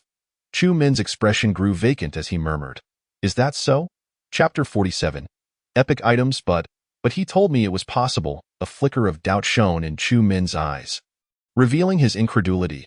Observing Chu Min's reaction, Ma Yang inquired with curiosity, "Who told you that men can produce milk, my brother?"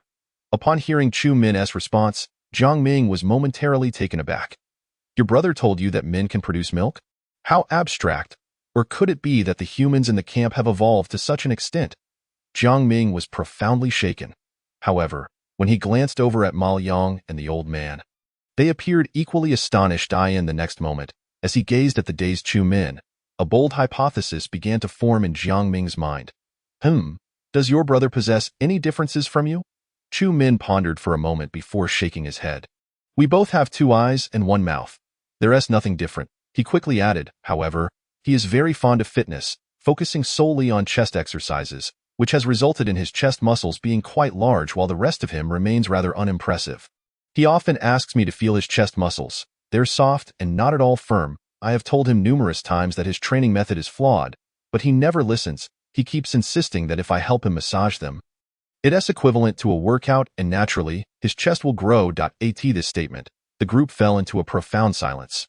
After carefully considering his words, Jiang Ming hesitated before asking Chu Min, if I'm not mistaken, are his chest muscles also pale and round?"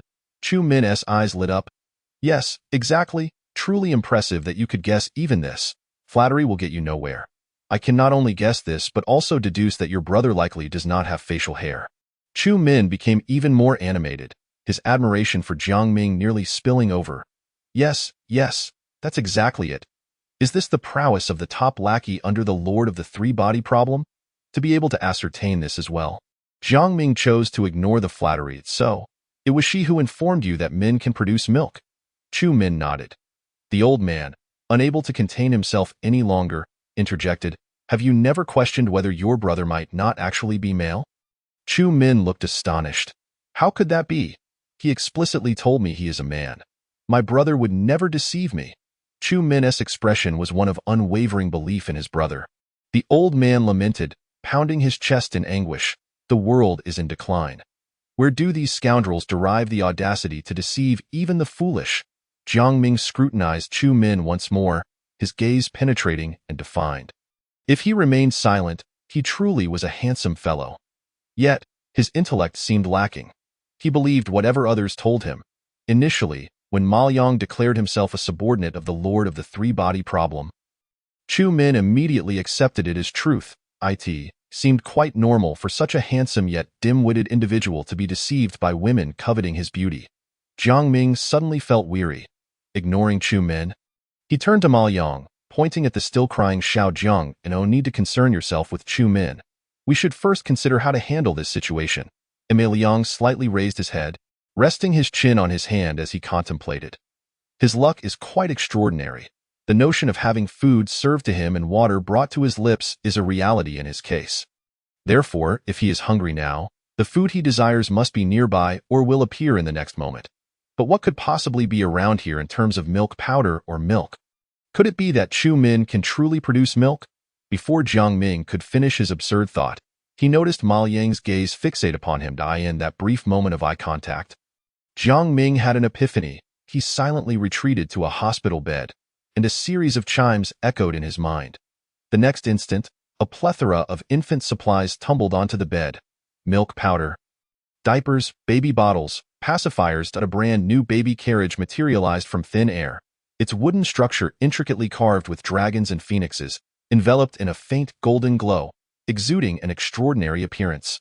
Clearly, these were items Jiang Ming had drawn from a vending machine. After days of accumulating chances, he had reserved 2 for himself, while the rest had been used for draws. Resultingly, the vending machine, which had previously yielded nothing of value, now eagerly dispensed infant supplies. Jiang Ming fell into deep contemplation as he beheld these items. Even the least among them was of exquisite quality. None of them were of ordinary caliber. For instance, The milk powder was derived from the milk of Tianshan white deer, which thrived atop snow-capped mountains, drinking snowmelt and feeding on snow lotus. The baby bottles were crafted from otherworldly glass forged in a martial arts realm, nurtured for 20 years by the internal energy of the finest martial artists of the time. Its primary feature was exceptional insulation, ensuring the prepared milk powder tasted exquisite. Who could fathom why these masters would devote 2 decades to nurturing a baby bottle? Other pacifiers and diapers also boasted remarkable origins and outstanding functionalities. The most extravagant of all was the baby carriage, radiating golden light, a creation from a high magic realm, its quality the highest Jiang Ming had ever encountered. Epic. The description on the panel lauded its attributes, extolling its ability to enrich spiritual energy, strengthen consciousness, provide warmth in winter and coolness in summer, enhance sleep, promote digestion, and resist toxins. Truly a marvel. As Jiang Ming reflected on his arduous efforts over the past weeks, he realized that the only exquisite item he possessed was a kitchen knife, prompting a deep sense of sorrow. The disparity between individuals was indeed vast.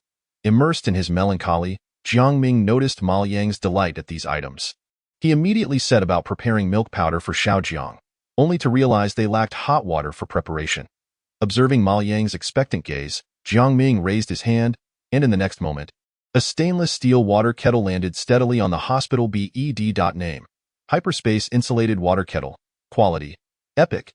Description: a kettle from an advanced technological civilization, utilizing hyperspace folding technology, containing a substantial amount of purified water maintained at a constant 70 degrees Celsius. Specifically for preparing milk powder for human infants. Note: the optimal temperature for preparing milk powder is 70 degrees Celsius, but for consumption, 40 degrees Celsius is ideal. Faced with yet another epic item, Jiang Ming found himself at a loss for words. He fell silent. After ensuring that most of the necessary items for the child were present, he quietly retreated to a corner of the room and discreetly drew another item. Ding! Congratulations, you have received a box of toothpicks. Enough. Is this talent truly mine or his? How can the disparity be so great? Jiang Ming felt a wave of frustration wash over him. Ma Liang cast a curious glance at Jiang Ming, who was dazed in the corner of the room, but chose not to comment further. Instead, he helped Xiaojiang transition into the gleaming baby carriage and prepared the milk powder. Moments later, Xiaojiang lay contentedly in the new carriage, eagerly sucking on the bottle. Ma Liang wiped non-existent sweat from his brow, sighed in relief, and signaled for the others to gather on the other side. All right, now we should discuss what to do next. The 4 gathered together, each voicing their opinions. The old man, with a serious expression, spoke first. We should consider what to eat for lunch today. Very well said. From now on, you are forbidden from speaking again. Next, Jiang Ming replied expressionlessly. However, upon seeing that the next speaker was Chu Min, he immediately displayed a pained expression. Forget it. Just go eat a banana. Oh. Chu Min obediently went to eat a banana. Sighing, Jiang Ming watched his retreating figure and turned to Ma Liang. The only sensible one among them, seems will have to rely on the 2 of us. Ma Liang displayed little reaction, beginning to analyze the situation. When I went out and came back, I took a rough look at our surroundings. This building has 7 floors, and we are currently on the 3rd. We can freely access the 1st and 2nd floors. However, the staircase leading from the 3rd to the 4th floor is blocked by an iron door that requires a card to enter. The only individuals in the hospital likely possessing such access are the nurses and doctors. We should pay attention to them when we encounter them, but there is no need to be overly fixated on this. Our primary concern now is to thoroughly investigate the information on the 3 floors below. The upper 4 can wait for later. Jiang Ming stroked his chin, nodding in agreement. Indeed, one must eat one bite at a time and walk step by step. Since you mentioned earlier that those patients and nurses can communicate normally, let us go gather some information and carefully search these 3 floors for any peculiarities. Furthermore, the rules we encountered this morning also mention patients and nurses. Thus, the regulations should not contain irrelevant information, so we should be able to glean some news from them. However, the rules also vaguely indicated that interacting with patients may carry risks, so we must remain vigilant regarding safety while gathering information. Additionally, we should ascertain the nature of that medication. Ma Liang cast a glance at the cheerful Xiaojiang, who was happily drinking milk, and uncertainly remarked, logically speaking, he took his medication this morning as well. If that medicine were harmful, A series of unfortunate events would have transpired to prevent it from reaching his lips. Therefore, this medicine should be benign. However, Jiang Ming interjected, after taking the medicine, not only do we endure excruciating pain, but our rationality also diminishes. It seems, then, that this medicine is indeed detrimental. Perhaps it benefits children while being harmful to adults. Though this reasoning may appear rather far-fetched, it seems plausible when applied to the fortuitous Xiao Jiang. With that, Jiang Ming turned to gaze at the old man and Chu Min beside him, feeling a twinge of headache. Ma Liang chimed in, "Let them join us. After all, in terms of the number of bizarre experiences, they surpass us all." After a moment's contemplation, Jiang Ming nodded and addressed them. "In that case, you two should also gather some intelligence. Let South meet at the park bench later this morning." Upon concluding his words, a lingering sense of unease prompted him to add, "Do remember to stay safe." The two nodded in affirmation. With the provisional plan set, the four were poised to depart when an odd sound suddenly echoed from behind them. Biffed! Crash! Ma Liang turned in curiosity, only to be met with an inexplicable stench in Xiao Jiang's cries. "This is bad." Ma Liang's expression shifted dramatically, and just as he was about to bolt, a thunderous bang reverberated. Bang! The sound of a slamming door resonated, leaving only the trembling door panel in his sight, while the trio that had just been gathered had vanished without a trace. Stunned, Ma Liang stared blankly at the empty room, the pungent odor intensifying. Reluctantly, he pinched his nose and approached the wailing Xiao Jiang. Removing his trousers and unfastening the diaper, he silently observed the yellowish mosaic before him, falling into a contemplative silence. Chapter 48. The Statue Outside. Jiang Ming clasped his hands behind his back, shaking his head with an air of wisdom. "Still too young." The old man momentarily appeared bewildered. "That seems to be my phrase," Jiang Ming waved dismissively. "A trivial detail, no need to dwell on it. You two need not accompany me. Go seek out clues and information on your own. Remember to convene at the cafeteria entrance at noon. With that, the old man led Chu Min away, seemingly intent on starting their search from the first floor. Jiang Ming watched them depart before beginning his examination of the hospital rooms on the third floor. Having just finished breakfast, some patients opted to wander outside, while others returned to their rooms. Overall, the third-floor wards were notably sparse, each room largely vacant, often hosting only one patient, with some completely empty. Jiang Ming scrutinized the layout of these rooms, noting their identical structures, and ventured into several unoccupied rooms, yet found nothing peculiar. After surveying all the wards on the third floor, he arrived at the final room near the staircase. Peering inside, a flicker of surprise crossed his face as his pupils contracted slightly.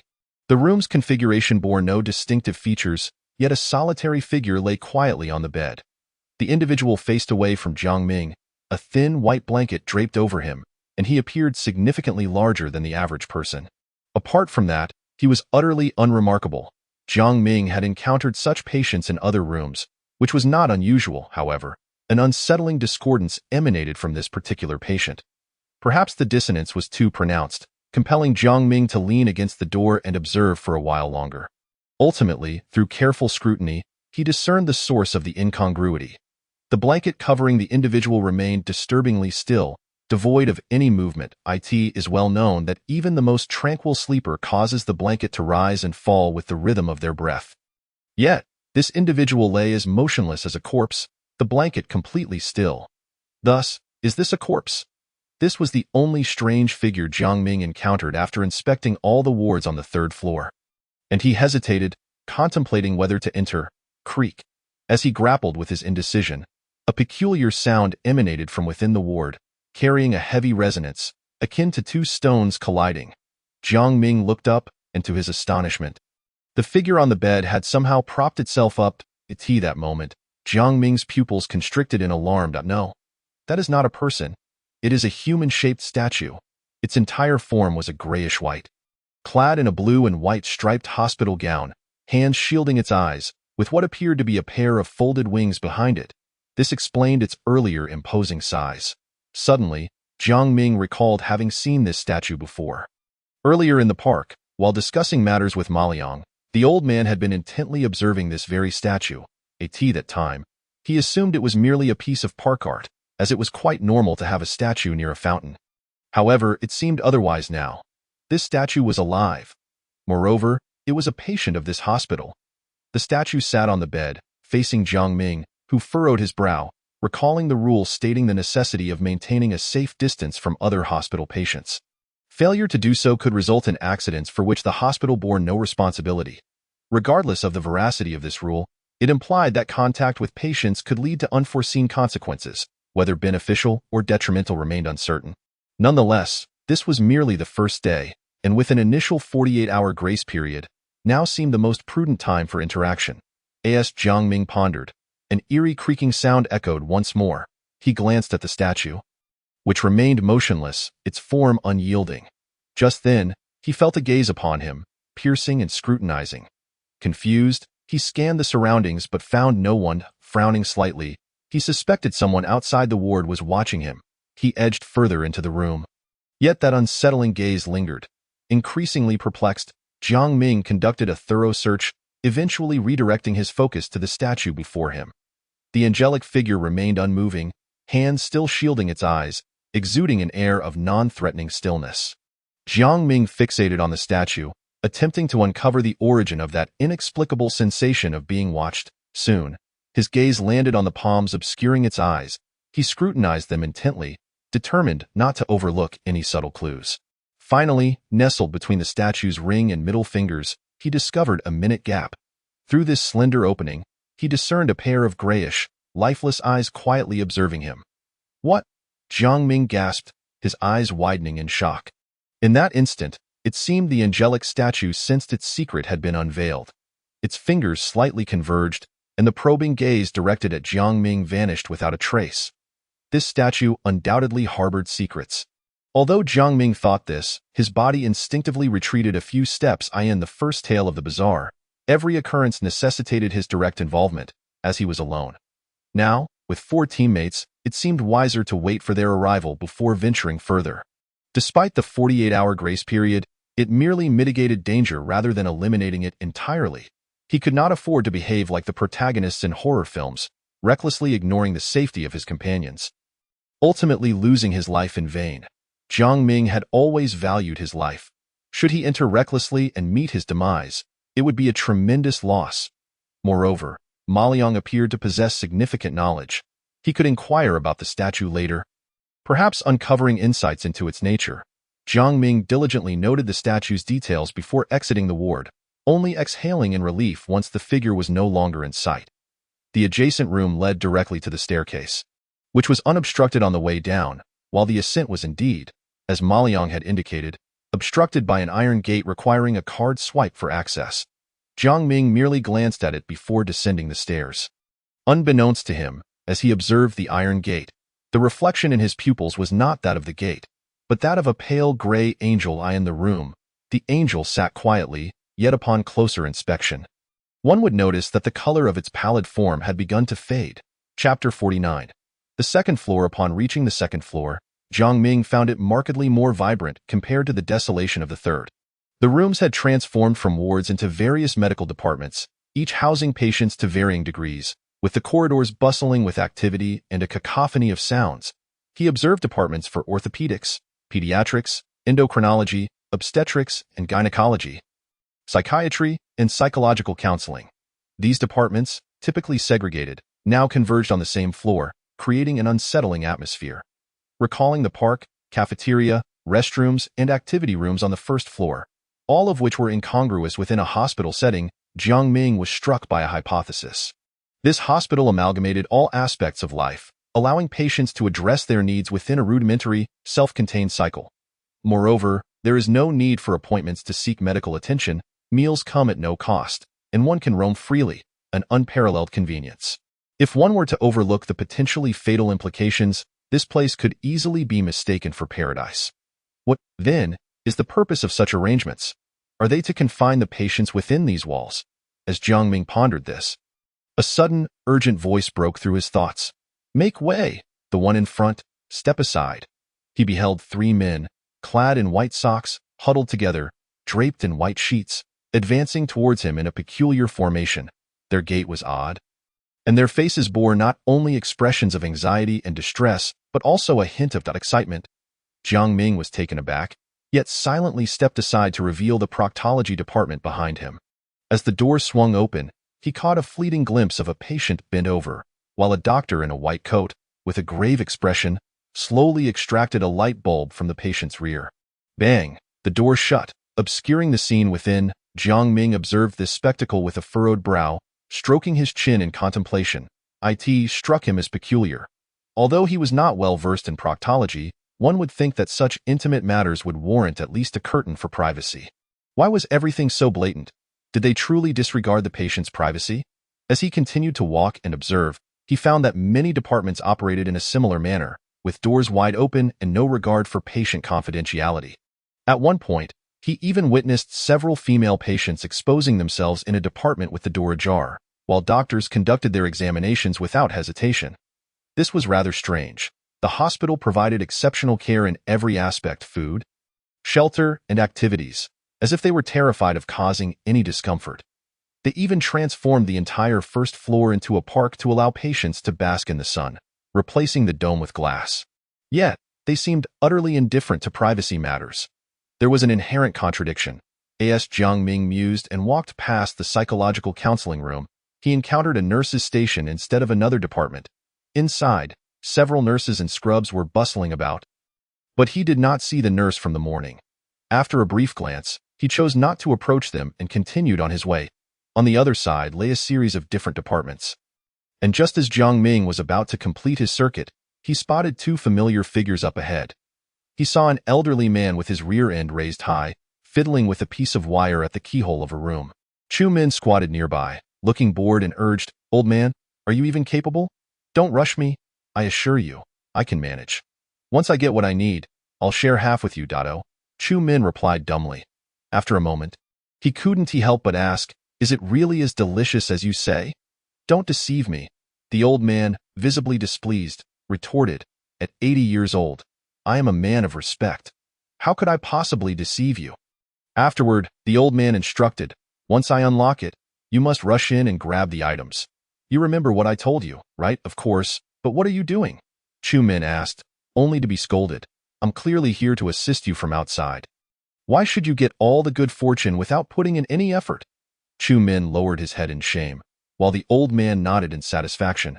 Then, as if recalling something, he looked at Chu Min and asked uncertainly, "You can read, right?"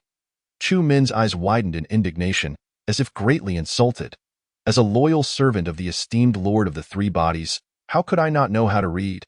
Don't slander my reputation." All right, you are cultured. Just remember to rush in and grab the items quickly."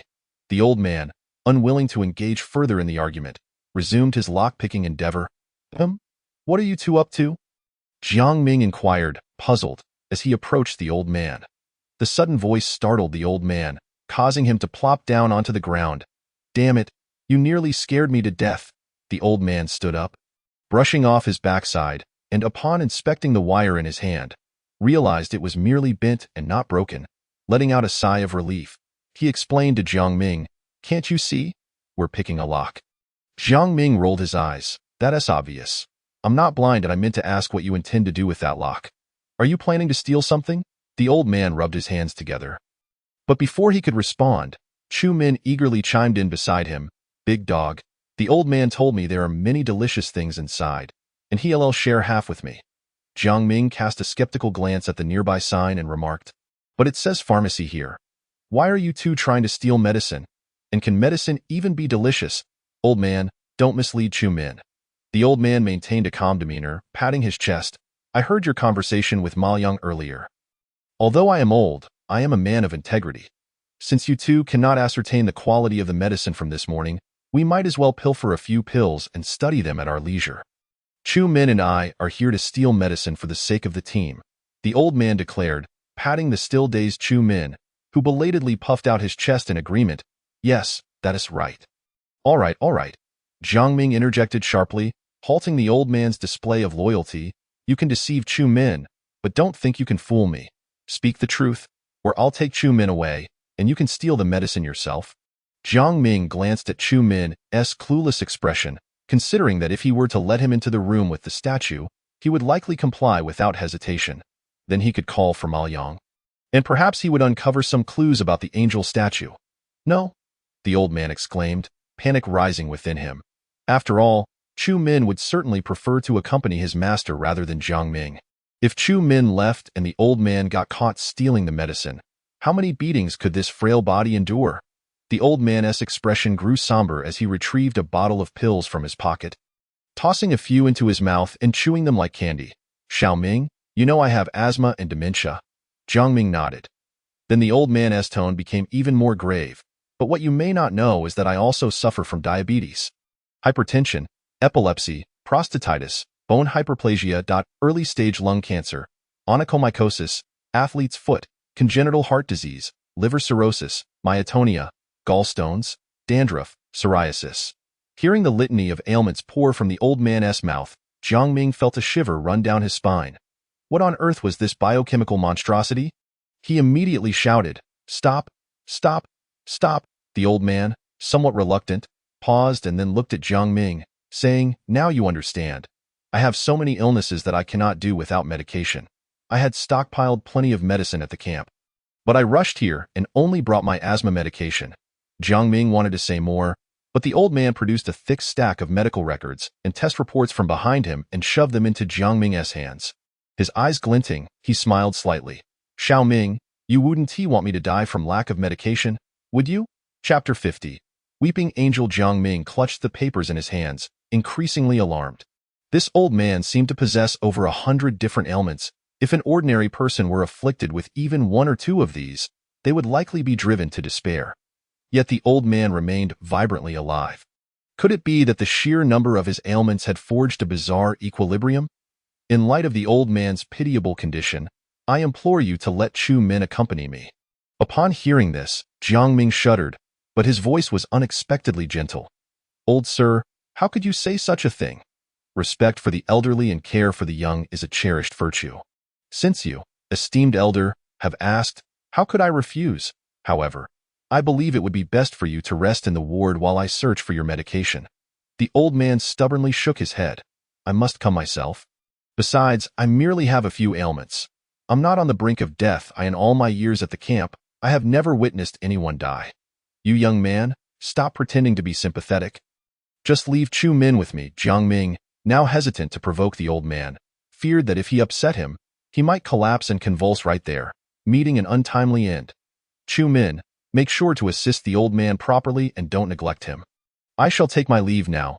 Big dog, take care." At 11:50, sunlight streamed through the glass dome, warming the benches where Jiang Ming and Ma Yang's at.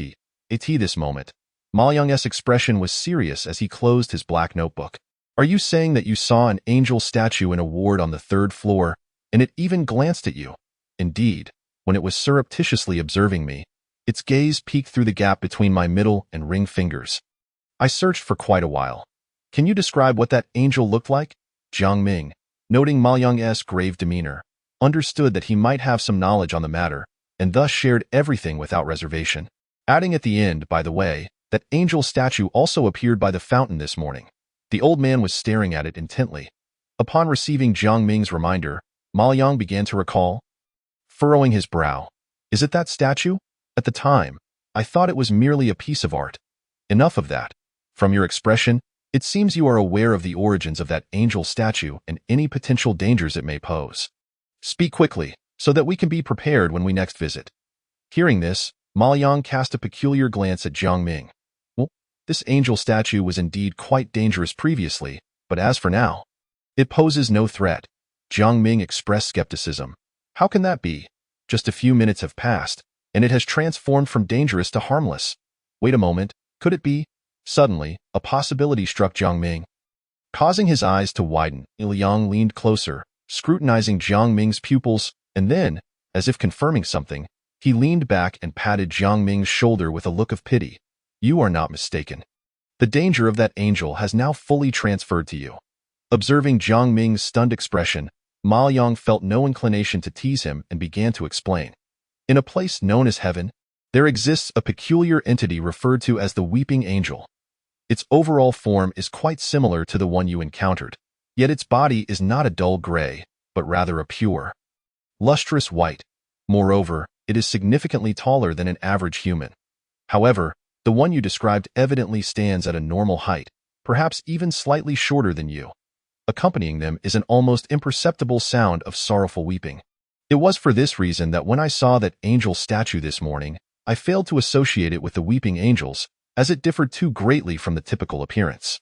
Of course, it is also possible that it is unwell. Jiang Ming interrupted Ma Yang. Given all these differences, how can you be certain that this angel is indeed a weeping angel? After all, it seems incapable of weeping. I heard no sounds of crying, Liang chuckled softly, pointing at Jiang Ming's pupils. You likely haven't looked in a mirror yet, have you? When you do, take a good look at your pupils. Inside them, a pale angel currently resides. Jiang Ming blinked, hesitantly touching his eyeballs through his eyelids. Liang continued. Weeping angels possess an extraordinarily sensitive perception. When prey appears, they manifest from various angles within your sight. The moment you see them, the hunt begins. At this stage, the weeping angel will not inflict any harm. It will merely begin to appear more frequently within your field of vision, continuously imprinting its image upon your pupils. Until, ultimately, it occupies your sight entirely. At that point, you will become the new weeping angel. Do not entertain thoughts of killing a weeping angel. As far as I know, no one has ever succeeded, not even those classified as Class S anomalies. However, there are means of resolution. If you flee the moment you see a weeping angel, running far enough away and never returning to that area, your life may be spared. Alternatively, you could remove your own eyeballs, which, while blinding you, would at least preserve your life. This is one method of their hunting. Jiang Ming, feeling his eyelids, spoke in a low voice. And the second method of hunting is to lock eyes with the weeping angel? Although framed as a question, the implication was affirmative. Liang nodded. Indeed, however, it is worth noting that weeping angels seldom employ this method. They typically only do so when, how should I put it? Yes, when they are particularly drawn to their prey. They generally resort to this tactic only when they encounter a target they admire. In contrast, this method of hunting is not as easily escaped. Even removing your eyeballs would be futile. The reflection in your pupils will only deepen, embedding itself within your soul, rendering any attempts to escape utterly pointless. It will follow you relentlessly, as long as you see it. Think of it or speak its name. The process of merging will intensify until you become one with it, unwavering until death. Liang patted Jiang Ming's shoulder, his eyes reflecting approval, and until the weeping angel successfully captures its previous prey. It poses no threat to others, which is why I mentioned that the angel currently holds no danger. You merely have to endure. Jiang Ming rose and took a few steps in front of the bench, his expression grave as he remarked. But if what you say is true, then this morning, the old man and so many other patients saw the weeping angel. It should have targeted them first. Not me. Liang waved his hand, indicating his uncertainty. This particular weeping angel is unlike the others. Some differences are to be expected. However, the reflection of the angel in your eyes is undeniably real. It cannot be fabricated. Pausing for a moment, Ma Yang reassured him. Do not worry. Given the uniqueness of this weeping angel, it may very well differ from the rest and not endanger your life. Besides, do you not have your mother? Surely a mother would not stand by and watch her child perish. Jiang Ming felt a pang of discomfort at Ma Yang's words. Although his mother seemed to be a divine being, residing at the pinnacle of existence, dealing with this angel should not pose a significant challenge. However, the total time he had spent with her amounted to no more than 2 seconds, and that was during the disorienting moments after his beheading. What sort of son shares only 2 seconds with his mother, particularly in such a dismembered state? Thus, Jiang Ming harbored doubts about whether his mother would assist him. How much time do I have left? Jiang Ming inquired. Liang, aware of what Jiang Ming was asking, answered honestly, 1 month. Jiang Ming frowned. What is the shortest time? 1 second. Sighing in resignation, Jiang Ming decided to set the matter aside for the time being. After all, he could not control when the weeping angel would strike, but he could exert some influence over whether he could navigate this peculiar tale. He resolved to focus on what he could do, relinquishing thoughts of what he could not, striving to survive, even if only for a few more days. This was Jiang Ming's life philosophy. At that moment, Ma Yang's gaze shifted to Jiang Ming's back. His eyes flickering slightly, Jiang Ming, puzzled, prepared to turn and look when Ma Yang suddenly seized him, speaking earnestly. Do not turn around. It has arrived. Chapter 51. red marks seeing the grave expression on Ma Yang's face. Jiang Ming felt a chill run down his spine, understanding that the entity now approaching was likely the angel. If he were to turn and behold it, the merging would deepen once more. "What are you doing, you traitorous scoundrels?" A voice emerged from behind, belonging to Chu Min. Filled with confusion, Liang burst into laughter, patting Jiang Ming's shoulder, signaling that he could turn. "I was merely joking to frighten you. The merging has only just begun. It's unlikely the angel would seek you out so swiftly." Jiang Ming, speechless, turned to see Chu Min greeting him warmly, while the old man behind him muttered to himself, tossing pills into his mouth. Why? Why is this happening?" Jiang Ming gestured toward the old man, who appeared somewhat unhinged, and looked at Chu Min. "What is going on?" Chu Min scratched his head and explained, "Not long after you left." The old man managed to unlock the pharmacy door. He thought he could quickly grab the medication, but to his surprise, there was another door behind the first. He became infuriated, fumbling with the locks while popping pills, and ended up unlocking 29 doors without gaining access to the pharmacy. Leaning closer to Jiang Ming, Chu Min whispered, "You have no idea how terrifying his expression was when he reached the 21st door. He looked as if he were about to devour someone. By the time he got to the last few doors, he charged at them and tried to bite them. There was saliva everywhere. It was utterly disgusting." The old man's behavior was indeed quite erratic, but given his afflictions, over 100 ailments, including some mental disorders, this was not surprising. Moreover, certain medications are addictive, and the old man consumed them daily, likely reaching the late stages of addiction. It would not be an exaggeration to call him a junkie. If he were not provided with his medication soon, a breakdown could lead to considerable chaos. Initially, Jiang Ming had not prioritized investigating the medications taken by the others that morning, as the nurses delivered them daily, providing ample opportunities for access. Thus, when he saw the old man picking locks, he felt little agitation. If he could steal the medication, that would be preferable, but if not, it was no great loss. However, witnessing the old man's current state elevated the priority of securing the medication. In other tales, Jiang Ming would have ignored such matters entirely, as they offered him no benefit. Only a fool would concern himself with others. In this eerie tale, the fates of the 5 individuals are inextricably intertwined. Should the old man perish, the difficulty of the supernatural ordeal would escalate, consequently diminishing their chances of survival.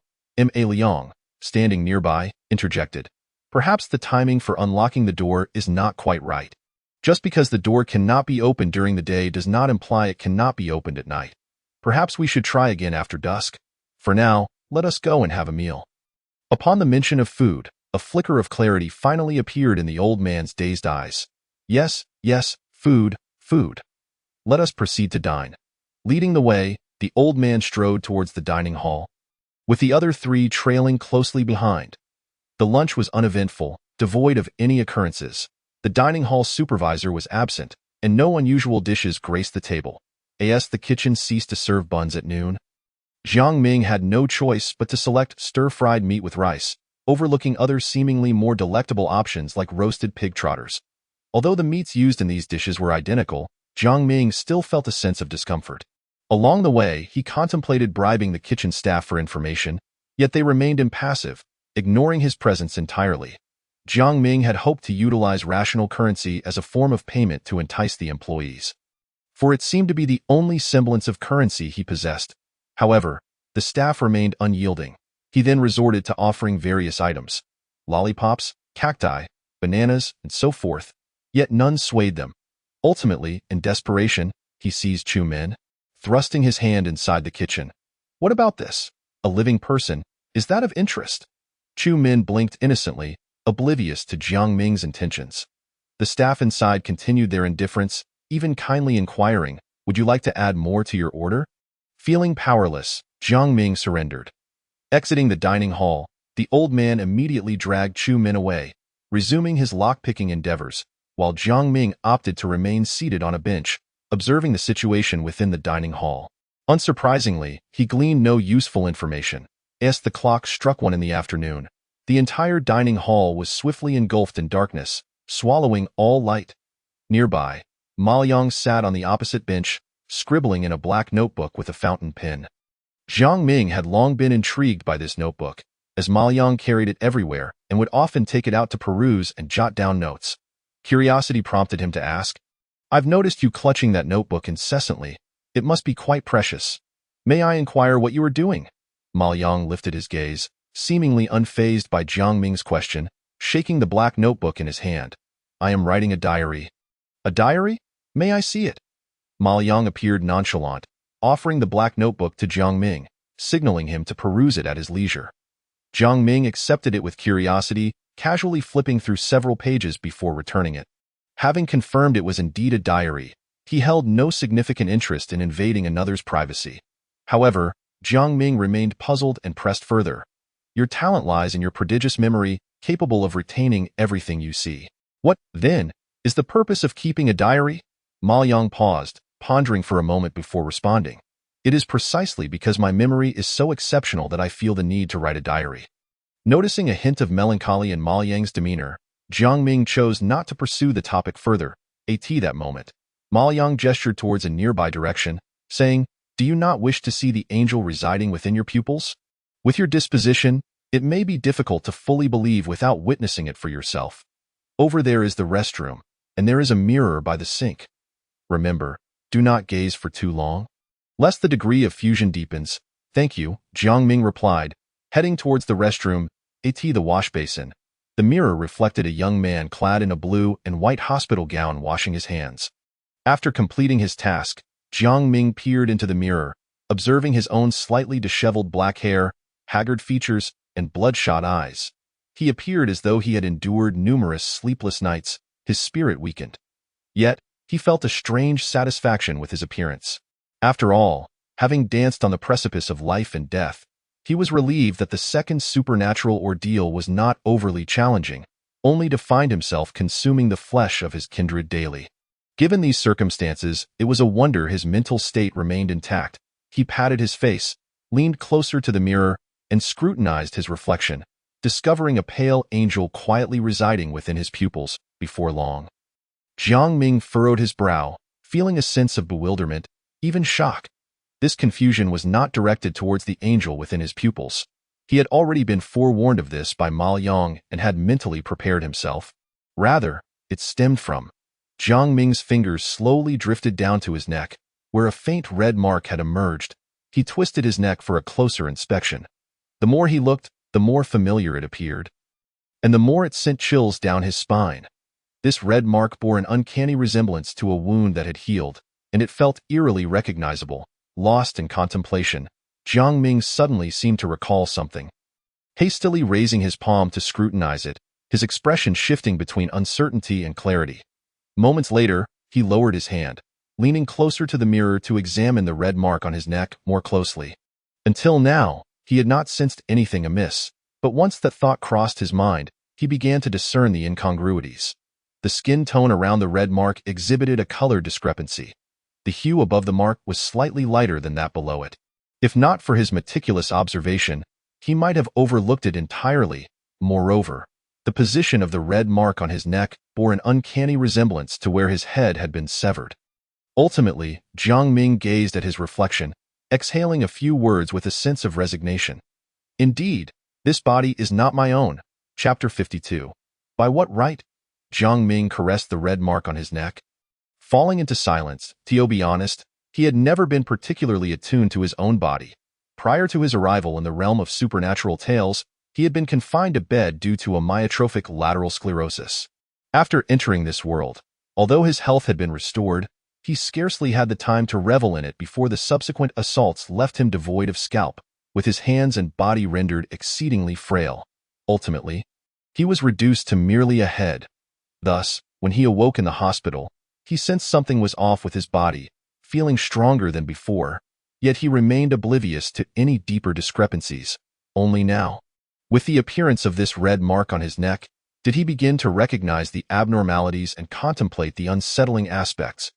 He had naively believed that once he completed the supernatural ordeal, restoring his body would be a foregone conclusion. Yet now, in retrospect, such a notion seemed too good to be true.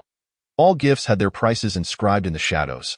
What, then, was the purpose of my mother urging me to inhabit another's body?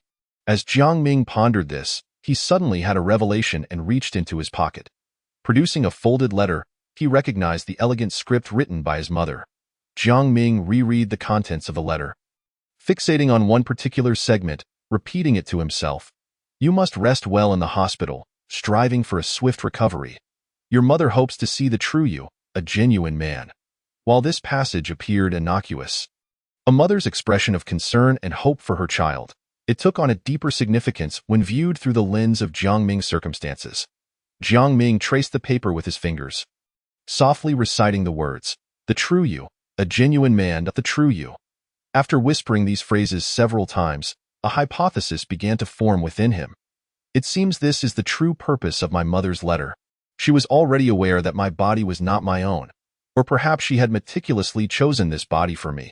She bestowed this body upon me, and, in the letter, expressed her desire to witness me become my true self. This meant that beyond the task of escaping the Seventh Ward, he must also locate his own body within this building. Reunite his head and body and become his authentic self? But why would she desire such a thing? At that moment, Jiang Ming recalled a particular phrase from the conclusion of the first supernatural ordeal, which had left a lasting impression on him. Keep it up. Strive to become your mother's most beloved child. Based on the events of the first supernatural tale, it was clear that what she cherished most was witnessing her child struggle on the brink of life and death. Thus, was this a test imposed upon her child? Must he endure her trials to earn her love? If that were the case, she would undoubtedly not allow him to find comfort. The red mark on his neck might not signify healing at all. Rather, it could indicate that his neck and body were gradually parting ways.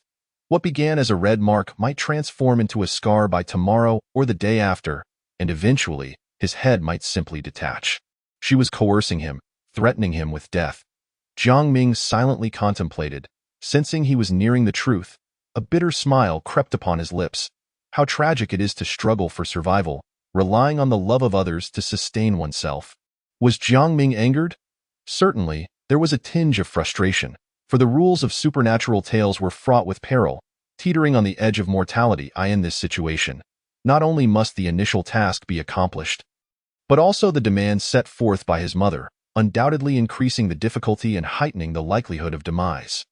Yet, Jiang Ming is acutely aware that he has been left with nothing but his head. Had it not been for his mother's intervention, he would have perished long ago. Thus, he feels a sense of gratitude towards her for his continued existence. Jiang Ming reassures himself with this thought, but the fire of anger within him intensifies, and his breath quickens. Bang! Jiang Ming strikes the sink with a heavy fist, but nothing occurs. The sink remains unmoved, while his hand throbs with pain. When a person is weak, anger merely becomes a weapon that inflicts harm upon oneself. Jiang Ming is furious, yet his ire is not directed at his mother, but rather at the unjust fate he has been dealt. This wretched life. Why must he endure the torment of a myotrophic lateral sclerosis, accompanied by solitude each day? Why can he not traverse to the camp, living a stable life as an ordinary newcomer, instead of fighting for survival against those cruel and bizarre entities from the very beginning? Why are so many people targeted, and that solitary angel chooses only him to slaughter? Why is his talent so dismal? Why is he perpetually denied the favor of fortune? Why must he exert every ounce of effort, only to survive on the meager scraps of love bestowed by the divine? Why? Why? Jiang Ming silently screams within, his breath becoming increasingly frantic, his chest heaving violently, blood vessels visible in his eyes. Bang, bang, bang. Jiang Ming strikes again, his knuckles aching. After a brief silence, he composes himself, exhaling a deep breath. He turns on the faucet and splashes water on his face. Once refreshed, he gazes at his reflection in the mirror, uttering a few words. Forget it, living is enough. Jiang Ming exits the restroom, silently repeating to himself, indeed, living is enough, even if it is just for a few more minutes.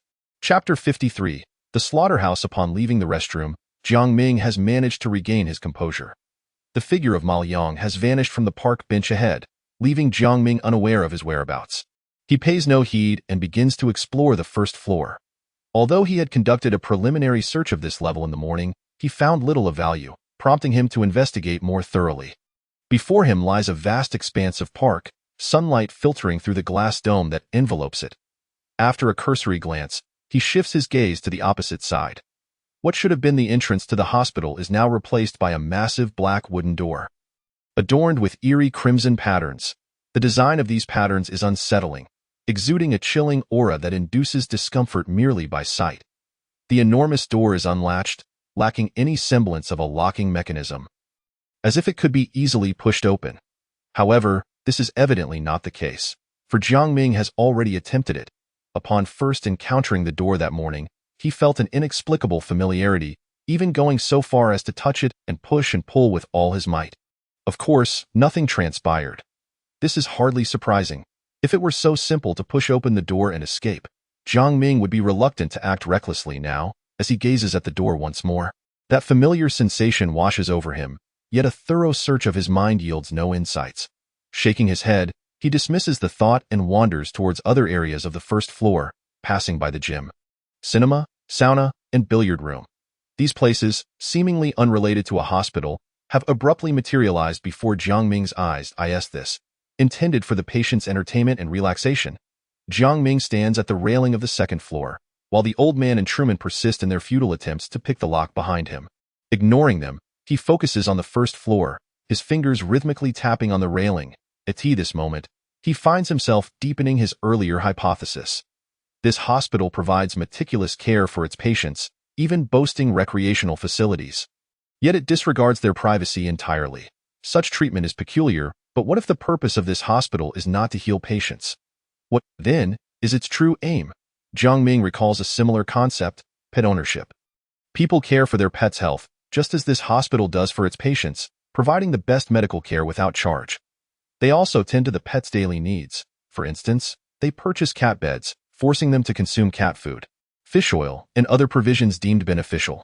Here, too, the hospital's cafeteria is attentive to patients' diets, with nurses delivering medication daily. During mealtimes, to ensure optimal nutrition, the hospital adheres to a "you are what you eat" philosophy, eliminating all other dishes and serving only one, human flesh. They compel patients to consume what they believe to be the best food. Similarly, people do not concern themselves with their pets' privacy. At times, to maintain ease, they may even have them spayed. In the same vein, the hospital shows no regard for patient privacy. This hypothesis seems plausible. If so, the inherent danger of this bizarre tale may not be high. However, Jiang Ming has never placed faith in fortune. He leans towards an alternative theory. This is not a warm pet haven, but rather a slaughterhouse for livestock.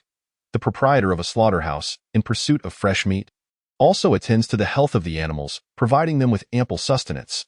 Some owners even play music for the livestock to enhance the quality of the meat. Yet, once the slaughter date arrives, all is over. Jiang Ming gazes at the enclosed hospital, a 7-story circular structure interconnected in a manner that seems intent on ensnaring individuals. He recalls the mechanical announcement from earlier, July 15th. The Ghost Festival, a night of 100 demons, and the living must retreat. If my conjecture holds true, we must escape before July 15th. The night of 100 demons must be when they wield their slaughtering knives. And in a livestock slaughterhouse, there are inevitably personnel overseeing operations. The key to our escape likely lies with these individuals. The first, second, and third floors are occupied by patients, doctors, and nurses, suggesting that the personnel must be on the 4th floor or even higher. As Jiang Ming is lost in thought, a dark object rapidly expands in front of him. Before he can evade it, he is struck in the face by a foot. Damn! Before Jiang Ming can utter a curse, a puzzled voice sounds above him. Hey! Is the distance between these 2 floors so close? As he speaks, the shoe twists upon Jiang Ming's face.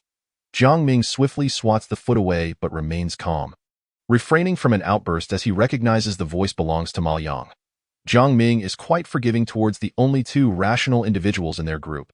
He finds himself questioning why Ma Yang opts to climb the stairs rather than use the staircase. Realizing that the object he had been standing on has vanished, Ma Yang searches the area in confusion, soon looking down to inspect the railing. After adjusting his position and confirming the location of the railing, a glimmer of determination flashes in his eyes as he abruptly releases his hands. The next moment, Ma Yang emits a frantic cry for help. Hey! Hey! Hey! Pull me up! Pull me up! Bang! Ma Yang's feet do indeed land on the railing, but he struggles to maintain his balance, swaying precariously before crashing down the stairwell in a rather undignified manner. His nose meets the ground, blood pouring forth. To this point, Jiang Ming feigns concern as he approaches to help Ma Yang up, asking with feigned sincerity, "Are you all right?" Having seen Jiang Ming ahead and hoping he would assist him, Ma Yang is taken aback when Jiang Ming seemingly ignores him, as he stands, ready to inquire why Jiang Ming failed to help. He catches sight of the shoe print on his face. In an instant, Ma Yang's words are swallowed. He forces a smile, pulling out a tissue to staunch the flow of blood from his nose, and replies, I'm fine. Jiang Ming, intrigued, asks, "By the way, isn't there a staircase? Why are you climbing?" Upon broaching this topic, Ma Yang appears invigorated, pulling Jiang Ming to the edge of the railing. "Watch this. I'm going to perform an experiment." Just as Ma Yang is about to vault over the railing, he touches his nose, retreating momentarily, then glances at Jiang Ming before looking back, spotting Truman, who is idly squatting on the ground. Ma Yang's eyes light up with excitement. "Truman, come here. The master of the three-body problem has a new directive." Upon hearing this, Truman eagerly scurries over. "What is the master of the three-body problem command now?" Ma Yang points at the railing, then at the upper floor, and declares, "Behold, the master's instruction is for you to climb to the third floor from here." "Great!" Truman, brimming with enthusiasm, steps onto the railing and begins to ascend. However, before long, his voice calls down, "Big Trader, can you give me a push? I'm stuck." Jiang Ming is at a loss for words. He exchanges glances with Ma Yang, and together they hoist one of Truman's legs upward.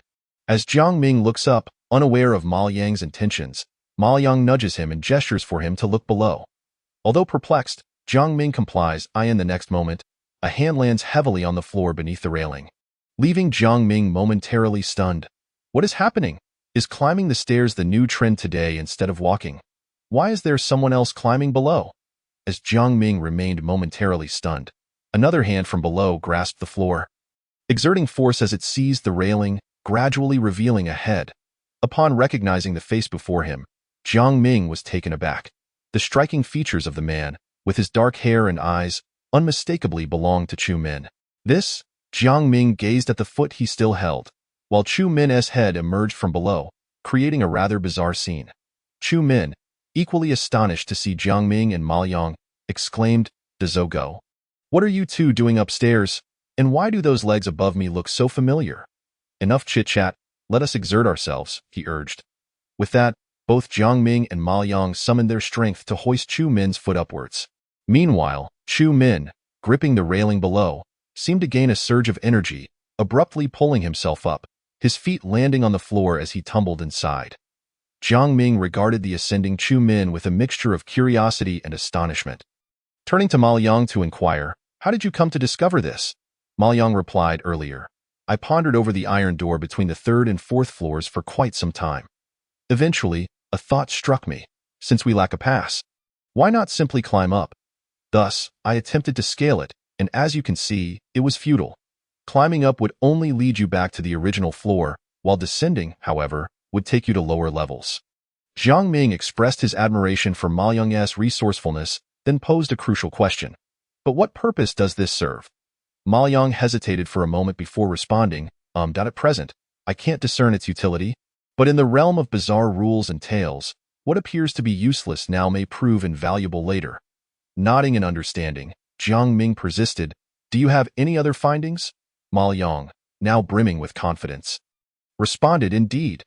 I have uncovered the whereabouts of the pass between the third and fourth floors." Upon hearing this, Jiang Ming's eyes lit up, eagerly asking, "How do we obtain the pass?" Ma Yang retrieved a piece of paper from his nose, which had become somewhat heavy with blood, carefully wrapping it in another sheet, intending to dispose of it in the restroom. He then stuffed a fresh piece of paper into his nostril and continued, "During the day, we cannot acquire the pass, as every doctor and nurse is confined to the first 3 floors. They do not possess one, however. At night, there are designated doctors on duty, and the pass is with them." "Is that truly the case?"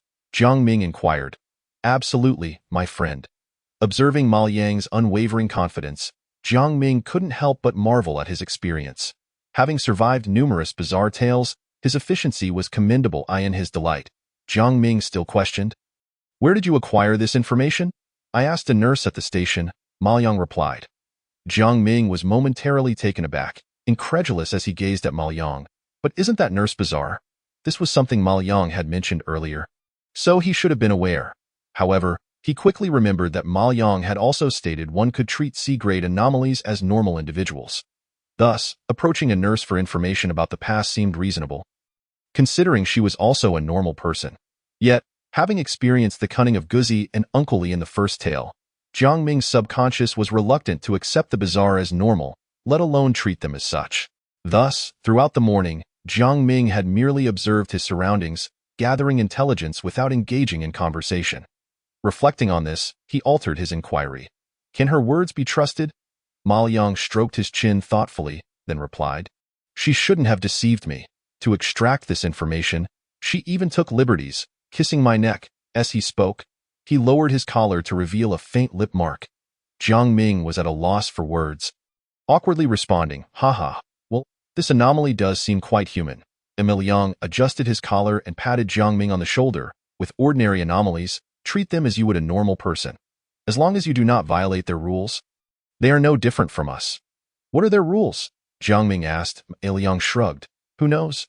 In this world, every anomaly adheres to its own set of rules, much like us. If one were to transgress, they would go mad and fight back. At this point, Ma Yang observed Jiang Ming's contemplative expression and continued, for instance, if an anomaly's identity is that of a mother, one of its rules might be to protect its child. Should you harm its offspring, it would be akin to breaching its rules, and it would retaliate fiercely, he added. Aside from that, they are no different from normal individuals. One could even engage with them intimately. Some in the camp have expressed that the experience is quite delightful. Jiang Ming, upon hearing such brazen words, found himself momentarily speechless, opting for silence instead. And of course, you need not regard B-grade anomalies and those above as human.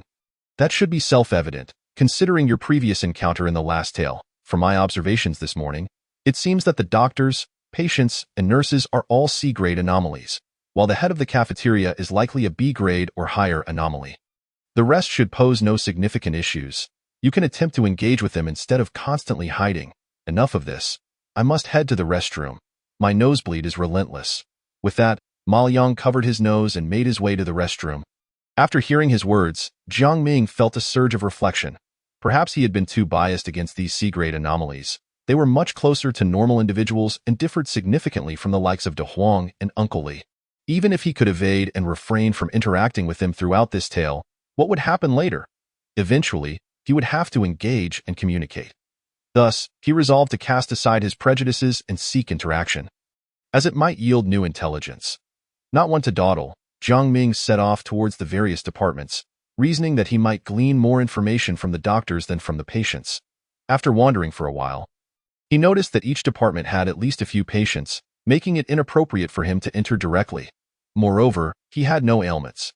If he were to enter and the doctor suspected him of wasting their time, he could inadvertently breach their rules. As he pondered this, he instinctively touched his neck. By chance, he noticed a department ahead with its door slightly ajar. Glancing at the sign above, he saw it clearly read, Psychological Counseling Department. Jiang Ming's spirits lifted. This department seemed promising. While he could not guarantee anything else, he believed that having endured numerous life and death situations, his psyche certainly required some guidance. Without hesitation, he approached and lightly knocked on the door. Pushing it open a fraction, "Hello, doctor. I wish to consult regarding some psychological issues." Inside, a doctor clad in a white coat was bent over, rummaging beneath the desk for something. Upon hearing the voice, he raised his head, revealing an attractive face adorned with gold-rimmed glasses. Spotting Jiang Ming, dressed in a blue and white striped patient outfit, he appeared slightly embarrassed, saying, I apologize. I dropped something and am still searching. Please take a seat. I'll be with you shortly." Jiang Ming entered the room and settled into a chair at the desk, patiently waiting. Soon enough, the doctor located what he was looking for, slowly rising with a smile. "I sincerely apologize for the wait." Jiang Ming smiled and waved his hand dismissively. "No problem. I haven't been waiting long." Before he could finish his sentence, however, his smile abruptly froze, for he saw that the doctor, having straightened up, was holding, of all things, a bloody human face, as if it had just been peeled off someone. Bang! The door behind him slammed shut without warning, and the air in the room grew frigid. The surroundings seeming unchanged yet as if plunged into another realm. The doctor's smile remained warm and inviting. "So, patient, could you elaborate on your concerns?" Jiang Ming's lips twitched as he cursed inwardly. "Ma Yang has led me astray. Patient, why the silence? Is there something you find difficult to articulate?" "I find it difficult to articulate your lunacy." At that moment, Jiang Ming truly wished to curse aloud. Hadn't Ma Yang assured him that these doctors and patients posed no significant threat? They were all C-grade anomalies, akin to normal individuals. Yet, the sight of this doctor, brandishing a human face while grinning like a fool, was the farthest thing from normal. What kind of physician would first close the door upon receiving a patient? Sighing in resignation after his venting, Jiang Ming shook his head, realizing that he could not fault Ma Yang. He must have observed the vast majority of doctors and patients, not to mention his own experiences, to have conveyed such information to Jiang Ming. Jiang Ming had just observed the doctors and patients in other departments. Finding no issues whatsoever, just as Ma Yang had mentioned, they were no different from ordinary individuals. Only then did Jiang Ming feel a sense of relief as he entered this particular room. Logically, after confirming so many preliminary conditions, nothing should go awry. However, he was Jiang Ming, a man favored by misfortune. Thus, amidst so many normal departments, it seemed almost customary to select an abnormal doctor. Gazing at the peculiar figure before him, which appeared to be of B grade or even higher, Jiang Ming felt a hint of vexation, sensing the situation was quite troublesome. He had no understanding of this bizarre circumstance. In the first strange tale, figures like De Huang, Uncle Li, and even his sister had been mentioned within the rules. When dealing with them, he could find certain clues within the rules to break the deadlock. Yet, the doctor before him was entirely unknown. In the world of rule-based eerie tales, the unknown was often linked to death. Presently, Jiang Ming was merely an ordinary human. Should this peculiar doctor suddenly turn hostile, he would undoubtedly meet his demise in such a confined space. Humanity could not contend with the supernatural solely through its own strength. Jiang Ming had grasped this profound truth during his first encounter with the uncanny. Only by utilizing and mastering the rules could one hope to survive. As for talent, Jiang Ming was unaware of others' abilities. But for him, the sole purpose of this vending machine against true higher-level anomalies was merely to delay his death by a few seconds. After a moment of contemplation, Jiang Ming resolved to engage in conversation. After all, it was only the first day, and he still had a golden 48 hours ahead of him. This anomaly should not be in a position to kill him just yet, especially since he had not yet acted in a manner that might infringe upon its rules. Despite his reasoning, Jiang Ming could not afford to be entirely unguarded. While his expression appeared relaxed, his muscles were taut, ready to confront any unforeseen risks, as he prepared to speak. The doctor across from him glanced at the human face in his hands with evident distress, then turned to Jiang Ming, suddenly realizing something and apologetically said, "I'm sorry, patient. Is your silence due to a dislike for this face?" Jiang Ming dared not respond, opting for a strategy of non-resistance.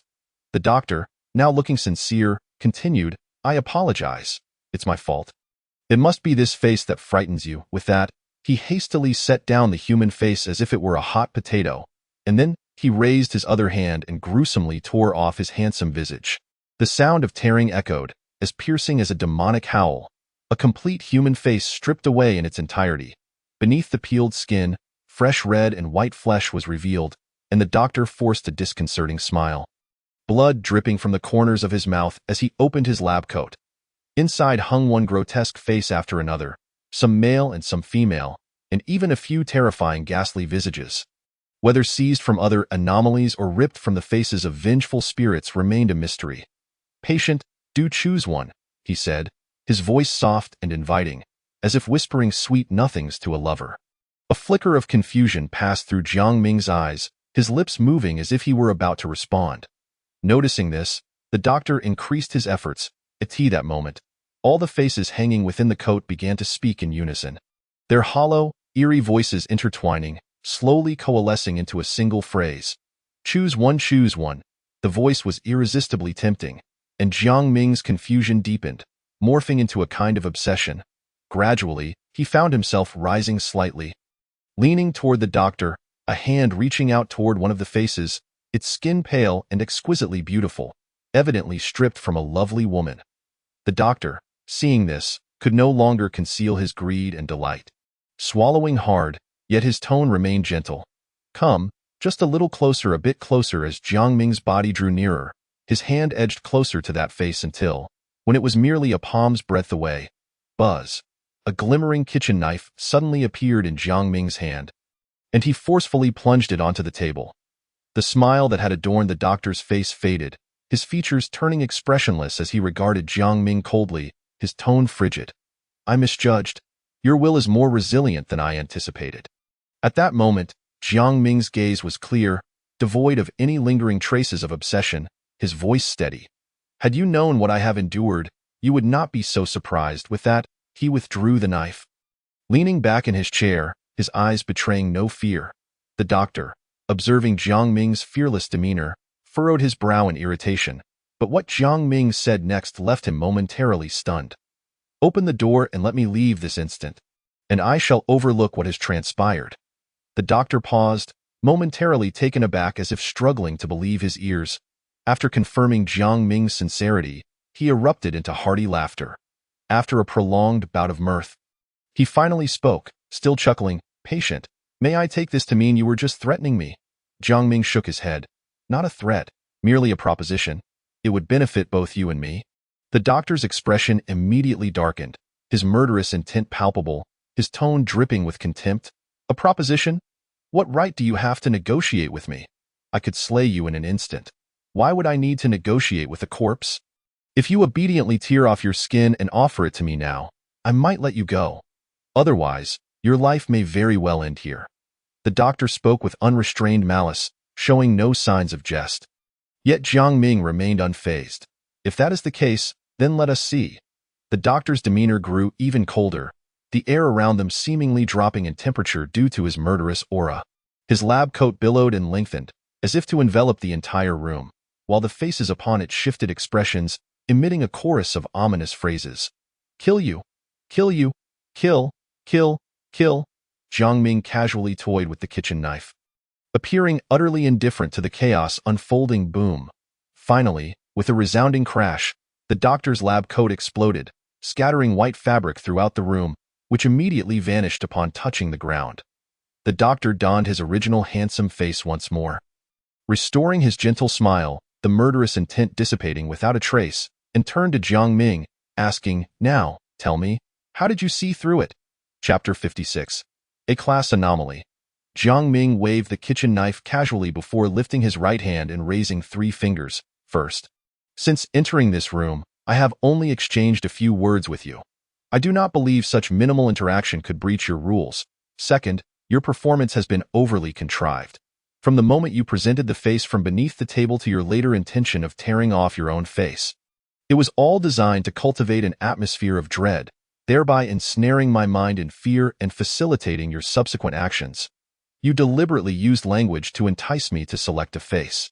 If I succumbed to fear and faltered in my resolve, I would undoubtedly choose one. Moreover, I am quite certain that regardless of which face I picked, the outcome would be the same. My own face would be torn away, becoming part of your collection. Upon hearing this, a glimmer of appreciation flickered in the doctor's eyes. Ah, indeed impressive. And the third point? Jiang Ming's expression remained unchanged as he continued. The third point is, I feigned being enchanted by you, drawing close to you, to such proximity, whether you intended to kill me or skin me, it would have been as easy as breathing, yet you did not act. Even seeming unconcerned, your gaze fixated solely on my hand. This indicates that, in your view, my touching the human face is paramount. You cannot harm me, which is why my approach did not concern you. Thus, combining the aforementioned points, I can boldly surmise that you are significantly constrained and cannot take the initiative against me. Clapping his hands, the doctor openly expressed his admiration. Bravo! Truly remarkable. Setting aside what transpired earlier, since you entered, you have spoken fewer than a handful of words, and our communication has been scant. Yet under such circumstances, you managed to glean so much information. Indeed, impressive. Jiang Ming displayed no signs of delight at the praise, merely responding with indifference. You flatter me. If I do not actively violate the rules, you have no means to contend with me. I harbor no desire to provoke you. It would be wiser for both of us to retreat a step and allow me to leave." The doctor shook his head. "That simply will not do. Were you an ordinary person, I might indeed let you go.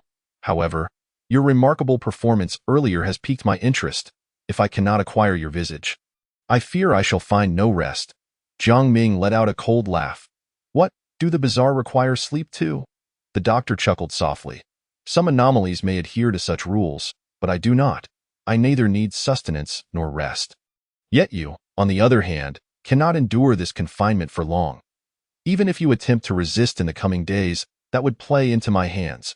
Perhaps within that struggle, you might inadvertently contravene one of my rules, granting me the opportunity to act, skinning and slaying. Your best course of action is to remain passive. That would be the safest choice. But without food and sleep, you will soon be utterly exhausted. Meanwhile, my integration with the hospital will deepen, and the gulf between us will only widen in due time. Your face will be mine for the taking." The doctor's tone was calm and self-assured, as if he had already plotted Jiang Ming's future. Jiang Ming scoffed dismissively, deriding the doctor's intentions. "If it were only I, perhaps your plans would indeed come to fruition. Yet I am not alone. You are a solitary figure, while I have comrades outside. Should I vanish, they will locate this place in mere hours. Moreover, I am but a novice.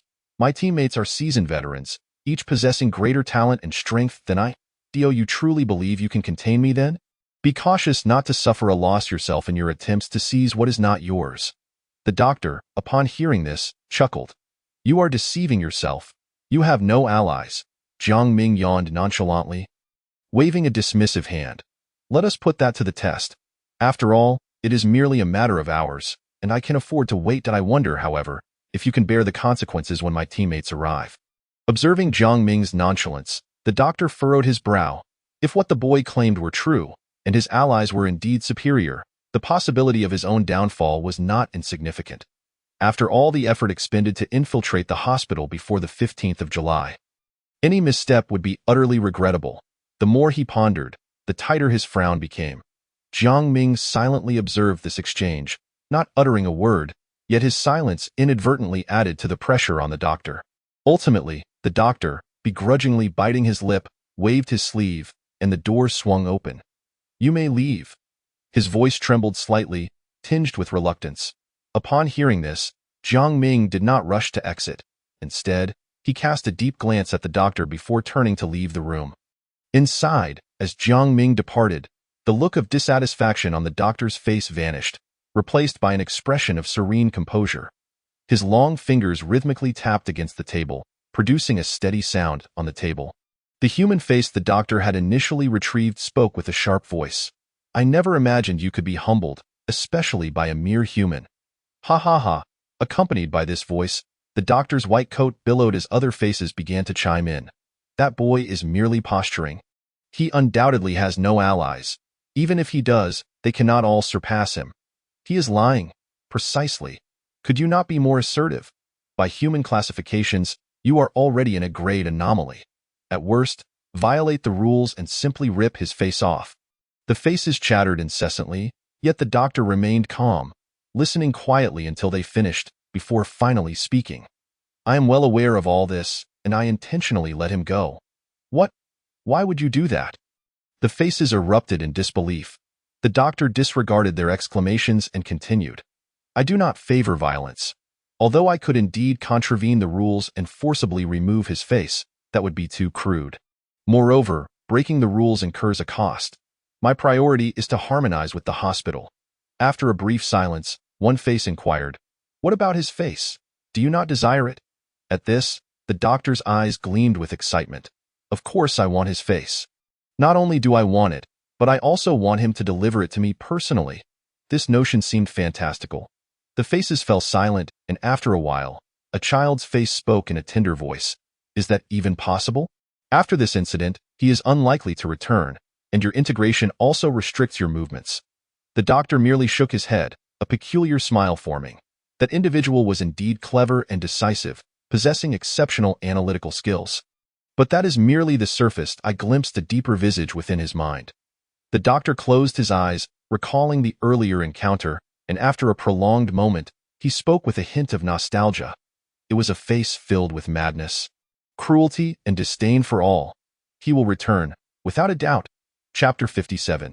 As tall as 7 stories in the room, after a moment of quiet reflection, the doctor stood, pushed his chair back, and bent down to pull out an object hidden beneath the table, a middle-aged man's corpse. The doctor crouched beside the body, retrieving a sharp knife and gently slicing across the corpse's face. In no time, a complete human visage was peeled away. The doctor held the skin up to the sunlight, scrutinizing it, but soon a look of dissatisfaction crossed his face. Alas, he sighed, crumpling the human face into a ball, which then shrank before gently disintegrating into ashes, vanishing from sight. It still bore imperfections, failing to meet the standards of my collection. At this moment, the corpse, now devoid of its facial skin, bizarrely did not bleed at all. Only after a brief pause did the body seem to realize that it ought to bleed after being skinned. Drops of blood soon cascaded down its face, spilling onto the floor, creating a gruesome and horrifying sight.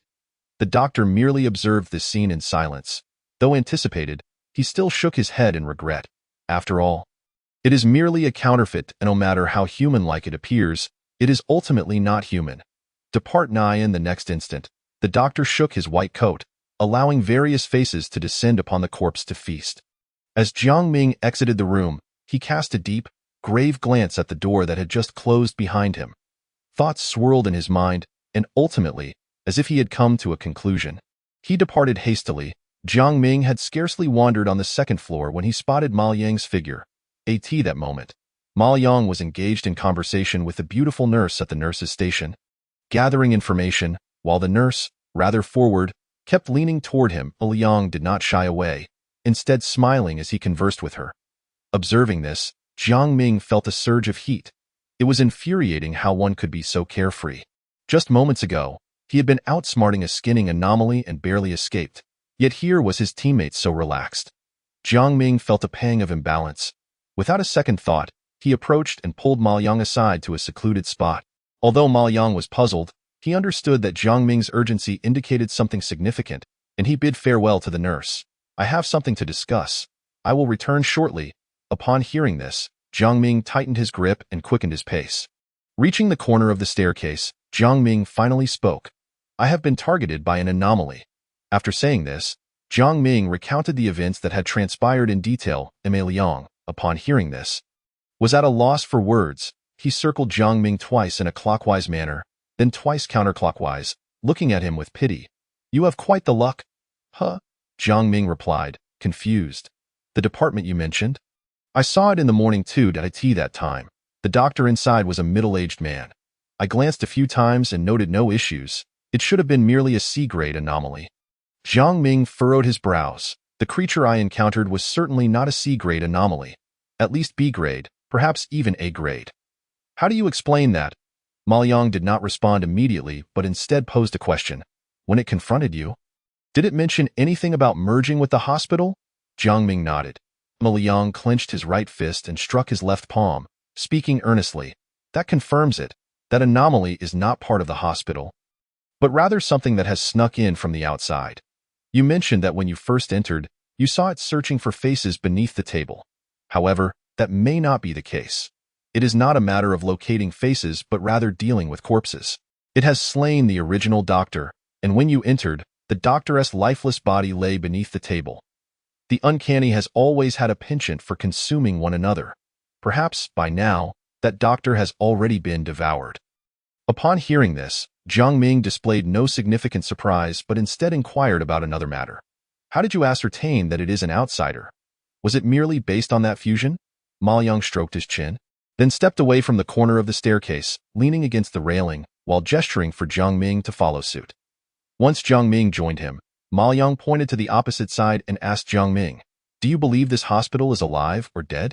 Jiang Ming recalled the first eerie tale, where the house expanded to accommodate the strange, and resolutely stated, alive. Ma Yang regarded Jiang Ming with a hint of surprise before continuing. In this world, every entity must abide by certain rules, and buildings are no exception. The uncanny typically adhere to their own regulations, so when they reach other structures, the most crucial task is to merge with the building, allowing both sets of rules to coexist harmoniously. Failure to achieve this may lead to the uncanny being rejected by the building if they recklessly exert their power, and in severe cases, they may be directly assimilated and consumed by the structure. Generally speaking, low-level uncanny beings are confined to a single location for their entire existence. Only A-class and S-class uncanny beings possess the privilege of relocation. The uncanny you encountered earlier likely refrained from attacking you for this very reason. Typically, the stronger the building, the greater the conflict with the uncanny's rules, thereby diminishing the likelihood of successful integration, which also requires more time. Thus, you need not worry that uncanny will not trouble you in the near future. It cannot achieve perfect fusion within at least 5 days. Why? Jiang Ming was curious about Ma Yang's certainty. Ma Yang pondered his choice of words and replied, because this hospital holds a high status. How high? Ma Yang raised his hand, his gaze directed upward until it rested upon the enormous glass dome, approximately 7 stories tall. After hearing this, Jiang Ming fell into a brief silence before turning to Ma Yang and earnestly stating, "No, I remain somewhat apprehensive. Do you have any means to help me examine my body? I suspect that uncanny has cast a shadow upon me. Just like that angel, had you not alerted me, I might have taken ages to discover it." Ma Yang cast a bemused glance at Jiang Ming. "No? My friend, do you take me for Doraemon? I possess only a B-class talent. How could I possibly assist you in examining your body? Furthermore, based on your earlier remarks, that uncanny has likely not touched you. The chances of it casting a shadow upon you are minimal." Jiang Ming's expression was grave. "Regardless of how unlikely it may be, I must treat any unfortunate event with the utmost seriousness. Moreover, my concerns are not unfounded. They are based on evidence." "Oh, pray tell," Jiang Ming, with a serious demeanor and reasoned conviction, stated. "When it finally allowed me to leave, that expression of unwillingness and helplessness, resigning itself to my departure, was far too genuine." Ma Yang was left with a multitude of questions. "So what?" Jiang Ming slapped his palm against the railing and declared, "Such a vivid expression, such sincere emotion, gives me ample reason to believe it was merely an act to deceive me." Intended to lower my guard. Upon hearing this, Ma Yang couldn't help but shudder, casting a deep glance at Jiang Ming. He considered himself well-informed and had encountered several individuals plagued by paranoia within the camp. After all, living in this world, everyone harbors some degree of such tendencies. Yet, individuals as suspicious as Jiang Ming were a rarity. If his memory served him correctly, Jiang Ming had previously mentioned that he could discern the doctor's flaws due to the doctor's overly deliberate actions, prompting his suspicion. Now Jiang Ming asserted that the doctor's subsequent gesture of letting him go was too heartfelt, thus he concluded it must have been an accident. In summary, Jiang Ming simply did not trust the doctor. Such caution and heavy suspicion were nothing short of the hallmark of a perfect rule-based tail conqueror. Ma Yang promptly grasped Jiang Ming's hand, expressing his heartfelt admiration. "From the very first moment I laid eyes on you, I appreciated your qualities. After spending this time together, I increasingly feel that you are a person of great potential, destined to conquer the realm of rule-based tales. In this world, no uncanny being is worthy of trust. Your skepticism is entirely justified. Given that they are uncanny, what good could possibly come of it?" Jiang Ming placed his hand atop Ma Yang's, smiling with appreciation. "You truly understand me, Ma Yang." Chapter 58. A better choice, though Ma Yang could not assist Jiang Ming in uncovering the potential shadow lurking over him. They were in a hospital, and it was best to leave professional matters to the experts. Due to the recent events, Jiang Ming experienced a bout of PTSD, fearing that if he sought out a doctor alone for an examination, he would inevitably encounter the uncanny once more. Thus, he enlisted Ma Yang's company. Together, they traversed various departments, searching for physical anomalies. They visited psychiatry, endocrinology, and neurology, ultimately uncovering only trivial issues. Jiang Ming's cervical spine appeared slightly misaligned. The connection between his head and neck seemed flawed, likely due to numerous traumas. He also exhibited some mental health concerns, with a heart rate slower than that of an average person. However, overall, the reports revealed no signs of any shadow cast by the doctor. After their examination, Jiang Ming and Ma Yang headed toward the patient rooms. As Jiang Ming examined the seemingly unproblematic test results in his hands, his brow furrowed in unease. He remained unsettled. If even this thorough investigation yielded no discernible issues, it could only imply that the doctor's shadow over him was even more insidious. The more Jiang Ming pondered, the more agitated he became, even entertaining the frenzied notion. Why not eliminate that doctor while it has yet to fully merge with the hospital? However, this thought flickered only briefly before Jiang Ming extinguished it in his mind. The likelihood of such an idea coming to fruition was exceedingly low.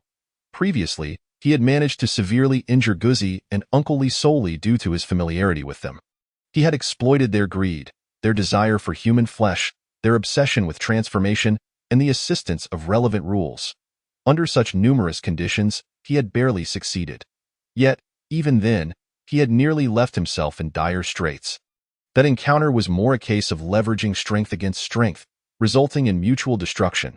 If he were to confront someone with a knife now, he would likely end up as nothing more than ashes. Moreover, facing this unfamiliar doctor, he had no knowledge of any rules or information, and it was still an A-class uncanny, posing a far greater threat than Guzi and Uncle Li. Most crucially, he could not find any other uncanny beings to counterbalance the doctor. The previous strategy of dog-eat-dog was no longer effective. Additionally, a critical point remained. Jiang Ming's suspicion that the doctor had cast a shadow upon him was entirely speculative. Should the doctor have indeed refrained from doing so? And he foolishly charged in, endangering his life. It would be a grave miscalculation. After much contemplation, Jiang Ming could not devise a suitable course of action. Gritting his teeth, he retrieved the miraculous conch, pulled the nearby string, and leaned closer to the conch, asking, "Miraculous conch, what should I do now?" Once more, a monotonous female voice responded with the familiar phrase, "Do nothing." Damn. What a useless tool this is, Jiang Ming gritted his teeth. Tempted to smash the conch in frustration. How foolish he had been to assume he had stumbled upon a valuable item upon first encountering it, only to find it utterly ineffectual. Yet, as Jiang Ming scrutinized the conch's description once more, he noticed the note at the end, a luck-based artifact. Jiang Ming's spirits plummeted, and he reluctantly stowed the conch away. Rubbing his temples, he gazed at his hands with a sense of helplessness.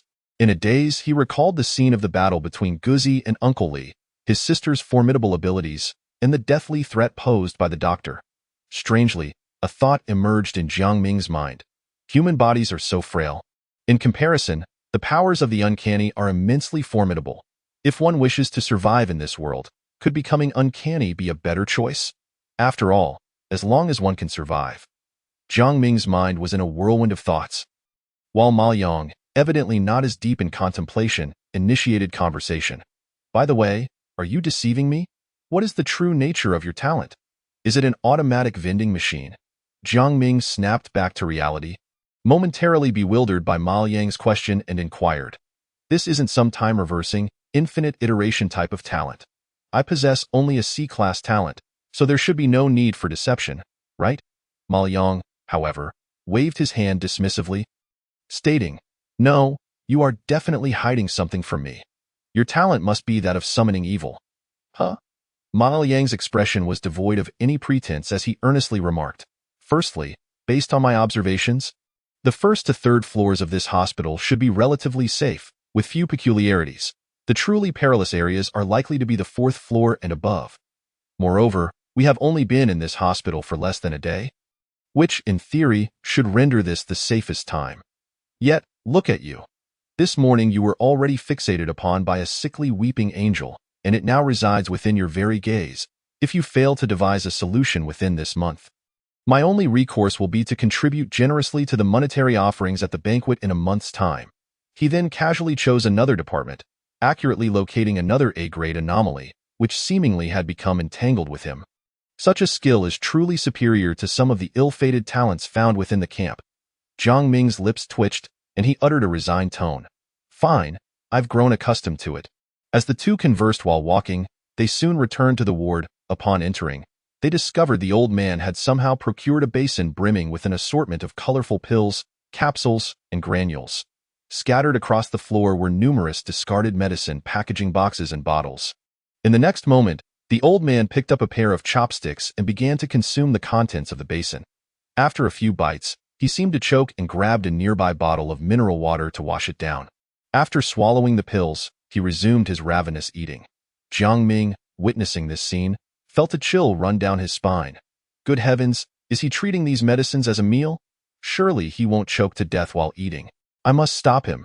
Just as Jiang Ming prepared to rush over and snatch the basin away, he was halted by Ma Yang, who stood beside him. Jiang Ming looked at Ma Yang in confusion. Ma Yang explained, "This is how he eats in the camp. It's nothing to worry about. Furthermore, though the quantity appears vast, it amounts to merely a small bowl's worth if he doesn't consume it. He may very well perish. Listen to this. What sort of reasoning is this? When did the measurement for medication transform from tablets and granules to bowls?" Though Jiang Ming is not well versed in medicine, even with his limited knowledge, he knew that a normal person consuming medication in such a manner would undoubtedly face dire consequences. He pointed to the old man's basin and asked, "Are you certain? With so many different types of medication, any ordinary individual would surely meet their demise." Emma Liang shrugged nonchalantly. Of course, a normal person would perish consuming such a quantity, but those in the camp are anything but normal. In the camp, there are individuals whose talents lie in corpse transportation, imbued with heavy energy, leading them to lose all interest in ordinary food, often resulting in vomiting when they consume it, while developing a peculiar fondness for corpses. Others have been cursed within the realm of bizarre tales, their physical abilities greatly enhanced, yet they cannot see sunlight and must subsist solely on blood. Each instance of these strange tales involves a dance between life and death, subjecting the participants to relentless trials. Nearly every individual in the camp bears psychological scars, and physical torment is all too common. It can be said that every elder in the camp is, in a sense, insane, myself included. At this juncture, Ma Yang turned to Jiang Ming and asked, word by word, "And what of you?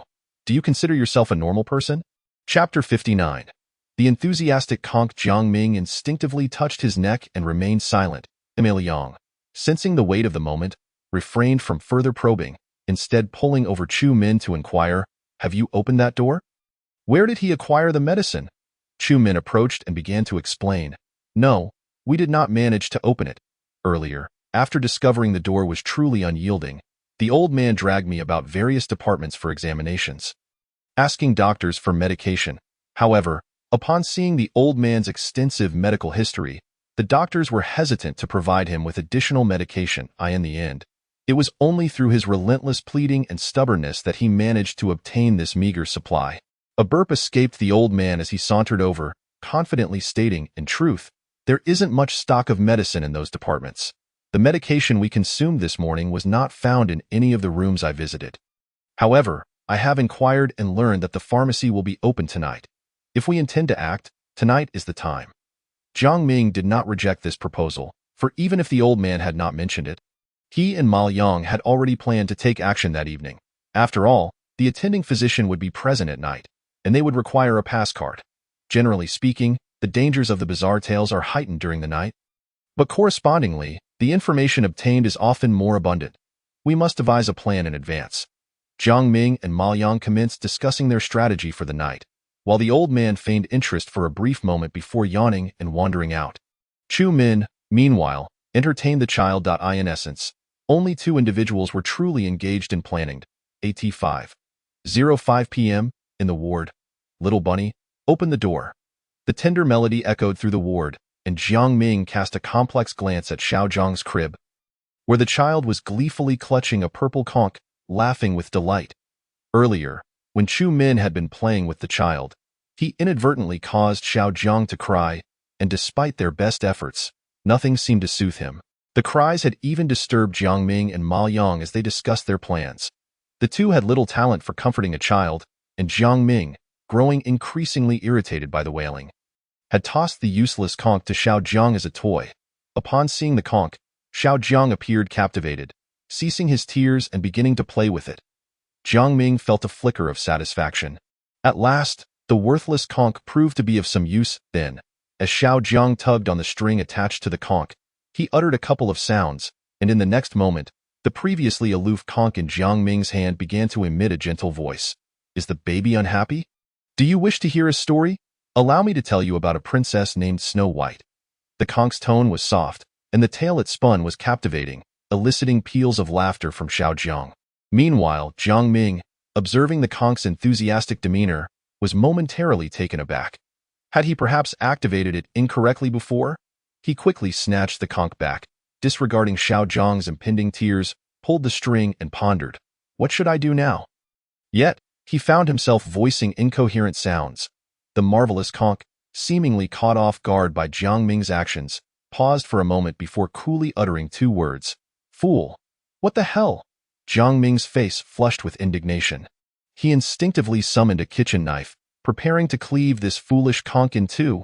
Yet, Jiang Ming possessed remarkable emotional control. Just as the knife was about to descend upon the enchanting conch, he halted. In those fleeting seconds before the strike, he had mentally assessed his meager possessions and realized that apart from the knife, the only other valuable item he possessed was this very conch.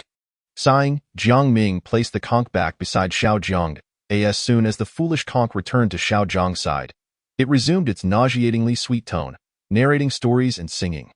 Jiang Ming cast a complex glance at Xiao Zhang's crib, which shimmered with golden light, the nearby bottles of formula, and the grand conch. He then took out a box of toothpicks to inspect. Suddenly, a peculiar thought crossed his mind. Why did it feel as though he were the victim of a story? With all his belongings usurped by Xiao Zhang, the golden-haired child. Shaking his head to dispel these strange notions, he called out to the others to prepare for dinner. Let us go. It's time to eat. Ma Yang lifted his gaze from his notebook, glanced at the time, and then closed the book, tucking the pen into his chest pocket. Perfect timing. Let us head to the dining hall. Chu Min and the old man climbed off the bed.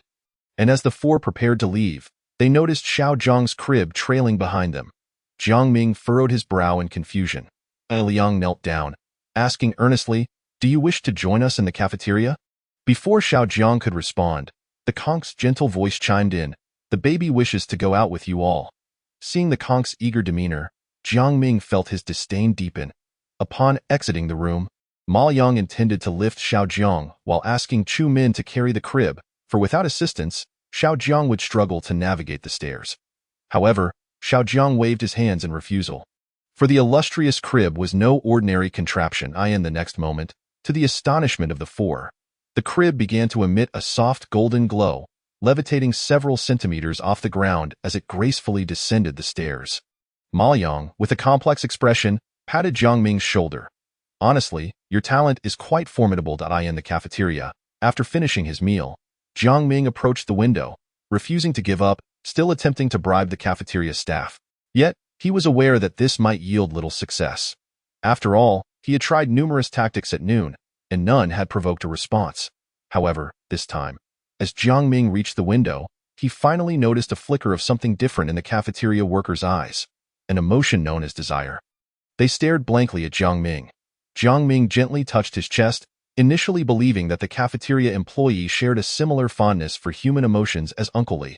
However, upon closer inspection, he realized that the employee was not gazing at him, but rather looking through him, fixated on something behind. Curiosity piqued, Jiang Ming turned to see that it was Chu Min and the others dining nearby. Could it be that the employee was interested in them? Yet, this seemed improbable, given that Chu Min and his companions had frequented the cafeteria numerous times. If the employee had been inclined to react to them, it would have manifested by now. Thus, the only conclusion Jiang Ming could draw was that the employee's interest lay solely in. He maneuvered Xiao Zhang and the stroller beside him, bringing them to the cafeteria window. Is this what you desire? The employee nodded. Jiang Ming picked up Xiao Zhang, but it shook its head. Then, he grasped a milk bottle, and the employee's gaze fixated intently upon it. He picked up powdered milk, and again it stared unblinkingly. He reached for a diaper, and once more, it watched with eyes brimming with longing. Jiang Ming was momentarily speechless. Were it not for the employee's apparent disinterest in Xiao Zhang himself, he might have thought it to be a peculiar being. Stroking his chin in contemplation, he speculated whether Xiao Zhang possessed some hidden charm, causing the employee to be drawn to her belongings. Suddenly, a hypothesis flickered through his mind. He raised the conch shell and waved it before the employee, and indeed, a glimmer of desire sparked in its eyes. Jiang Ming then retrieved a kitchen knife, and the same look of yearning appeared once more. Realizing the situation, Jiang Ming grasped the nature of the employee's desires. What it sought were tools, more precisely, high-quality tools, for at the very least, they needed to be premium grade. Although he had previously presented rational coins, which should be considered valuable, they did not classify as tools, thus failing to pique the employee's interest. Earlier, he had also shown some of the items he had drawn, such as lollipops, but their inferior quality had rendered them equally unappealing. Jiang Ming surmised that ordinary quality tools lacked the substance to attract the employee. Conversely, premium and epic quality items contained sufficient value to capture its attention. Chapter 60. The blueprint having unraveled this conundrum, Jiang Ming picked up a diaper in preparation to bribe the cafeteria employee, but hesitated momentarily. Based on his and Ma Yang's reasoning, it was unlikely that the rule in question was false. Bribing the cafeteria staff should prove effective. More importantly, the employee's interest had been entirely piqued due to Xiao Zhang's presence. As the array of extravagant tools had drawn its gaze, this was likely the manifestation of Xiao Zhang's burgeoning talent. His luck seemed to guide him to the cafeteria in search of critical clues, prompting this unusual visit. With such a dual assurance, there should be no issues ahead. Yet, Jiang Ming remained apprehensive. He trusted in Xiao Zhang's luck, but not in his own. Ever cautious and valuing his life, Jiang Ming turned to see that Chu Min had finished his meal and was conversing with an imagined figure in the void beside him. Overjoyed, Jiang Ming beckoned Chu Min over. Come. Chu Min, there's a task from the three-body elder for you. Chu Min glanced at the vacant space beside him, then back at Jiang Ming, hesitating briefly before eagerly approaching. Big dog, what is it? Jiang Ming, filled with anticipation, placed a hand on his shoulder. Chu Min, do you see this diaper? All you need to do is deliver it to the person inside. Quite simple. Chu Min puffed out his chest as if it were a matter of great pride. I guarantee I will complete the task. In the next moment, Chu Min took the diaper from Jiang Ming and handed it over through the serving window.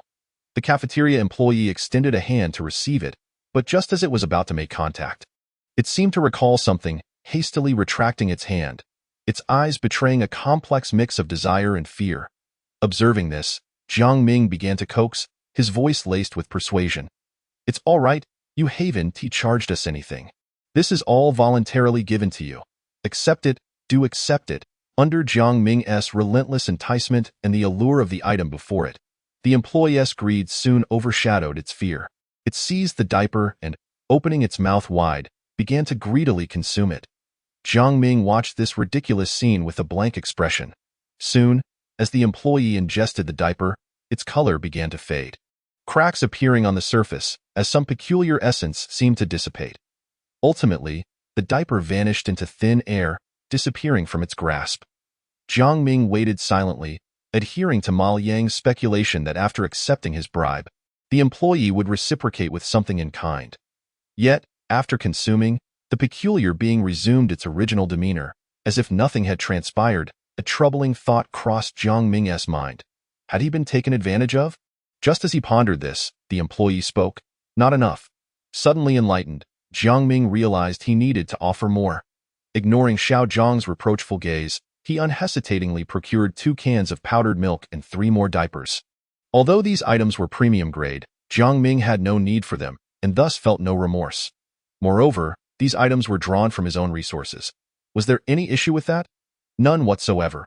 After the employee finished consuming the contents of the 2 cans of powdered milk and the 3 diapers, a look of ecstasy graced its features. It unfastened its work uniform, but the garment appeared to have fused with its flesh, and as it was removed, blood gushed forth, a pungent scent of iron filling the air. Jiang Ming, witnessing this gruesome sight, instinctively stepped back, placing himself protectively in front of Chu Min. Contrary to his expectations of the peculiar being turning violent, it rummaged through the area where its uniform had clung to its skin, extracting a neatly folded blueprint. The blueprint was meticulously folded into a square. Although it had emerged from flesh, not a drop of blood stained it. Chu Min took the blueprint, intending to hand it to Jiang Ming, who instead gestured for him to keep it. The cafeteria employee donned its work uniform once more, and the foul odor dissipated, restoring its previous stolid appearance. Jiang Ming was unwilling to let it off the hook. He stepped out from behind Chu Min, holding up another diaper, wishing to see if it might yield further treasures. I have plenty of these. Would you like some? Upon seeing the item, the freshly restored cafeteria employee's nostrils flared, and its expression began to shift once again. Jiang Ming felt a surge of excitement. This was promising.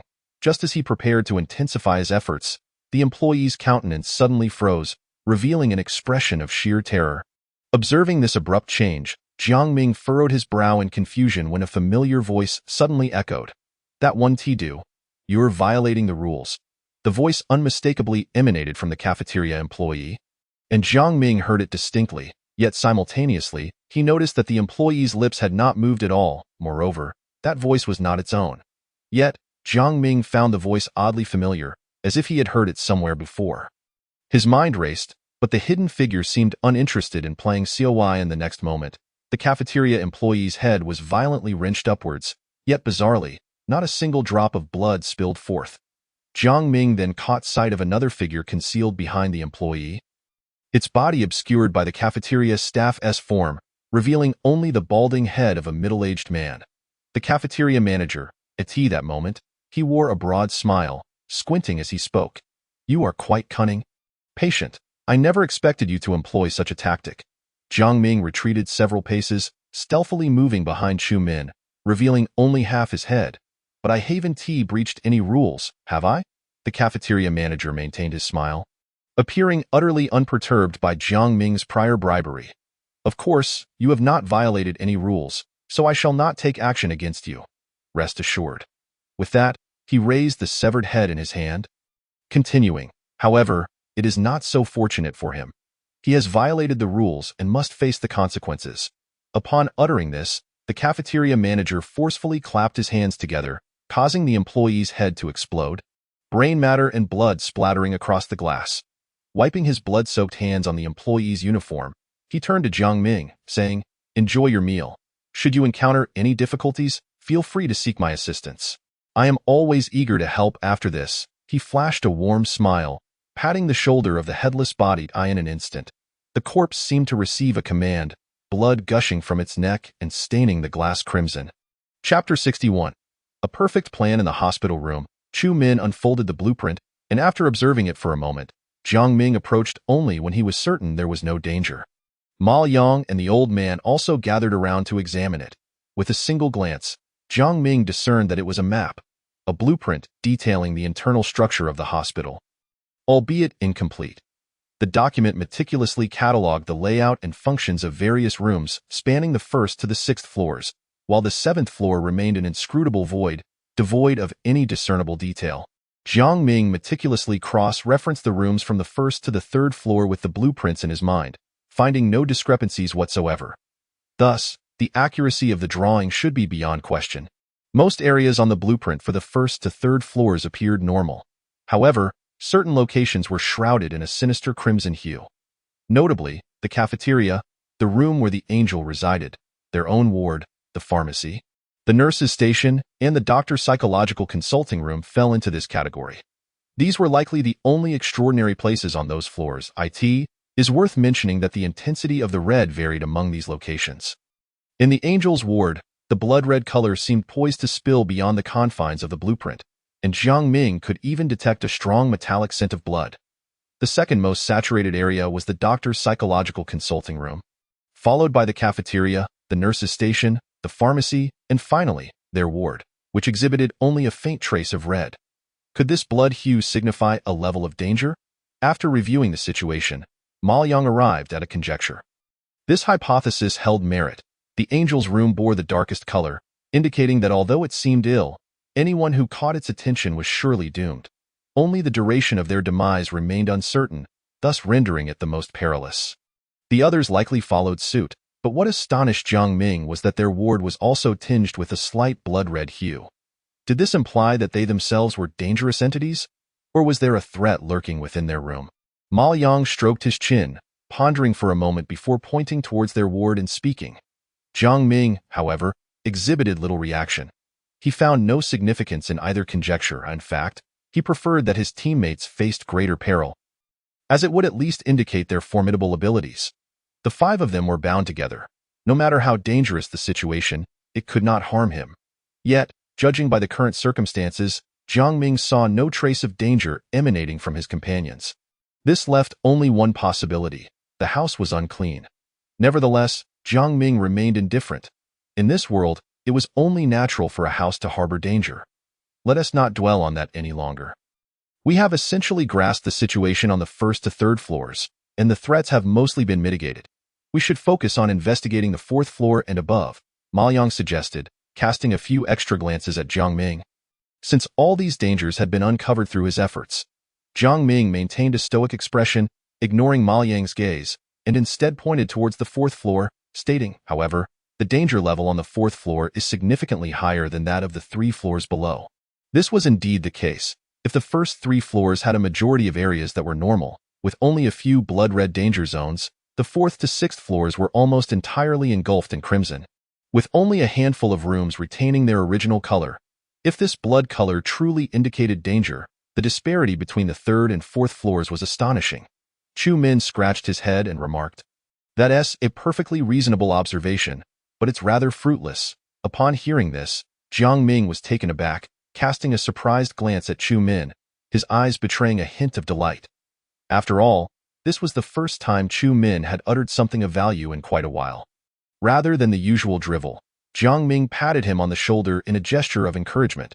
Chu Min looked at Jiang Ming's sudden display of concern with a hint of confusion. Although he didn't understand why, he couldn't help but smile, his handsome face appearing adorably naive. Liang shrugged and said, "We must face the danger.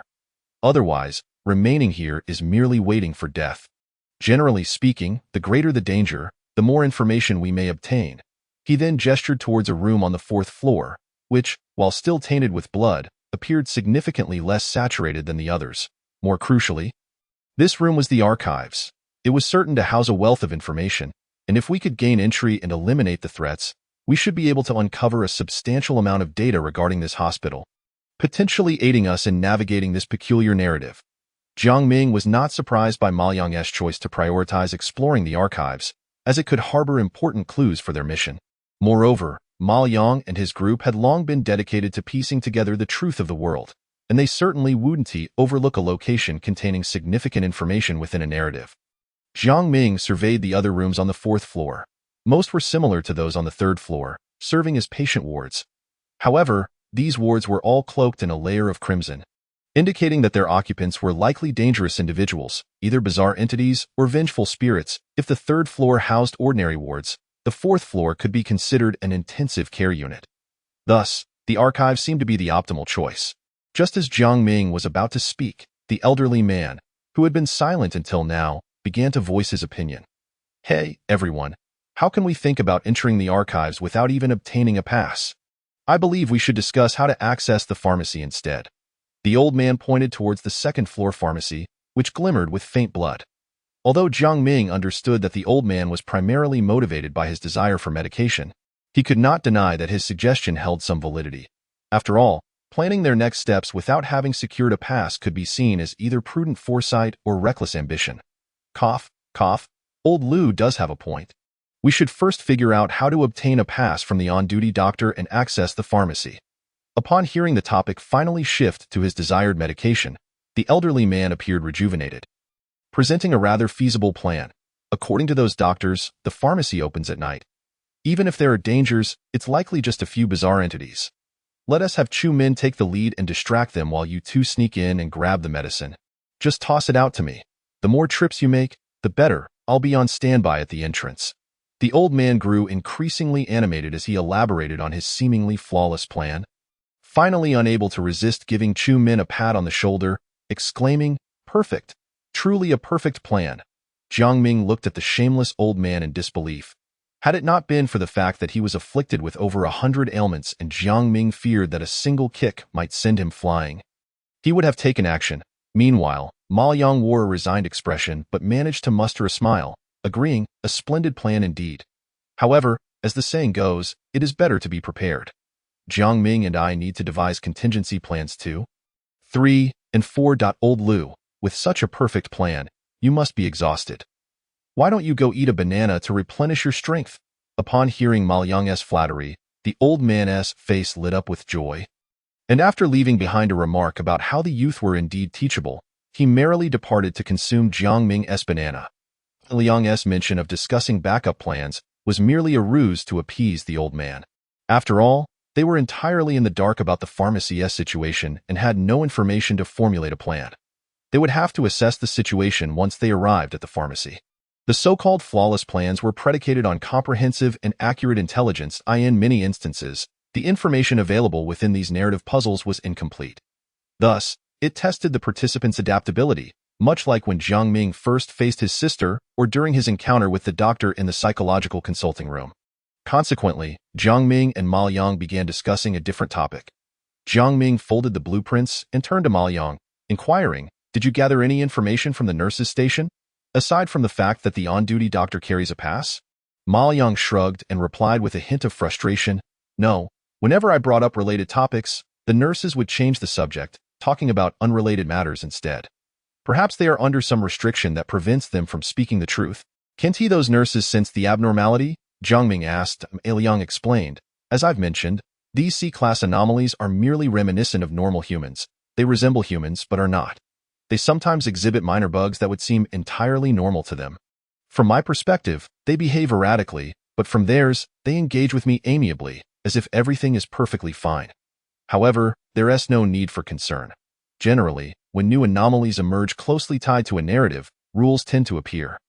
Perhaps when the on-duty doctor arrives tonight, we'll encounter some rules that provide us with more information." Upon hearing this, Jiang Ming reflected on his own experiences and nodded slightly, recalling that in the first narrative, when he decided to venture out, Rule 4 had wafted in through the crack of the door. Had he chosen not to visit his neighbor, that Rule 4 might have remained hidden indefinitely. With this realization, Jiang Ming felt a temporary sense of relief. At that moment, Chu Min raised a pertinent question. "Big Dog, didn't the rules this morning state that we shouldn't go out at night?" Jiang Ming was well aware of this rule. The fifth rule of the ward stated that no matter what sounds one might hear at night, one should not step out of the room. Jiang Ming was uncertain of the rule's validity, yet it mattered little. This rule only applied to those within the wards. As long as he refrained from returning to the ward, he could simply wait outside until night fell. Thus, the four men pushed the baby stroller down the hallway, quietly awaiting the arrival of the night. However, when the clock struck 8, the nurse arrived punctually. Upon seeing the 5 individuals stubbornly lingering in the corridor, refusing to enter the ward, she immediately became incensed. "Hurry up and get inside, or you won't receive your medication. Move quickly." Jiang Ming recalled the 8th rule of the ward. "Please do not trouble the nurses." Would their refusal to enter constitute a disturbance? Jiang Ming found himself uncertain about the nuances of this definition. Nevertheless, he deemed it unnecessary to ponder too deeply, for it was July, summer, the season when daylight lingered the longest. Glancing outside, he noted that the sky had yet to darken entirely. It was not yet night.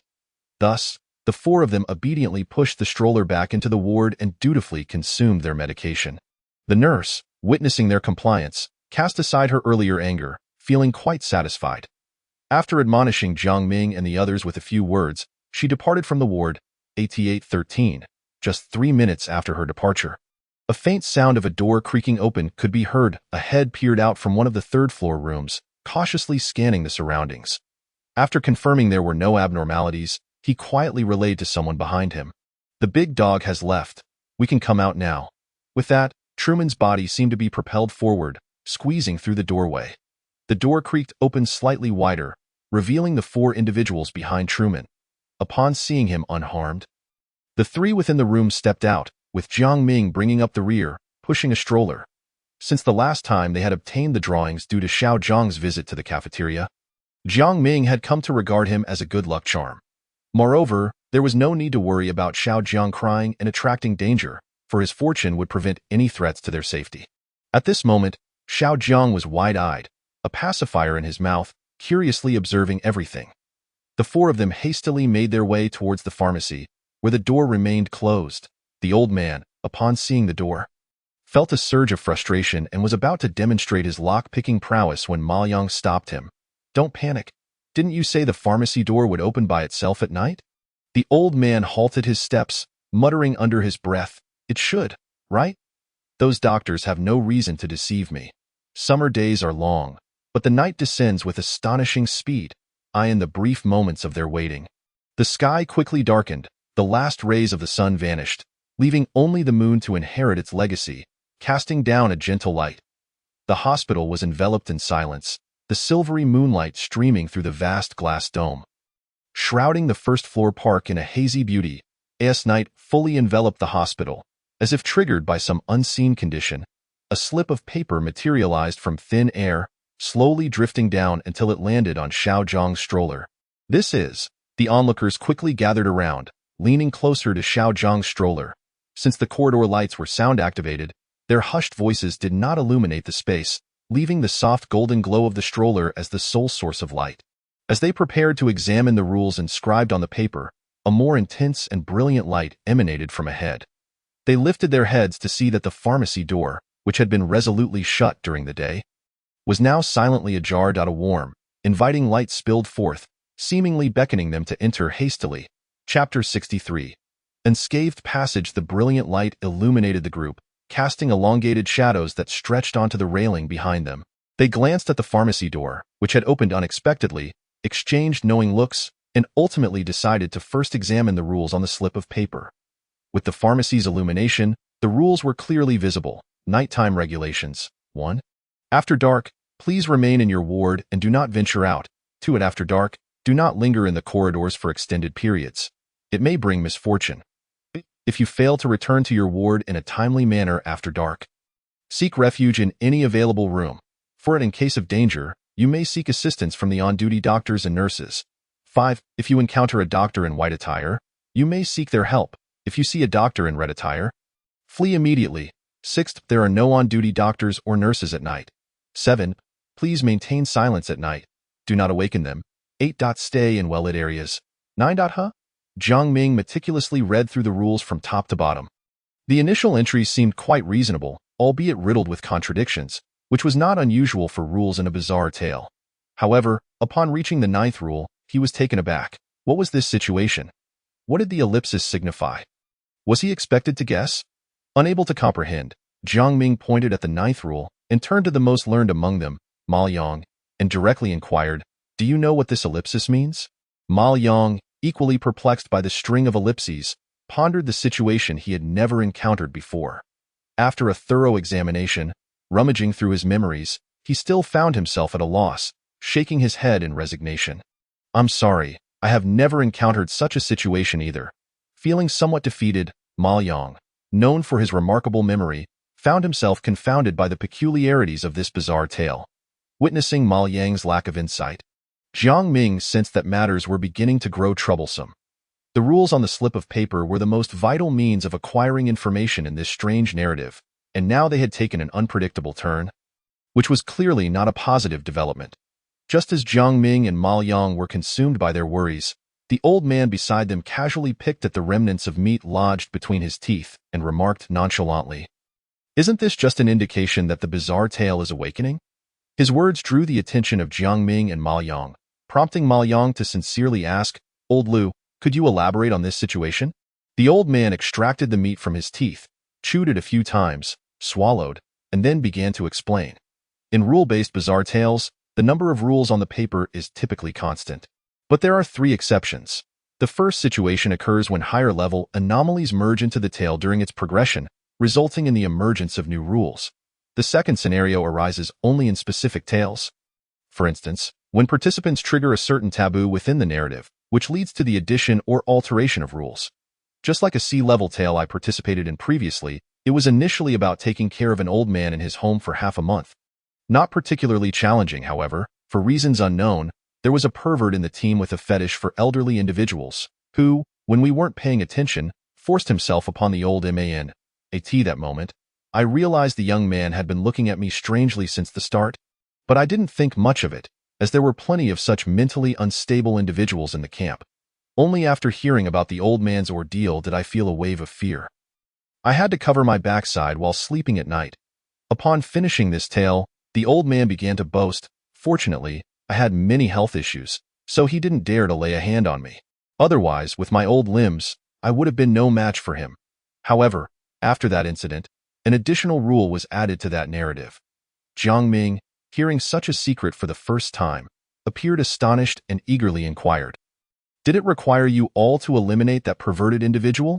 On the contrary, the old man shook a finger, his tone complicated. The new rule mandated that we do everything in our power to ensure the old man felt happy. The moment this rule was introduced, it became evident to all that the old man's intentions were clear, prompting them to confine the pervert and the old man together in a room for half a month. After that period, the bizarre tale concluded successfully, with no casualties. Jiang Ming was left speechless. This strategy completely reshaped his understanding of how to navigate rule-based tales. It turned out that, aside from violence and cunning against anomalies, one could also achieve resolution through such means. His thinking had indeed been too limited. Jiang Ming couldn't help but exclaim, "Truly, heroes are as numerous as the fish crossing the river."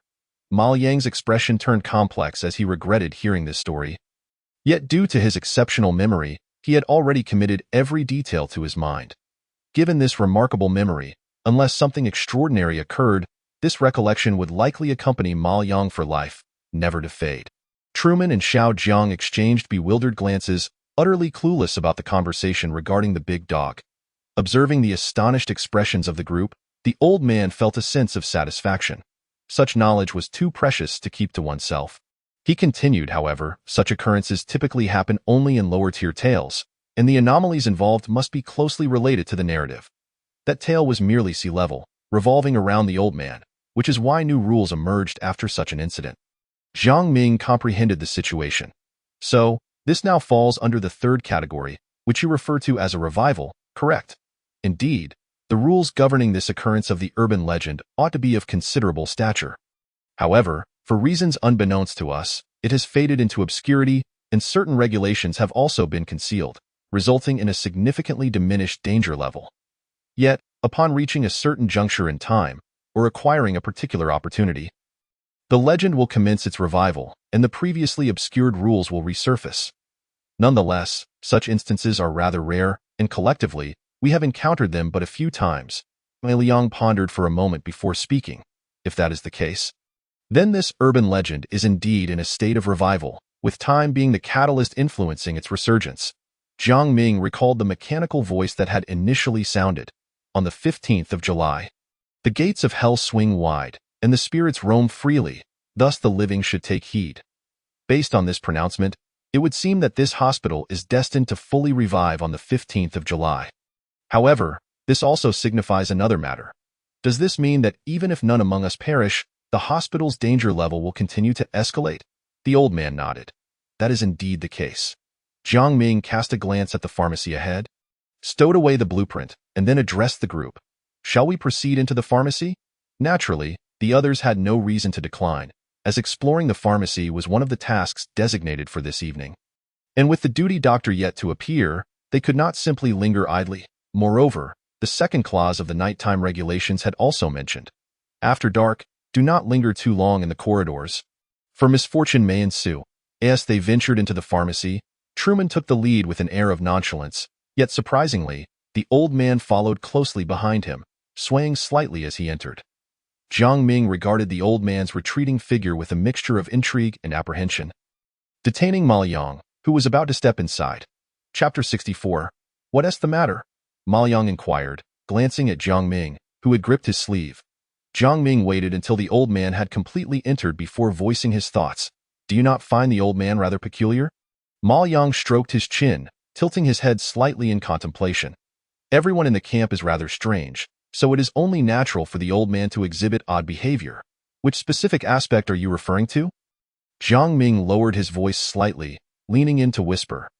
It seems to me that the old man's demeanor fluctuates drastically. Upon first encountering him, he struck me as a benevolent elder, even indulging in Truman-esque banter. Yet subsequently, his temperament shifted, becoming somewhat cantankerous, and upon opening the pharmacy door, he displayed an obstinate nature. During our afternoon discussions, he appeared cowardly and self-serving. Yet just moments ago, he resembled a sage, effortlessly recounting rare secrets. Devoid of fear, and directly following Truman inside, shedding all semblance of the timorousness he had exhibited earlier. In just the span of a day, his personality has shifted at least 4 times. Does that not strike you as odd? After some contemplation, Ma Yang responded. That is indeed quite strange. Yet he suffers from an array of over 100 ailments, including several mental disorders, such as schizophrenia and personality disorders, which is rather typical. Given the longevity of his afflictions, he should not possess a strongly self-destructive personality. Otherwise, he would have perished long ago in a prior urban legend. Furthermore, regardless of the persona he presents, he consistently retains memories of us. Typically, alternate personalities do not inherit memories. Thus, it must be a peculiar manifestation of his illness. Besides, even if he behaves oddly, he poses no threat to us, as we are all in the same boat. Jiang Ming mused, acknowledging this reasoning. His inquiry into Ma Yang's perspective stemmed solely from the old man's markedly erratic behavior, a product of his cautious nature. After their conversation, the two of them entered the pharmacy. Pushing the baby carriage, and no sooner had they crossed the threshold than the door closed silently behind them. Jiang Ming was taken aback by this occurrence, as it had exceeded his expectations. His earlier dialogue with Ma Yang had not merely been to discuss the old man. He had been keenly observing how the old man and the others would react upon entering the pharmacy. Had they immediately cried out in terror, Jiang Ming would have certainly reconsidered entering or, at the very least, would have waited outside to observe for a while. After all, their fates were intertwined. Should they perish, he would not fare any better. However, after several moments had passed with no screams emanating from within, and the door showing no inclination to remain shut, coupled with the prior observation of the pharmacy's danger level being only slightly higher than that of their ward, Jiang Ming felt reassured. Moreover, little Jiang had exhibited no signs of resistance to entering the ward. Weighing all these factors, Jiang Ming finally felt secure enough to proceed. Yet, to his astonishment, the moment they stepped inside, the door closed behind them. Ma Yang, too, noticed this development, though he merely furrowed his brow slightly. Let us go. The danger level in this place should not be excessively high. Perhaps the means of exit lies within. The two of them gazed into the pharmacy, where the first thing that caught their eye was a spacious service counter area. Behind the counter, one would typically expect to find staff clad in uniforms, yet it was presently devoid of any personnel. To one side of the counter stood an electronic display screen, generally utilized to convey real-time information regarding patient prescriptions and the operational status of the pharmacy. Yet now, it lay dormant, shrouded in dust, indicating it had not been activated for quite some time. Truman and the old man were evidently not present here, so Jiang Ming and Ma Yang continued onward, pushing the baby carriage deeper into the pharmacy.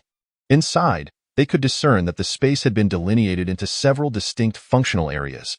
To the left lay the prescription medication section, where towering shelves were meticulously arranged with various prescription drugs, each shelf adorned with clear labels indicating the classification of the medications. To the right was the non-prescription medication section, displaying an array of common over-the-counter drugs, such as cold remedies and pain relievers.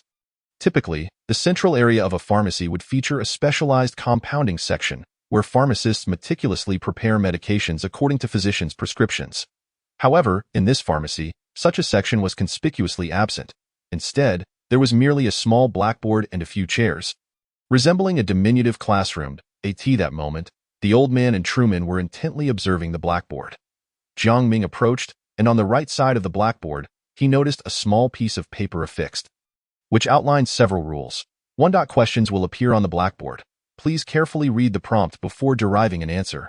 Correct responses will earn 1 point, while incorrect ones require the sacrifice of a part of one's external anatomy, such as a finger, flesh, or limb. 2. There is a chance that hidden questions may arise.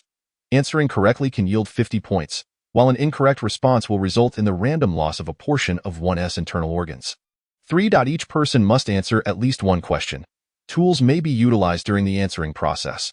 4.1 point allows for the selection of any single medication, while 10 points grants exit from the pharmacy. 5.30 points permit the selection of any item within the room. 6.50 points. The rules on the paper abruptly ceased at the 6th item, indicating that there were further stipulations, yet the revival of the legend had not progressed sufficiently to reveal them. After reviewing the rules, Ma Yang discerned that there were no contradictions or conflicts present, thereby significantly lowering the difficulty. We are fortunate. Perhaps any conflicting rules lie among the subsequent entries, but due to the insufficient revival of the legend, they cannot manifest. At this revelation, Jiang Ming glanced at the baby carriage containing little Jiang, a peculiar expression crossing his face. Fortunate, indeed? Just then, the blackboard contorted, and the first question materialized. 1-1? Huh? Jiang Ming was utterly befuddled. Upon seeing this question, he was taken aback. He could scarcely believe that the inaugural query on the blackboard would be such. Had it been a slightly more challenging problem, even something as simple as 2-3 or 7-3, he would have confidently stepped forth to provide an answer. But this, 1-1, was laden with ambiguity. It could equate to either 2 or the character for king. The classification of the query as a mathematical problem or a riddle was pivotal. Jiang Ming had never been particularly lucky, thus he hesitated to take a gamble. Instead, he nudged Truman, signaling him to step forward to provide the answer. As Truman approached to write, he turned back to ask, "Big dog? Does this answer equal 3? Jiang Ming stared at Truman in disbelief, realizing he was quite serious, not jesting at all before responding. "It equals 2, though. I see." Truman scratched his head, murmuring, "How odd. That's not what the old gentleman from the three-body problem indicated." Nevertheless, Truman dutifully inscribed the answer 2.in the next moment. A large red checkmark appeared beside the answer 2, evidently confirming it as correct. To the right of the blackboard, Truman's name materialized, followed by the notation of 1 point. Next came the subsequent question, which read, 2x17, solve for x. Jiang Ming's eyes lit up at this, recognizing it as a straightforward mathematical problem. What a stroke of luck today, he rushed forward. Eager to write the answer, fearful someone might snatch the opportunity from him. Yet, just as he was about to take action, the topic suddenly twisted and a line of text appeared on the blackboard, stating, "Congratulations on triggering a hidden question." In this moment, a profound sense of unease surged within Jiang Ming. Indeed, in the next instant, a new question emerged. Please prove the Goldbach conjecture. Chapter 65. Unconventional methods when a person is cornered. They may resort to any means, except when it comes to mathematical problems. Therefore, upon seeing this question, Jiang Ming had already set down the chalk in his hand. He gazed silently at the blackboard. And in a daze, it seemed he could perceive wisps of dark energy swirling around it, a manifestation of the world's malevolence directed at him. Jiang Ming had never been adept at solving mathematical problems. However, he excelled in other areas. Unbeknownst to him, a gleaming kitchen knife had appeared in his hand, and he regarded the blackboard with a dangerous glint in his eyes. His gaze narrowed slightly as he contemplated the consequences of shattering the blackboard and the likelihood of successfully escaping. After a moment of reflection, Jiang Ming managed to regain his composure and sheathe the knife. The risks of such an action were unknown, and it was likely to lean towards the perilous side. If he were to break the blackboard, what if something sinister emerged from within? In this enclosed space, the 5 of them would undoubtedly meet their demise. More importantly, Jiang Ming had meticulously reviewed the rules and discovered a crucial detail that extinguished his thoughts of destroying the blackboard entirely. The rules inscribed upon it merely stated that answering correctly would yield points, while an incorrect answer would result in the loss of some internal organs. However, there was no mention of a time limit.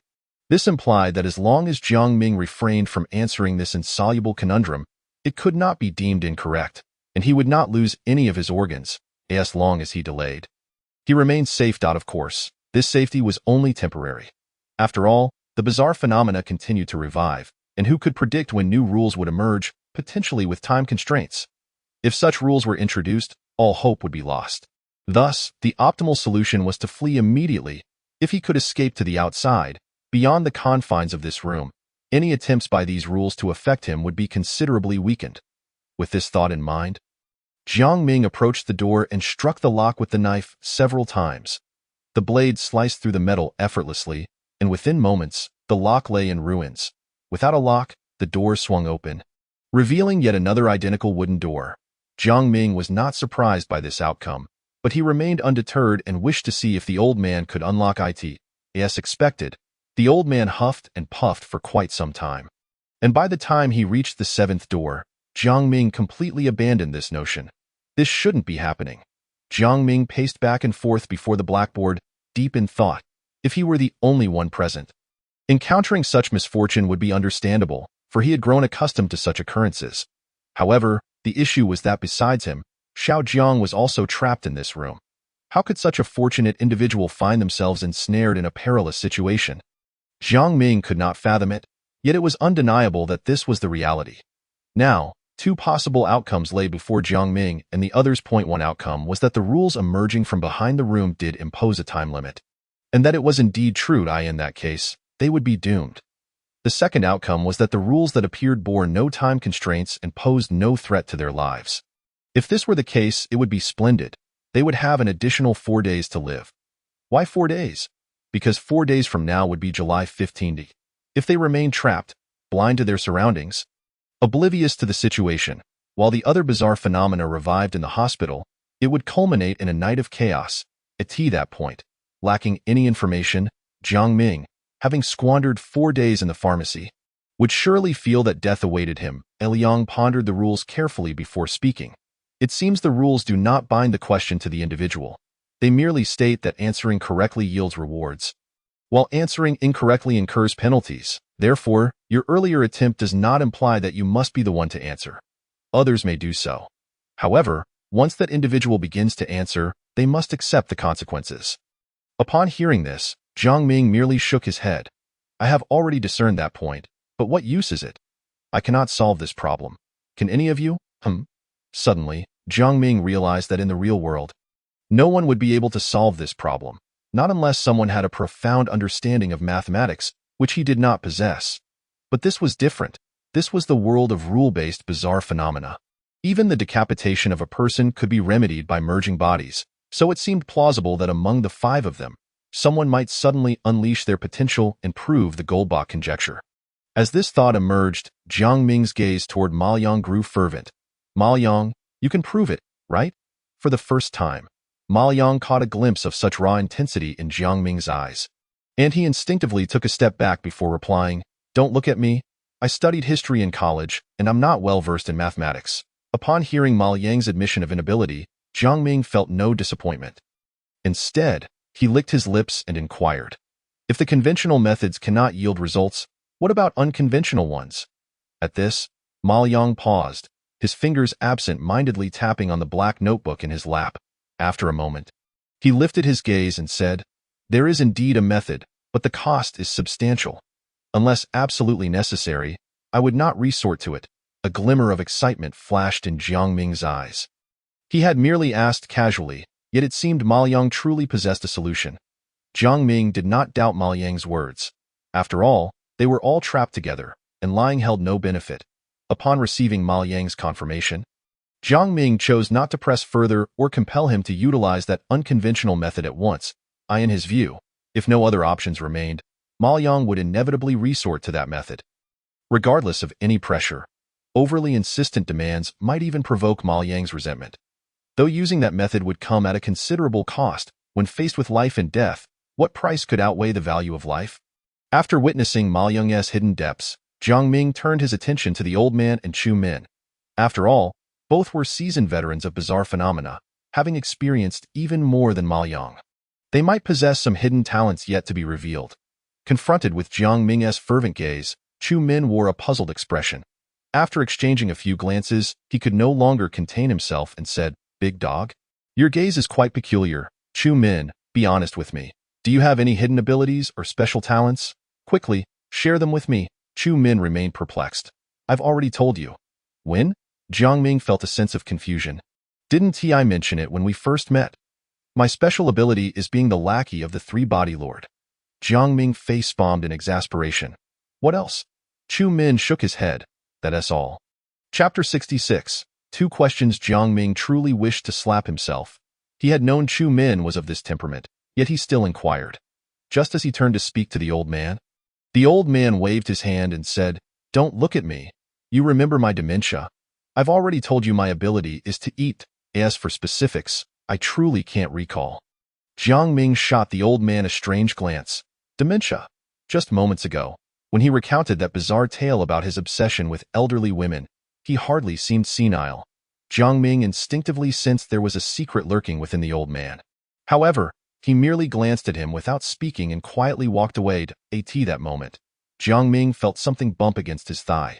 Looking down, he discovered it was Xiao Zhang's stroller. That moment, Xiao Zhang shook his empty bottle and looked at Jiang Ming with a charming expression, signaling him to help prepare the milk. Jiang Ming observed Xiao Zhang's demeanor, feeling little disturbance within himself. He simply added a few scoops of milk powder into the bottle, summoned a kettle, and poured in water.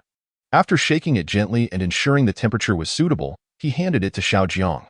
This was a perfectly ordinary task, yet once Xiao Zhang received the bottle, he did not immediately embrace it to drink as before.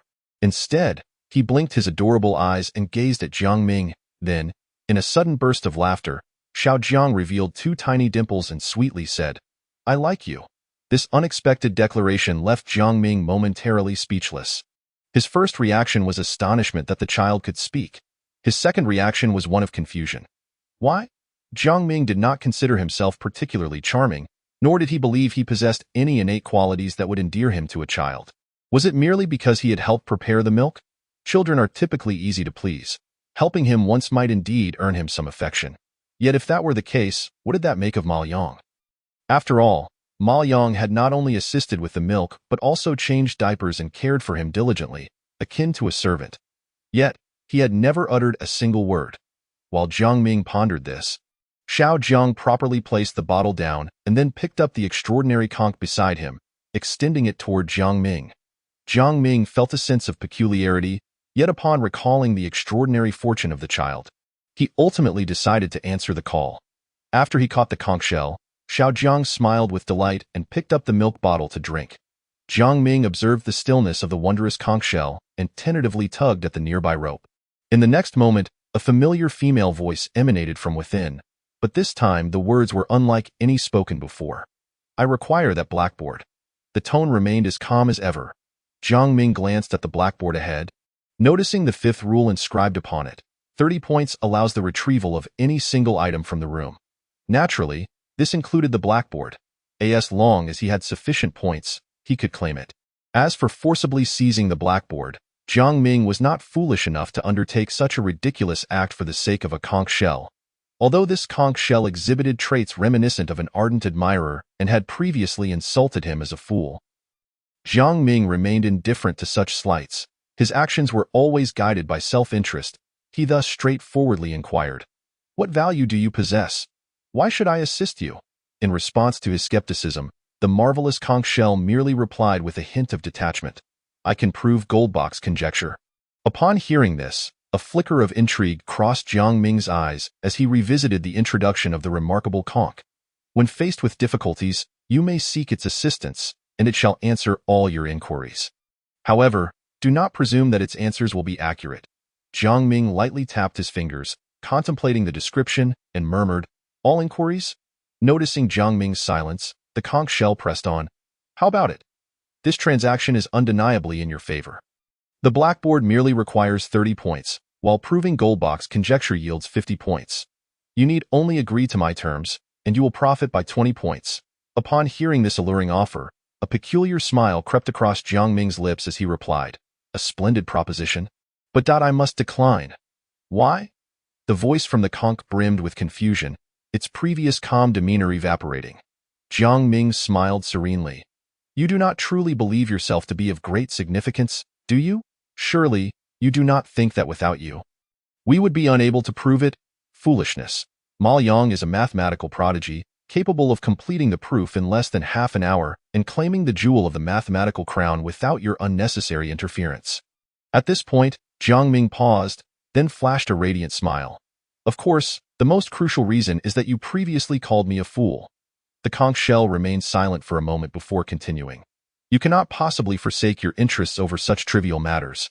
You are currently trapped here. The longer you remain, the greater the uncertainties, and thus the more perilous your situation becomes. Escaping this pharmacy is your highest priority. You are well aware of this, so it is inconceivable that you would reject my proposal. Yet you have done so, even leveraging Ma Yang as a bargaining chip. My records indicate that during negotiations, a common tactic is to diminish the other party's perceived importance, thereby securing greater benefits for oneself. Furthermore, as far as I know, Ma Yang employs unconventional means, which come at a considerable cost. One method is risk-free and may even yield benefits, while the other entails substantial sacrifices. Nonetheless, both achieve the same objective. Such a straightforward choice is easily discerned by any rational thinker. Therefore, your refusal is a falsehood, merely a guise to extract more from me." Seeing his thoughts laid bare, Jiang Ming remained unperturbed, responding coolly, "Your analysis is commendable. Indeed, that is the case. But what can you do about it? Will you reject this transaction? Or will you offer a greater bargaining chip?" The conch shell fell into silence. Jiang Ming felt no anxiety. He understood this was a game of wits, and he would ultimately emerge victorious. The conch shell could accomplish what Ma Yang could as well, albeit at a cost. This effectively placed both parties on equal footing. However, the conch shell desired the blackboard, which it could not attain, for the problems inscribed upon it were evidently intended for humans. A wrong answer would lead to severe consequences, while the conch shell possessed none of the necessary attributes. It could only serve as a tool, reliant on humans to obtain the blackboard. Among the 5 individuals in the pharmacy, the elderly man was delirious, while Chu Min, Ma Liang, and Jiang Ming were in cahoots. And Xiao Jiang had even delivered the conch shell into Jiang Ming's hands. The situation was abundantly clear. Jiang Ming felt at ease, confident that this transaction would yield him profit without loss. Even if the conch shell proved obstinately unwilling to offer more, it would merely revert to the original deal. Yet if it wavered, any additional concessions would be nothing short of a windfall for Jiang Ming. Ultimately, it was the conch shell that capitulated first, asking, "What do you desire?" Jiang Ming made an extravagant demand. "The answers to 100 questions," the conch countered with. The two engaged in a spirited negotiation. Eventually reaching an agreement, Jiang Ming would receive 2 answers to his inquiries from the conch shell. With the prospect of acquiring 2 answers, Jiang Ming felt quite satisfied. After all, this was a gift obtained without cost. Could anything in this world be more delectable than a freebie? Jiang Ming rubbed his hands together and immediately utilized one of his question allowances. What methods did that doctor employ on me? The conch shell fell silent, and Jiang Ming, puzzled, poked at it, prompting a voice tinged with slight grievance to emerge. "You haven't helped me obtain the blackboard yet." Jiang Ming waved his hand dismissively. "I, Jiang, am a model citizen, upholding respect for the elderly and caring for the young, a paragon of virtue. How could I possibly go back on my word? Just answer this question first, and afterward, I shall enable you to prove Goldbach's conjecture in exchange for your blackboard." "Very well." The conch shell paused for a moment before speaking. It did not employ any method against you. It merely uttered 2 sentences. "Nothing sinister?" Jiang Ming frowned, inquiring. "What were the words?" The conch shell articulated each word carefully. "You will return." "Because only I can assist you." Chapter 67. The proof is complete. Once the conch shell finished speaking, Jiang Ming's eyes narrowed involuntarily. He did not recall the doctor ever saying those 2 sentences to him. Was the conch shell deceiving him? That seemed improbable. The query pertained to their transaction, and since it had yet to acquire the blackboard, it had no reason to mislead him. Even if the conch shell were to suffer a sudden malfunction for some reason, it would not resort to such a foolish tactic, opting instead for a more discreet approach. After all, it had directly conveyed those 2 sentences to him, meaning that he could simply examine his own memories to ascertain whether it was lying. Upon such analysis, the likelihood of the conch shell deceiving him appeared minimal. However, herein lay the issue. If what the conch shell stated was true, then why was there no recollection of those words in his mind? His last impression of the doctor was of its reluctant acceptance of his departure, a performance, of course. Jiang Ming lightly tapped the conch shell, his tone oddly inquisitive. "Are you certain it spoke those 2 sentences to me?" This constituted his second question. Jiang Ming, dissatisfied, gave it a light pat.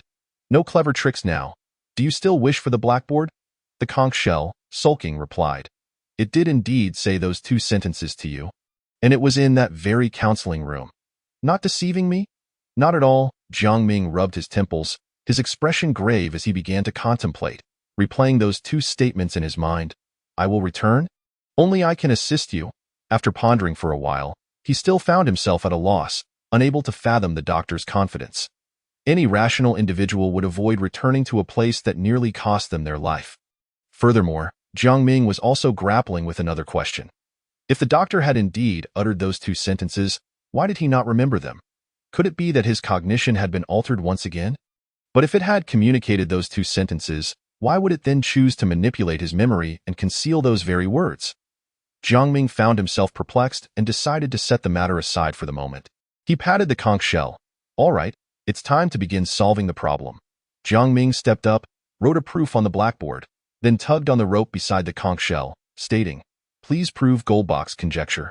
The familiar female voice resonated from within the conch. The proof proceeds as follows. First, Jiang Ming supported the conch shell, feeling a tinge of boredom. It wasn't that he lacked the desire to do something, but in the face of this problem, he found himself unable to engage in any other action aside from writing a proof. Reflecting upon this, he glanced at the first rule inscribed on the blackboard. A question will appear on the board. Please carefully read the question and provide an answer. A correct response will yield 1 point. The rules are articulated with utmost clarity. As long as one arrives at the answer, it matters not whether it is inscribed upon the blackboard or uttered aloud. There exists no distinction. Jiang Ming's recent act of writing the proof was merely to tether the problem to himself. The regulations also permit the use of tools, with the magical conch being his own instrument, enabling it to solve the problem autonomously, a course of action entirely unobjectionable. Faced with such a formidable conundrum, even the magical conch consumed a considerable amount of time. For a full half-hour, an array of obscure and perplexing terms emerged from its mouth, rendering Jiang Ming drowsied, at last. With the conch's final utterance, a perfect conclusion was drawn for the proof. Thus, we can prove Goldbach's conjecture. The voice from the conch ceased, and a brief silence enveloped the room.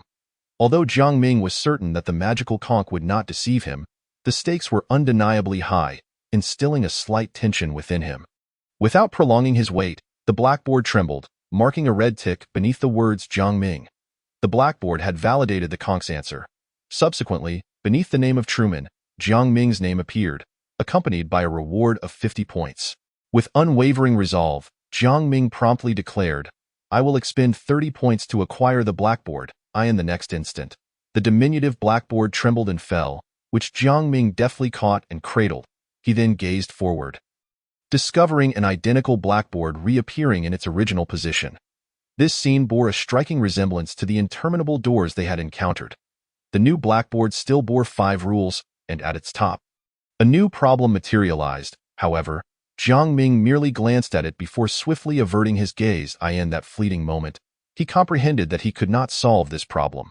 His rational mind informed him that it was a mathematical query, yet the densely packed English letters led him to perceive it as an English question. Fortunately, having completed one problem, he felt liberated from the burden of this one.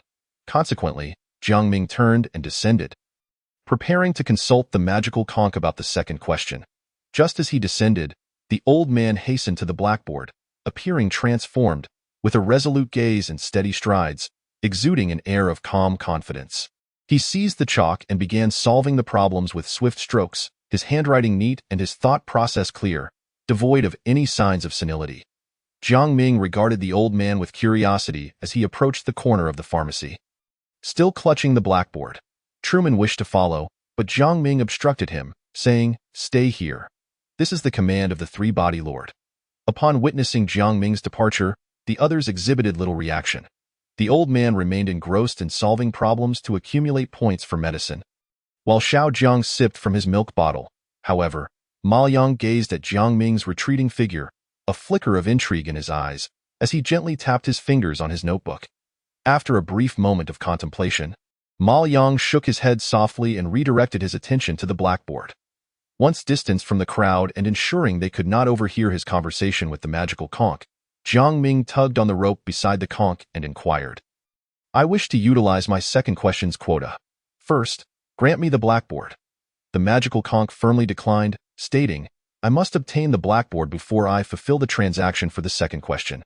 Jiang Ming shook his head, insisting, "Answer my question first, and only then will I grant you the blackboard.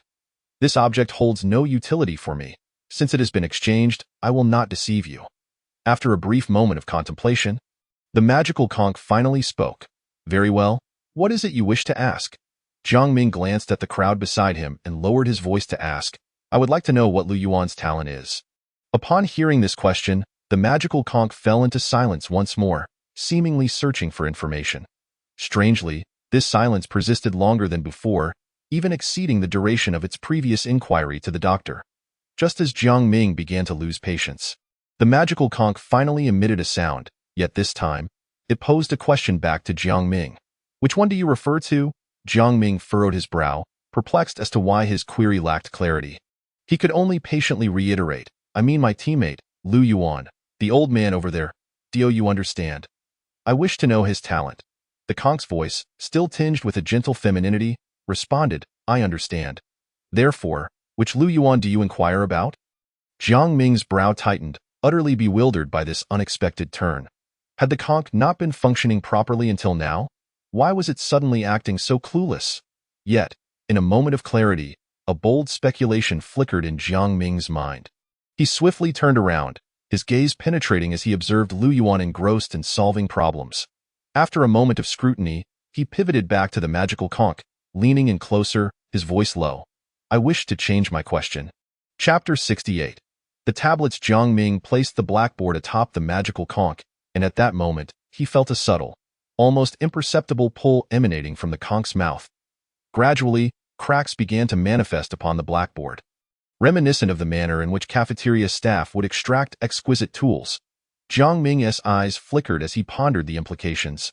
The magical conch possesses the capability to answer all questions, while the blackboard serves as the medium for posing inquiries. There exists a symbiotic relationship between the two. Perhaps this is the underlying reason for the conch's fervent desire for the blackboard. As Jiang Ming contemplated, the contents of the blackboard dwindled, aging and eventually perishing. As the conch consumed every bit of information, in stark contrast, the now satiated magical conch radiated an even more lustrous sheen. And the sound produced when Jiang Ming tapped it seemed crisper than before. Upon his return, he found the old man still feverishly scribbling on the blackboard. Yet the problem had shifted from a mathematical puzzle to one concerning celestial motion. The old man's points had surged to 25. Upon seeing Jiang Ming's return, Ma Yang refrained from inquiring about Jiang Ming's earlier evasiveness. Instead, he gestured toward the old man, explaining, "I went up and solved a problem." And then he commandeered the blackboard. He is now feverishly solving problems to earn points for medicine, though he didn't appear knowledgeable before. He seems to know quite a lot, be it mathematics, physics, history, religion, music, or myriad other fields. He displayed mastery in all. The instant any problem appeared on the blackboard, he would immediately provide the correct answer. Jiang Ming's expression remained inscrutable, revealing no discernible emotion as he replied softly, "Impressive." He then returned the magical conch to Xiao Jiang and, alongside Ma Yang, quietly observed the old man at work. At that moment, Jiang Ming glanced at Xiao Jiang, who was still drinking his milk. And what of him? Upon hearing this, Ma Yang's expression shifted to one of curiosity. He also completed a problem earlier. A hidden one. Jiang Ming was taken aback. With Xiao Jiang's luck, how had he drawn a hidden question? Given that the magical conch had not been nearby, he should have been unable to solve it. Did he get it right? Ma Yang shook his head, explaining, he got it wrong. Before Jiang Ming could respond, Ma Yang continued, consequently, he faced a penalty, losing a portion of his internal organs. What internal organs? Jiang Ming inquired. Regarding Xiao Jiang with curiosity, his appendix, Ma Yang replied coolly. Jiang Ming's mouth twitched, and he chose to ignore Xiao Jiang, redirecting his attention back to the old man. The old man's speed and accuracy in solving problems were indeed astonishing. No challenge seemed to deter him. Hence, although he had not tackled the hidden problem and accrued substantial points, his score still grew at a remarkable pace. Within just an hour, the old man's points had skyrocketed to a staggering 276. Only then did he finally set aside the chalk that would never diminish in length, stretching his limbs before gleefully retrieving a box to gather his medicines. While Jiang Ming and the others had little need for the medicine, they still followed to observe, as they had another purpose for visiting this pharmacy: to acquire the same medication administered by the nurse. Jiang Ming searched meticulously, but found none of that particular medicine on the shelves. Just as he was beginning to feel puzzled, Ma Yang beckoned him over to a corner. Approaching, Jiang Ming discovered a refrigeration unit and various cold storage devices. Evidently, this was the pharmacy's cold storage section. Inside were various rare medicines requiring freezing, primarily comprising biological products, special antibiotics, and hormonal medications. Among the adjacent cold storage cabinets lay bags of blood, vaccines, serums, and a peculiar black box. Jiang Ming picked up the strange black box. Its surface adorned with faint crimson patterns, emanating a subtle, unpleasant odor. Upon opening it, he was met with a collection of decaying animal corpses, dried blood, matted fur from mice and sparrows together, while plump maggots writhed among the remains.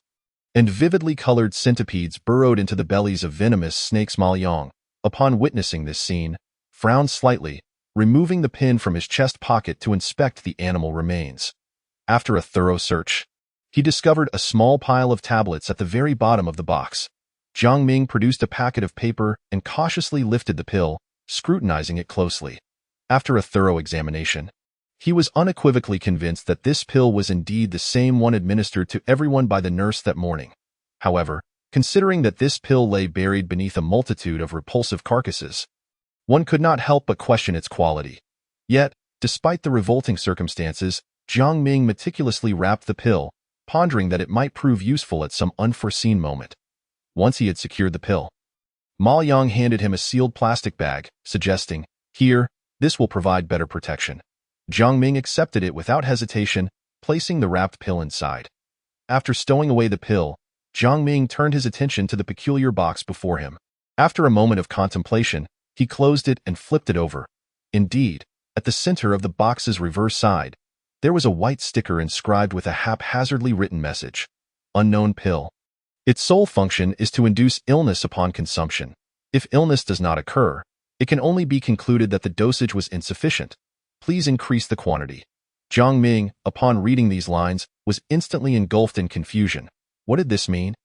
Was taking medication intended to make one sick? Nevertheless, upon reflection, it seemed plausible. The pill had indeed been abstract in effect, causing him considerable pain and a slight lapse in rationality earlier that morning. Judging by that performance, it was certainly not a beneficial remedy. Jiang Ming recalled the second rule of the ward. As a patient, it is your duty to take medication on schedule. Please consume it under the nurse's observation. With this in mind, he deduced that this rule was a falsehood, one that need not be adhered to. This medication was harmful to them, yet the nurse had compelled them to ingest it. This led him to question whether it could be inferred that the nurse was malevolent. As these thoughts swirled in his mind, another query arose.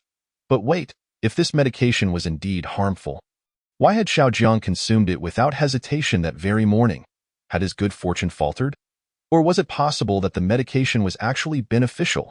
Jiang Ming found himself at a loss, voicing his perplexities, which prompted Ma Yang to adopt a pensive demeanor. After a brief contemplation, Ma Yang gently patted Jiang Ming's shoulder, offering words of comfort. In times of uncertainty, any assumptions or speculations are but illusions. There is no need to dwell excessively on them. Once we gather sufficient information, the truth will inevitably reveal itself. Jiang Ming considered this perspective and found it to possess merit, at this moment. With the pill securely in hand and no further necessities, Jiang Ming and Ma Yang prepared to depart. Just then, Jiang Ming's gaze was drawn to an intriguing object within the nearby refrigeration unit. He tugged at Ma Yang's sleeve, exclaiming, "Look, that thing might prove useful." Following Jiang Ming's line of sight, Ma Yang's eyes gleamed with interest. Before the blackboard stood an elderly man, cradling a box brimming with medications, his face illuminated by a broad grin. Yet, despite his apparent generosity, he still had 95 points remaining in his account. With a flourish of his hand, he proclaimed that he would cover all expenses for the gathering, urging everyone to take whatever they desired. This theatrical display exuded an air of extravagance, but regrettably, no one paid him any heed. For aside from the old man, no one required medication. Feeling a twinge of embarrassment, the old man approached Jiang Ming and Ma Yang, tallying the medications they had retrieved from the refrigeration unit alongside the pills. After some calculations, he noted that after deducting the 50 points for the 5 individuals who had departed, he still had 43 points left. The thought of leaving these points unspent gnawed at him. After all, the next time they returned, the resurgence of bizarre tales would be more pronounced, and the rules would manifest more frequently, rendering such safety impossible to replicate.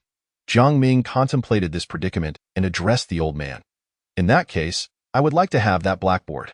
The old man readily obliged, deducting the points and swiftly scurrying over to hand the blackboard to Jiang Ming.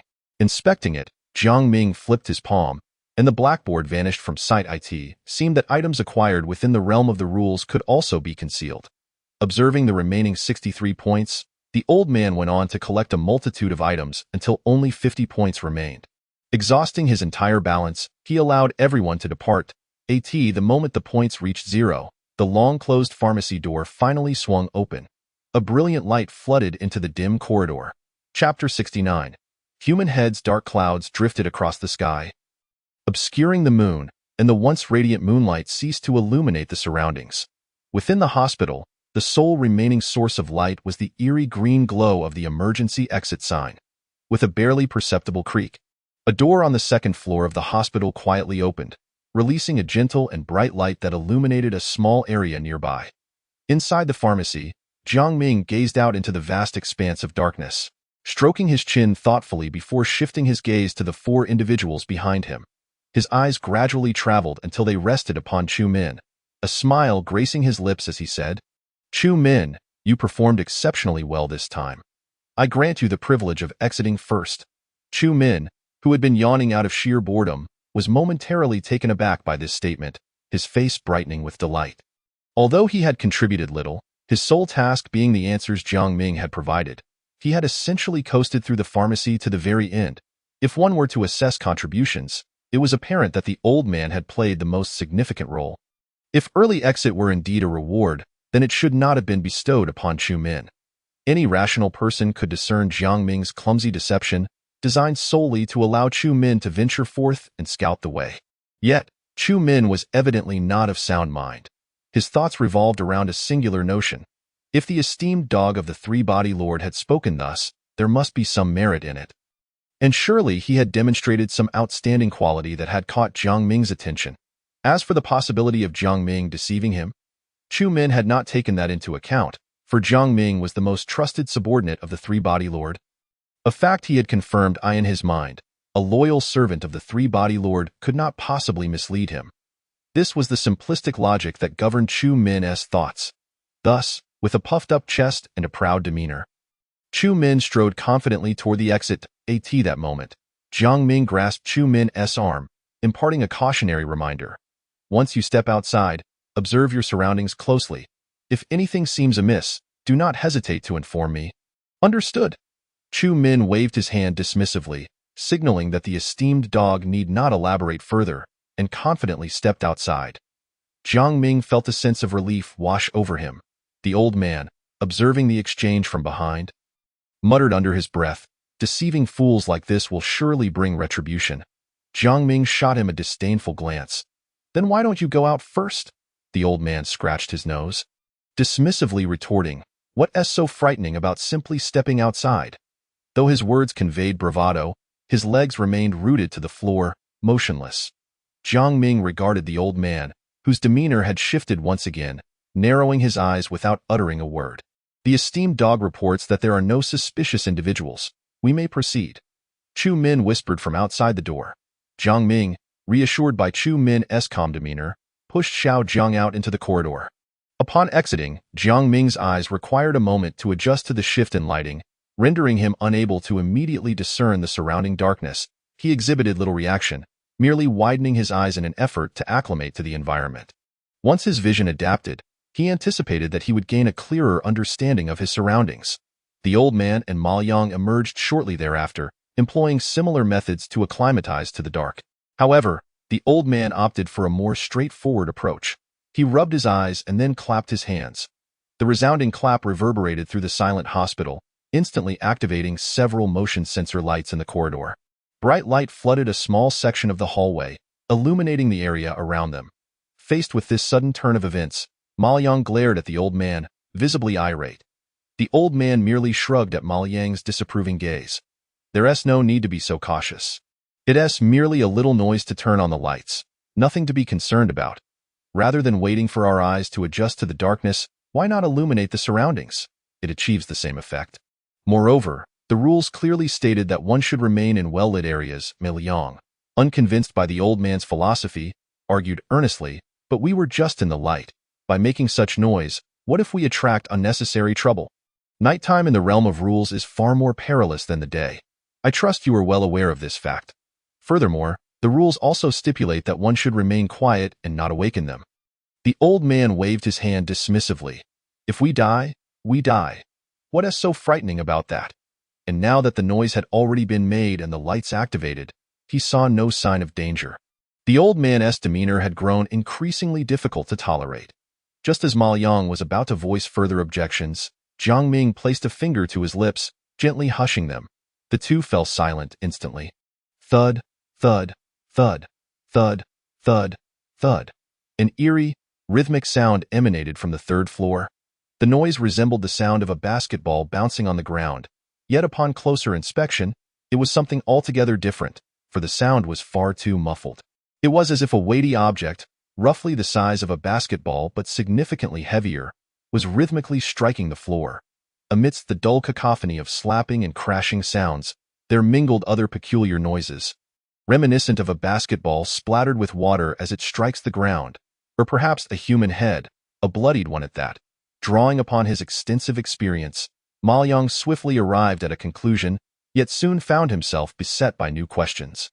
But why would there be a human head on the third floor? During the daylight hours, the third floor had been thoroughly investigated, revealing no anomalies apart from the angelic presence. Jiang Ming spoke in a hushed tone. If there is none on the third floor, it must have descended from a higher level. But isn't there an iron gate in the corridor between the fourth and third floors?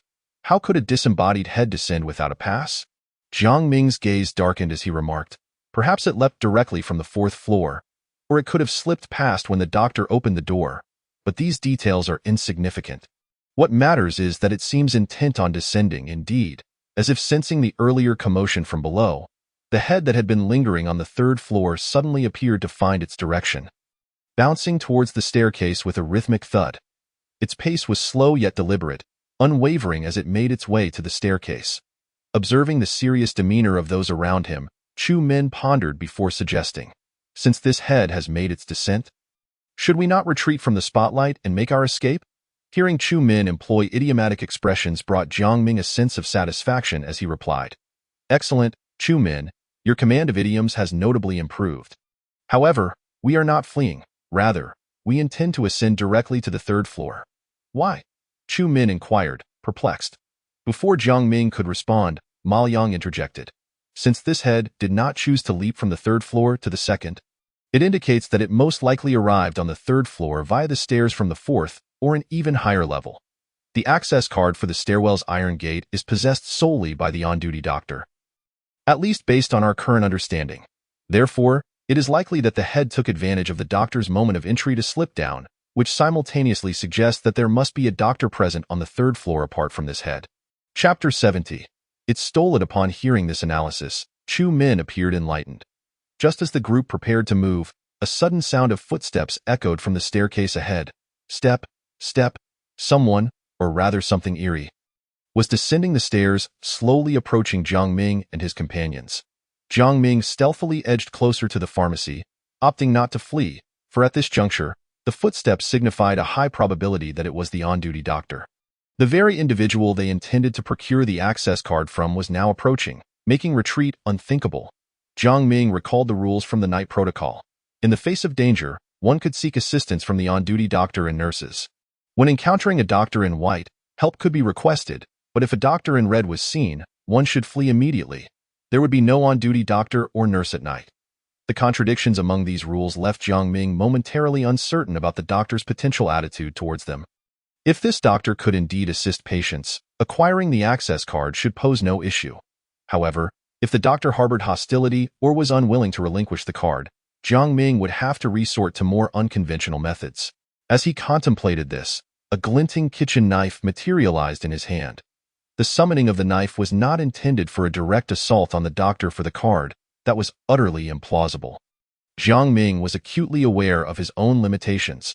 With his mediocre skills, even wielding 10 knives would be futile against a genuine threat.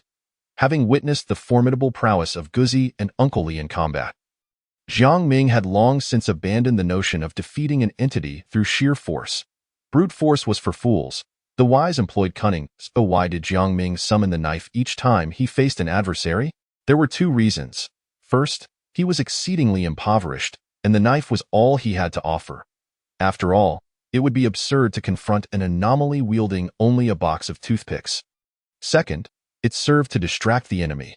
When Jiang Ming brandished the knife, nearly all foes instinctively focused their attention on it, overlooking the vending machine descending from above. This tactic was simple yet effective, having been validated in previous encounters. Moreover, as long as the adversary was not an impossibly unreasonable entity like his sister, this ploy would generally yield results. Step, step, step. As the footsteps drew closer, the figure gradually emerged from the shadows. Clad in a starkly white lab coat that gleamed, the doctor held a thick notebook and a ballpoint pen, bowing his head to record the duties. Jiang Ming, possessing keen eyesight, immediately spotted a white card nestled in the small pocket on the doctor's chest. That must be the coveted access card. Sensing the unfolding situation, the doctor raised his head and cast an annoyed glance in their direction. His pallid complexion and gloomy demeanor were accentuated by a prominent hooked nose. And upon spotting Jiang Ming and his companions, his eyes brimmed with impatience. Hey, hey, hey! "What are you doing out here at such a late hour instead of staying in your wards?" his voice boomed. Oblivious to the potential disturbances it might provoke, the dimly lit corridor flickered back to life, and even the lights further down the hall illuminated. Meanwhile, on the third floor, the thudding sounds of the head ceased abruptly. Jiang Ming had no time to ponder any possible connections when the doctor, with an exasperated wave of his hand, declared, "Forget it. I can't be bothered with you unruly patients. A colleague will be down shortly. You can discuss your matters with him." With that, the doctor turned aside and continued on his way. Jiang Ming could distinctly sense the doctor's impatience, and he pondered whether the doctor was deliberately avoiding them to evade trouble. With this thought, Jiang Ming exchanged glances with Ma Yang, then stepped forward to block the doctor's path. The doctor's expression soured immediately, and just as he was about to speak, Jiang Ming preempted him. "Doctor, we require your assistance." The fourth and fifth rules of the night protocol explicitly stated the possibility of seeking help from doctors, particularly those in white coats. Upon hearing this, the doctor's expression shifted as he regarded them with a mixture of disdain and annoyance. "Speak. What do you want me to assist you with?" Observing the doctor's reaction, Jiang Ming and Ma Yang breathed a sigh of relief. This time, Jiang Ming remained silent as Ma Yang stepped forward slightly and inquired, "Doctor, we need an access card. Might you be able to assist us?" A hint of derision flickered in the doctor's eyes. "An access card? You truly dare to ask for that? If I give it to you, what will I use? And if it gets lost, who will take the blame?" Ma Yang's expression was earnest. "Of course, I will take responsibility. All you need to do is hand over the card." Jiang Ming had no objections to Ma Yang's approach, for he too would have made the same proposition without hesitation. After all, if it were merely a matter of words, acquiring the access card in this manner was a deal too good to pass up. This was their mutual understanding. As for the aftermath, should blame be directed at the doctor, Ma Yang could easily argue that it was the doctor's superior, not his responsibility. He certainly would not bear the burden. After all, once the card was in hand, why adhere to any agreement, especially one that could potentially cost him his life? However, in the realm of rule-bound anomalies, some transactions with entities could carry binding consequences. Just as Jiang Ming had previously promised Uncle Li his heart but failed to deliver, he suffered retaliatory consequences from afar, nearly suffering grievous harm. The relentless knocking on his door had been a constant source of distress. Generally, rules with binding effects were inscribed on rule notes, but regrettably, no such rule existed for the doctor. The guidelines merely stated that patients could seek assistance from doctors, without stipulating that patients must heed the doctor's commands. Higher-level anomalies might have other means, yet it was evident that the doctor before them was not one of them. Thus, in light of these considerations, Ma Yang and Jiang Ming resolved to seize the opportunity. Gazing at the sincere expressions of Ma Yang and Jiang Ming, the doctor appeared somewhat swayed, yet after a moment's contemplation, he shook his head. "No, I still cannot grant you the card." Upon hearing this, Jiang Ming's expression remained unchanged, but he began searching for a position, contemplating how to strike the vending machine in such a way that it would fall upon the doctor, causing the access card to fly from his pocket. Ma Yang's gaze flitted around, subtly assessing the surroundings as he mentally plotted the escape route upon acquiring the access card, along with strategies for confronting the irate Dr. Anomaly. Just as the duo was formulating their plan, the doctor seemed to reach a decision and reluctantly stated, "I cannot give you the card, but I can help you open the door." Jiang Ming and Ma Yang were far from satisfied with the proposal, for it meant they would be entirely reliant on the doctor to navigate the various floors. Should he harbor any ill intentions, even if he refrained from direct confrontation and merely chose to hide, the two would find themselves trapped on a random floor. However, the doctor offered them no opportunity for further discourse, turning away to walk ahead. "I can only go this far, if you agree. Then follow me." Jiang Ming and Ma Yang exchanged a silent glance, as if making a resolute decision, and slowly began to follow. Jiang Ming brandished a kitchen knife while mentally plotting the landing site for the vending machine. Meanwhile, Ma Yang had inexplicably acquired a baseball bat exuding a faint scent of blood, evidently a prop he had procured from some bizarre tale. Jiang Ming pondered inwardly, believing that this operation should pose no significant problems. Judging by the doctor's previous demeanor, the rule appeared to hold true. The doctor in white would assist the patients. He had shown no hostility towards them, even seeming to avoid confrontation. Thus, even if they were to strike it and seize the card, it likely would not lead to any serious repercussions, right? Most importantly, Jiang Ming had been pushing Xiao Zhang's stroller all this time. And throughout this duration, Xiao Zhang had remained silent, evidently due to the absence of danger. Upon realizing this, Jiang Ming instinctively glanced into the stroller, which contained formula, a bottle, and a magical conch, everything one could imagine. Wait, something felt amiss. Where had Xiao Zhang gone? Before Jiang Ming could recover from the shock of Xiao Zhang's disappearance, his body instinctively recoiled, and upon lifting his gaze, he discovered that the doctor had vanished without a trace. This was bad. They had been deceived. The performance was far too convincing. Shocked, both Jiang Ming and Ma Yang hesitated not a moment longer, and almost simultaneously, they turned and sprinted away. However, as soon as they pivoted, they collided with something soft and viscous, accompanied by a voice dripping with malice. "Are you looking for me?" Chapter 71. Pursuit. Before them stood a grotesque figure still draped in a white coat. But its form had transformed beyond recognition. Resembling anything but a human shape, it appeared as a mound of flesh, emitting a foul stench, with greasy, grayish fat oozing from the lab coat, and its eyes squinted due to the pressure of the fat, barely visible, at that moment. A palpable malice radiated from its nearly imperceptible eyes. The instant Jiang Ming and Ma Yang collided with the grotesque entity, they recognized the dire predicament they were in. Yet, both were seasoned escapees, and in an instant, they summoned all their strength to their waists and legs, pivoting once more to flee in the opposite direction. Simultaneously, a massive vending machine plummeted from above, but due to the entity's slick, fatty exterior, it merely slid to the ground, emitting a mournful groan. Although the vending machine had little impact, the sudden occurrence momentarily startled the grotesque figure. And Jiang Ming and Ma Yang seized the opportunity to gain considerable distance. The creature's eyes gleamed with disdain, and just as it prepared to move, a shadow emerged beneath its immense body.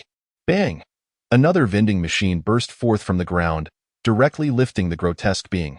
Despite the creature's slippery fat rendering it largely unharmed, the repeated obstructions stirred a flicker of rage within it. However, it was evident that its anger was premature. In the next instant, yet another vending machine crashed down upon it from above, the two machines compressing the grotesque entity in between, resembling a colossal meat sandwich. Bang! A thunderous collision echoed as the two vending machines tumbled and collided within the corridor. The tiles cracking like spider silk.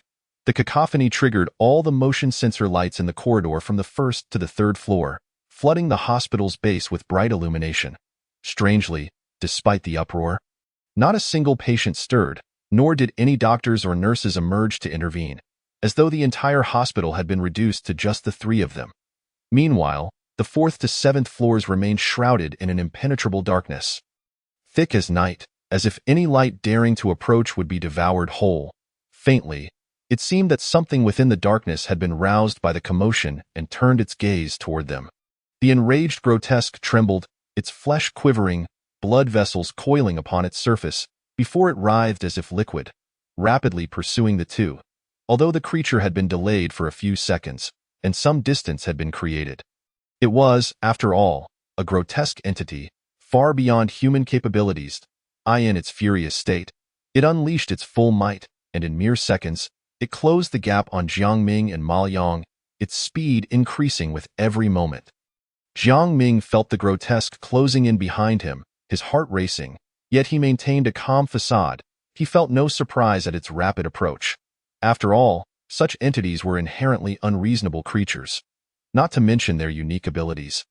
Their physical prowess surpassed that of humanity by leagues. At that moment, Jiang Ming dared not look back, fearing that a mere glance could cause him to falter and meet his demise, though survive. He could not afford the risk of looking back, yet this very decision left him blind to the creature's position, rendering him oblivious to where the vending machines might strike. Although these machines posed no real threat to the grotesque, striking it nonetheless could buy them precious time. Under normal circumstances, anyone else might hesitate, weighing the decision to confirm the creature's position, but Jiang Ming had no such inclination. He had a better plan. Unable to ascertain the grotesque's location?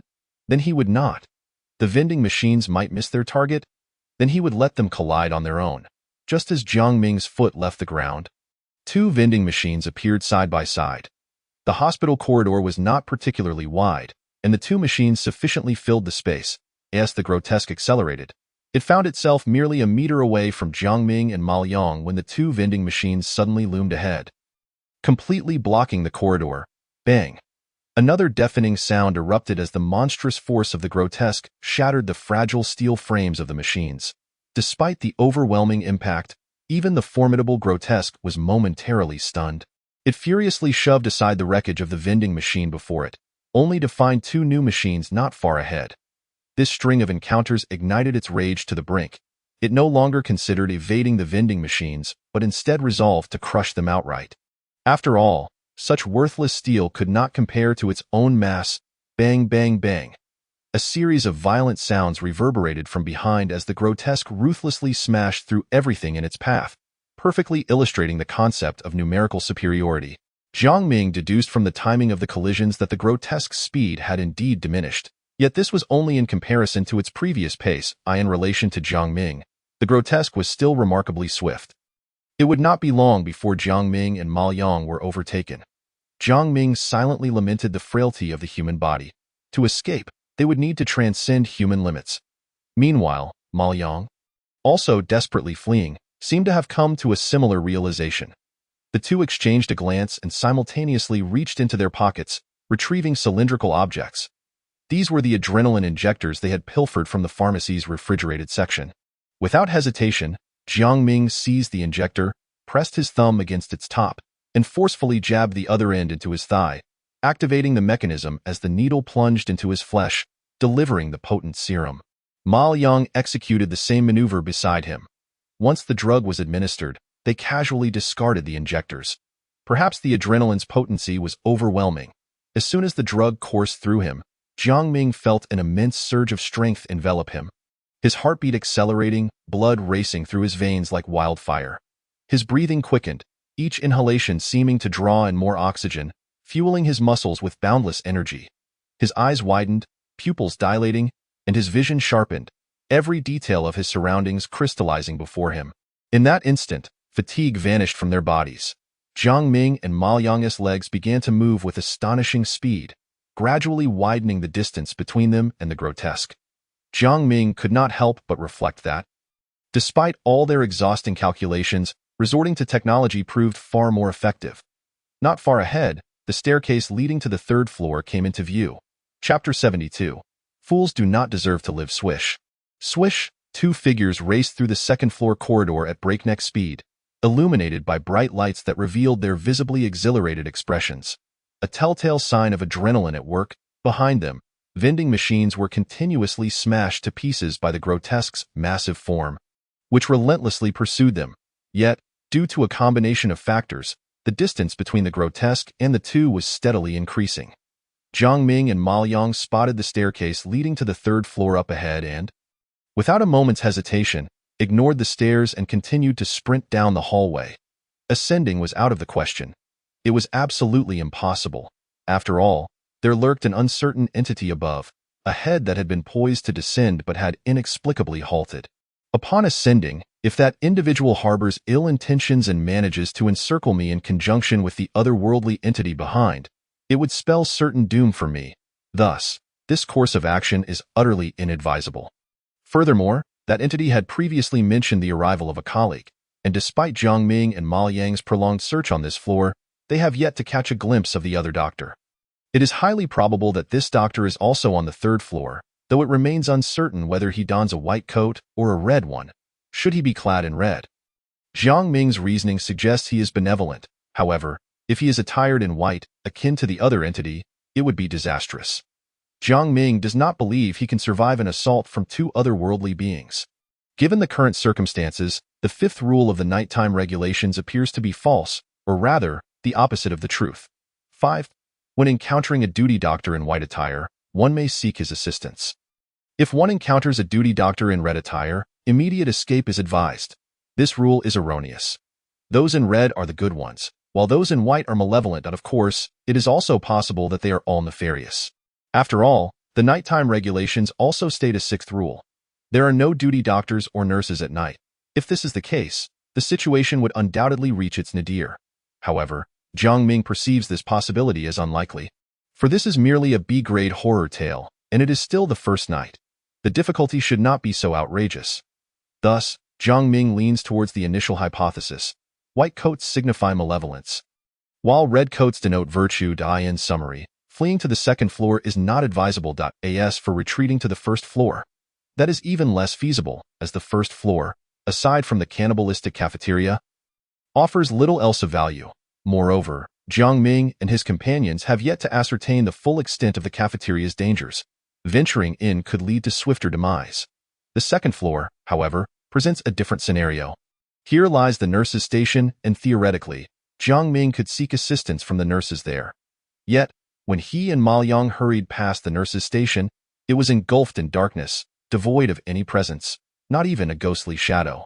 This approach is evidently unviable. Fortunately, the ever-cautious Jiang Ming has a second strategy: the pharmacy. They have studied this pharmacy horror tale extensively. Its danger level is ambiguous, high at times, low at others. Provided one possesses sufficient knowledge and a stroke of luck, avoiding the so-called hidden challenges, exiting should pose no issue. However, should one fail to solve the puzzles, one would find oneself eternally trapped within. Attempting to force the door open would lead to an infinite array of wooden doors that illustrate the essence of rule-based horror. Thus, Jiang Ming and Ma Yang are not merely fleeing for their lives. They are also intent on inciting the fury of the otherworldly being, provoking it to the point of being confined within the pharmacy. This is nothing short of perfection. Of course, this represents the ideal plan. Should events unfold in such a manner, it would undoubtedly be for the best. If not, it matters little, for aside from this flawless scheme, Jiang Ming has a backup plan. That is to disregard the otherworldly being entirely and hide within the pharmacy. After all, the pharmacy is relatively safe. As long as they wait until dawn, the duty doctor who can only emerge during this night will inevitably depart. These two plans, one offensive and the other defensive, complement each other splendidly. The sole drawback is that they may not secure the access card. Yet, this is not a significant concern, as Jiang Ming has already deduced that the doctor in red is benevolent, while the one in white is malevolent. Therefore, by patiently waiting, a doctor clad in red will eventually come to conduct rounds. At that point, obtaining the access card will be considerably more likely and secure. With every detail of the plan meticulously devised, Jiang Ming and Ma Yang now need only to continue their flight. The otherworldly being, incessantly colliding with the vending machine behind them, feels a twinge of frustration. Why are these two humans so difficult to entrap? It believes it has performed splendidly thus far, its acting prowess reaching a commendable level, with emotional nuances executed flawlessly. Under such exquisite performance, it seems implausible that anyone could fail to be deceived. So, how did the situation escalate to this point? What went awry? The entity begins to reflect. This hospital has lain dormant for half a year, only recently beginning to stir back to life. These 5 individuals are the first it has encountered during this period. The rich scent of humanity emanating from them is almost irresistible. Humans are delectable, a great tonic. When it descended from the 3rd floor, it immediately spotted the individuals outside the pharmacy. In that moment, it felt a primal urge to rush forward and devour the unsuspecting one. However, it soon realized that, apart from this seemingly dim-witted individual, there were others in the room. Sensing the intoxicating aroma of humanity, its greed began to stir, and it yearned to consume them all. Yet, it noticed that the others were exceedingly cautious. Aside from the foolish one, the remaining individuals were positioned quite close to the pharmacy.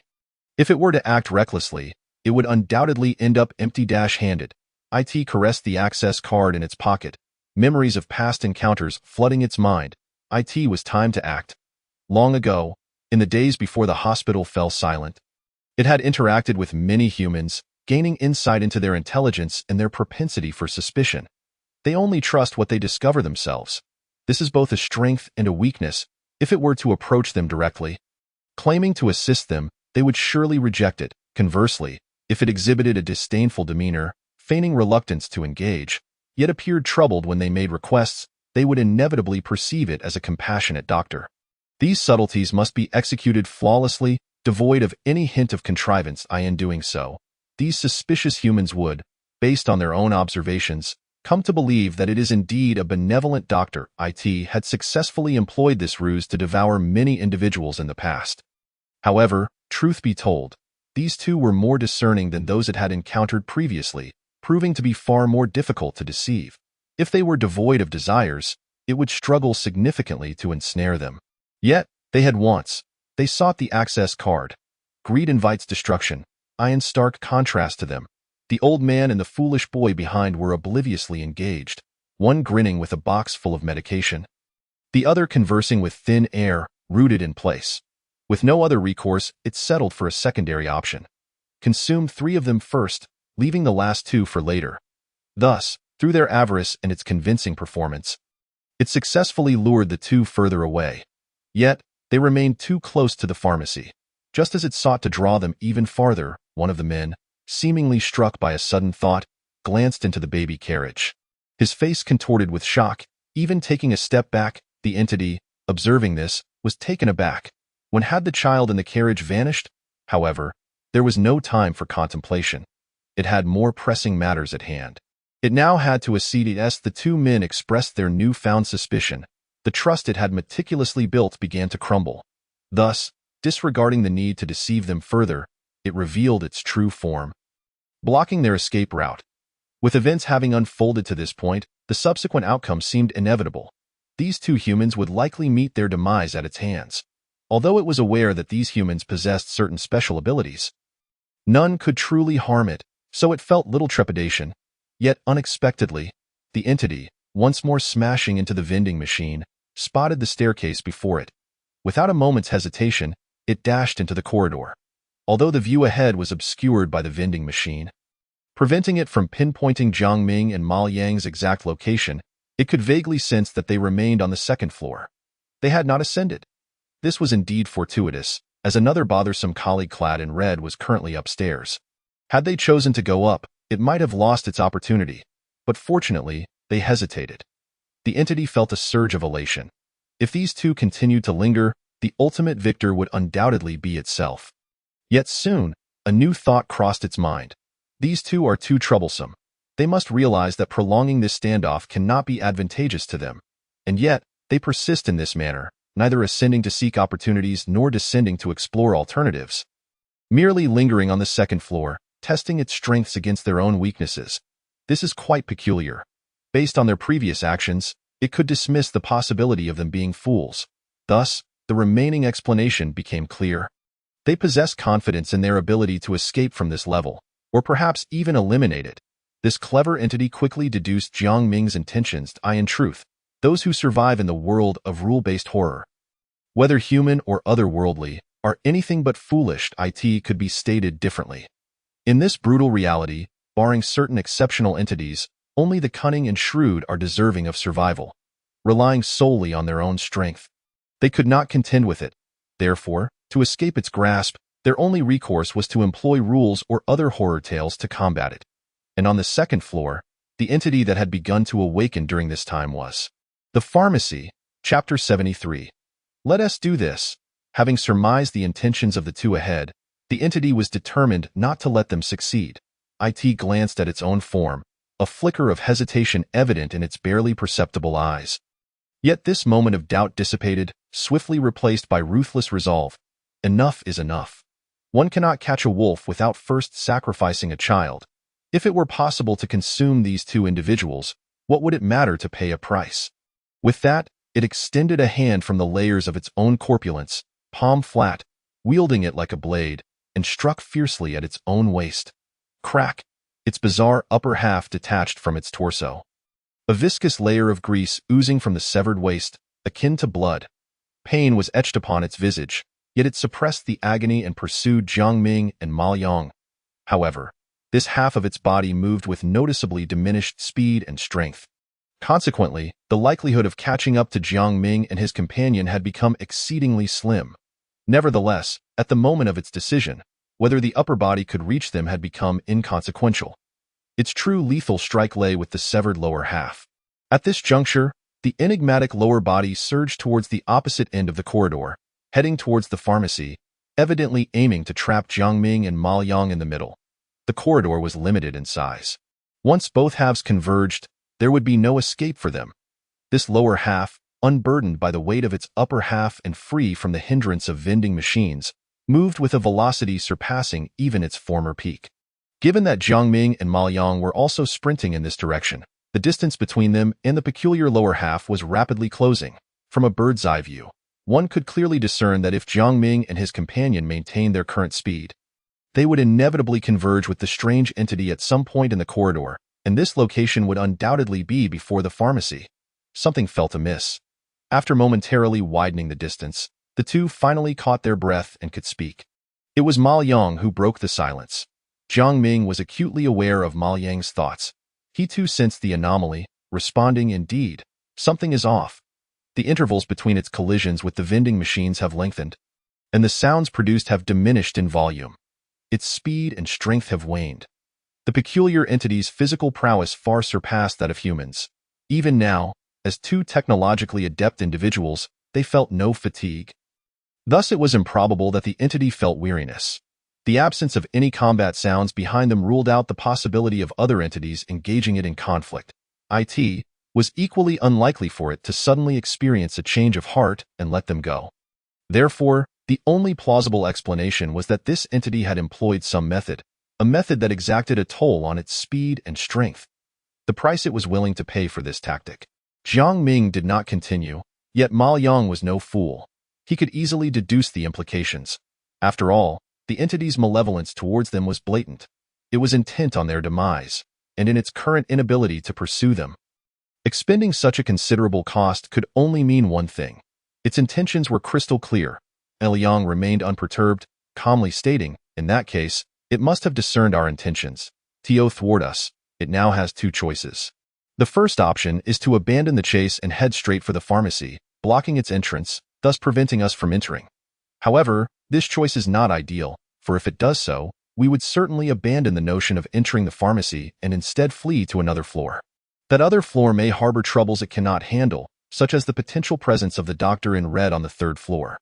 Therefore, it must be opting for the second method, creating a diversion or splitting its body in two to encircle us. Such a feat would be nearly impossible for humans, yet for this entity, it was not particularly challenging. Moreover, to effectively trap us, its other half or diversion would undoubtedly be swift, likely intercepting us before we reach the next staircase.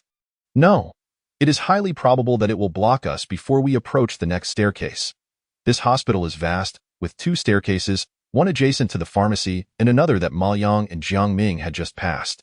Jiang Ming sighed, feeling a sense of incredulity. The entities in this bizarre world were all exceptionally cunning, each one a master of subterfuge.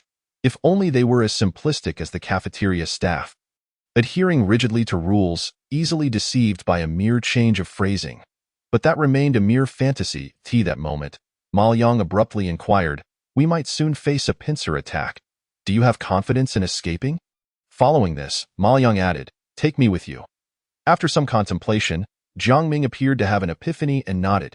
He had confidence. Ma Liang, intrigued, asked, "What is your plan? Share it with me." Jiang Ming had nothing to conceal and promptly relayed his thoughts. Upon hearing this, Ma Yang's face lit up with satisfaction. "Indeed, it is feasible. It should not be able to react in time." After stating this, Ma Yang's demeanor shifted abruptly, adopting the air of a rogue. "Then let's take it down." Its speed and strength had significantly declined, placing it in a state of apparent weakness. While this condition still posed a challenge for them, leveraging some of the tools I had previously acquired could facilitate some clever maneuvers. Jiang Ming cast a sidelong glance at Ma Yang, recalling how he had previously advised caution. Yet this plan appeared to lack any semblance of prudence. Unperturbed by Jiang Ming's scrutiny, Ma Yang maintained his composure, saying, "Don't look at me like that. When caution is warranted, we must act with circumspection. When decisiveness is required, we must be resolute. Don't pretend you don't understand this principle." Jiang Ming indeed understood. He had navigated through such dilemmas before. Ma Yang continued, "I will directly intervene to seize that access card. However, since the card is located on its chest, obtaining it entails considerable risk, so be prepared to assist me. If it fails, we retreat immediately." "No problem," Jiang Ming nodded in agreement, then inquired, "When do we make our move?" As Ma Yang listened to the thunderous crashes of the vending machines, he gazed ahead, noticing a mass resembling two legs of fat rapidly approaching. Ma Yang replied coolly, "Delay invites change. We act now." Chapter 74. The Mist. With that, Ma Yang abruptly halted his rapid pace, prompting Jiang Ming to do the same. Once they steadied themselves, Ma Yang produced two small spheres, each the size of a sugar orange, one black and one white, adorned with sinister crimson symbols. He gently tapped the two spheres together before tossing them a short distance ahead. 2 seconds later, a gray mist enveloped the area around the spheres, so faint that Jiang Ming could see the vending machine beyond it. Yet, the mist seemed heavy, rising only to a height of 1 meter before failing to ascend further. Viewed from this angle, the gray mist resembled a large cotton candy puff. This mist would slow the entity's movements, but the effect would be brief. Typically, it would return to normal speed within 10 seconds after contact. It posed no threat to humans. Had the effect of this item not required a certain duration to activate, I would have used it earlier at the pharmacy, Ma Yang explained, adding, its speed will be significantly reduced. But remember to keep an eye on the other half of its body or any potential diversion. After hearing this, Jiang Ming glanced at the gray mist, then without hesitation positioned two vending machines in front of it, their considerable size effectively concealing the mist. After all, the entity was inherently cunning. If the mist remained unmasked, it would undoubtedly leap over it rather than recklessly charge in, causing Ma Yang's device to lose its efficacy. But with the addition of these two vending machines, the situation changed entirely. Given that the entity had previously relied on brute force, it would likely choose the same approach upon encountering the machines. When it smashed through the two vending machines, it would be caught off guard by the ensuing mist, plunging directly into it. The plan was set. They merely awaited the entity's misstep. Boom. A massive crash reverberated as the entity's corpulent form collided with the two vending machines, sending them careening apart. This method of clearing a path was not only efficient but also conserved energy, making it ideal for a being that had lost considerable strength. As it pressed forward, it sensed its other half drawing near, the lower half moving swiftly. Mere moments from convergence, in less than 10 seconds, it would completely merge, ensnaring the two humans ahead. After that, it could savor the human flesh it had not tasted in nearly half a year. A splendid future lay before them, and the entity known as Guaiyi could not help but feel a surge of exhilaration upon encountering the familiar vending machines. Without a moment's hesitation, it charged forward. Bang! Just as before, the two vending machines were effortlessly knocked aside. However, this time there was an unsettling difference. Once the machines were displaced, a faint gray mist enveloped them. Confronted with this unforeseen development, Guaiyi immediately deduced that it was the handiwork of the two humans ahead. Given their involvement, it was clear that whatever they had concocted was certainly no good. Thus, without a moment's pause, it twisted its body, preparing to extricate itself from the encroaching fog. Yet, unexpectedly, within the mist, its body became sluggish, as if weighed down by lead. This sensation was profoundly uncomfortable, evoking painful memories. In those recollections, there was only the blinding light that irritated Guaiyi, a throng of madmen performing relentless dissections, and the frenzied grins that accompanied their grim work. To prevent Guaiyi from colliding with the vending machines after the impact, Jiang Ming and Ma Yang had wisely maintained a safe distance. After all, the human body was far more fragile than Guaiyi's form. A harsh blow from such metallic contraptions could result in severe injury. At that moment, upon realizing Guaiyi was ensnared, Ma Yang dashed forward with remarkable speed. Reaching Guaiyi in mere seconds, however, upon witnessing the scene before him, Ma Yang was taken aback. The already faint gray mist was dissipating at an astonishing rate, its volume shrinking, while Guaiyi's movements began to accelerate. It appeared that the mist could not restrain Guaiyi for even 10 seconds. The duration was significantly reduced. Was this resistance due to Guaiyi's innate qualities, or did it possess some extraordinary ability? Countless possibilities swirled in Ma Yang's mind, yet he deemed it unnecessary to speculate. There was but one task at hand: to obtain the access card and escape. Jiang Ming's urging voice echoed from behind. Hurry! The other half of the entity is closing in. Upon hearing this, Ma Yang dared not linger any longer.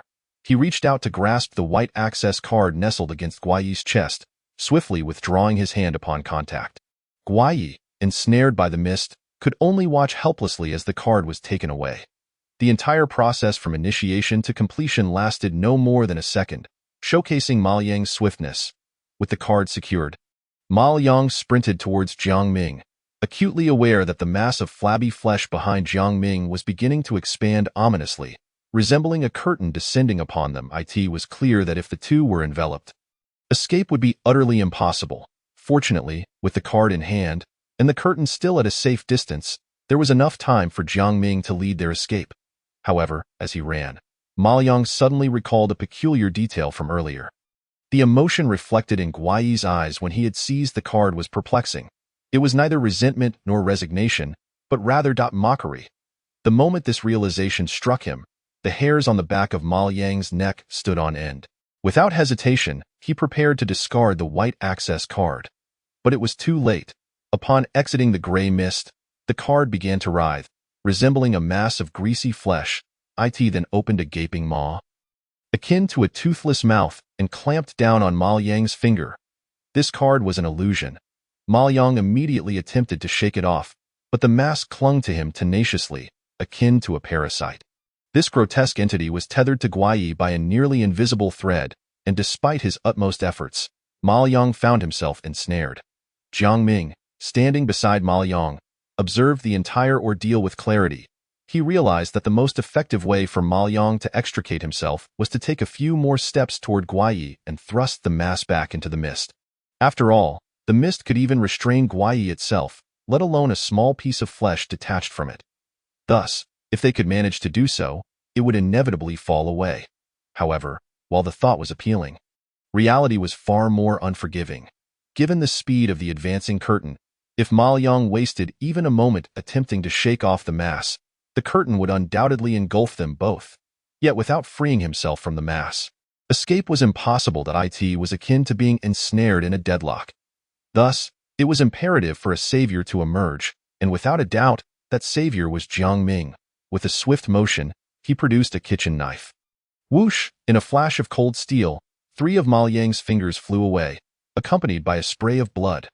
Clearly, Jiang Ming had decisively severed Ma Liang's fingers. Though this action might inflict some pain upon Ma Liang, the outcome was undeniable. The mass that had ensnared him fell to the ground, no longer hindering him. Faced with the choice of severing the connection between the mass and Guaiyi or sacrificing Ma Liang's fingers, Jiang Ming chose the latter without hesitation. After all, he had no way of knowing whether the knife could sever the thread, but he was certain it could sever Ma Liang's fingers. In a moment where time was of the essence, Jiang Ming opted for the most reliable and safe course of action. After severing the fingers, he disregarded Ma Liang's pallid expression of pain, retracting the knife and seizing Ma Liang's hand. Turning around, he noted that the mass of flesh was drawing ever closer, while the original form of Guaiyi was gradually regaining mobility. Jiang Ming ignored Guaiyi's resurgence and fixated on the encroaching mass. His heart raced, a visceral response to the specter of death. Yet his gaze remained eerily tranquil, as his reason quelled his fear in pursuit of survival. Finally, as the mass reached a critical position, Jiang Ming tightened his grip on Ma Liang's hand. That moment, a vending machine emerged above the mass, causing it to compress downward due to the redistribution of weight. The vending machine swiftly plummeted, and the compressed height rebounded quickly. Jiang Ming awaited this precise moment. It was the moment when the mass's height reached its nadir, presenting the greatest probability of success. Guaiyi, slowly breaking free from its restraints, observed the scene with a mocking gaze, as if it were watching 2 dying insects struggle. 2 humans, marching toward their demise. How noble! One could only wonder if they would taste any better. Guaiyi was already daydreaming of the future. But in the next instant, the mockery in its eyes vanished, replaced by a vacant stare. Boom. Beneath their feet, a colossal vending machine erupted from the ground like a towering pillar, hoisting Jiang Ming and Ma Liang to a great height. Utilizing this force and the elevation provided by the vending machine, Jiang Ming and Ma Liang leaped once more, achieving a height beyond the reach of the mass. Guaiyi attempted to shift its form to ensnare them, but due to its rapid speed and massive size, it was unable to change course in time. Instead, propelled by inertia, it collided violently with the vending machine. Bang! Ultimately, as the dust settled, Jiang Ming and Ma Liang soared over the mass. Breaking free from their confinement, below, the gray mist gradually dissipated, revealing the true form of Guaiyi, which flickered with rage. It had been a long time since it had suffered such a significant setback. and even longer since it had endured such humiliation at the hands of humans. Humanity, it declared, was doomed. Chapter 75. Three paths gazing at the two figures racing ahead, fury simmered in Guaiyi's eyes. Threatening to erupt. For reasons unknown, it suddenly recalled something, letting out a derisive snicker. Observing the fleeing humans, its anger subsided significantly, replaced by a mocking demeanor. Yet this amusement was fleeting, as its expression reverted to a mask of indifference. It became evident that its current form mirrored the one it had donned just before being humiliated. This omen was far from auspicious. Guaiyi refrained from merging its body, opting instead for its previous strategy. Its main form continued the pursuit of Jiang Ming and Ma Yang, while the lower half reverted to its original state, chasing after the other route. It intended to employ the same tactics once more. After all, being caught off guard by Jiang Ming and Ma Yang's escape was unacceptable. Should the same strategy be employed again, it was impossible for them to evade capture. Guaiyi was acutely aware that the two humans were headed directly for the pharmacy. And once inside, it would be powerless against them. So why persist in the chase? The answer was simple. Guaiyi knew full well that the two humans would not be able to enter the pharmacy. Its lower half aimed to block the other staircase, leaving them with no avenue of escape. As the two fled for their lives, having just traversed the staircase, they felt a wave of relief. The pharmacy was now within reach. This indicated they had nearly escaped the clutches of death. Yet, sensing the entity's relentless pursuit behind them, and noting the lack of restoration in its form, it was clear that Guaiyi was still intent on encircling them. Such a scenario left them perplexed. Was it unwell? Jiang Ming struggled to comprehend Guaiyi's actions. After all, the earlier bizarre actions were taken because Jiang Ming and Ma Yang were situated quite far from the pharmacy. It could have easily blocked them with its incredible speed before they reached the pharmacy, thus completing the encirclement. However, this tactic was clearly no longer viable, as Jiang Ming and Ma Yang had escaped the encirclement and were now alarmingly close to the pharmacy. At this distance, even if the bizarre entity were to accelerate, it would be utterly impossible for it to reach the pharmacy before Jiang Ming and Ma Yang, thereby executing a second encirclement. Once they entered the pharmacy, it would be rendered powerless, a fact not only rooted in Jiang Ming's confidence regarding the pharmacy's supernatural tales, but also inferred from the entity's previous actions. If it had the means to breach the pharmacy, it should have allowed Jiang Ming and Ma Yang to enter earlier, and then ensnared them like fish in a barrel. Thus, at this moment, the entity found itself incapable of preventing their entrance into the pharmacy, nor could it form a new encirclement. One could say all its efforts were now in vain. Yet, it still pressed on in pursuit. Was it blinded by rage? Or did it harbor some other scheme? Jiang Ming surmised that, given the entity's cunning nature, it would not engage in such futile endeavors. An unsettling feeling crept over him, though he could not discern its origin. At this moment, his body, invigorated by adrenaline, was surging with heightened potential. He was brimming with exhilaration. Yet, this very excitement made it challenging for Jiang Ming to calm his mind and contemplate the underlying strangeness of the situation. To put it simply, by utilizing adrenaline, both he and Ma Yang had sacrificed a portion of their intellect in exchange for formidable strength. Nonetheless, Jiang Ming still believed himself to be quite astute. His immense intellect urged him not to overthink but to continue harnessing his extraordinary power. After all, as long as they surged forward using this superhuman strength towards the pharmacy, the entity's schemes would inevitably be unveiled. Thus, propelled by the drug's effects and their thirst for survival, Jiang Ming and Ma Yang swiftly arrived at the pharmacy's entrance. However, upon witnessing the state of the pharmacy's door, they erupted in furious exclamations. Damn it! What the hell? The pharmacy door was firmly shut, and the old man and Chu Min had vanished without a trace. It was evident that they had concealed themselves within. Jiang Ming and Ma Yang cursed as they continued their frantic escape without a moment's pause. In that instant, Jiang Ming comprehended the source of his earlier unease. The entity's other half was pursuing them and would inevitably pass by the pharmacy. The old man and Chu Min, unable to contend with the bizarre entity and unwilling to face death, had no choice but to seek refuge inside the pharmacy. This was a perfectly reasonable course of action. Jiang Ming would have done the same in their position. Thus, employing his superior intellect, Jiang Ming quickly deduced the earlier circumstances. The old man, upon realizing that he and Ma Yang were being pursued by the bizarre entity and observing their escape route, had, drawing from his extensive experience with supernatural tales, anticipated Jiang Ming's plan and waited at the entrance to assist them. However, the entity, being exceedingly clever, had seen through the plan, splitting its body to execute a pincer movement. When the old man saw the formidable entity charging towards them, he understood he was outmatched and abandoned the plan, dragging Chu Min inside. Enlightened by this realization, Jiang Ming's complexion paled slightly. He had previously thought the entity was mad. But now he considered that the true madness lay with himself and Ma Liang. The entity had been toying with them like puppets, and its division of form was likely a tactic to dispatch its swifter lower half ahead to block the staircase. Should this occur, Jiang Ming and Ma Liang would undoubtedly be captured, and given the entity's prior experience, it would not allow them to escape again. As it stood, 3 paths lay before Jiang Ming and Ma Liang. The first, ascend to the 3rd floor. This option was fraught with peril. Should they choose this, they would have to exert themselves fiercely to reach the upper level before the entity's lower half arrived at the staircase. The advantage, however, was that there was a 50% chance a red-clad doctor would be present upstairs, who could assist them. This was their most promising avenue of escape. The second, descend to the 1st floor. This route was relatively simple, for in this hospital, descending was more feasible than ascending, and being on the 2nd floor, the distance to the ground was not insurmountable. Therefore, Jiang Ming and his companion could simply leap down to reach the ground. The downside was that once they descended, the only uncertainty would be the dangerous cafeteria, a perilous venture, not significantly safer than confronting the bizarre entity.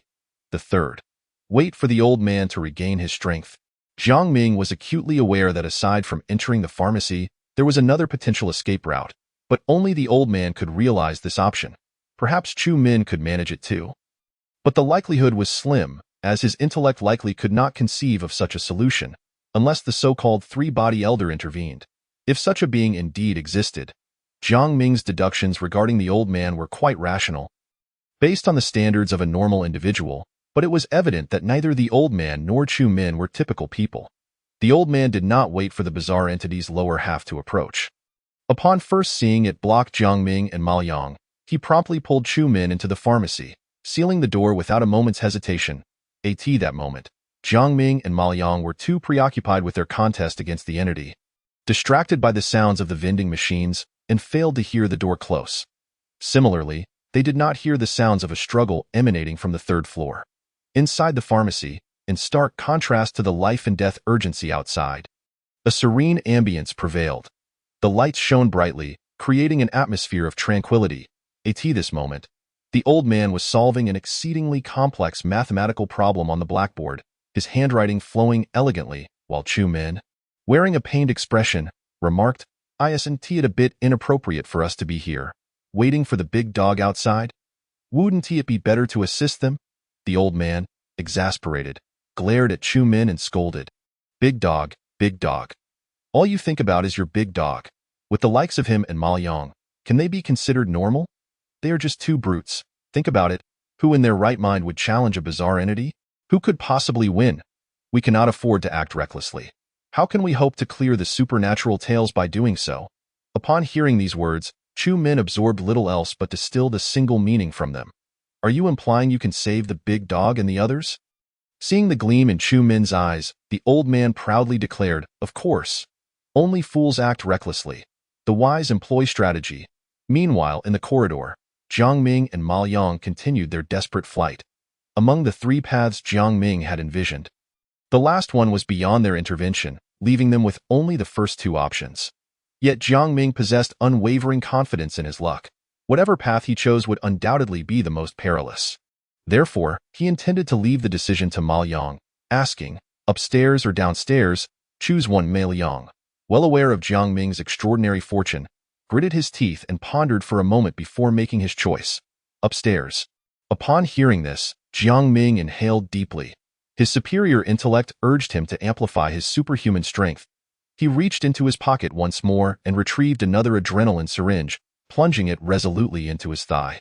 The supply in the cold storage had been limited, and he and Ma Liang had divided it, each receiving 3. After using this one, Jiang Ming would have only 1 left, as the substance coursed through him. His slightly fatigued body was revitalized with newfound vigor. However, the toll of 2 adrenaline injections in a short span was an immense strain on his body, potentially leading to irreversible damage. Yet none of this mattered. Only those who survived were entitled to discuss the state of their health. Moreover, it was crucial to note that this body was not truly his own. After all, he intended to reclaim his original body eventually. Even if this one were to suffer extensive wear and tear, it would not concern him. Thus, Jiang Ming hesitated not for a moment. Unaware of these circumstances, Ma Yang observed Jiang Ming's decisive action. Upon hearing they would ascend, Jiang Ming had unhesitatingly injected himself again. This resolute demeanor left even Ma Yang, a veteran of several supernatural tales, feeling a sense of trepidation. No wonder he managed to clear an S-grade supernatural tale on his first attempt. Such audacity is truly terrifying. With that thought, he too resolved to act without hesitation, pulling out an adrenaline syringe and administering an injection. With the renewed aid of the drug, their hearts raced violently. As if they might burst from their chests, their eyes bloodshot, and they gasped for breath. Yet, the effects were undeniable.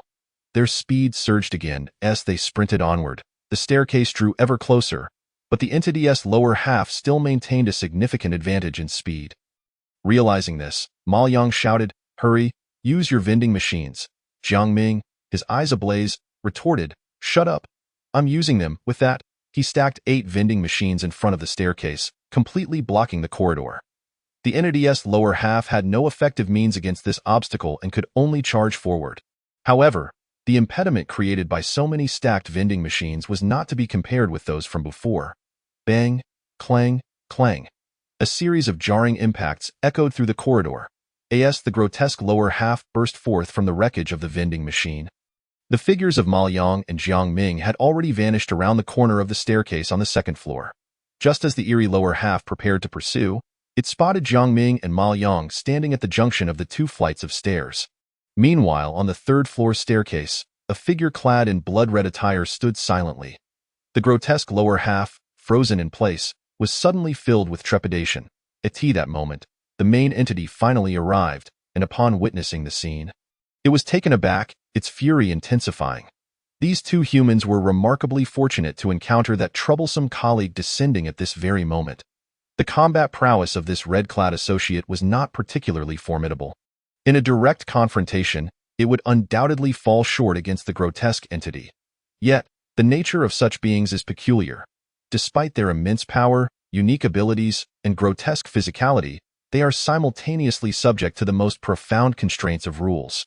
Unless one is a truly high-level anomaly, it is impossible to transgress these rules. Thus, even though its strength surpassed that of the red-clad colleague, it could not overcome it, as the rules dictated otherwise. If anomalies lacked this vulnerability, humanity would stand little chance of navigating the treacherous narrative of the bazaar. Realizing the futility of its efforts, the grotesque entity reluctantly summoned back its lower half.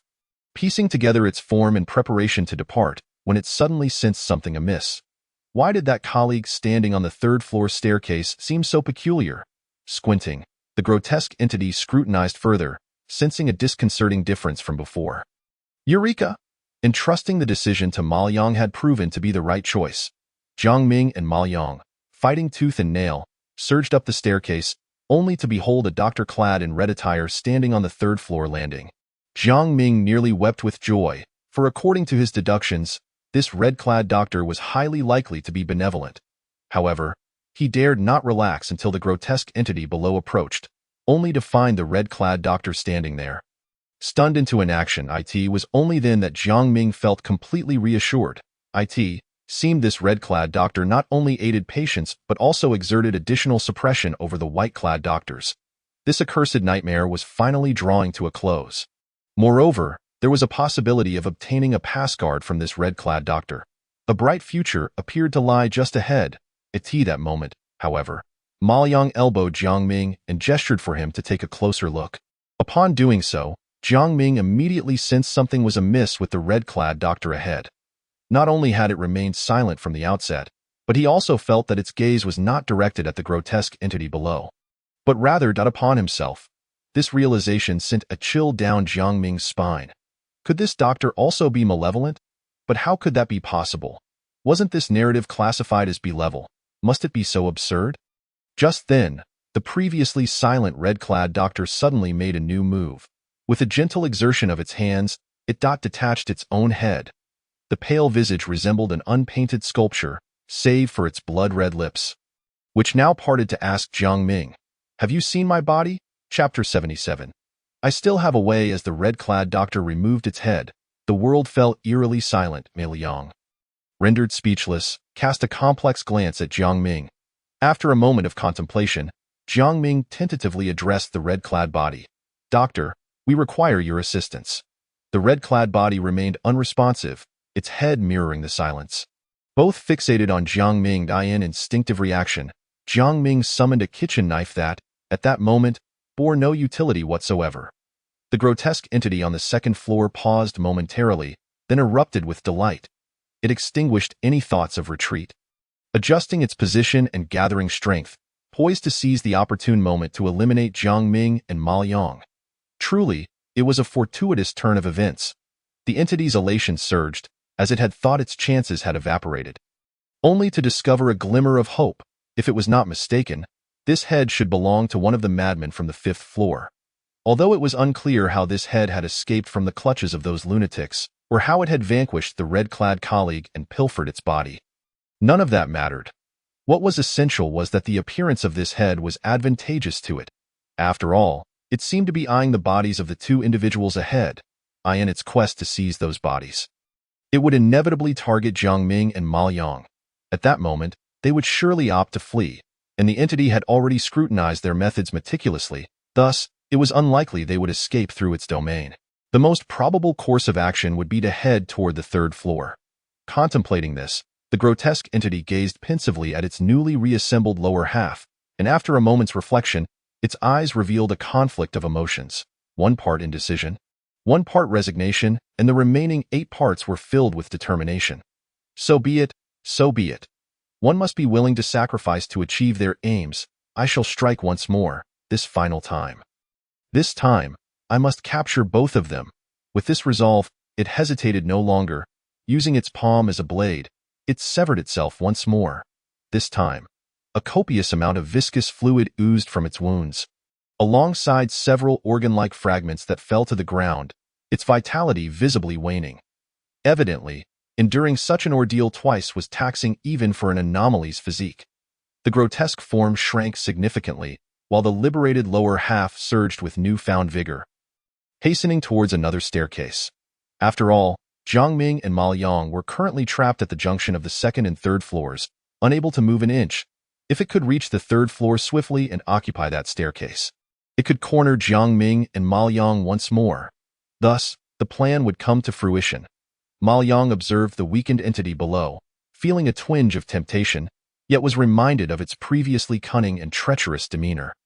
Shaking his head slightly, perhaps this display of weakness was merely a ruse, intended to bait him and Jiang Ming into a trap. Watching the entity divide itself once more, Ma Liang deduced its intentions. His brow furrowing slightly. It seemed an escape to the 2nd floor was no longer feasible. Liang's gaze shifted to the red-clad doctor on the 3rd floor staircase, or more accurately, to the head it cradled. Since uttering that phrase, the head's gaze had remained fixated on Jiang Ming. Observing this, Ma Liang took a tentative step forward. In an instant, the head's attention shifted from Jiang Ming to Ma Liang. With its stare, Ma Liang suddenly felt as though an invisible weight pressed down upon his back, suffocating in its intensity. This oppressive force rendered him nearly immobile. Liang silently retreated, causing the pressure to dissipate.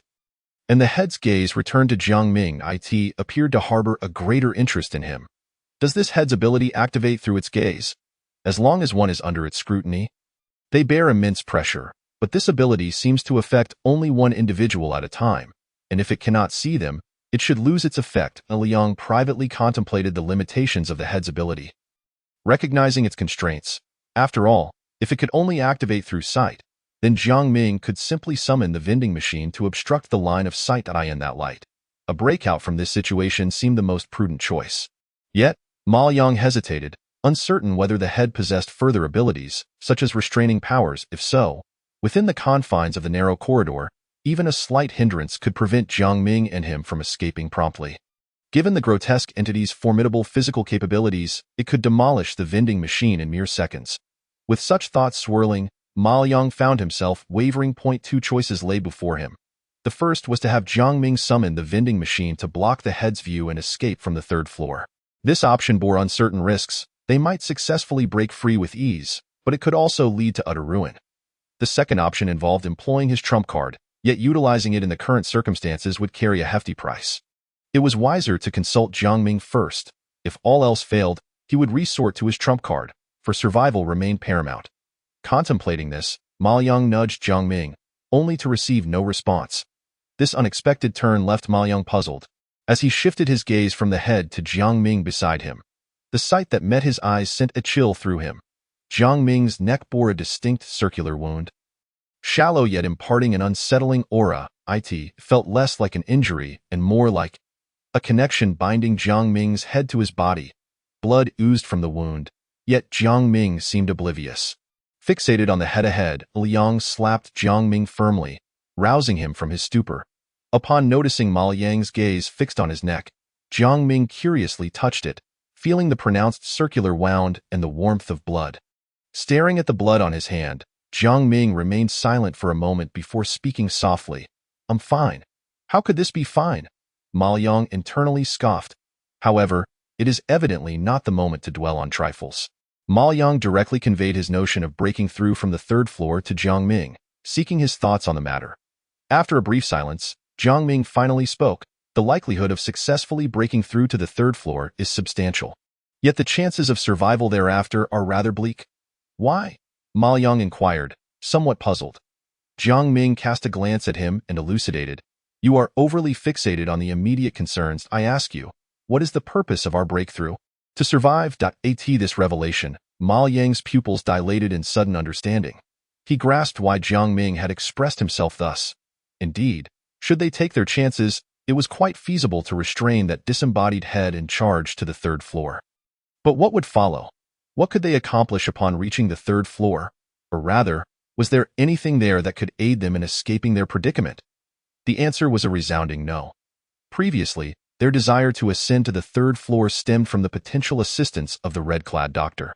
Yet now, this red-clad doctor had been eliminated by the unknown head, leaving a wretched body behind, usurped by others in a tragic state. Thus, ascending to the third floor had become utterly meaningless.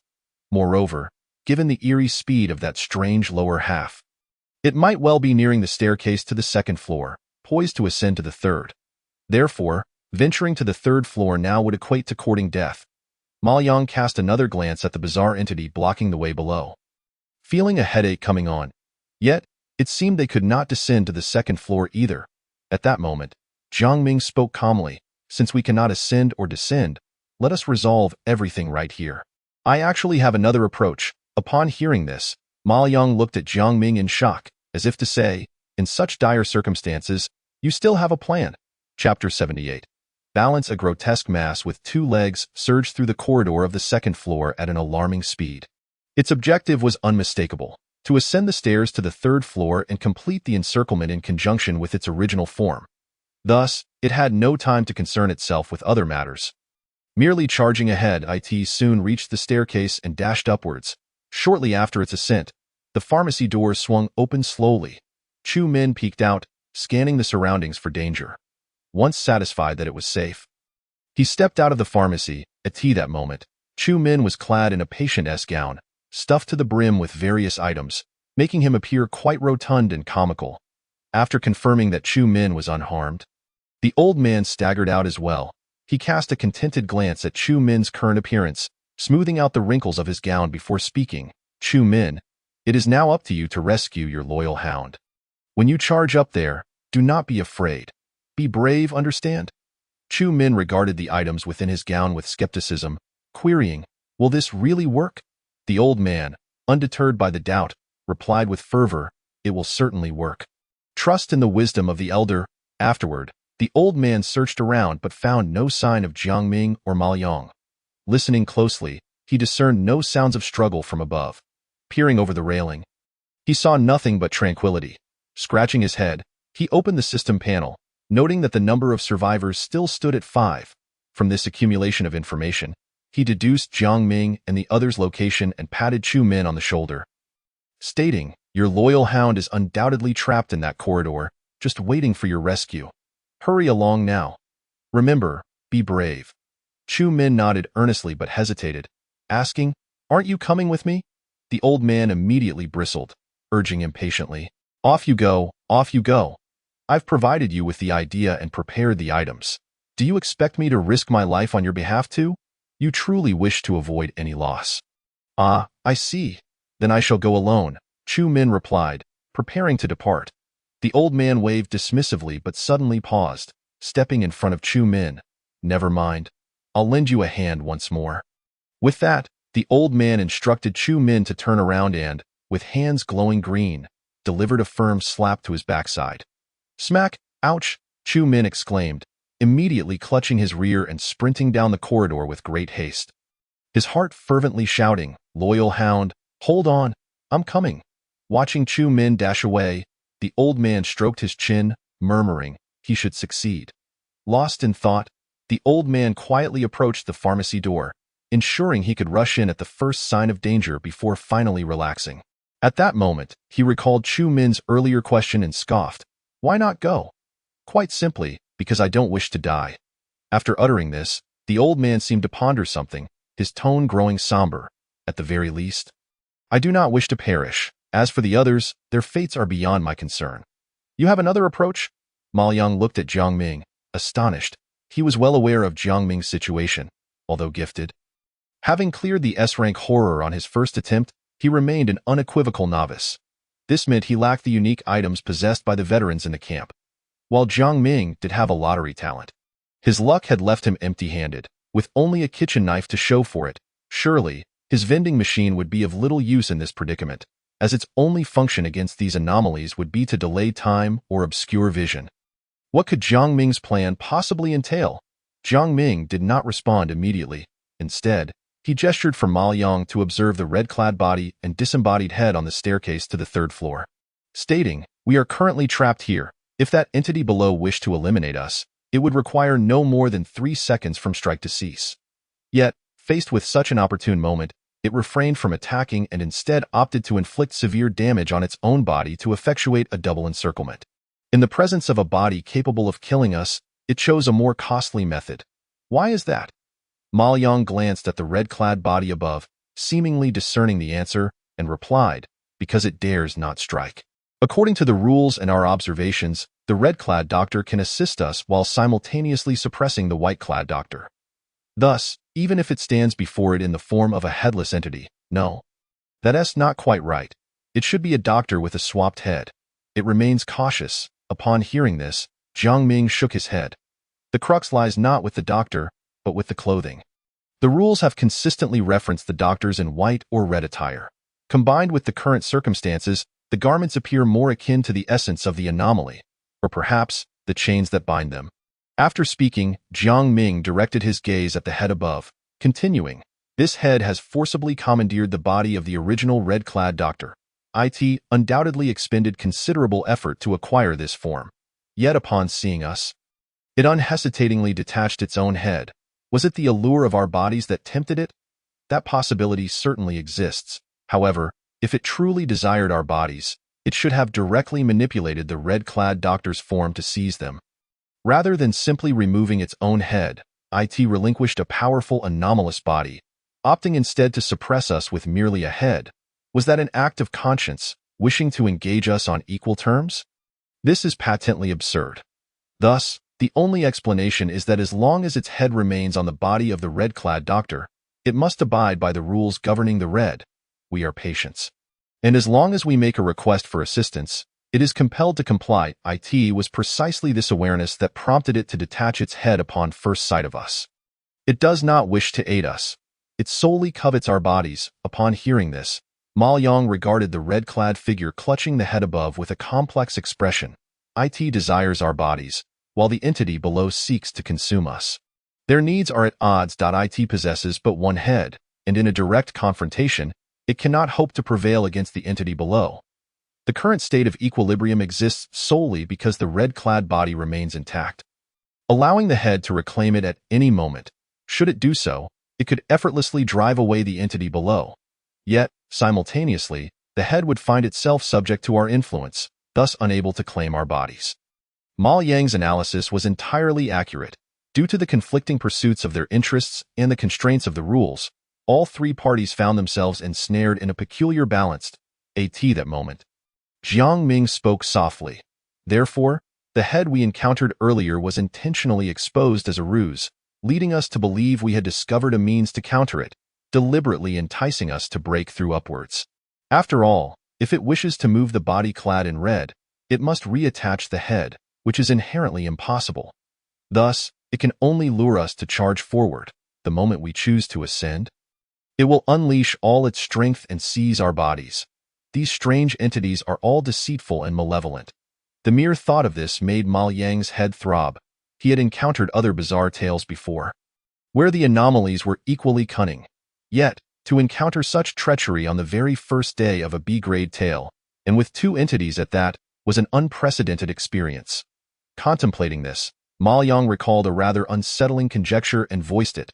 That head appears to require just one body. And since there are two of us, it implies an additional body for the anomaly downstairs to consume. If they were to strike a deal, wouldn't that be disastrous? However, after a moment's reflection, he dismissed this speculation. Humans are inherently suspicious and cautious. Anomalies are not benevolent beings, driven instead by greed and malice. If the entity below were indeed inclined towards a transaction, it would not have split its body to envelop the staircase. It clearly intends to ensnare us all at once. Of course, it may also be that it is inherently cautious, seeking to fully grasp the situation before engaging in any trade. As he spoke, a colossal shadow loomed above the stairwell on the third floor. The lower half of the anomaly had arrived. Jiang Ming cast a glance at it before turning to Ma Yang, speaking with an air of indifference. Weren't you always curious about my plan? I shall unveil it now. The plan is to strike a deal with the head in advance. It will take my body, and in return, I shall acquire the body clad in red. Chapter 79. The hidden card upon hearing Jiang Ming's scheme. Ma Yang gazed at him in shock, inhaling sharply. How terrifying! He thought that it was no wonder he could navigate an S-grade tale using a C-grade talent on the very first encounter. Jiang Ming's problem-solving mindset and his audacity were clearly on an entirely different plane from that of an ordinary individual. This method of breaking the deadlock was something Ma Yang believed he could never have conceived in his eyes. The approach was extraordinarily imaginative, yet the potential rewards were substantial. The most fundamental aspect was that the current encirclement would undoubtedly be resolved. Furthermore, with the red-clad body, they could decisively suppress the anomaly below and retrieve the concealed access card. Truly a flawless plan, and of course, such a high-reward strategy naturally came with significant risks. After all, humans are not comparable to anomalies. Barring any extraordinary circumstances, losing one's head equated to death. Moreover, engaging in a transaction with an anomaly was akin to bargaining with a tiger for its skin. There was a considerable likelihood that the outcome of this transaction would unfold as follows. The head would indeed acquire Jiang Ming's body, but upon doing so, it might disregard the agreement altogether and casually discard Jiang Ming's head. In such a scenario, Jiang Ming would meet his demise. Admittedly, it was also possible that the head would honor the agreement, genuinely granting Jiang Ming the red-clad body and even kindly reattaching his head. However, a significant issue loomed. What grounds did he have to believe that merely reattaching his head would enable him to control the red-clad body? Could that head truly accomplish such a feat? It was an anomaly, after all, and anomalies were not akin to humans. Its abilities did not necessarily translate to human capabilities. For a human to achieve such extraordinary feats, they would require either innate talent, adherence to rules, or assistance from other anomalies. Yet, the notion of exchanging heads was conspicuously absent from the rules. Furthermore, if the head, post-transaction, refrained from turning hostile, that would be a blessing. Expecting it to provide considerate after-sales service was utterly implausible. Suddenly, a thought struck Ma Yang, prompting him to glance at the current situation on the field. Upon meticulous analysis of the circumstances, he instantly comprehended why Jiang Ming exuded such confidence in his plan. The crux of this transaction was not rooted in Jiang Ming but rather in that head. If the head desired Jiang Ming's body and aimed to complete this exchange, it must assist him in mastering the red-clad doctor's body. For as long as the head remained in the red-clad body, the grotesque anomaly would inevitably strike. In such a scenario, without the red-clad body, the head would be unable to contend with the anomaly, leading to its inevitable consumption. Thus, in order to retain the body it had seized, The head would have to first aid Jiang Ming in mastering the red-clad body in this light. Jiang Ming's plan appeared exceedingly feasible. Yet, amidst the excitement, a flicker of unease arose within Ma Liang. Even if Jiang Ming successfully donned the red-clad body and navigated the current predicament, unforeseen complications might still arise. For instance, should Jiang Ming accept the red-clad body, he could inadvertently assume the role of the original red-clad doctor, becoming irrevocably entangled within the tale, thus rendering him forever bound to this hospital. With a sigh, Ma Liang resolved to utilize his own hidden card. Although it would come at a considerable cost, it was preferable to see a talent like Jiang Ming vanish entirely within the tale. Having reached this conclusion, Ma Liang patted Jiang Ming on the shoulder and, amidst Jiang Ming's puzzled gaze, articulated his thoughts. After speaking, Ma Liang looked earnestly at Jiang Ming and said, "So, let me handle this. The risks you're taking are far too great." After listening, Jiang Ming refrained from expressing his views. Instead, he curiously stroked his chin and looked at Ma Liang, saying, "To be honest, your actions have indeed surpassed my expectations. The probability of my plan to control the red-clad body succeeding is quite high. Once accomplished, not only will you be able to leave safely, obtaining the access card, but my head, once attached to the red-clad body, may not immediately transform into an anomaly. This implies that you will have a formidable ally, capable of protecting you and gathering information throughout the hospital. This is undoubtedly an exceedingly advantageous transaction. For this deal, you need not lift a finger. Simply observe as events unfold." Yet, you still chose to intervene, even willing to incur significant costs to deploy your hidden card. Why is that? Jiang Ming's sense of security was fragile. He was inherently reluctant to trust others. It was precisely due to this disposition that he harbored the utmost suspicion towards both anomalies and humanity alike. He believed that all parties engaged in dealings with anomalies operated on a logical basis, driven by self-interest. One, be they human or anomaly, would act against their own interests. Any deviation would stem from being compelled by rules.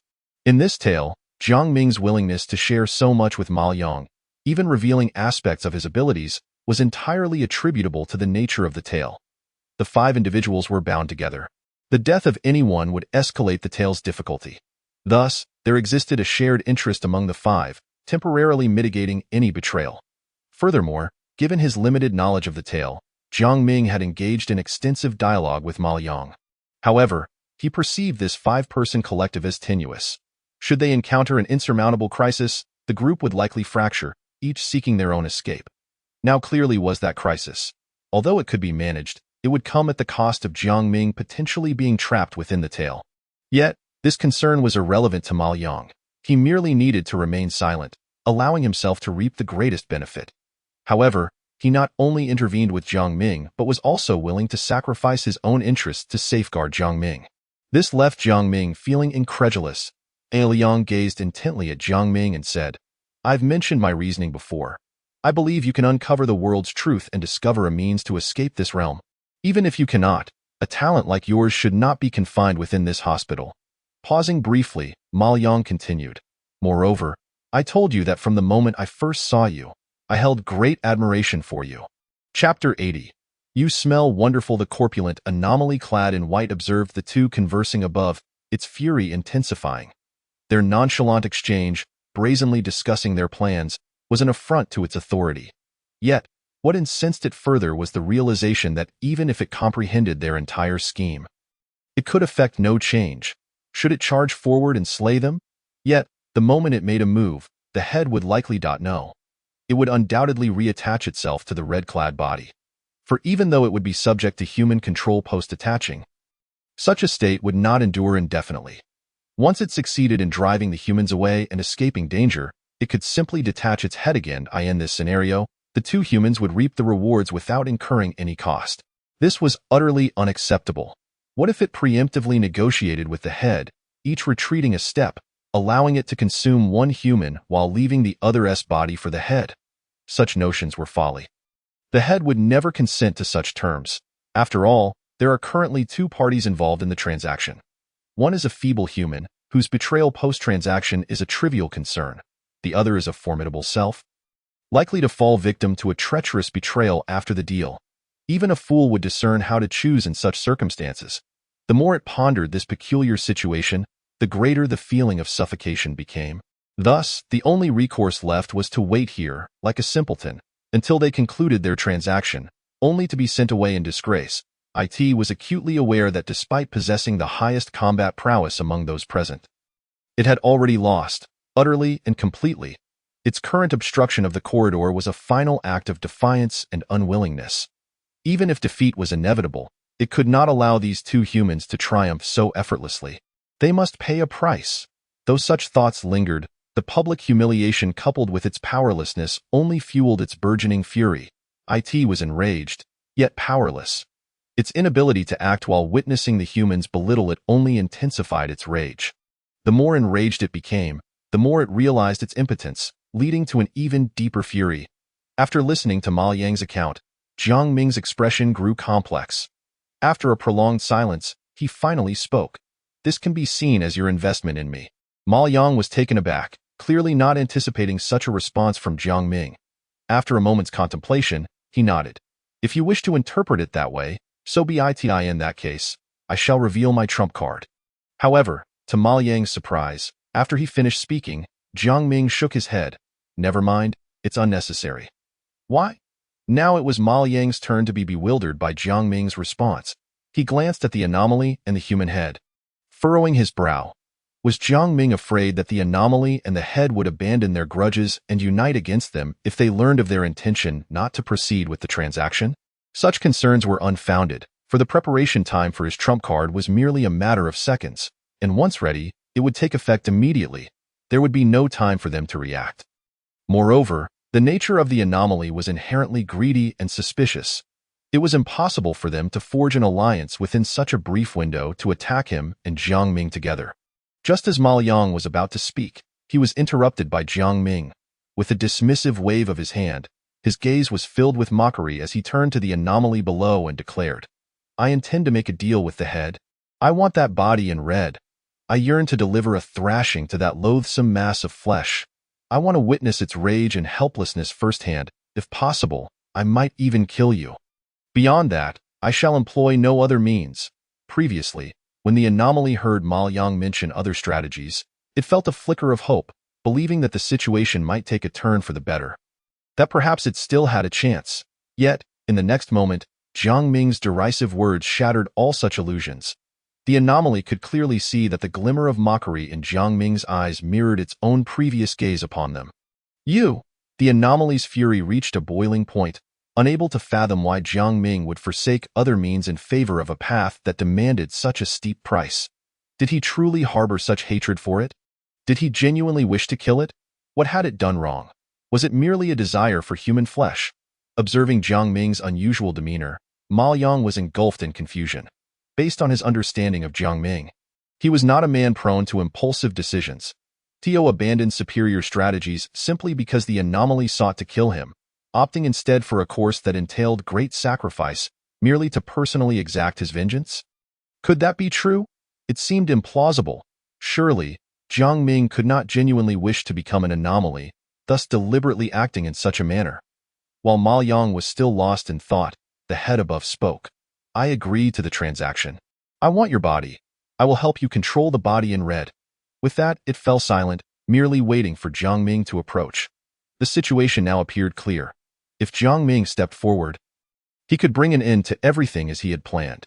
Yet, Jiang Ming remained motionless, grinning as he addressed the head. "You are aware that the price I must pay is substantial.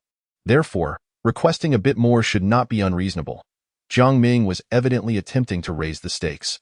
The head remained silent, merely observing Jiang Ming. Unfazed, he directly asked, "I have but one question for you. Why do you desire my body so fervently, even to the extent of abandoning your anomaly form?" After a moment's pause, the head replied, "Because your body is very fragrant." Just that brief statement, and no matter how much Jiang Ming pressed for further inquiries, the head remained reticent. "All right, your question has been answered. You may come up to finalize the transaction." Upon hearing this, Jiang Ming's demeanor became playful once more. "Oh, hold on, I have another question, which is..." Before he could finish, the head coldly interjected, "You are stalling for time." Jiang Ming's expression remained unchanged. "I am stalling for time? What benefit would that confer upon me?" The head lapsed into silence. Although the head had ceased its verbal responses, Jiang Ming felt a twinge of alarm. The head's perceptiveness was rather keen. If this delay continued, the fury of the grotesque mass below would likely dissipate, potentially leading it to sense something amiss and deduce his plan. Indeed, Jiang Ming was stalling for time. Although he had proposed the head-swapping plan, he had no intention of executing it. If that plan could guarantee Jiang Ming's transformation into an anomaly, perhaps he would have considered it.